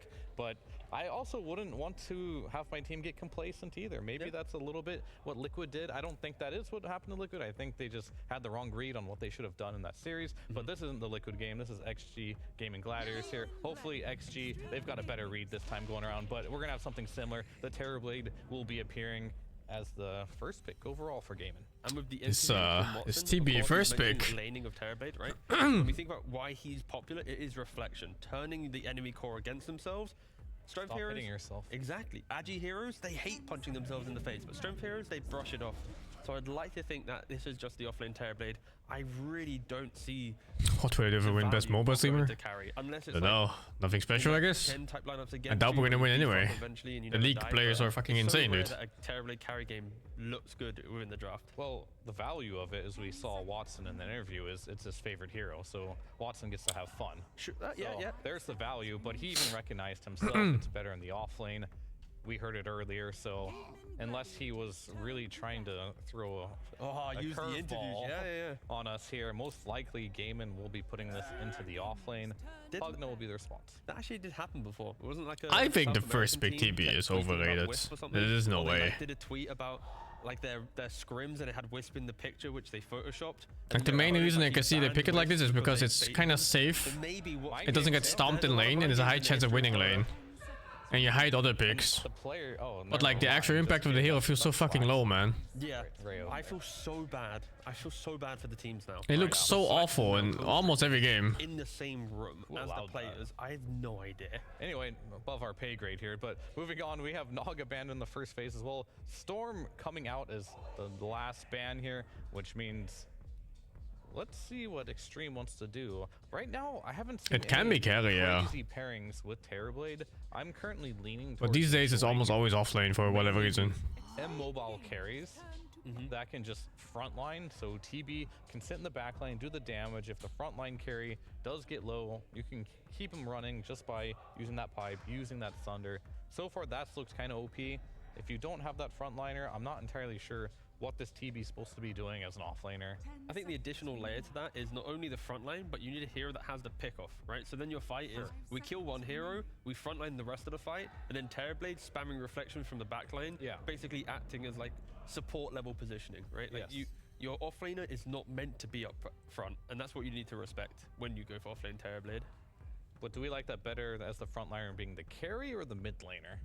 It could be a combination of double supports plus mid lane, or I think we could probably debate many different variations, but sure, as long as there is a front line, yeah. All right, and these are some heroes that I haven't seen together a lot, but they do make a lot of sense. I see them against each other a lot. I see them in the ban stage a lot, but Pugna and Morta definitely making an appearance here towards the tail end of this tournament here, more in the bans and the picks. Well, we've seen the pacing of Pugna, right? From the laning phase, you get to break down the map with a Never Blast. Muerta crushes. So much laning phase emphasis. Muerta is now one of the strongest position 4s with the dead shot, with the calling, like constant ways to facilitate a good lane for off lane. If you throw these heroes together on the map, you're gonna take kills and towers together. So I feel like there's just like a constant rotation between like Hoodwink, Dark Willow, Lion, Morta, and like who is stronger at laning at that moment will be in the meta. But yeah, we definitely have Morta coming up here, showing into the draft here. And this is a hero that was incredibly popular yesterday, specifically. The Magnus making it into the pool. This one was, you know, even viable in the first phase in a lot of cases here. But we do have the Terrorblade with Enchantress. That's potentially could be their safe lane. We talked about not wanting to see Terrorblade in the carry lane, but when you have a Magnus on the field, which direction are we going? Do we want for sure Terrorblade in the off lane, Mag being the flex to the mid and carry? Nice Mag picks often. It's a strong laner. BKB piecing stun. Stream to at least see what's happening. I mean, right now they can go for. Actually, what do they want in the off lane? Because right now I think they just has always been good. It's slightly forgotten. Until like recently again. Not really in his wheelhouse, so to speak, but it is something that maybe he feels confident to do. I think Gaimin is going through a period where they're transitioning their playstyle a little bit, and when that does happen, I think every player has to do their part to expand. Okay, the question here, they need to pick 2 cores. So it's like they need like the Mars type offlane or the Timbersaw, but it's banned, plus a core that either flexes between mid and carry, or is just very stable. Like yesterday we were talking about Gyrocopter being that hero, Alchemist is that hero, DK is, but of course they get banned in first phase. New Timber? But Timber is banned. Oh, Timber no, is that's banned. a rare hero. Otherwise that would have been great, of course. But that's where the logic is, like, they either pick the offlane. This hero might actually kill an offlane TB too. Been the Mars, the Timbers that were mentioned. Yeah. Or a core has to accept that there is no flex and I need my hero now. Against level 30 Magnus, 2.5k games, his lane sucks unless he gets an opportunistic land matchup? Dude, what? Against Magnus, you then have like Ags build. There's no fucking way. Magnus lanes are always strong. Yeah, I'm not opposed to it. I like that it kind of counters especially mid of gaming and a primal. So that is the offlane that they're going for. But instead of picking the mid to carry flex, they're going. There is no fucking way Magnus is a bad laning hero. Picking the draft. I actually kind of like this. What the fuck are you talking about, dude? Blue Ursa, but it was very strong in their series. I mean, when Ursa's not in meta, there's always one man who will pick it. It is Low. He loves his Ursa. He's the only Ursa player at this tournament that is still alive. So I think right now this is a really good Ursa game overall. I think when I play against a Magnus mid, it's like the most horrifying thing in the whole game because he denies creeps at like 30% HP. He buys MKB if it is a carry Terrorblade against the butterfly. 75 damage, level 1. Feels good because the game's like what, 4 armor? You are one of the few heroes that 600 have to buy HP. Fury. You need a blink and maybe a BKB, then a basher. It's like you're always looking for that next item, but you need the Battle Fury. So against like the TI meta, this post-TI meta, the games are still too quick for Ursa to feel good. So I think now, with how gaming is picking 2 farming cores, Ursa has a lot of life. And coming into Blast Slam, a lot of pause 4 players, Ari, Saxter, they were playing the mag in the 4 position, but it's not happened at all. I know I'm right about this, dude. I play this lane. I play against it often. It was really kind of like quirky Magnus stuff. is a rough matchup in very many cases. Especially if you're a hero that needs to go close, then you get fucking skewed in the tower too. Polarity went wrong. There we go, yeah. That one double down and never again we've seen it. Sometimes that happens. I like to bring it up though just because it was so popular for a very brief period of time. Nothing's impossible here. Like we've already seen Earthspirit pause 5, right? He only loses to like the obvious super strong laners, you know, like the Vipers, the Linas, the Snipers or whatever. Does not sound too crazy. But if you're playing Magnus against normal laners, like you play Magnus against Storm, you play Magnus against, you know, all the other spirits, Ember, like Void Spirit or Earth Spirit or whatever. Magnus against Puck is a fucking disaster for Puck. Does not get that one of his better I don't know what this case is here. And then Puck is banned on the side of Gaming Gladiators. It is Tofu's most played hero right now in pubs. 9 matches of the reverse RP, 77.8% win rate. It is on the cards, and I mean, Gaming have to show us something. Obviously, they're not going to have last pick, but Extreme, they don't care about this flexibility. They respect Watson. They respect the fact that they kind of need the big scaling, especially with the Morphling and Monkey King bans. Like, you don't really want to put Mag or Terrorblade as your carry into the Ursa. So if I was gaming, It can be awkward in offlane, yeah, but even offlane Mag is pretty strong. Some of the problems of this pressure of the Ursa, the Pugner, the Primal. I mean, it's a really sick, nasty Weaver game. Because it's simply a very high stat hero, so a lot of heroes just lose to Magnus because of auto attacks alone. Ursa's almost unplayable against it. Supports are terrible against it. I mean, there's a reason why this hero is also flexed to carry, right? Because you just kind of win the safe lane too by just having high stats. Playing a style that they haven't really had success with yet. Like absolutely. I think the hero's good, but I don't think it's good for them. Oh, okay, fair enough. I just as a carry player, it's like I want to play Weaver type of reaction, right? Like that would be a hero for me, not necessarily for Watson. I think for Watson, he definitely is eyeballing different heroes in the situation. Could be the S.T.A.L.K.E.R potentially. I don't know. That is something he likes to play. I do like that matchup against Primal. Some like it the other way around. Templar Assassin. I mean, versus Ursa, yes. Versus Pugna, no. Yep. T.A.K.E.R? No. And versus Yeah, T.A.K.E.R. Not really. Yeah. That lane doesn't. So one of these heroes is weird. Invoker or Magnus? I think it's Invoker mid. I feel like whoever gets level 2, level 3 first and get to utilize those power spikes will probably control the lane. Yeah, right? I mean, essentially, like the lane works this way. Like either TB can also be support, Magnus can be support. I mean, Invoker can also be support. Yeah, exactly. So Invoker can be carry, TA can be carry mid, you know, like that is just they have so many options of putting things everywhere. Extreme. Like once these items start kicking in, you're gonna have Bloodstone and Shiva. Oh, mid TA actually. Invoker. Oh yeah, this is mid TA. Queen on TA, so it's the Invoker may be carry here. Ace is offlane TB. So now maybe it could also just be Invoker 4. I doubt it though, like Invoker 4 is way too slow in this patch. Invoker too, and but we'll see. I think it takes too long to get levels to be good. The mag pub stat for support one time, and we'd also get treated with Watson Invoker. Yeah. Do they know? They're not picking yet. Fighting for the same thing, but Ench hasn't been picked either by Celery, so true. Does that throw a spanner in the works here? I did actually. I was casting some like national. I'm not sure if they know what they want. The Philippines, they played CML, picked Carry Enchantress. Are they gonna random? Maybe. There's drama has unfolded here, but that brings a question here. We will be remaking because there has been a mispick. Yeah, unfortunately. Okay. So we're not gonna get to see the Celery Magnus and the Tofu inch. I mean, why don't I think I think Quinn just saw Quinn was supposed to be Invoker, I think. And he clicked the fucking TA too fast because he's an animal. I mean, gaming realistically, they still have a lot of problems to deal with here, right? So before we think about the mispick and all this stuff, Extreme. The reason why their draft is strong is they have Primal with BKB, high armor. He can frontline against the TA. Let's see. I think that was the case because he picked that TA really fucking fast and wasn't impick anything, so. And then survived. Gaming's damage is over time, right? Especially because this Magnus potentially is in a support position.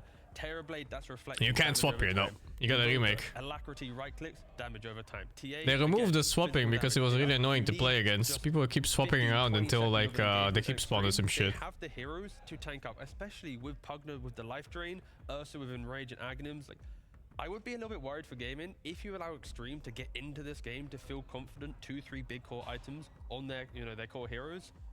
This is where it becomes more the.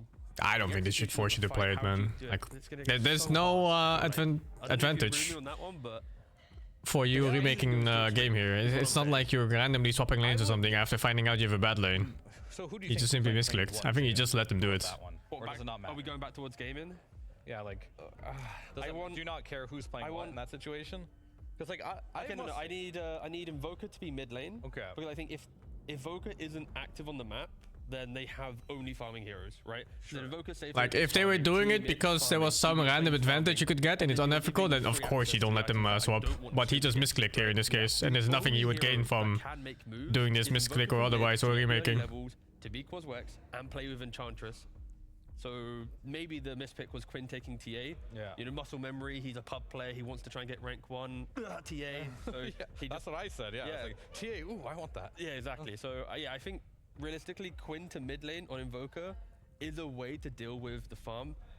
TA doesn't beat, I mean, Sanka doesn't beat TA mid now. Alright, so you're with Extreme. They just both farm. Yeah. And does that mean the Magnus 4, even though Tofu has a really good win rate out? How do you play Invoker support? I think they just click the enemy support with Cold Snap, and then they think they're useful. The Mag in the 4 role, it's really strong at displacing your positioning, right? Like you jump into a fight, heroes go to your right, heroes go to your you don't remake for every mistake in the game, but this is quite grave though, like mispicking a hero. It kind of ruins your whole game. Have heroes that can collapse quickly onto this very split positioning, right? The Pugna, let's say he's life draining, that's going to get broken every single reverse RP if Tofu is playing it in that support position, which then is like Invoker, TA, they can Sunstrike, they can quick blink from TA Maelstrom. They have the tools to utilize the Magnus, but it just feels so item dependent and timing dependent. Yeah, no, I'm definitely on Extreme side as far as the draft goes. I think. Oh, so this entire time you were on Extreme side. I feel like you were making me have to state a case for. I was panicking. I was like, I thought you were about to be like, yo, I love gaming's draft. It's amazing, but you're wrong. And then it's a fucking TB offlane before I agreed or. Hey, this first big TB offlane too. Okay, fair enough. Where you thought each puzzle piece was. Again. Yeah. So like again, I think Yeah, it's hard again. for gaming, but it's really, if they win this game, it's going to be really cool spell usage, right? It's going to be a lot of like high skill, quick movement, but for extreme. I'm just looking at like the team fights, right? Like TA is going to be right clicking. You also have like this Invoker plus TB. They're just kind of like ranged right clickers at some point in the game. It can be that good. You're either going to have a pipe online, maybe you'll have a Crimson to deal with this, and then you have multiple forms of initiation here with the Sand King, with the Primal. They're going to get easy setups on top of these heroes here. And then this backline, I don't know what you're going to do against them. Like this Morta and Pugna have a free game here, the way I look at it. They're going to keep casting spells in the backline here. So how do you even burst this Ursa? Hello? Right now, of course, we are delayed right now due to mispick. I think we'll see what's happening shortly. I personally think that right now is a very watching GG versus XG time if you're on gaming gladiators, because it isn't so often where you miss. Apparently it's unfair to the other team. Why is it unfair for the other team? Here, because if they didn't get a remake here, this draft could have looked very ugly. What advantage has XG I do like the fact or game guys have gained from this? Here, and we get to see two teams play at their full level here. I think these two teams right now going into this potential game one, like it might be a lot of fighting. I think the laning stage can be super important for gaming, but outside of the laning stage, they're gonna have other issues that are gonna be present, and I think that's gonna be gaming's mid-late game. I think that is something that is gonna have to be solved by a very strong and aggressive early game. Okay, so Quinn is playing the Invoker as we expected. Yeah, okay. So I mean, everything got. The reason why we saw like the hesitance is like we saw the Invoker, or sorry, They misclick, so they have to be held accountable. Accountable for what? No, my 2 heroes. Sorry, what? Was there something wrong in the draft? I think Quinn insta-picked TA, and TA was supposed to go to Watson. Quinn's trying to force him onto the active No. hero. Come on, buddy, be more The active. Watson carry is Invoker carry. Well, they remade after Quinn picked TA, so either Ace is not TB or Quinn is not TA. It's one of those two. The game They can remake like this? No. Yeah, apparently they can. I think, you know, They allowed it. Fear and I had plenty of time to try and talk about everything. Not yet. Not yet, I mean, true. We could also just do the cast. If you misclick your first skill, you don't get the remake? Yeah, but they're not misclicking their first skill point. So what is your point? Well, the production says the game's ready, but what if we It's such a simple thing. If the tournament organizers allow it and there's no unfair advantage gained, then it's simply allowed. Like, what's the discussion here? But Watson does has played a decent amount of Invoker position 1. Like, how is it unfair in any way or shape? If it's allowed for one, and secondly, if there's no advantage gained. It is hard, you know. You choose a hero, you're like, I gotta pick that straight away. But yeah, there's not gonna be any RRP shenanigans coming out from position 4 Magnus. It's just gonna be standard. He does have. Oh yeah, it was Watson TA, not Quinn TA. It comes down to pub win rate, so I'm he has surprised 77%. because he plays Invoker carry a decent amount. And waste your time? Bro, you're wasting every second of your life watching Dota instead of doing anything else. The issue is he's playing with the offlane TB. These two heroes, they are Man, it's not a big deal. They have Was it now a TI? But what does that matter? This is not TI. It's a different tournament organizer, different rule set, different rulebook, different admins. Also not the strongest laner. I'm looking at the whole lineup as well. What does it matter what other people and other tournaments do? You're here, not there. Also, seeing Neo on Primal Beast, that's one of his better overall heroes. This guy is always playing well when he's on Blink Initiator, when he's playing his Legion Commanders, Axes, Sankings, his Mars as well. So anything that can go in, and look at the beefiness. I'm also a little worried for the damage that they have on side of Given. Magnus, he doesn't provide you with much damage. Neither does Enchantress. She needs to build up, you know, get a couple of items. You have some explosive damage from Templar Assassin, Invoker, sure, but the other 3 heroes, they don't do much. Yeah. It's so dumb to say it waste your time. Nobody here is holding you to watch these games. You could have left with any second of your life. You chose to be here, motherfucker. How Gamon's able to play this one out, and overall as well. That might be just after one of the heroes that's kind of rising up this tournament. You know, this offlane Terrorblade. We had it 2 times today already. Obviously, Liquid running it. They weren't able to get a win with it either times. We have, of course, seen it on other days. Look very good.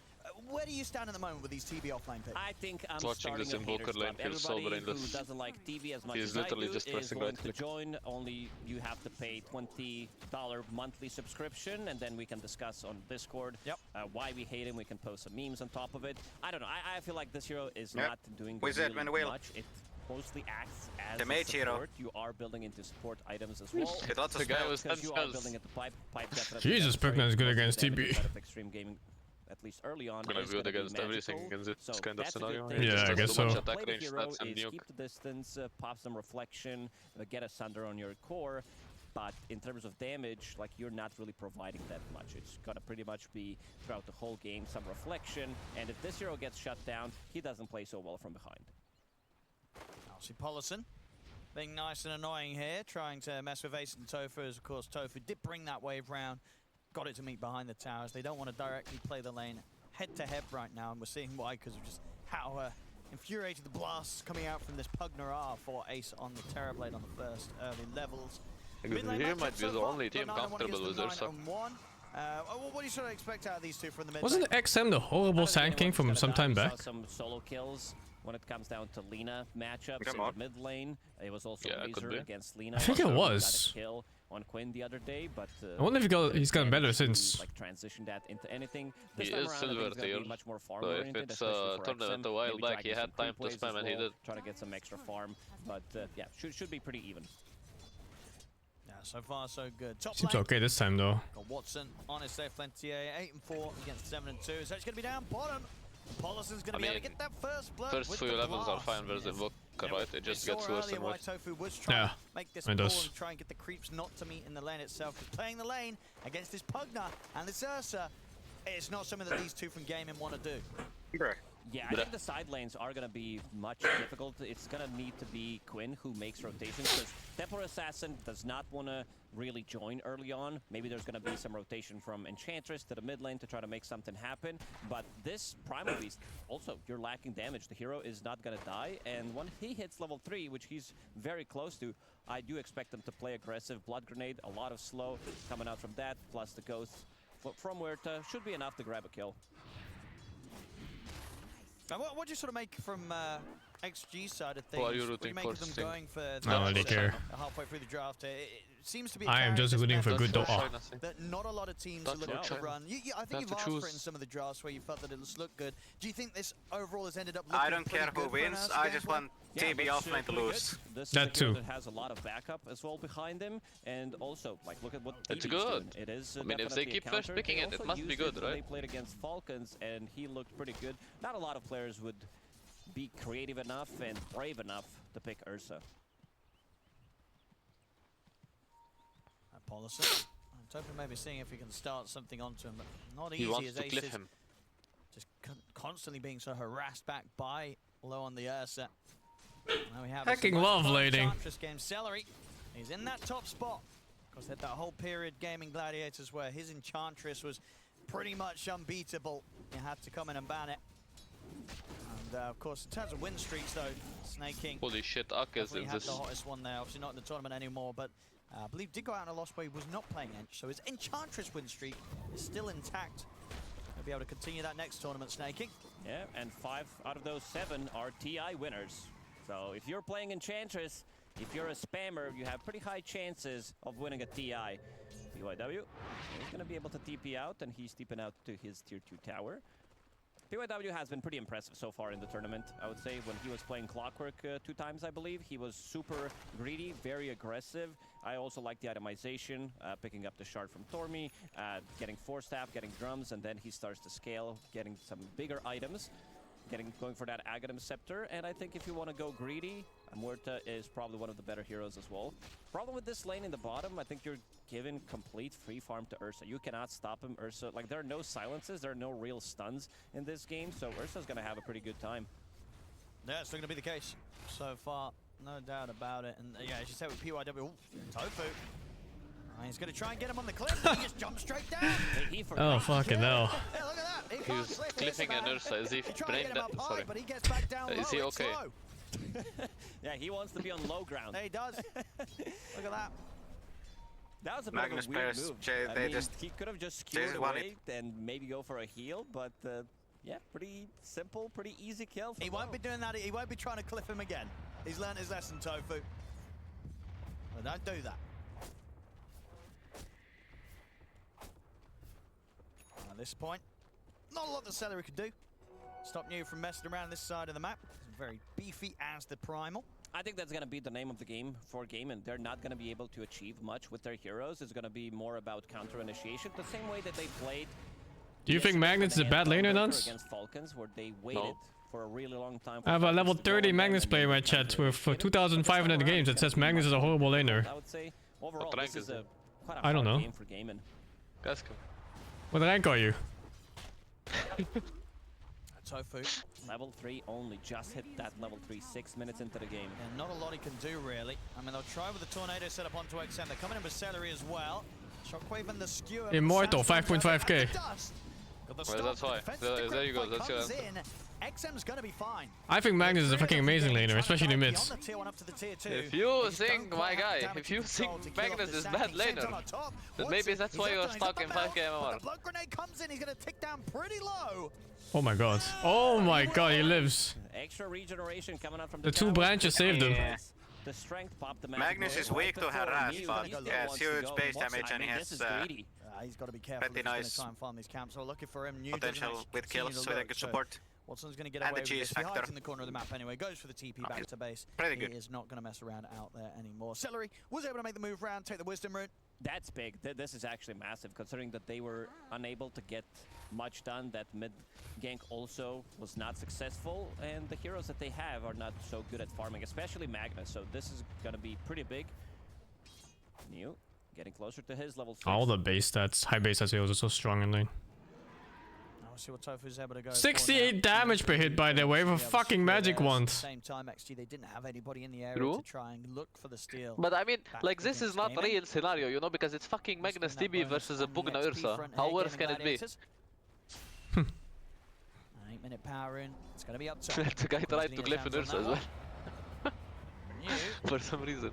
Be a little careful, playing around on his own, and he knows this sort of TP rotation's coming in, so immediately haste rotation's coming in from the Invoker, so TP I really like that TA versus Primal matchup. Not able to capitalize on the power in. Yeah, I mean, every time he comes close, you fucking hit him for 20% HP, man. Yeah, and for sure. With armor reduction, he can't tank creeps. And you have Invoker spells, so if these two are not around, you have pretty much guaranteed TP out. XM from the mid lane, he is 400 below Invoker's net worth. He's gonna need some stacks to come back into the game as well. From mid sanking, considering that you also have another way of initiation, I would still be fine if he picks up a Blink Dagger, because this is not an item that New is gonna buy on Primal Beast, at least not early on. Celery. He's trying to heal up, but he's gonna get popped here by XM. Watson's turned up, but the 6 has been hit on you, so he's got the grab onto Watson, and that gives the space for XM to back away. Watson tries to turn towards New, but Watson himself is pretty low on the HP. Paulison, he's just playing around with Quinn and Tofu, keeping them forced out at the side of the fight. So Gaming Gladiators, they're just not able to really get in. I hacking love getting last games. The add-on tooltip thingy. XG continue to rack up the kills, 3-0. And as expected, they don't have enough damage. You can see 9 minutes in Gaming, they do not have a single kill yet. They try to kill XM multiple times, but they were not successful in doing so. And right now, do you know what facet ST.A.K.E.R has? Triangle to see what's going No. on. Problem is they are I XP can rune check. Stone. This is gonna be the kill. There we go. He has Void Blades, if it's correct. I don't know if it's correct on the thing. Mine is showing last game shit. That's fucked. Nice. But I think he has Very close to finishing off Void the tier Blade 1 in the mid here, that's what he's Gaming. doing. Quinn. The thing I was surprised about is he didn't max meld. Ready to lead in. Oh, blood grenade missed. What the fuck? Tofu, is he drunk? That in the highlight reel. Skewers him away Fucking from the kill. team. What Let's see. the fuck? Another shockwave is gonna be available soon. To be fair, the Magnus support is a new trend, so he might not have enough time to try it. Everything's fine in the end. It doesn't matter. Redeemed. He redeems himself, Tofu. They get the kill. Oh, this was a bit of an unlucky Tofu, even though he has high win rate in the pubs on this hero. Okay, this is good. They're stealing some of the stacks as well. Getting some kills, getting levels. Yeah, good bit of a punch back there from Gaming. And again in that space around the mid now, with the tower taken down nice and early. Let's see where they look towards next. Of course, once this all goes down, both teams carries farming very well. Obviously for XG low, farming that slightly bit better, which is of course going to mean that Battle Fury timing is likely, it's going to be very good on the Ursa this game. And once that's there, Low should have no struggle keeping on par, if anything, slightly ahead of Watson's farm. This is as good as an Ursa start as you could really hope for. Pretty much to just getting free farm in the lane. They have a completely free lane in the bottom, zero pressure whatsoever, but Gaming are doing a pretty good job stealing some of the stacks and now also invading a triangle, so they're gonna get more of those. There is no empowers. Also, these heroes don't really utilize the empower. Which team is better late? Anyway, it's just gonna be for the damage. I think GG is gonna be strong late game. Once he gets it. Probably. Seemingly XG not able to do anything about I it. like Radiant's late game mode. I feel like this Sanking one-shots their entire lineup with items. Tofu, he was just taunting him. He's like, I don't need to hit the blood grenade, I don't need to hit the shockwave. We've got Slacks and Raya reacting there to the carnage that we have going on, of course. It's like having strong stuns in late game. Like Magnus RP for this. CY did when he saw that. Oh, Yeah, but they have pulverized. The full item Primal Beast is insane. It's pretty good, yeah. Always fun to see. Tanking jump, Ursa jump. I don't know how like the GG's late game feels so reliant on this Magnus sitting in RB. Yeah, it does. Otherwise it's so weird to start a fight or hit someone. As expected. There we go. I love it. Zero emotion. And back in action. Celery is healing up. Oh my And he's god, there's so many gonna healing win. wisps. And they're bringing Watson over. Tornado is very nicely lined up there by Quinn. Clips new just on the edge of it. He's very tanky on the primal, but with the four of them and the Meldits coming in, they will manage to bring him down. That's how they need to play. They are utilizing They enchantments brought the really well. village. They tried to gank mid 2 times, but the ganks were not successful. Instead, they were scouting what was happening in triangle and dealing some damage to the tower with the troll creep summoner. And now he's making a rotation to the top lane, which is also going to kill the tower. Like, So Ench is surprisingly map good did versus open up Primal. Because of for gaming enchant, gladiators. and not just because of the slow, but because for some Doing the reason same his thing, charge what they is did to him, dispellable. stealing some of his stacks, even though he Yeah, just I do showed know. his blink dagger. They know that's online. Ace on TB. Does that stop the charge the moment you start charging up? There's going to be a lot of magic damage. So I think both teams are kind of fine anything. with how the game's developing. Wow. The moment he clicks the button, whenever you enchant him, he stops in place. Yeah, that's fucked. Battle Fury, get his blink That's really dagger, fucked. and potentially take Roche. Like you smoke up, get some 16, 17, 18 minute smoke to the top part of the map, get a kill, and then turn that into Roche. So it's indeed a pretty good build-up for both sides with what they want to do. No His doubt versa about this it game here in has this better early timings than the So one of first the game I kills, watched him but play. The He moves might have all fuck. made sense. And I mean, he's so fat. What is the only this? one that's He's keeping up with a really TA somehow. struggling, I'd say it is new. He's having a bit of a tough time on the primal. Didn't do too bad in the early stage of the lane, but I mean, he was laning against the Magnus TB, you know? It sounds on par with Doom TB. It feels like they needed a little bit of extra damage. TB isn't that bad laning. They literally needed an extra kill. Maybe he could have gotten Yeah, with but his you know, level paired 6 with a earlier good from that range kill, support or some shit, maybe not go with for the another Magnus. kill.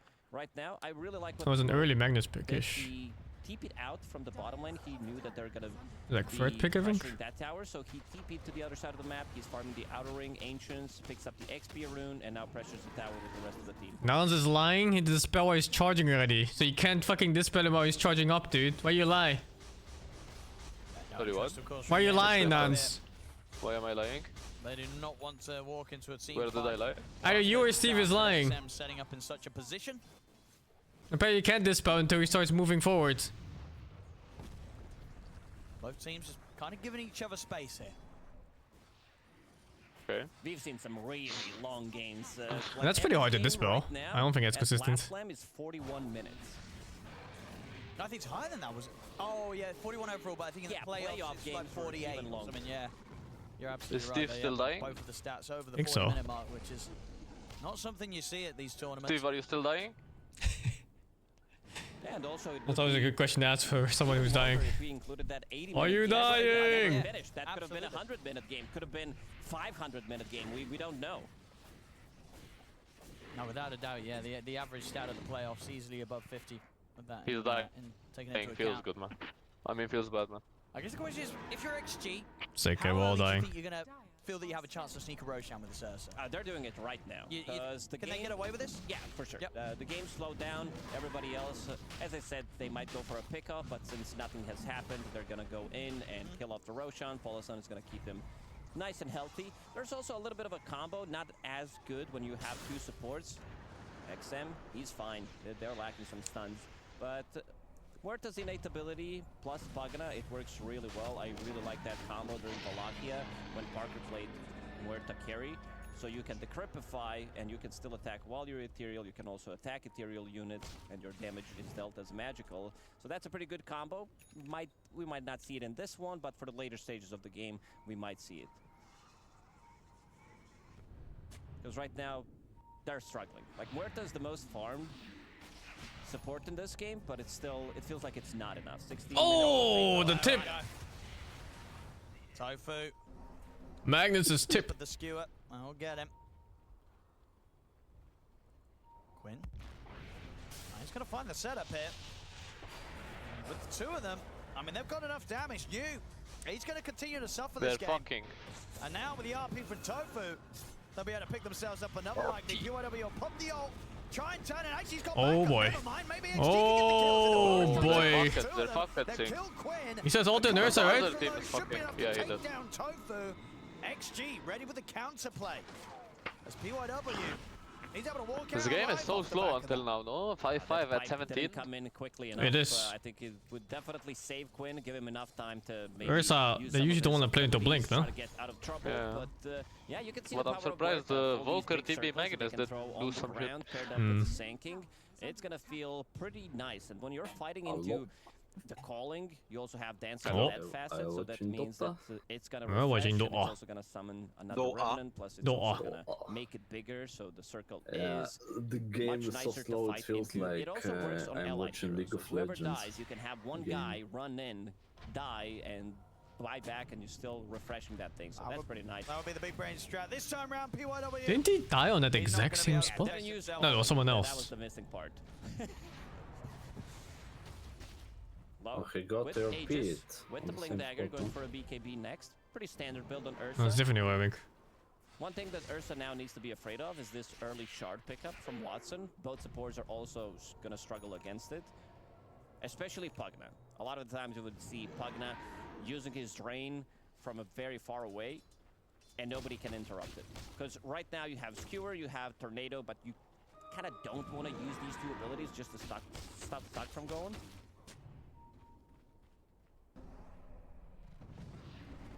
Bottom lane gaming gladiators. They can look for the tier 2 and it's still early days, but it does feel like this game could gear up in a fashion where, now when it comes to the scaling and the potential for gaming gladiators to essentially have like multiple carries, it could be a bit daunting for XG, especially if with the way that the farm's going, and as I say, with New continuing to fall further and further behind, they're going to be having a lot of eggs in the Ursa basket. Like this Ursa is going to have to do some pretty heavy carrying. Yeah, because the game slowed down so much, even though they are holding the Aegis, it's still gaming who are and they're one to two of them. It's an easy one there for Tofu. Jesus. Grabs the two Big supports. Gladiator shouldn't Imagine if kick that was our Anton. RP. It would do was absolutely such a nothing. It would good spread them carry for around their and they would team. not be able to focus them. The only one who is playing with that facet was Ari, but he also kind of stopped, understood that it's too hipster, but this was really nice initiation. 2-man RP into Skewer back, just enough damage.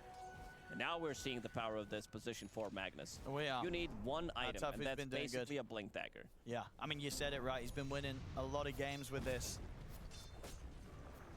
And his pubs, and yeah, here in this game so far, other than the mild bit of entertainment we had in the mid lane, it's been fantastic stuff from Tofu on the support mag. The game slowed down so much, we're not seeing, like we saw one epicenter from Sanking. New, It's been slow. completely shut Yeah. down, and I think this has to be one of the worst games that I've seen him throughout, ever since he joined the pro He's scene. not normally this far No. behind. I mean, I don't think he's ever this far behind in terms of like out of the 6 cores in a game. Very rare to see New in that bottom spot. Holy, he's fat on the Ursa. Tofu, he's got another grab. Continues to make the magic happen here on the Magnus. He's as fat as this Pugna is dead. Pugna is so poor too. This slowdown, it does Yeah, feel rough for XG. not a great game.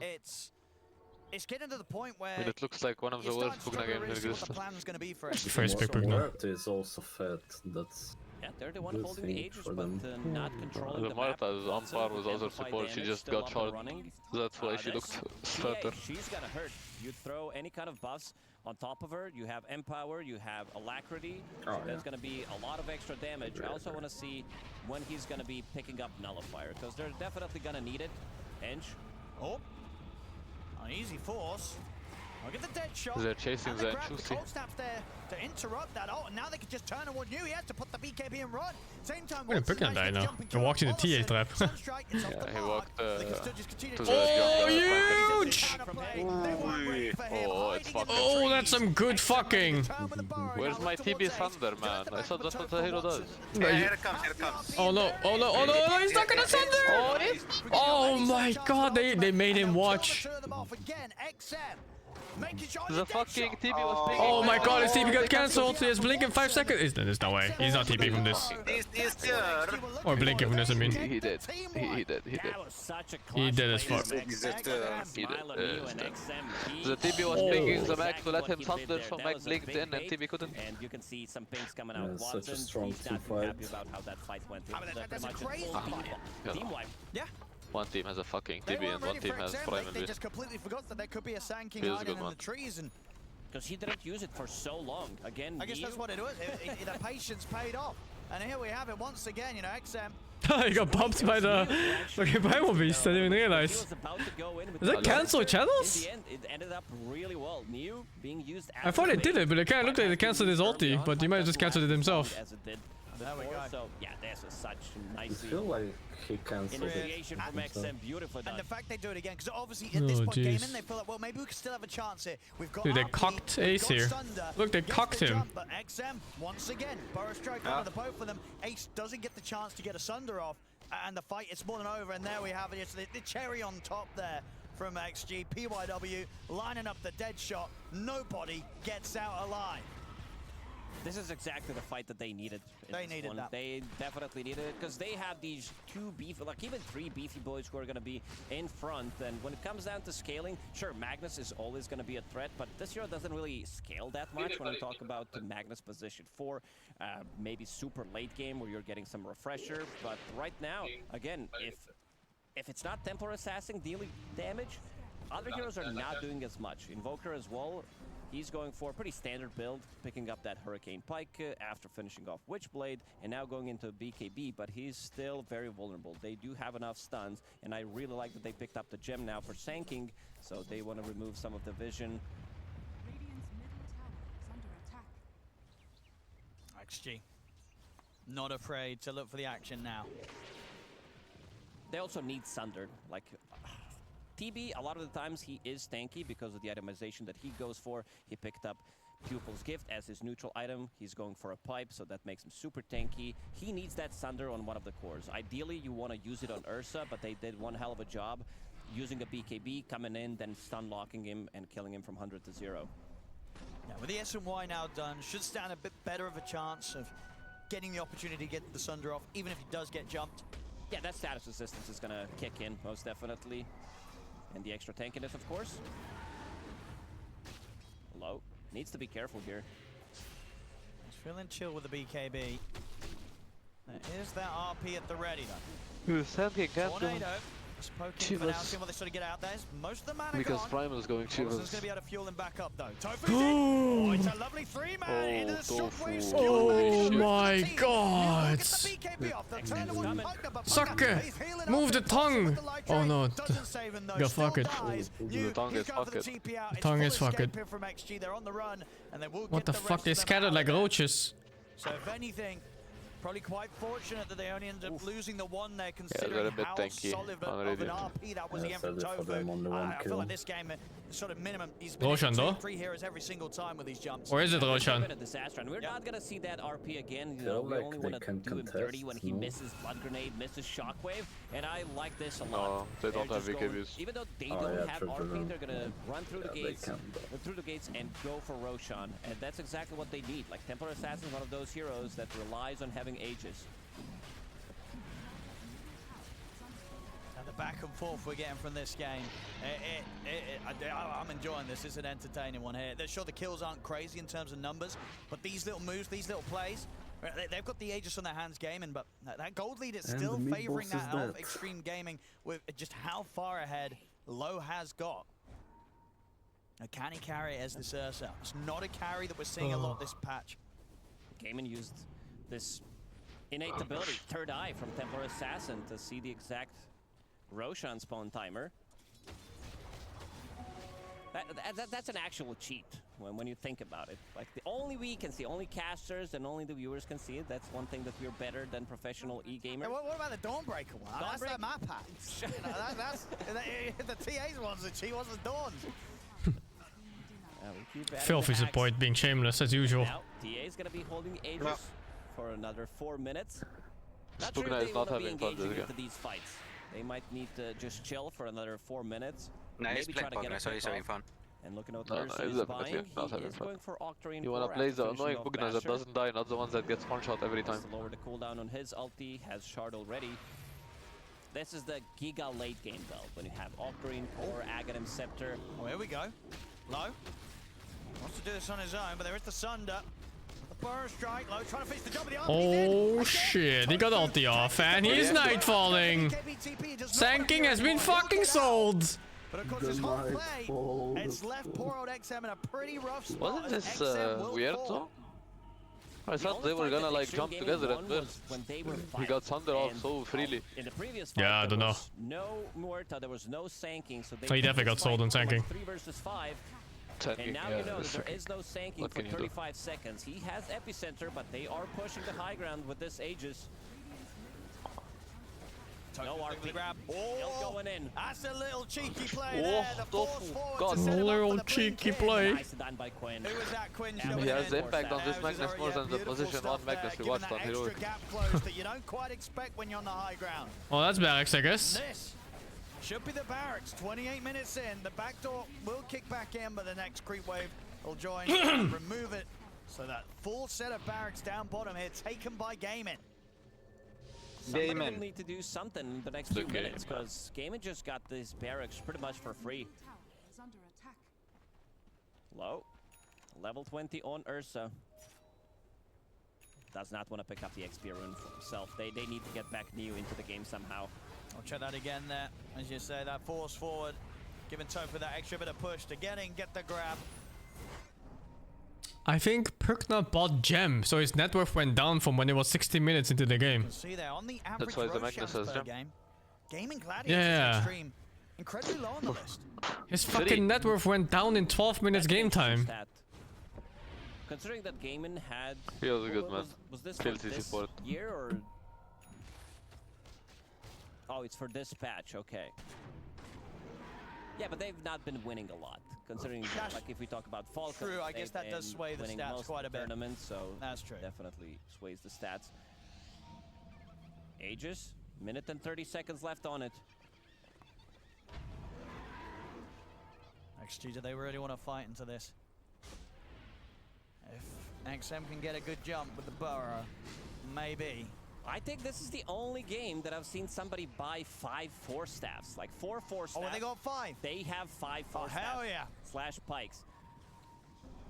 That's pretty rare. Force staff is a bad You're item, by playing the way. against Ursa, you're playing against Primal Beast. These items are, like, Ursa's just gonna get kited, that's for sure.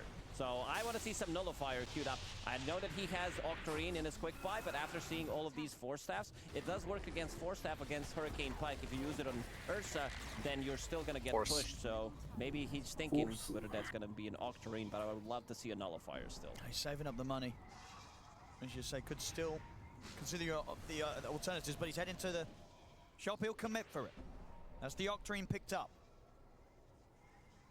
We'll see if that makes much of a difference, and if he turns up for the fight. So, you know, sort of the plan is to get that next item beyond that. Problem is, he might not get that chance, the opportunity, because Gaming Gladiators, they're pushing up to the high ground once again. Dead shot for the setup. It's a lot of opening damage here thrown down on towards the TA, but Watson's going to get forced back. XM's in with a jump. It's a 3-man burrow strike here with the epicenter to follow things up. Keeping him low. No follow-up though. They're perfectly fine. They're backing off and Topher. He's in with the 2-man Oh RP. shit. No Yeah, nothing happened off it. Use this to just try and back away. This was the reset. They should smoke up and try to chase them down. There is still Mm-hmm. BKB available on low. They want to get some kills. He's going to be able to close the gap, but again, these force stuffs. They're just allowing them to kite them. XM will get the stun onto the side. Celery, he's going to be the one to get caught. But the rest of Gaming can continue the retreat. Ace is looking to get back in, look for some sort of thunder target, but he caught by the back to silence as well. Oh my god, he's gonna thunder. He's gonna thunder. No, oh, Jesus. Ace is gone. Not my TV off. It was like 2 seconds left on that fucking BKB, man. Target, but between the bashes and the silences, he couldn't get it off. What's the point of my TV offlane if he can't That's thunder? exactly the fight that they need. They kept him low enough just so that he can't take the fight. He can't die with Aegis. Again, XM, every single time he finds a good initiation, the fights feel so much different. And they were holding the BKB for a really long time. RP this time around, unable to get the skewer back into the rest of the team. Now let's see who picks up the shard. Low, pretty easy. That's gonna be Polo Son. I gotta say as well, it is one of those games where low on the Ursa, he's been involved in every kill so far, Lacoste. That says a lot about the game. Like, if your Ursa needs to join every single fight, that means your other cores are really not doing great. Yeah, you know, he's carrying pretty hard here. Didn't die a single time. That's pretty impressive. Yeah. Didn't die a single time. Top net worth by quite a bit in every kill. I mean, you know, this is a carry that I don't think even the most toxic Dota player can find something to criticize. You know, this is like, well, bro, you're doing everything here. He's doing everything here. Top stuff from Low. Sprunk now available on Enchantress, and we also saw Pagna getting the shard upgrade. That Nether Ward, BYW. It's gonna be good against TB illusions if you can use it in the middle of a fight. Close game, as we kind of expect. I thought Gaming are not gonna be doing as well, but considering the lack of damage that they had, but they managed to salvage it by bringing in numbers in most of these situations. Low, he wants to be as tanky as possible, picking up this S.T.A.L.K.E.R core. He also had tier 3 token for a really long time, but he prefers to have a Gossamer cape. He's playing against Templar Assassin, who doesn't have Enchanted Quiver, so you don't have that True Strike. At least for Invoker, he has Witchblade, which does apply a True Strike. PYW, he's in. Look at the grab. PYW did get the ult off. He's gonna give it a chance. Jeez, actually fine on the... What's his name? Murta. I thought he was super dead. When he ults, they literally have 0 damage for him. Yeah. Everyone right pushing Magnus on top with the rest of the team, and also managing to use the silence, keeping himself inside. And it's go time. It is. Poloson is a bit low on HP, so he needs to use the drain, maybe get some HP back. I want to try and get some sort of activity with the epicenter up for XM. And look what Poloson has. So he's probably gonna die here. He has Glimmer, has 4 staff, but still damage is way too much. Unfortunately for Low, that will be the first kill he wasn't a part of. I love how he knows he has to ult for that kill. So he wants to use the Cripify on somebody I mean, else, you don't want to be that guy, you know? Ghost Scepter for himself. Yeah. I want to see the Nullifier. I mean, you're playing against Ursa. Ursa doesn't get the chance to play Dota in most of these situations because he's constantly dispelled with the overpower, so you need to be attacking him, and then again, you're playing against He doubled his net worth. It's got to be next, Rob. It's got to be next here for sure. For He's got everything else that he would want. Ursa is sick, dude. He's got the BKB. Yeah. I was farming a tier like that? Fucking hell. He wants to finish up that Daedalus upgrade. So, as you say, could lead to situations in the fight where it's not going to be as easy as he may hope. I mean, it's hard though for DA's side because there's fucking Invoker and TV farming a lot too.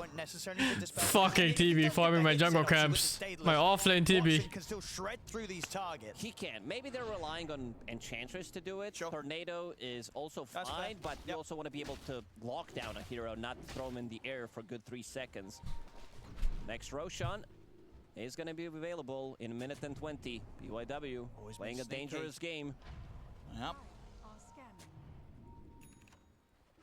Overwhelming blink now for Low. It's going to be a lot of slow. Once he blinks in, these 2 items, when you have overwhelming blink and Shiva's Guard on the team plus Urge Shock, for example, everybody's going to get slowed down. And we talk about the BKBs. At least Watson picked up his, because playing at the Shiva's Guard and Overwhelming Blink without a BKB can be very difficult. He was going to stop.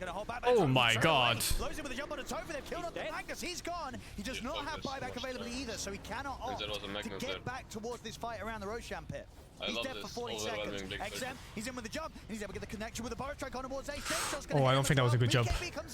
Oh, let's see. Looking for his target though. As Gaming Gladiators, they're separating from them pretty well. BKB forced. So XG not able to get a further jump onto anyone else. They're just simply succeeding. A bit too ego on Ursa there. He was hoping for first hit bash or something. The kiting continues with the 4 staffs. 20 seconds until Roche. 20 seconds until Magnus is back.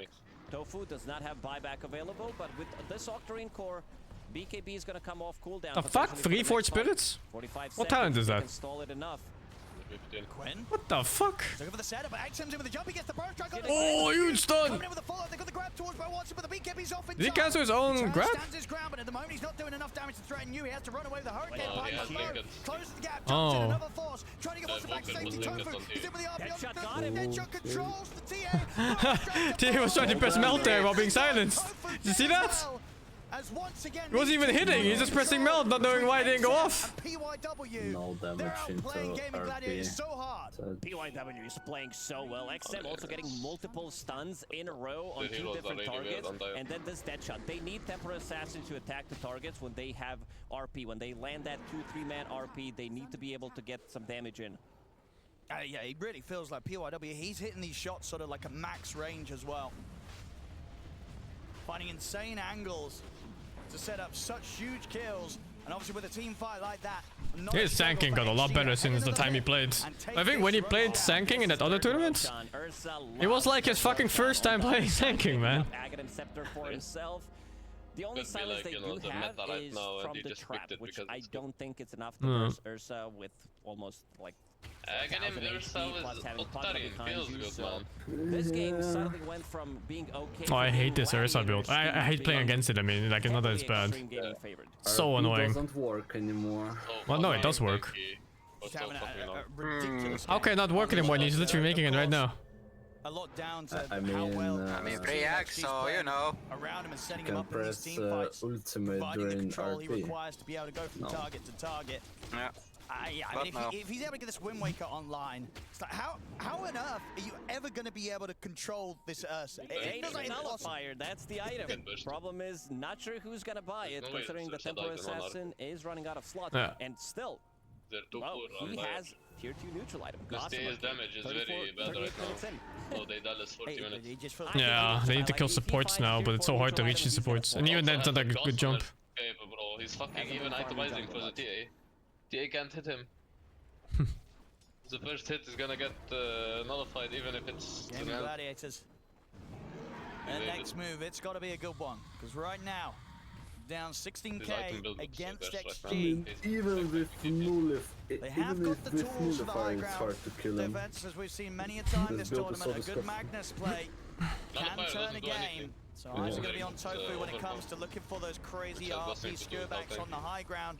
Yes, the problem is he's doing these against heroes that A, don't really care because of how tanky they are, and B, because the carry's an Ursa. The chance you're going to be able to stun him long enough to get the chance to get any damage in on him, it's pretty low, especially at this point when he's this far ahead. They're getting way too tanky. You have Ursa, who's literally unkillable with level 25, so Earthshock has 2 charges with level 20, applies Fury Swipes. You're just with the shard on top of that, so every single time you use Earthshock, you're becoming pretty much unkillable. You have that Enrage on, lowering the cooldown. Still holding the Gossamer cape. Your mic is fucked, Nanzusi. It's a nice one. Very Fuck good against you. the meld, right? You know, you Why is your to mic get getting this TA, fucked? get that burst hit. I don't know. I mean, I at this think it's point, when it it feels like it like doesn't even matter, because pushes even if the meld too hit was far from connecting, my this mouth. Ursa's not dying. Also to point out, they do have double Aviana's Feather. Most of the damage, at least from Ursa, is going to be those right clicks. Yeah, he's looking to deal with that. We're streaming of sort of Wind Waker to make himself completely invincible, but has now queued up the MKB himself instead. So you need to buy an item to counter neutral item. I think That's the it's a state of the strong game. neutral. It is a strong neutral. TB also showed that he is going for Butterfly. He showed his Eagle Song.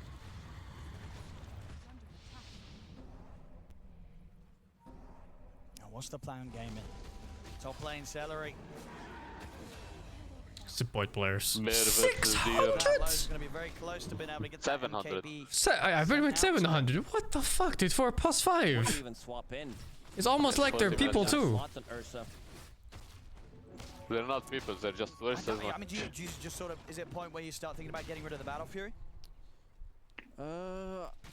You still need boots, but you're getting some extra movement speed. See, 20 supports have from value. Gossamer, and When you kill can him. get away with not having BKB. He's in. He is. Tofu's going to help out with the Force. Again, all they can do Guys, is run from crazy. this bear. No opportunity to turn and stand ground and fight back against Slow. So to take this tier 2 and move over towards the mid to join the rest of the team. It does say 20,000 net worth, but if you look at the gold, He's that is definitely, unspent, it's showing at that least he's for level now, 30 Ursa Ursa had player. He's 6,000 so good gold on saved Zero. up. SingSing has almost 7,000 gold saved up. That's a lot of money. That's a lot of money that is unspent, so over 15,000. It's good to see China still has like a decent team. 15,000 into a fight, it makes the difference, so they need to buy The those items. And also to new point out, army they team, do I have think, is double gonna fuck. Shiva's Guard plus overwhelming blink, so they are gonna go in and provide you with a lot of vision. Yeah, but They're gonna sadly be they canceling the don't blink have daggers that as much well. new They're players. trying to mess around with Xersa. No Legion he has though. could not care any less. Because In fact, he's just thinking about going back Ragel at is them. fucked. He's in with the jump. He's got 25 seconds left on the Aegis. There's not one Even when region that that's gets gone, lots of new He's players. got the BKB at the ready to slide in.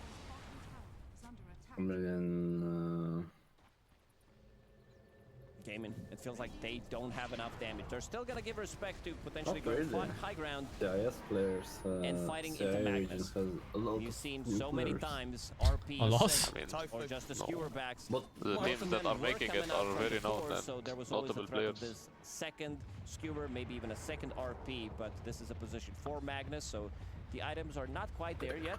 Still, he does have Psychic Headband, which helps a lot with the skewer, with his Blink The only Dagger as new well. player I can think of is Rue from Teams, the new post 4 of Team Spirit, but he's been playing like lower competitive for a while before he joined. Shitanic. Because he had the BKB and then realized Shitanic has been also playing competitive for a decent amount before joining. What the fuck? Isn't he like 12 years old now? No, he's like fucking... I'll get that finished up Okay, first. what We just about traveled 2 now. Maureen then? Okay, he played... Maureen has been playing for Nemiga for a couple of years. But still, one word is like playing, but second is like playing If he on gets high silenced, level. this is the unkillable Ursa, but they It's had to competitive. ruin him by buying Butterfly and finding Aviana's feather.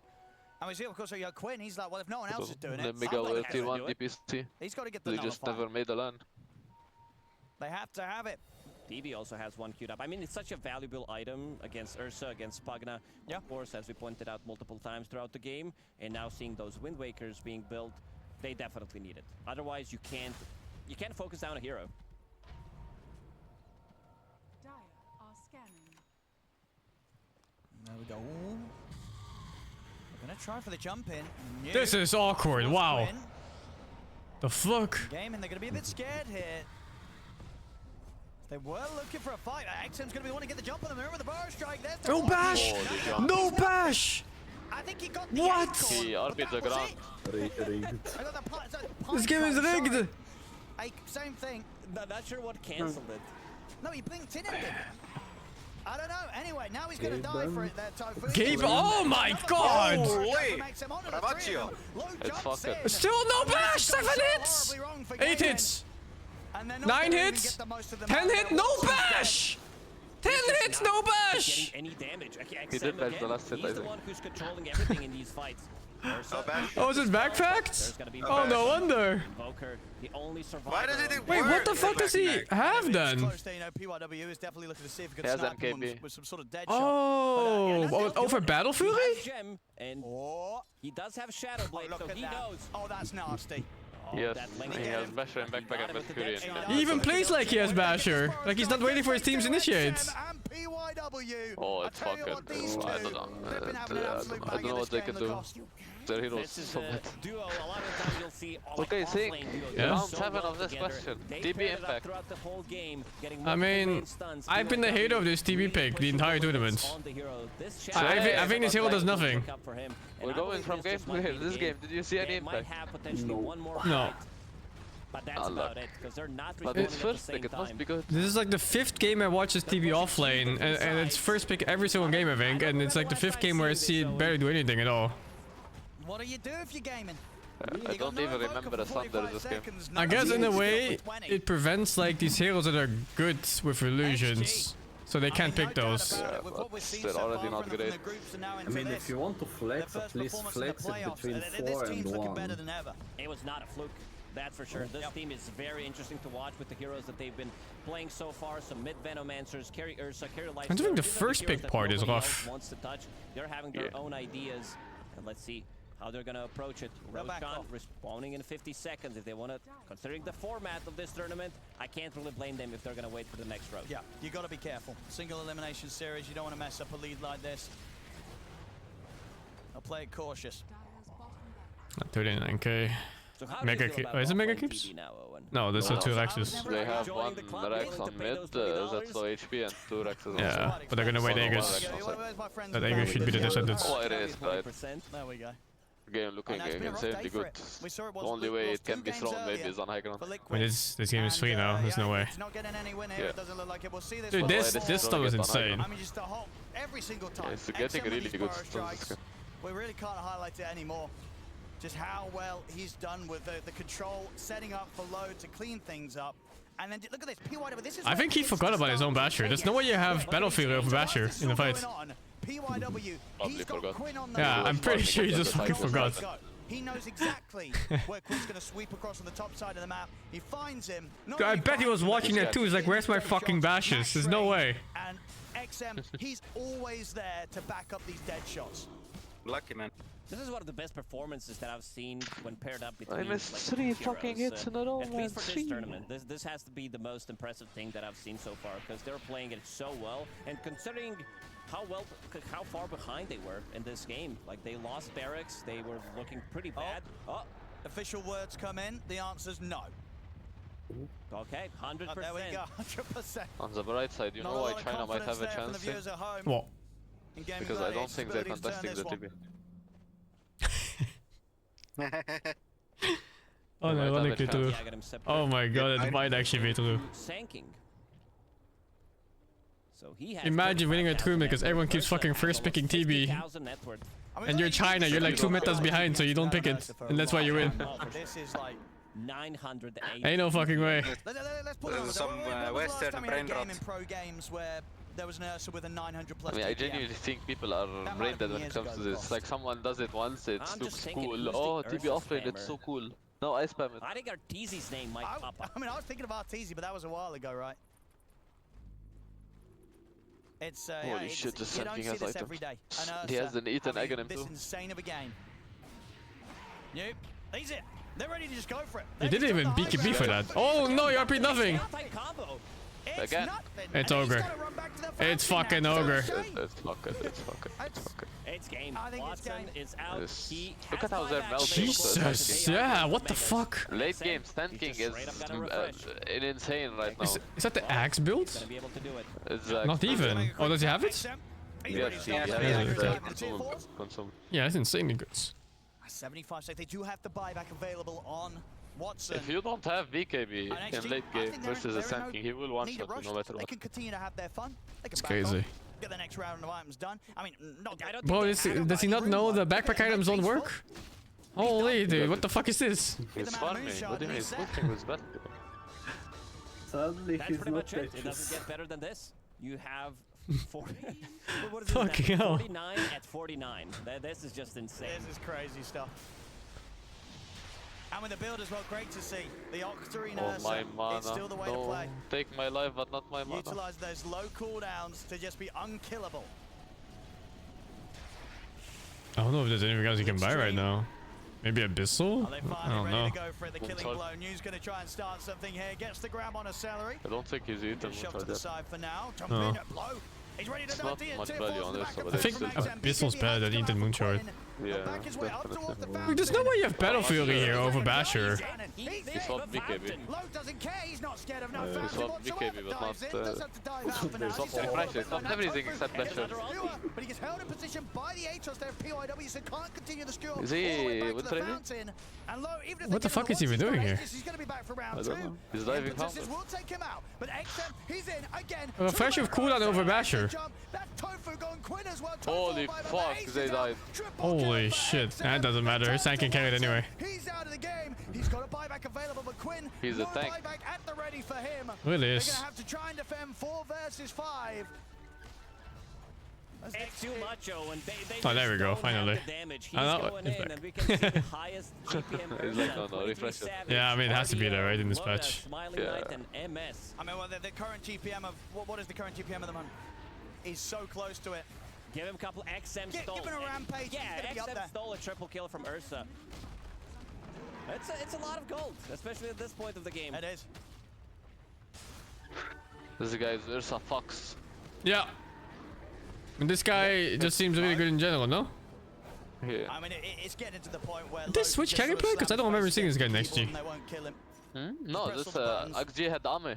This guy is Lou from They need to give him more creeps. IG, I see. I'm not sure in what team. Oh, I see. He's really AR, good. he was in AR, I Still think. respecting yeah, sorry. these potential skewers into the fountain. Everybody except Low, because he went there on purpose. Yeah, he's ready to go in again. Yeah. You know? This bear's looking for a bath in the fountain. Nice and cozy. Rapier time. Yato low. If he can get there. Oh, shit. He's got it queued up. 60k. behind. I like it when people just pick heroes because they're good at them. We have seen crazier comebacks. Like just ignore meta, ignore other heroes picks, ignore popularity. He just picks what he wants. And he fucks ass. Gold comebacks have we had? Or as a 1%, I don't know where they're finding that number 1 from though. that's a generous 1% there, I feel, Lacoste. This one's rough. I'm considering that I don't think switching carrying Worker or carry TA would have mattered. It's kind of whatever. Giving them 1%. Giving them more percent than our I think the problem in this game is the offlane TB, but that's just my opinion. It's probably TB. It has to be TB factor, but this is it's offlane good. TB. He's still buying into those carry items. He's trying. Yeah, also like maybe not like miscommunication, but they often didn't deal damage into reverse polarity. Are so tanky on They Extreme can't. Gaming. They don't have the tools. Even to this do it. alert up, like almost 3,000 TA was so good. on PYW.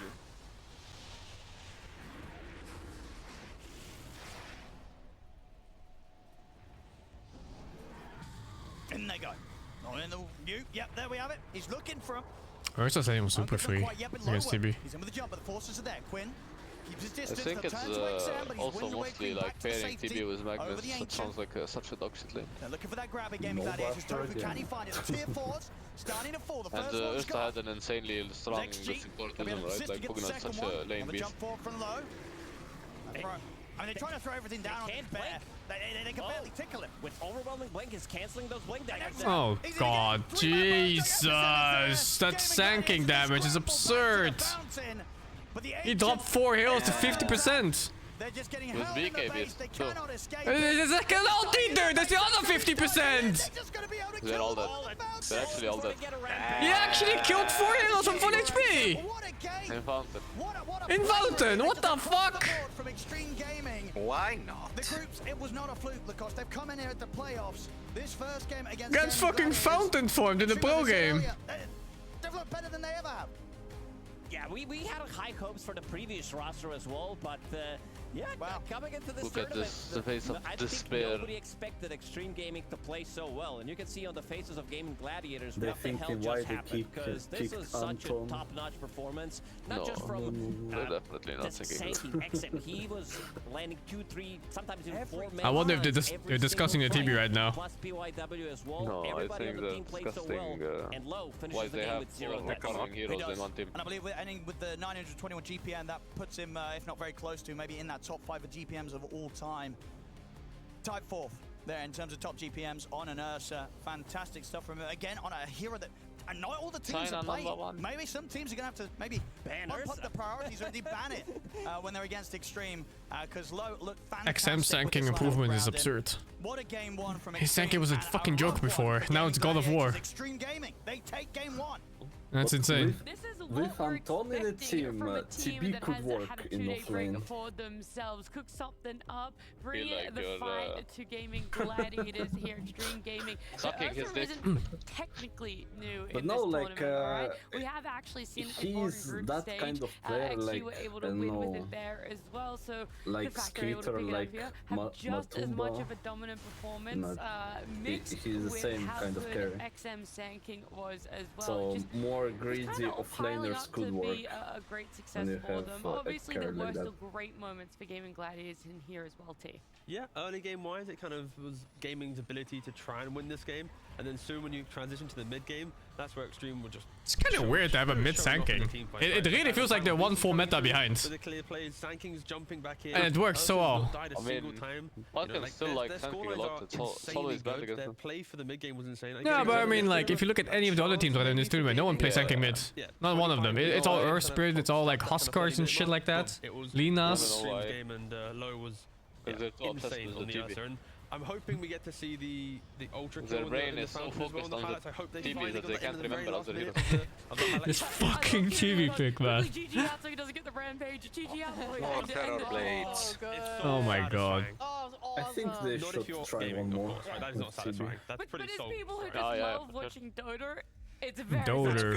That's a good Okay, bear. Sing, That Sing. is I a have good Siri. bear right there. Oh What? my god. He was so farmed. Like, watching him at the end of the game where What'd he you did, say? like, 18 things TB in is his the backpack win because trading he's hero. So overfarmed, not dying and It always farming has the been. whole game long. He's like playing with, oh yeah, well I got like my Oxford. It's like, right? Like, how? It's not obvious, right? Because TB is meta right now. But everyone knows it's so useless, so they pick it win trade without being suspicious because it literally does nothing. Yes. Mm. Thank you. It doesn't matter. Off with the 56, even the GM fake with the 58, and faceless fake with the 14, man. We'll get there. We'll talk about this game and then we'll talk about that. Yeah. Where Magnus just OP'd the ground, and it was like the worst fight I'd seen at that point, where I was like, there's just no coming back from this. Anime titties. Yeah, we actually have some clips about that.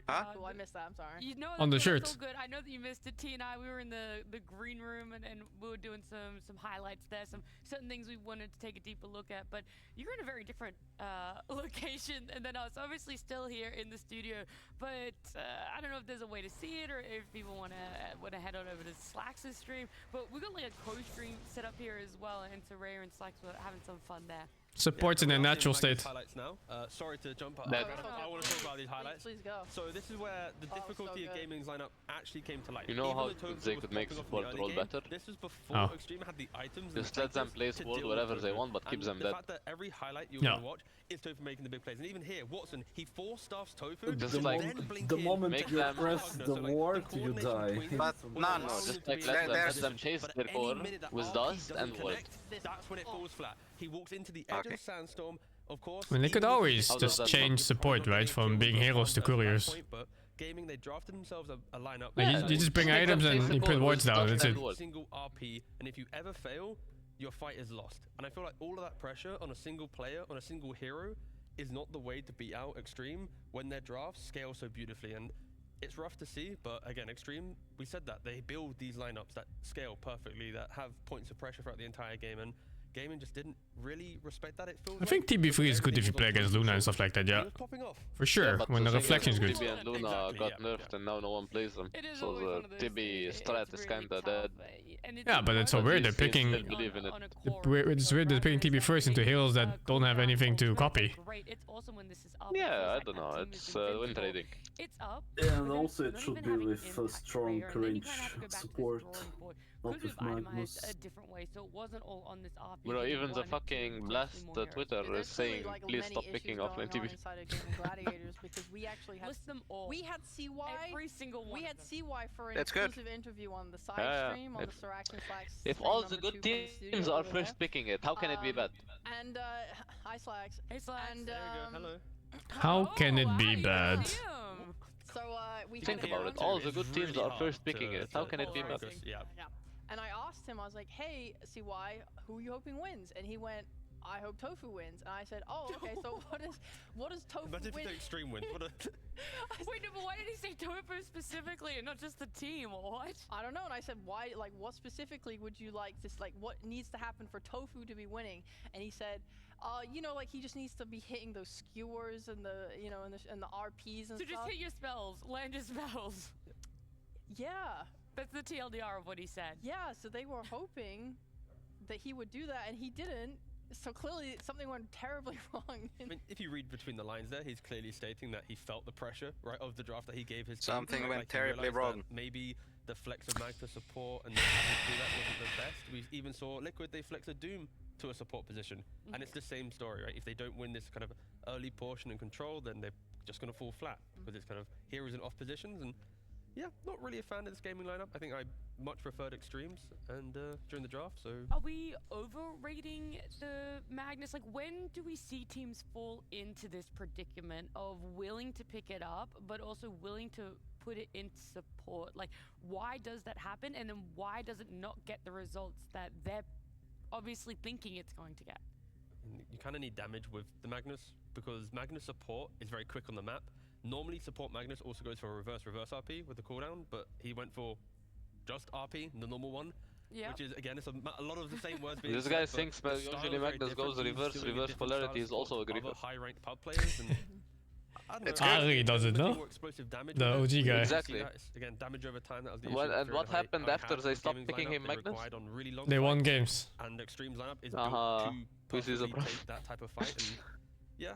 Was Doom banned in the first game? I don't really like it now, and I'm hoping they change things for game 2. That would be weird if Not you sure. liked it now with them losing.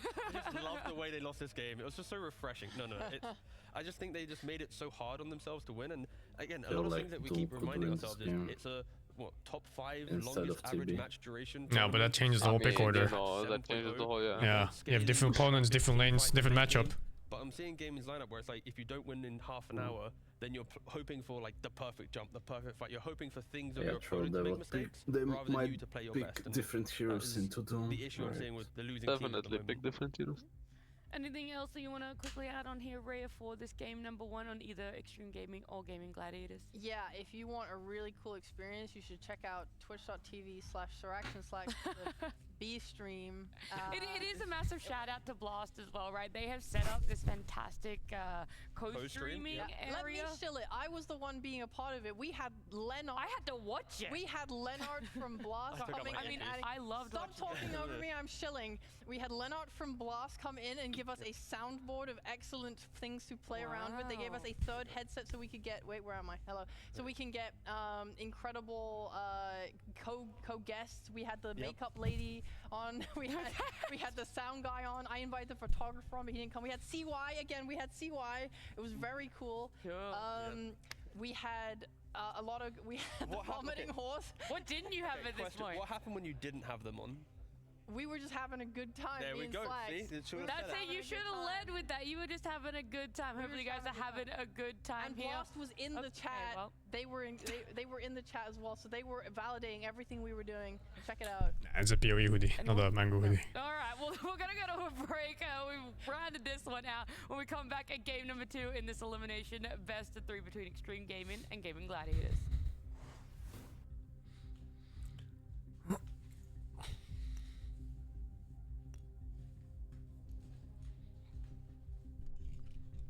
Fuck it, Liars Bar 1v1, Nance?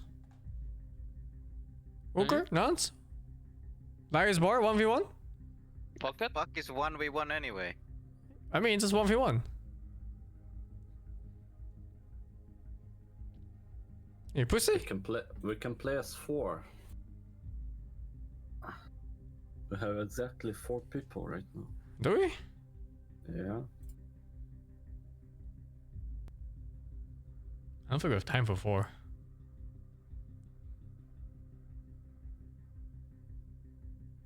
Do you even have the game, Nance? Yeah, I got it just now to play with my friends later. Hey, 1v1 me, fast, before the game starts. Let's go. Do you have it installed? Yeah.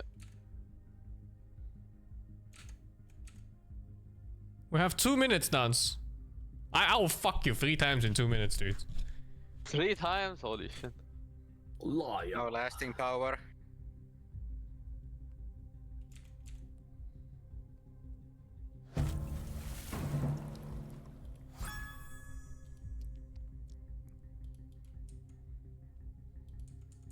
War of the Ring. But 200 years before that, there was an older tale. It's time. War is upon us. I choose to fight for my king. Oh, you? I swear I'm trying. Yes. Why is your name so depressing? Because I lost 15 games in a row. War of the Rohirrim. 12 December. Ready up, go, go, go, go, go, go. I don't know, one of those was offlane Bane. Is that I won the offlane Bane versus anti-mage game. It's funny. And I lost everything else. Pick the dog. It represents you. Yeah, you're a dog. Why does the dog represent me? Because you're a dog. Fuck you. The same way a bunny girl in a dress represents Sing. Huh? Holy shit, what the fuck is this? Those are big fucking tits. Oh shit, dude. How do women function in life when you can do this? How is it balanced? Is it exactly how they function? Is this instant motivation, look down? Jesus.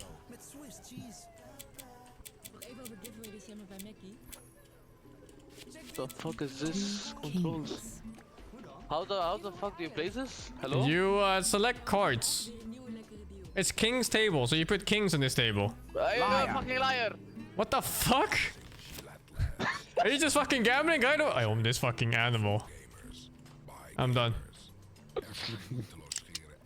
Die, things, die. No need to waste time. Die. We need to watch Pro Dota. Yeah. This is why I killed Tofu Holy 2 times fuck, within your 2 tits. shots. What the fuck is this? I know, right? Those tits are insane. Let's do this a different way. Let's do this a different way. Nope. How about How many are in the like table? 6 of each and then 2 jokers that can be anything. Well, I feel like you're gonna argue either way, so I may just ask the question. Terrorblade, offlane, are we for it? Are we against it? 2 kinks. How do I select? Oh, space, okay. Take a side. I'm not saying it was the issue in game 1. I'm just, as a general point of view, we've seen it 0 and 3 today. 2 kinks. Take a side. Quickly. Okay, I'll take a side. Can you be contrarian to it though? I can try. I hate Terrorblade. Why everyone just starts picking it? Liar. This hero, it's getting countered. Please be a lie. We fucking lost. Fucking lost the game, dude. Fucking lost, dude. We need to watch. Fucking lost the game, dude.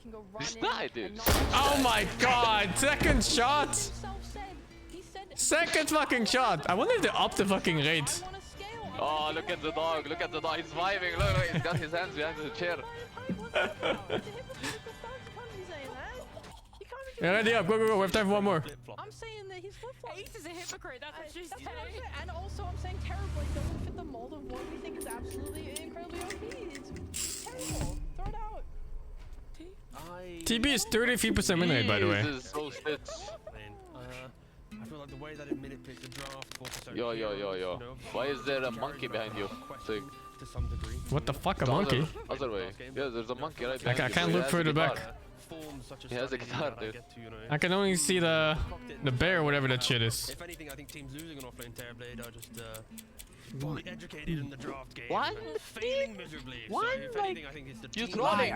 What the fuck? What is this guy? Is it God of War? Bro, do you know that card games are religious for Lebanese people? Are they now? What? Oh, the first shot! Oh? Getting outplayed. Yeah, I guess so. You know, my entire childhood and like even till now, I'm playing card games. Just saying. What the fuck is this speedrunning? Lebanese people fight for card games. Reverse fucking. Bro, I've heard my grandpa and his brother were About you ready playing up? against my grandma and his wife. Sorry, what? Ready up. We have time, apparently. And they were fighting so hard. He turned to his brother and he said, "My sister is the biggest war alive if I ever play with you again." And then they played the next round right away. You know, Sing, you are on pace on getting fucked 3 times in 2 minutes. We'll see how he changes it up, and it's just Oh, been a jeez. sort of bracket run so far. Just in terms of the results, right? We had OG nearly taking out Falcons, then Gaming Gladiators did take out Falcons, and the Gaming Gladiators, the team that took out Falcons, is now struggling against XG. XG up one game. Okay. We're going to see what happens in game 2, ladies and gentlemen, as the draft has started. 2 queens. 2 queens. Hi. Canon. We're in Liar. business mode now. How? We're about to do this draft. How? Like, because I have no fucking queen cards, you animal. So it's obvious you wanna save all the good shit for the end. Here on the side of Extreme. What? That doesn't make any sense. How does it make you have 3 more cards? Part of their teamwork essence. And if they take I think you haven't been punished enough by all the fucking shit, the shit cards. heroes plus SD who's broken, then they can break their formation. Especially the calls on one card. Supports are fundamental. Who quits? Unlike gaming, they don't give a shit about supports. Other than Naga Siren. That is broken, of course. Number one support in the game. DK out, Sniper. A lot of respect going that way. Oh shit, If afterwards. anything, please gaming. Add a little bit of scale. They didn't pick TB. Don't put yourself in this one-dimensional approach of I must break my opponent and outskill, or I just lose. Liar. Will beat you every single time if You fucking bitch! Is it impossible to beat nuns? It's impossible. We need to watch draft, Sing. You need to die. We need to watch draft. Actually unplayable. Oh my god, dude, second shot again? We've seen so much What the fuck? from them, and them kind of dictating what you can do. Alright, time to watch draft. Really actually got 0 feet. You know, they're moving less, they're making less moves, or their damage is I lower, love and card then games so your much. pools have to make up for their like shortcomings. So taking away a large part of the pool and securing what you want early, I'm a fan of it. I like it before we see more get banned out. Yeah, I mean, No TB. Finally. To the offlane, and then We can watch some EU Dota. Kind of the entry Did to they the ban it? phase into Or they just didn't make it? No, it's just untouched. I wonder why it's not banned. Tower, just I can't leave. Hello? Is my game bug? And it's highly contested. Why would you look at it? Again, both supports very high value at the moment. Extreme now thinking for the next ban, they did ban out the Doom, so have pivoted TB away from opened for supports the last being their pick. focus, and a little bit of Truly. respect towards the offlane. I would like to see on the side of Extreme though, their other support being something that can fight. Like obviously Pugna is gonna want to fight, but he'll do it from a supporting role where he's trying to keep Clock or the carry task alive. type of Yes, hero? clock or task, literally Yeah, exactly what I want. Yeah, there yeah. you go. Yeah, I think naturally with a Pugna, you want heroes that create that front line for you, either through existence or through initiation. And it can come from the offlane, it can come from support, but yeah, I think traditionally at least, Pugna Tusk, Pugna Clock, pretty much does the job that you're describing. It's not even banned. Why the fuck was it ever first priority for a pick? It's actually not even banned, dude. I think they realized. I think they just realized too. I'd like to see them pair it with some frontliners. Look at XGs, they're so sad. They're like, where's our TP? But that sort of hero who just has a big body and wants to go in for you. Where's our win trader? Killing everyone. This was part of the script. Yeah, it does help a lot. And again, to be fair, they're taking a lot of time with this second phase of bans. Of course, Might be Gaming considering a has SingSing ban. to go for. Extreme, they banned out the Invoker. Even though it didn't really do a lot in the last game, relative to the big picture, it still is very, you know, map playing. And now we're expecting at least, well, I'm expecting Gaming to win the offlane. Like as soon as I see Muerta, in the back of my mind, I see that lane's already won. I'm not seeing a lot of safe lanes crush the Muerta plus offlane combo as of yet. Unless Extreme want to cook up the lane themselves, but often it's like a default win, in my opinion. Yeah, watch them pick Terrorblade here. Watch them pick Terrorblade and ruin it. Nah, they go an Ogre, right? It's the kind of the opposite of a Terrorblade. Yeah. Usually when we see the support come out in first phase for this side, they pick another one here, and then we'll see the reveal from XG of some sort of strategy, and then Gaming will have to start revealing their cores and how they want to counter it. Alright, you know how we kind of force this Terrorblade meme on panel? Yeah. I'll happily kind of give it a little bit more life outside of the memes. That Sure. I think Terrorblade is still an extremely strong offlaner, but it is kind of what you touched on, the idea that people will respect What does XM play mid? Sniper? like what it's good against, sorry. Yeah, so he's now a sniper you need to player. put Terrorblade in a reaction. Yeah, that's a weird ban. Maybe in that second phase you see 2 or 3 heroes, then you pick Terrorblade. But I think first pick, at least in the series today, it feels like teams are very confident. There he we prepped is. well for this. We're not afraid for it. We see the clock. Oi. So kind of. But it's a carry TB though. Or actually it can still be offlane. But Is it gonna be now a second phase Magnus? Because he also has been unbanned and unpicked so far. I'm not sure what people are waiting for. I think if you're China playing sweat is TB, gone. They're relieved. Yes, it can be offlane. It could also be carry. You have to address it somewhat, because I think Ogre and Muerta are not doing any sort of high burst magic damage. can't they just Dawnbreaker +1 here? We already know how Dawnbreaker is really strong. Dawnbreaker into Yeah. Terrorblade is a pretty strong lane. You can chase down the TB. Yeah. You then, if TB is a carry, you have the Axe build for Dawnbreaker for the evasion to prevent the damage of TB. TB carry has damage issues, so I think if they want to go down the line of comfort and what they've done before, I'd be leaning towards Dawnbreaker. But That would be really good. Great quality. thank you very much, Rhea. Beautiful. Now, what build are they gonna go? That's the interesting part, right? Because Shall we when run over and talk to ask Ace- him? Yes. If they put the camera Good on idea. and we Yeah. just Yeah, let's jump just over the borrow deck. it. Yeah. Ace, give us the answers. Yeah. I mean, An we get to do that. actual Would we get fined? stolen No, TB. but we can. Oh, what? You said no with so much confidence. We can just. You think pretend that's a it. So, steal? like, okay, what build are you gonna go? Oh, I don't know. I'm. I think he was a free piece of shit from the ground. Kyle! Let me talk about Ace. Ace came on Kyle, an interview yesterday. If you missed it, when they played, they won with. Wouldn't it be Dawnbreaker pretty in funny game though one. if they During won with that TB game, now he suddenly? built, Dawnbreaker in a Yes. different way to what others are doing. Typically, you see a lot of Dawnbreakers go Blade Mails, and instead of doing that, Ace decided to go for an S&Y. He went for a You just storm this shit? a Satanic, Nullifier. He very much built to scale in the game. I would storm this shit. More of a hardcore, and he said that he doesn't like the other way I that think she's he played. also He thinks that she should scale.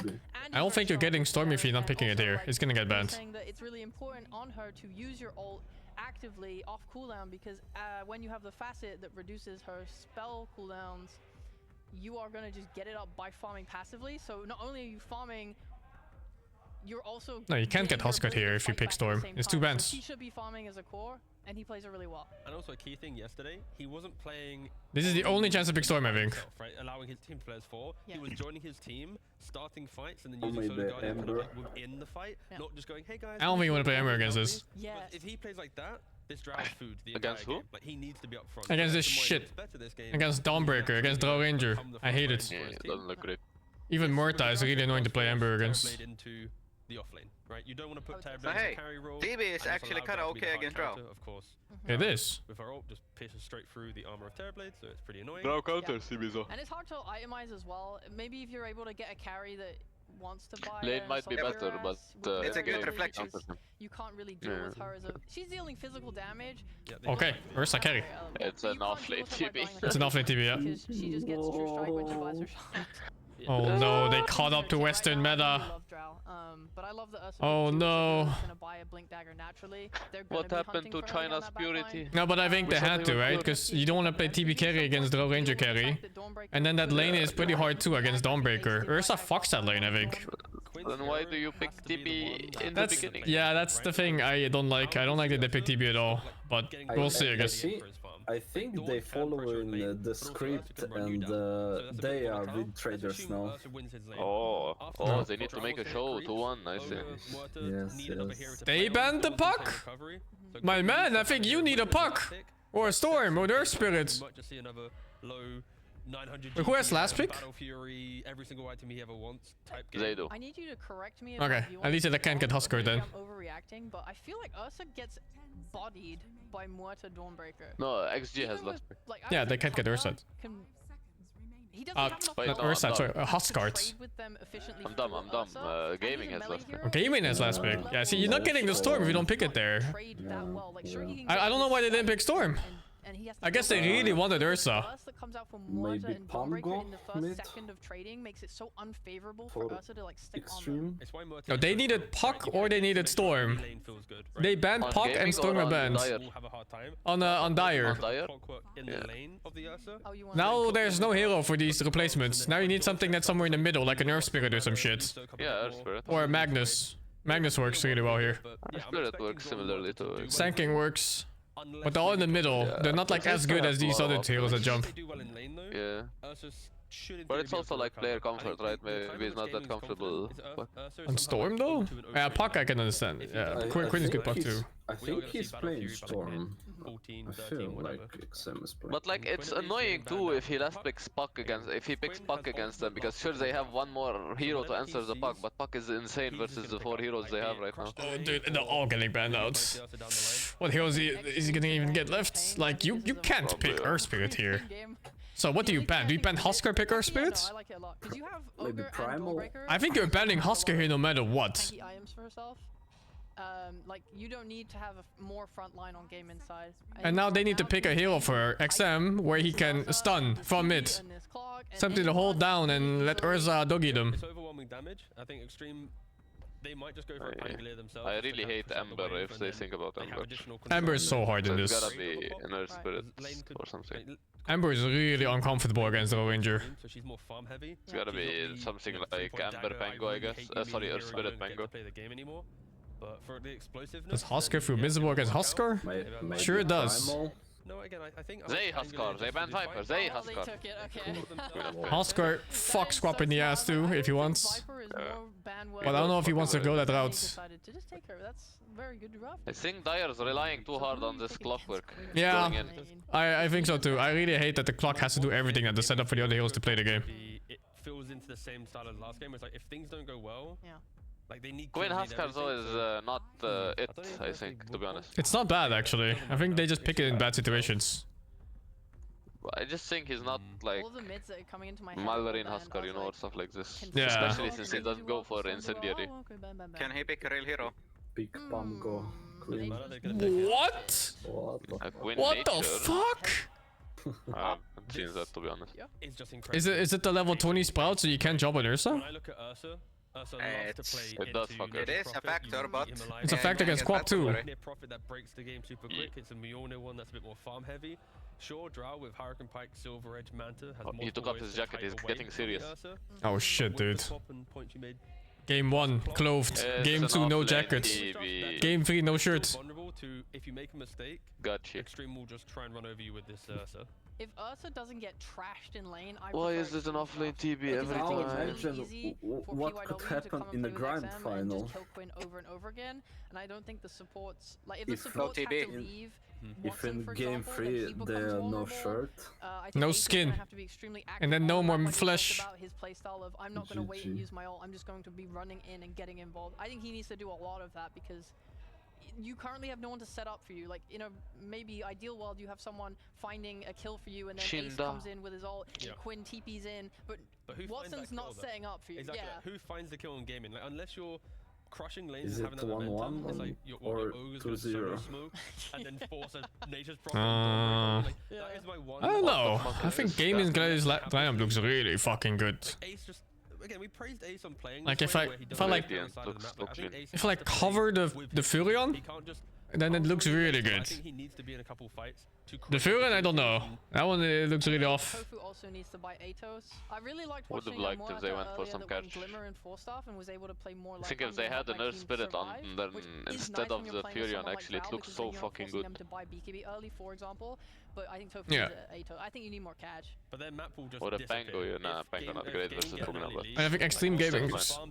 Gaming's draft looks so off because they have Clock that does all the catching, and this guy's plus 5 too, right? The entire time. There are windows No. in which Is he? struggle, but also where they can look like Oh, he's plus 4? an insane Oh, at least he's plus 4. It's not so bad then. full flat. I don't know. It's also so hard to talk. Still not with great, I Slack mean, right it's here. kinda No one same is as in the Magnus same room, last game. yapping Ew, and TV clock screaming. offlane? Luckily, you know, Against Drow Ranger? Drow Ranger Ogre? Thanks for asking. It can fuck. It can fuck? Okay. It can fuck, it can fuck. If they play it well, it can fuck, but if this Ogre gets to woo and they didn't do much early, it's fucking. Hello, ladies and gentlemen. I feel like Ogre can win solo this late. No. What? There's no way. No way. It's not even close. How do you win solo on Clock in this lane? The thing is, Clock is natural support to go with TB, so their lane isn't bad this time. It's not like Magnus TB against a strong lane. But they have to play the first level, the first 2 waves correctly before this Ogre gets level 2. As his first item, he was playing because they were. But on level 2, if they didn't like pressure much, they can get pressure very easily. In this one, in terms of His reflection does a lot this game. It's good against Furion too. It's a big stat hero. Muerta, Nature's Prophet as well. So let's see what he's gonna be able to build in this one. Does reflection cancel Draw Aura? From low, that was the highest I don't think so. GPM on land I'm not sure, but I don't Then think so. the reflected illusion also gets Draw Aura. And that's fucking insane. If it does. Actually, no. Does it get cancelled by the hero? Because he's an illusion anyway? Oh, no, that works. And I want to see who's going to be playing that position 5. Something I haven't seen much draw. And I'm seeing Polison with Draw cannot be cancelled? What? Did they change that? I thought it was only with short. And they're going to have Clockwork playing Oh, position the 4. Draw Aura, you mean the Agi? Like she gets? Anything to stop What the fuck? Or the proc? The Agi? No, the Agi is just her aura, it's not uncancelable. The only thing that gets cancelled is her ulti proc. Oh, that doesn't get cancelled at all? The aura, no, the proc gets cancelled if heroes are close. Does that work on the illusions then? I have no idea. All of them are going to say Muerta. We've got to talk about this as well. Yeah, I wonder how that works. Coming in from gaming. The mid prop, I don't think anyone really expected this to be the hero. The green, dead people shooting each other. Wait, who got 4 runes? Which side? Oh, left side. I didn't expect this one to come out. They needed a hero that can. Quinn has only played one game on Nature Profits. Feels good, man. Exactly the stat I want to see. I like how they address this draft because it looked like a top tier pick for gaming. If they can get 24 Queen of Pain, very limited. How the fuck does he get a range kryptonizer? That's illegal. That was nicely done, and I like what the Polison was able to do. He zoned out Tofu. I fucking love picking a hero for the first time in my LM matches. Ursa to get some early Second CS. time. 3 and 2 right now. Second time. He needs any kind of early start that he can get, any advantage. As we saw on the stats, it's there, not they played it once before in a pro Extreme game. have Quinn, TB, this so it's Nature's kind of Prophet. balanced. So it seems like a risky move. Now this is their elimination game. This TB must be like what? Game and lose this, they're out of the tournament. Useless. So really It's like 28% win rate or something right now, I think. 33 they showed on... Oh, that was before the loss. After. 33. Was it after? Okay. Great, now it's, okay, now it's 28. They showed the start after game 1. Now it's 28. That's not that bad, it's good. The battle of the supports continuing up top. Bro, he's fucking diving in top with blood grenade, hello? Level 1 clock still. A fair few denies in already against this Drow Ogre lane. CS in the mid. Holy shit, he's flagged. Very close. I mean, overall, do you expect somebody to come out on top of this mid matchup? I would say Queen of Pain. I don't think, like, because you don't threaten Queen of Pain that much. I actually think Furion wins this lane. Yeah, I thought I was just gonna say, I thought Furion does way better on last thing. Yeah, it does. I think a Furion that times his auto deck properly, Queen cannot last it until he nukes. Unless he nukes, I mean. Yeah. And you out-harass him pretty hard. The top lane is fucked on, so holy shit, Muerta DB. Ace and Tofu on them away. Such a strong lane. They'll get the action up here. It's just Muerta though, like Muerta's fucking stupid strong. But DB is higher harass than Muerta. DB's early damage is... DB's damage in general is insane. Especially early level, like her level 3 spike is 60% HP. It's not your primal beast, even though New had a If she gets both the hammer and break on you. Okay. Because they will need to fix some of their lanes, especially the top lane. We'll see how much longer the mid lane looks fine. It's whatever. Can it even just stay in this lane? I still think Co-op is doing better than she should. Likely that we'll see him push to the jungle pretty soon. With how rough of a matchup he's having to face. Wonder what the idea is anyway with the Furion here. Last big Furion mid out of nowhere. Never fucking played it before, pretty much. And now they suddenly do it. One time. One singular game. Extra unit with the treant I don't know. Maybe they wanted an easy way to pressure buildings. He's trying his best to be quite the nuisance. We'll see if he finds any chance. And the level 20 talent is really strong this game. It's like, it fucks all other heroes. Sure, you don't want to go for something crazy? No. I don't think it's necessary. You could if you But do you like pick it like this, like to play for level 20? But it's gonna be quite You can, I think. As you can see, I think you can. Especially on the Furion because he's a fast farm hero. Level 2, especially level 1, because you have You get it reliably around like what 30 minutes or something. absolutely nothing. Maybe even before that. But once he gets to his level 2, then And I think the hero fits gaming gladiator as well because it's a high tempo tower push and team fighter. Already picked up that bounty rune on his side of the map. The bad thing is that I think gaming gladiators really shines when Quinn plays something that catches. Like when he plays Pango or Storm or whatever. And now he doesn't do it. Now someone else has to do it. It's gonna be like what, fucking STALKER with his stun, Tofu with Atos? This game, no one. Yeah, I mean it's like Atos, Atos Muerta, and that's really it. Playing for farm and like they want Dire to run to them instead of them running at Dire. That's hard too though, because they have a lot of heroes that can kill. I think if they try to run on Radiant, they will lose probably. Yeah, they will for sure, for sure. It's hard to split push in this game because they have BKB piercing stuns. It's gonna be Ursa with Basher and the clock, so you can't just randomly split push with this Furion. If anything, even with that early kill that they did get up there. But on the like top for lane Dire, game it's so against straightforward, like Extreme, hook shot into follow up, considering the or Ursa circumstances, blink later. Extreme, But for they're Dire, faring pretty well I don't know. against I don't know how they start. this very strong duo It's just gonna be 8 tosses. They're gonna have 2 8 at least, Quinn and Marita. Oh my goodness, that's high damage. Oh, nice block. Oh my god, the fucking Fury ult, but is he just... It's fine. Oh my god, dude. Oh shit, the village. The spell damage is pretty... Wait, what's his skill build on Furion? He's maxing 3 on. That's okay, he's 1-1-2 then now. 1-1-3 even, I'm not sure. 1-1-3. They do lose both supports. 1-1-3 is like maxing 3 and is farming build, it's not rotating build. Use it and also TP rotation. Isn't this If you just wanna rotate every and build, shit, you max Furion? sprout. No, if you... There's no way you play max high sprout on tempo any build. rotating, You do. There's no fucking... Who maxes sprout? Give me replays, dude. There's no way. Thompson. There's no fucking way. It is. It has to be max 3 and every single build for the bonus damage. No, if you 3 and doesn't do much if you TP to a lane. Yeah, but your hero gets damage though. Yeah, but the sprout damage is so much more and high cooldown and lower cooldown. Low cooldown, yeah, I guess so. No, I've never seen someone max the fucking sprout before. I've seen it a lot. Then Thompson every game you did. Fucking Thompson. Depends, like with Treant you farm so much faster and you pressure buildings harder, I guess, if the Treant gets to hit, but if you wanna like keep TPing to lanes and get pickoffs and shit, maxing Sprout is way better. Oh, he's maxing 3 and so... Let's see. He wants to farm. I think it might be. I guess he just TPs for a punish, he doesn't initiate the gank himself. Or something. It's not, I think it's like 10k. No, it's... This is one of the rarest ones.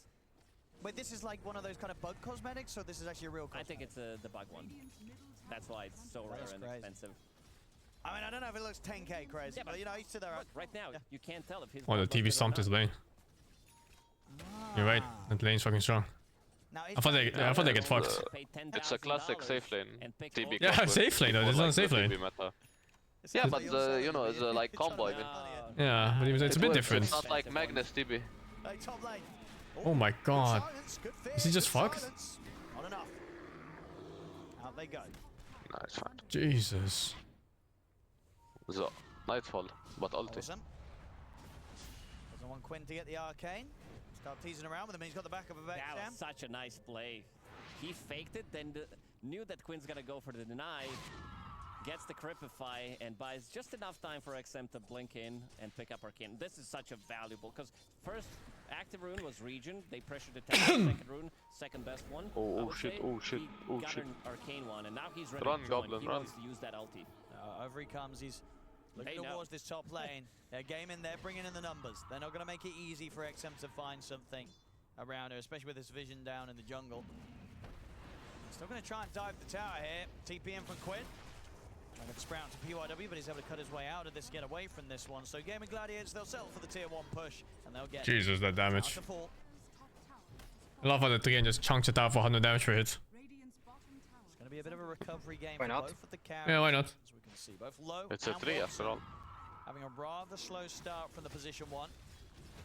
As expected, especially for low. Didn't die a single time, so that's a good thing. Lowest okay. in the network. The expected thing from TB was to win his lane. Now we look for impact. It seems like TB is gonna go for the same. He's going Orchid! Yo, he's not going Pipe! Let's go. This guy knows. Oh, Chinese tech. It's a great item.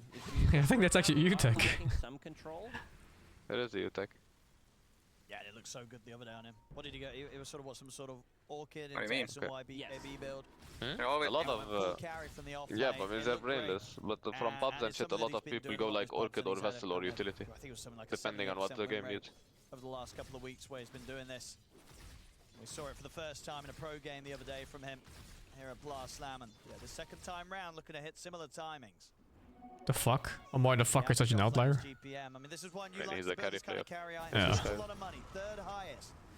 No surprise that KTF has the highest one. This guy is holy shit, this fucking ogre is going. You know, Amar's just far above the rest of them when it comes to the speed that he farms from that position. Gaming Gladiators bringing in numbers, playing with the catapult. This is going to be a tower. XM has ulti available. Muse running in. A bit low on mana, has magic 1 charges.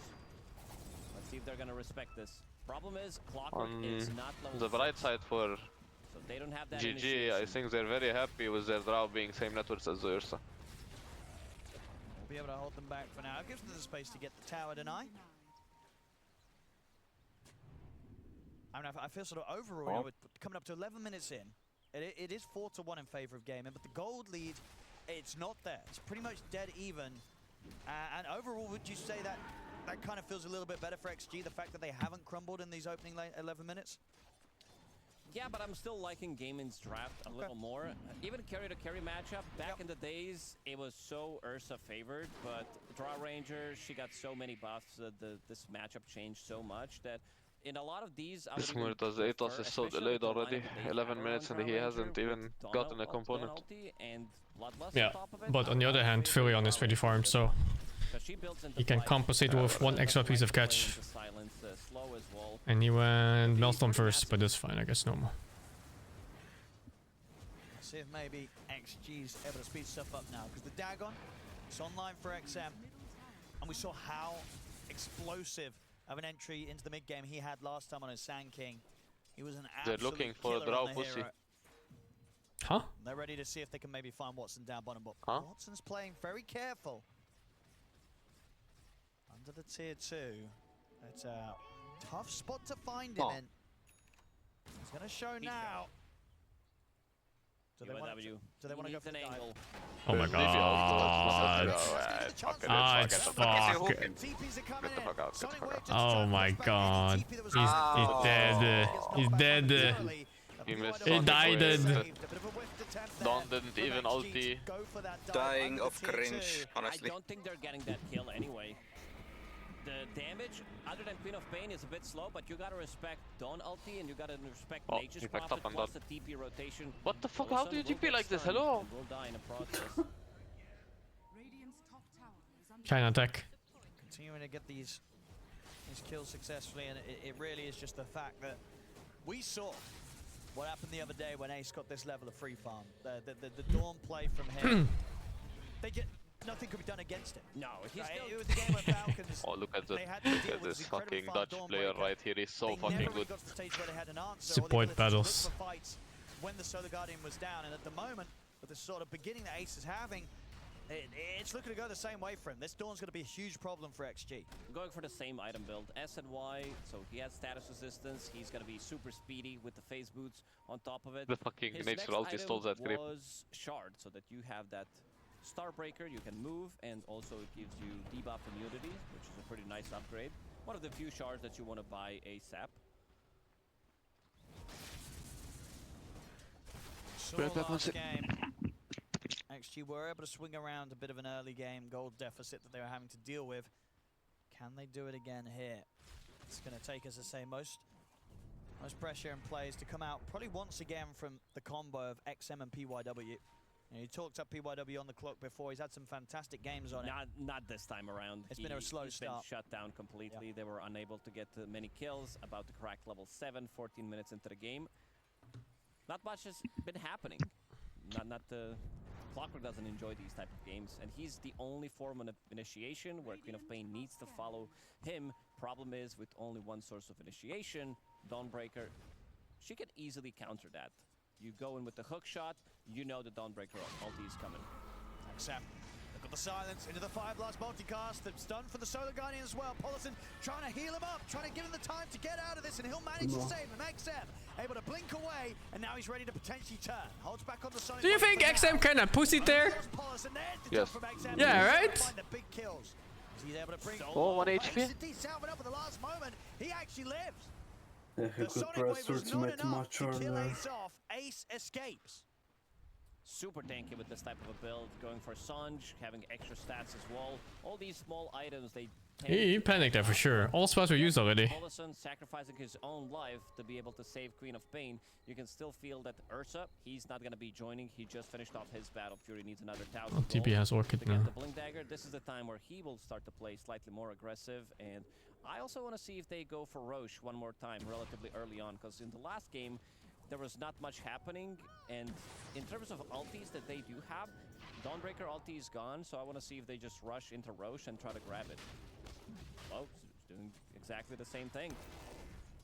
I should be able to find this, no problem. I mean, Tofu is around with Watson, but it's risky to make this play, as you say, without the backup of Solar Guardian being online. So XG should have the freedom to take this without any interruption. It's certainly going to help them out quite the bit here. So Sneaky rush. If anything, that sort of early ages wouldn't have fallen into the hands of Gaming Gladiators. They do have damage. Oh, he's not even going Taken one good fight. Very Atos nice yet decision-making from on the Low. Furion. Very That makes impressive sense because he's facing Clock and fucking Ursa. Ollison. He's going to be fouled. Quinn. He's got the setup. The Pugna players are always feeling so hard. Yeah, it's normal. God, I hate Yeah, but it's Mason extra Cloud. for You have to Pugna, you buy know? Quelling More Blade than normal. Just to Yeah. be able to get out of Sprout. Like And normal I for think Pugna. Ursa's not gonna have that issue. He has upgraded Quelling Blade. So you'll always have something. I'd be worried if a Pugna player doesn't have like 18 deaths by the game ends. It might not be a support player. Ursa and Terrorblade in a competitive game was during the EU qualifiers for TI6, a team at TI6 back in the day, Lacoste. Back in the days. Now you're Googling, that's cheating. No, no, we're not. Shh. I don't know. TI6. TI6. TI6. Mouse.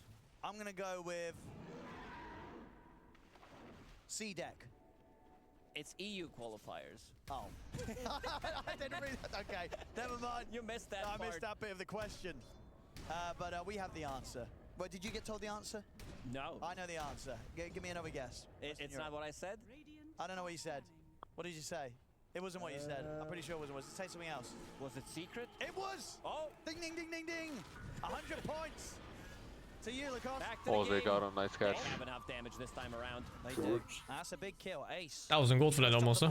Fucking hell. Knocked out of action. A lot of money Bro, there. you see how for fucking XM. tanky this They hero needed is to when you kill get this them. Sentinel This is Yash item? something the Falcons Yeah. weren't able to do in that And it's game just where high they base stat were hero, no? kind of an issue, right? They were never Like able 3 to point catch something them. per level, like 3.5 I think. They're able to do it. They watched that replay. That's They did. for sure. I mean, they almost certainly did, bro. Not gonna lie, Yeah. Zork had Unable impact. to catch Dawnbreaker Yeah, I throughout did. the whole game. He was always finding new spots. Playing to in farm Amir? and No. then I think rejoin Amir the didn't play full Dota or Pro Dota when I played. And this might be one of the few ones where I'm Why not tier And 1? And he's going for the core item build. Could we check the With stats? my Let's get the Manta stats. We always go man Get down, the didn't we? stats up. Yes. Amount of Standard. games, Mid-Quap has not got boots at 18 minutes in. That's what we want to see. We'll run the numbers on that. Mid lane! Bit of a surprise here for the Bear, but he's got the Aegis. Oh, he doesn't He's also got die, the I think. ultimate, so Yeah. low. Don't think he gives a fuck. Walk away, Watson. Not going to be able to chase him down. As the farm continues, and in terms of the difference between the two carries, that gap's probably only going to grow. Especially when you saw how fast Low farmed last game on his Ursa.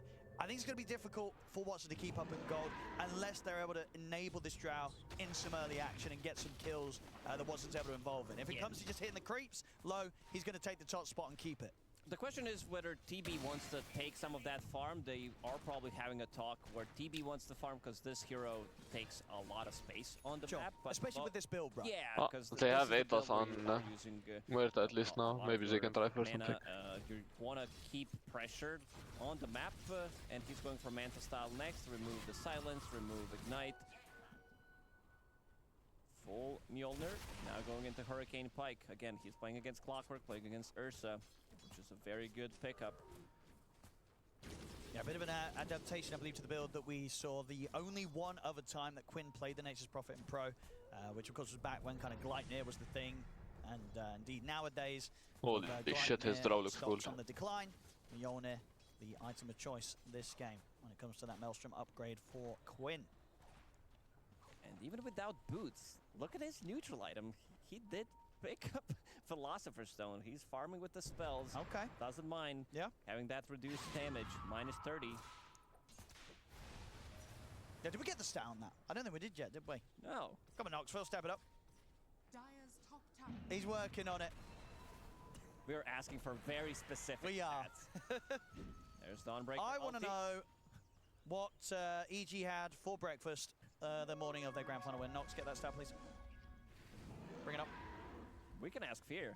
He's here. We actually can. We can actually get that stat. We can actually get that stat.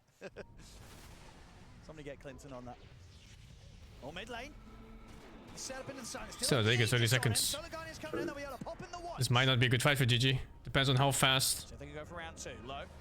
Oh my god, you get the silence off like that so easily. Okay, well, super good. It's cool, fuck it. We're gonna hit here to give them one extra kill. Feels good, man. What a perfect silence. As first I got ulti off there, I think everything was fuck it. Yeah, the bonus. Pre-BKB or at the later stage of the game, he's not gonna be able to jump out. And again, you have Bloodlust. I'm looking at what Ogre's building. That's gonna be 4 staff for now, holding on to Philosopher's Stone. So both teams kind of prepping for super late game. I mean, as we said, average game time has been 41, 42 minutes. Every single game goes super long. Also, you got to explain this to me, because we're seeing so much Ogre. Yeah. Even in these games, you see when they're sort of anticipating to go late. Why does no one ever buy them? Is it just that bad? It is bad. It's even with them, it's just still that bad. Unless you're having some like blast game where you're picking up a triple kill and you're, you know what, guys? I think we're doing great. But most of the time, you want to build into smaller items. Most of the time, it's gonna be your Solar Crest, maybe a 4 staff, pick up the shard from Tormentor. But yeah, it's just way too risky. Let's say for now, he has 4,000, less than 4,000 net worth. If he invested that gold, like, you need to save up 2,000 gold. Just imagine the gains. On you. He's got no way out of this. He doesn't even have a TP and he wouldn't even have the chance to use it there. The damage from Watson coming through very heavily now on the Drow. Gaming Gladiators making some really good grouped up moves across the map. 13-3, 2k lead. They can push on, maybe even look for the tier 2 top. So far, so good here from Gaming in this game too. They're keeping XG on their toes. XG is having a hard time blocking the targets. They need Clockwork, they need Queen of Pain. Shitanic next. Playing together, maybe even oh shit, those TPs. He's in trouble again. Really wants BKB this tower. this time. They get the tower. Below, can he get out? As you say, he's got the BKB ready to pop. He'll pop it. As he'll manage to get a good bit of distance. They drop the cogs down as well, trying to block off the chase. Ace, he's still able to close in onto the gap towards Polisson. Decrepifies out. They might have to just leave this Pugner behind. Gus catches in from Watson, and indeed Polisson will fall.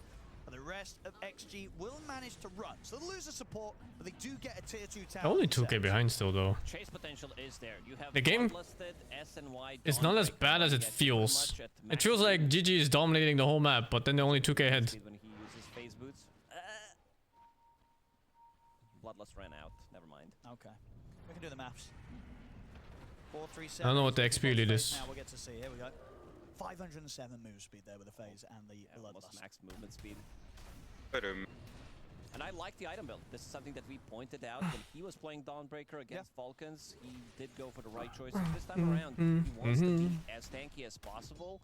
Playing against, like, let's say he gets jumped by Ursa, he's not gonna die. So we saw in those 2 engagements where they initiated with Queen of Pain and Clockwork, they managed to kill him once, but Ace is having a blast of a game. Yes, it's really sort of a night and day difference right between game 2 and game 1. What Ace has been able to do. Didn't get a lot done on the TB, and then bam, this game back on the Dawn. Something that we really enjoyed seeing him on the other day. It's looking just as good as what he was able to show us back in that series against Falcons. And there we go, yeah, Satanic online, very fast. Very fast for the offlane Dawn. 24 minutes. Yeah, this has to be one of the fastest. We're going to get the stats on that. Satanic timing for the offlane Dawns. We have 2 stats in queue. Oh, just Dawns in total, eh? That's what we got. We're queuing up the stats. Ursa? They're working over. Oh, he does. Not much has been happening in the game. Extreme Gaming, when is the last time that they got a kill? It's been a while. We'll get the stats on that. There we go. Now, this one we can answer right now. When was it? It was back then. XM getting that kill against Ace. Yeah, so that's quite a while. 17 minutes in. It's been a while. It's been a while. But overall, they're not falling too far behind. Only a 2k gold difference still here, 25 minutes in. Next G, they're out with the smoke. Basher online on low as well. They want Roshan. Yep. If they don't want to take the fight, they will take it for free, but GG... Who wins late? How farm they are, Not sure. Take that fight. Let's see how ready GG is for this. Gaming Gladiators a lot more damage, but they're vulnerable. The Ranger is not immortal in this game. He missed the ult. Oh, but he hit the other two by accident. The fuck? I don't even think he saw them. It's all planned. There's no ward or anything. The ward is on the left, yeah, he never saw them. Oh, that's kind of funny. He doesn't even realize he hit two others.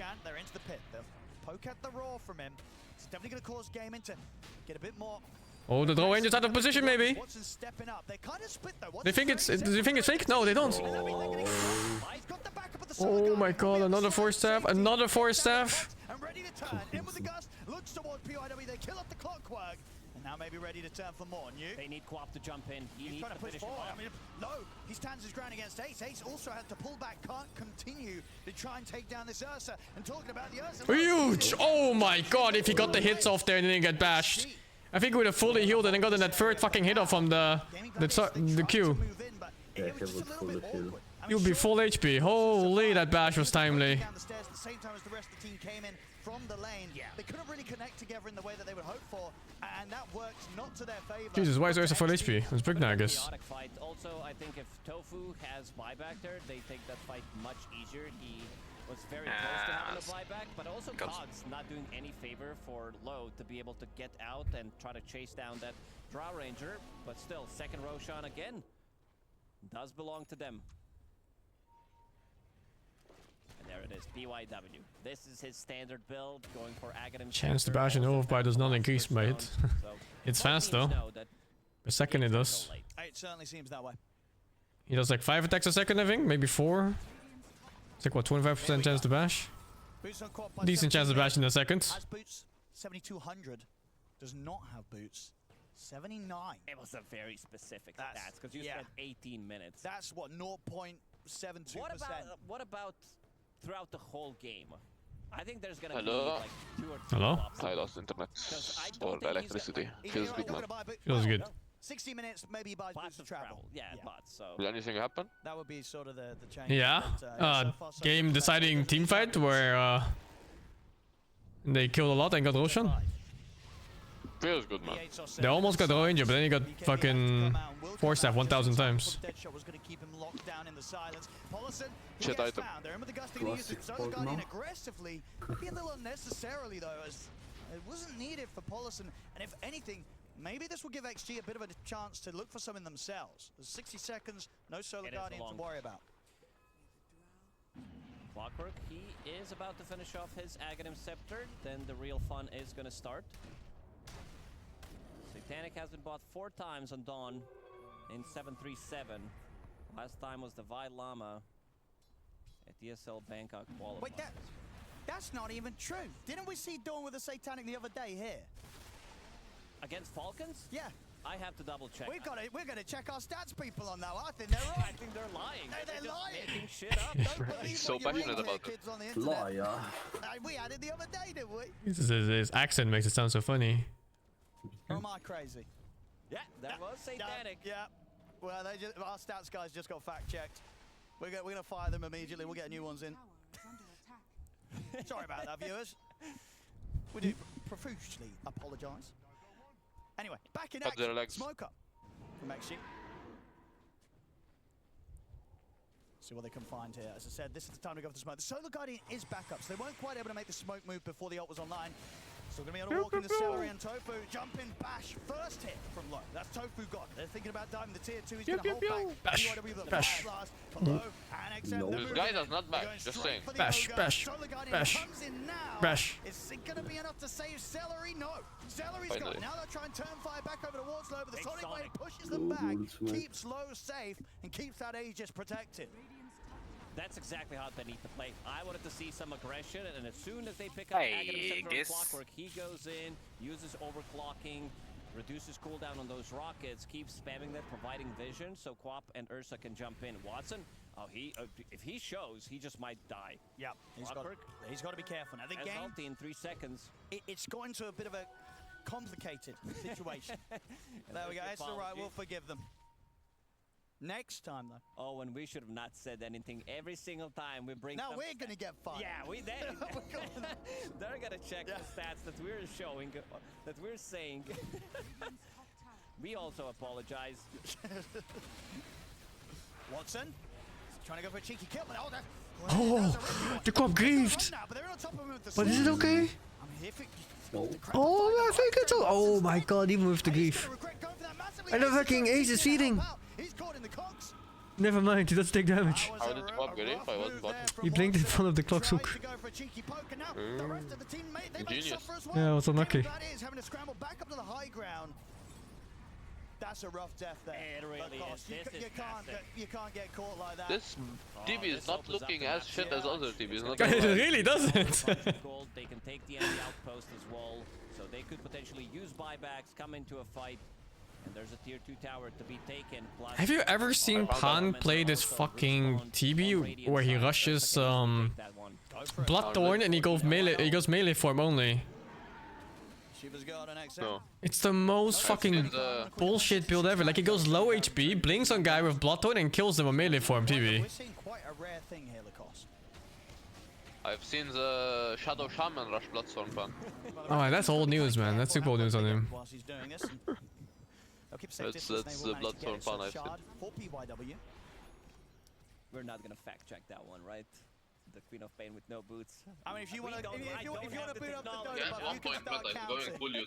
If you want to start manually counting those, you can. Your mic is fucking again. Dota 3 would come out. Fuck you! By the time end up counting. I said he has 1 point on meta on TB. He's killing stats. He's going full for the utility. Yeah. Boots of Bearing. This is gonna be the big one. Boots of Bearing, such a valuable item. Yeah. Bash blocking off by like 90%. Yeah, was it 5 hits? 5 times 25? Gets close to 100 pretty fast. Also on a shield rune too. Oh my god! They couldn't care less about that shield rune. Bro, somebody get decrypt that bitch! Oh, look what I did! Holy shit! The shield rune difference. Actual shield rune difference. Dude, this cop is fearless. I love it. Come on, one more blink. Get the fuck out! It's ogre. It's all ogre now. Okay, guys. We found the criteria needed for TB to work. Not first pick. Don't buy pipe. And how about a nice reflection target? Just go for the normal build. That's what comes from the... Hey, if you... That's what comes from the not first picking. Do you copy innates on illusions? I'm not. You do actually, because Bad Rider gets smoldered from illusions. Interesting. Then the reflection is fucking insane. You have to dispel it, otherwise you just give so much to everyone. He's adapting his item build this time around, not going for Octarine.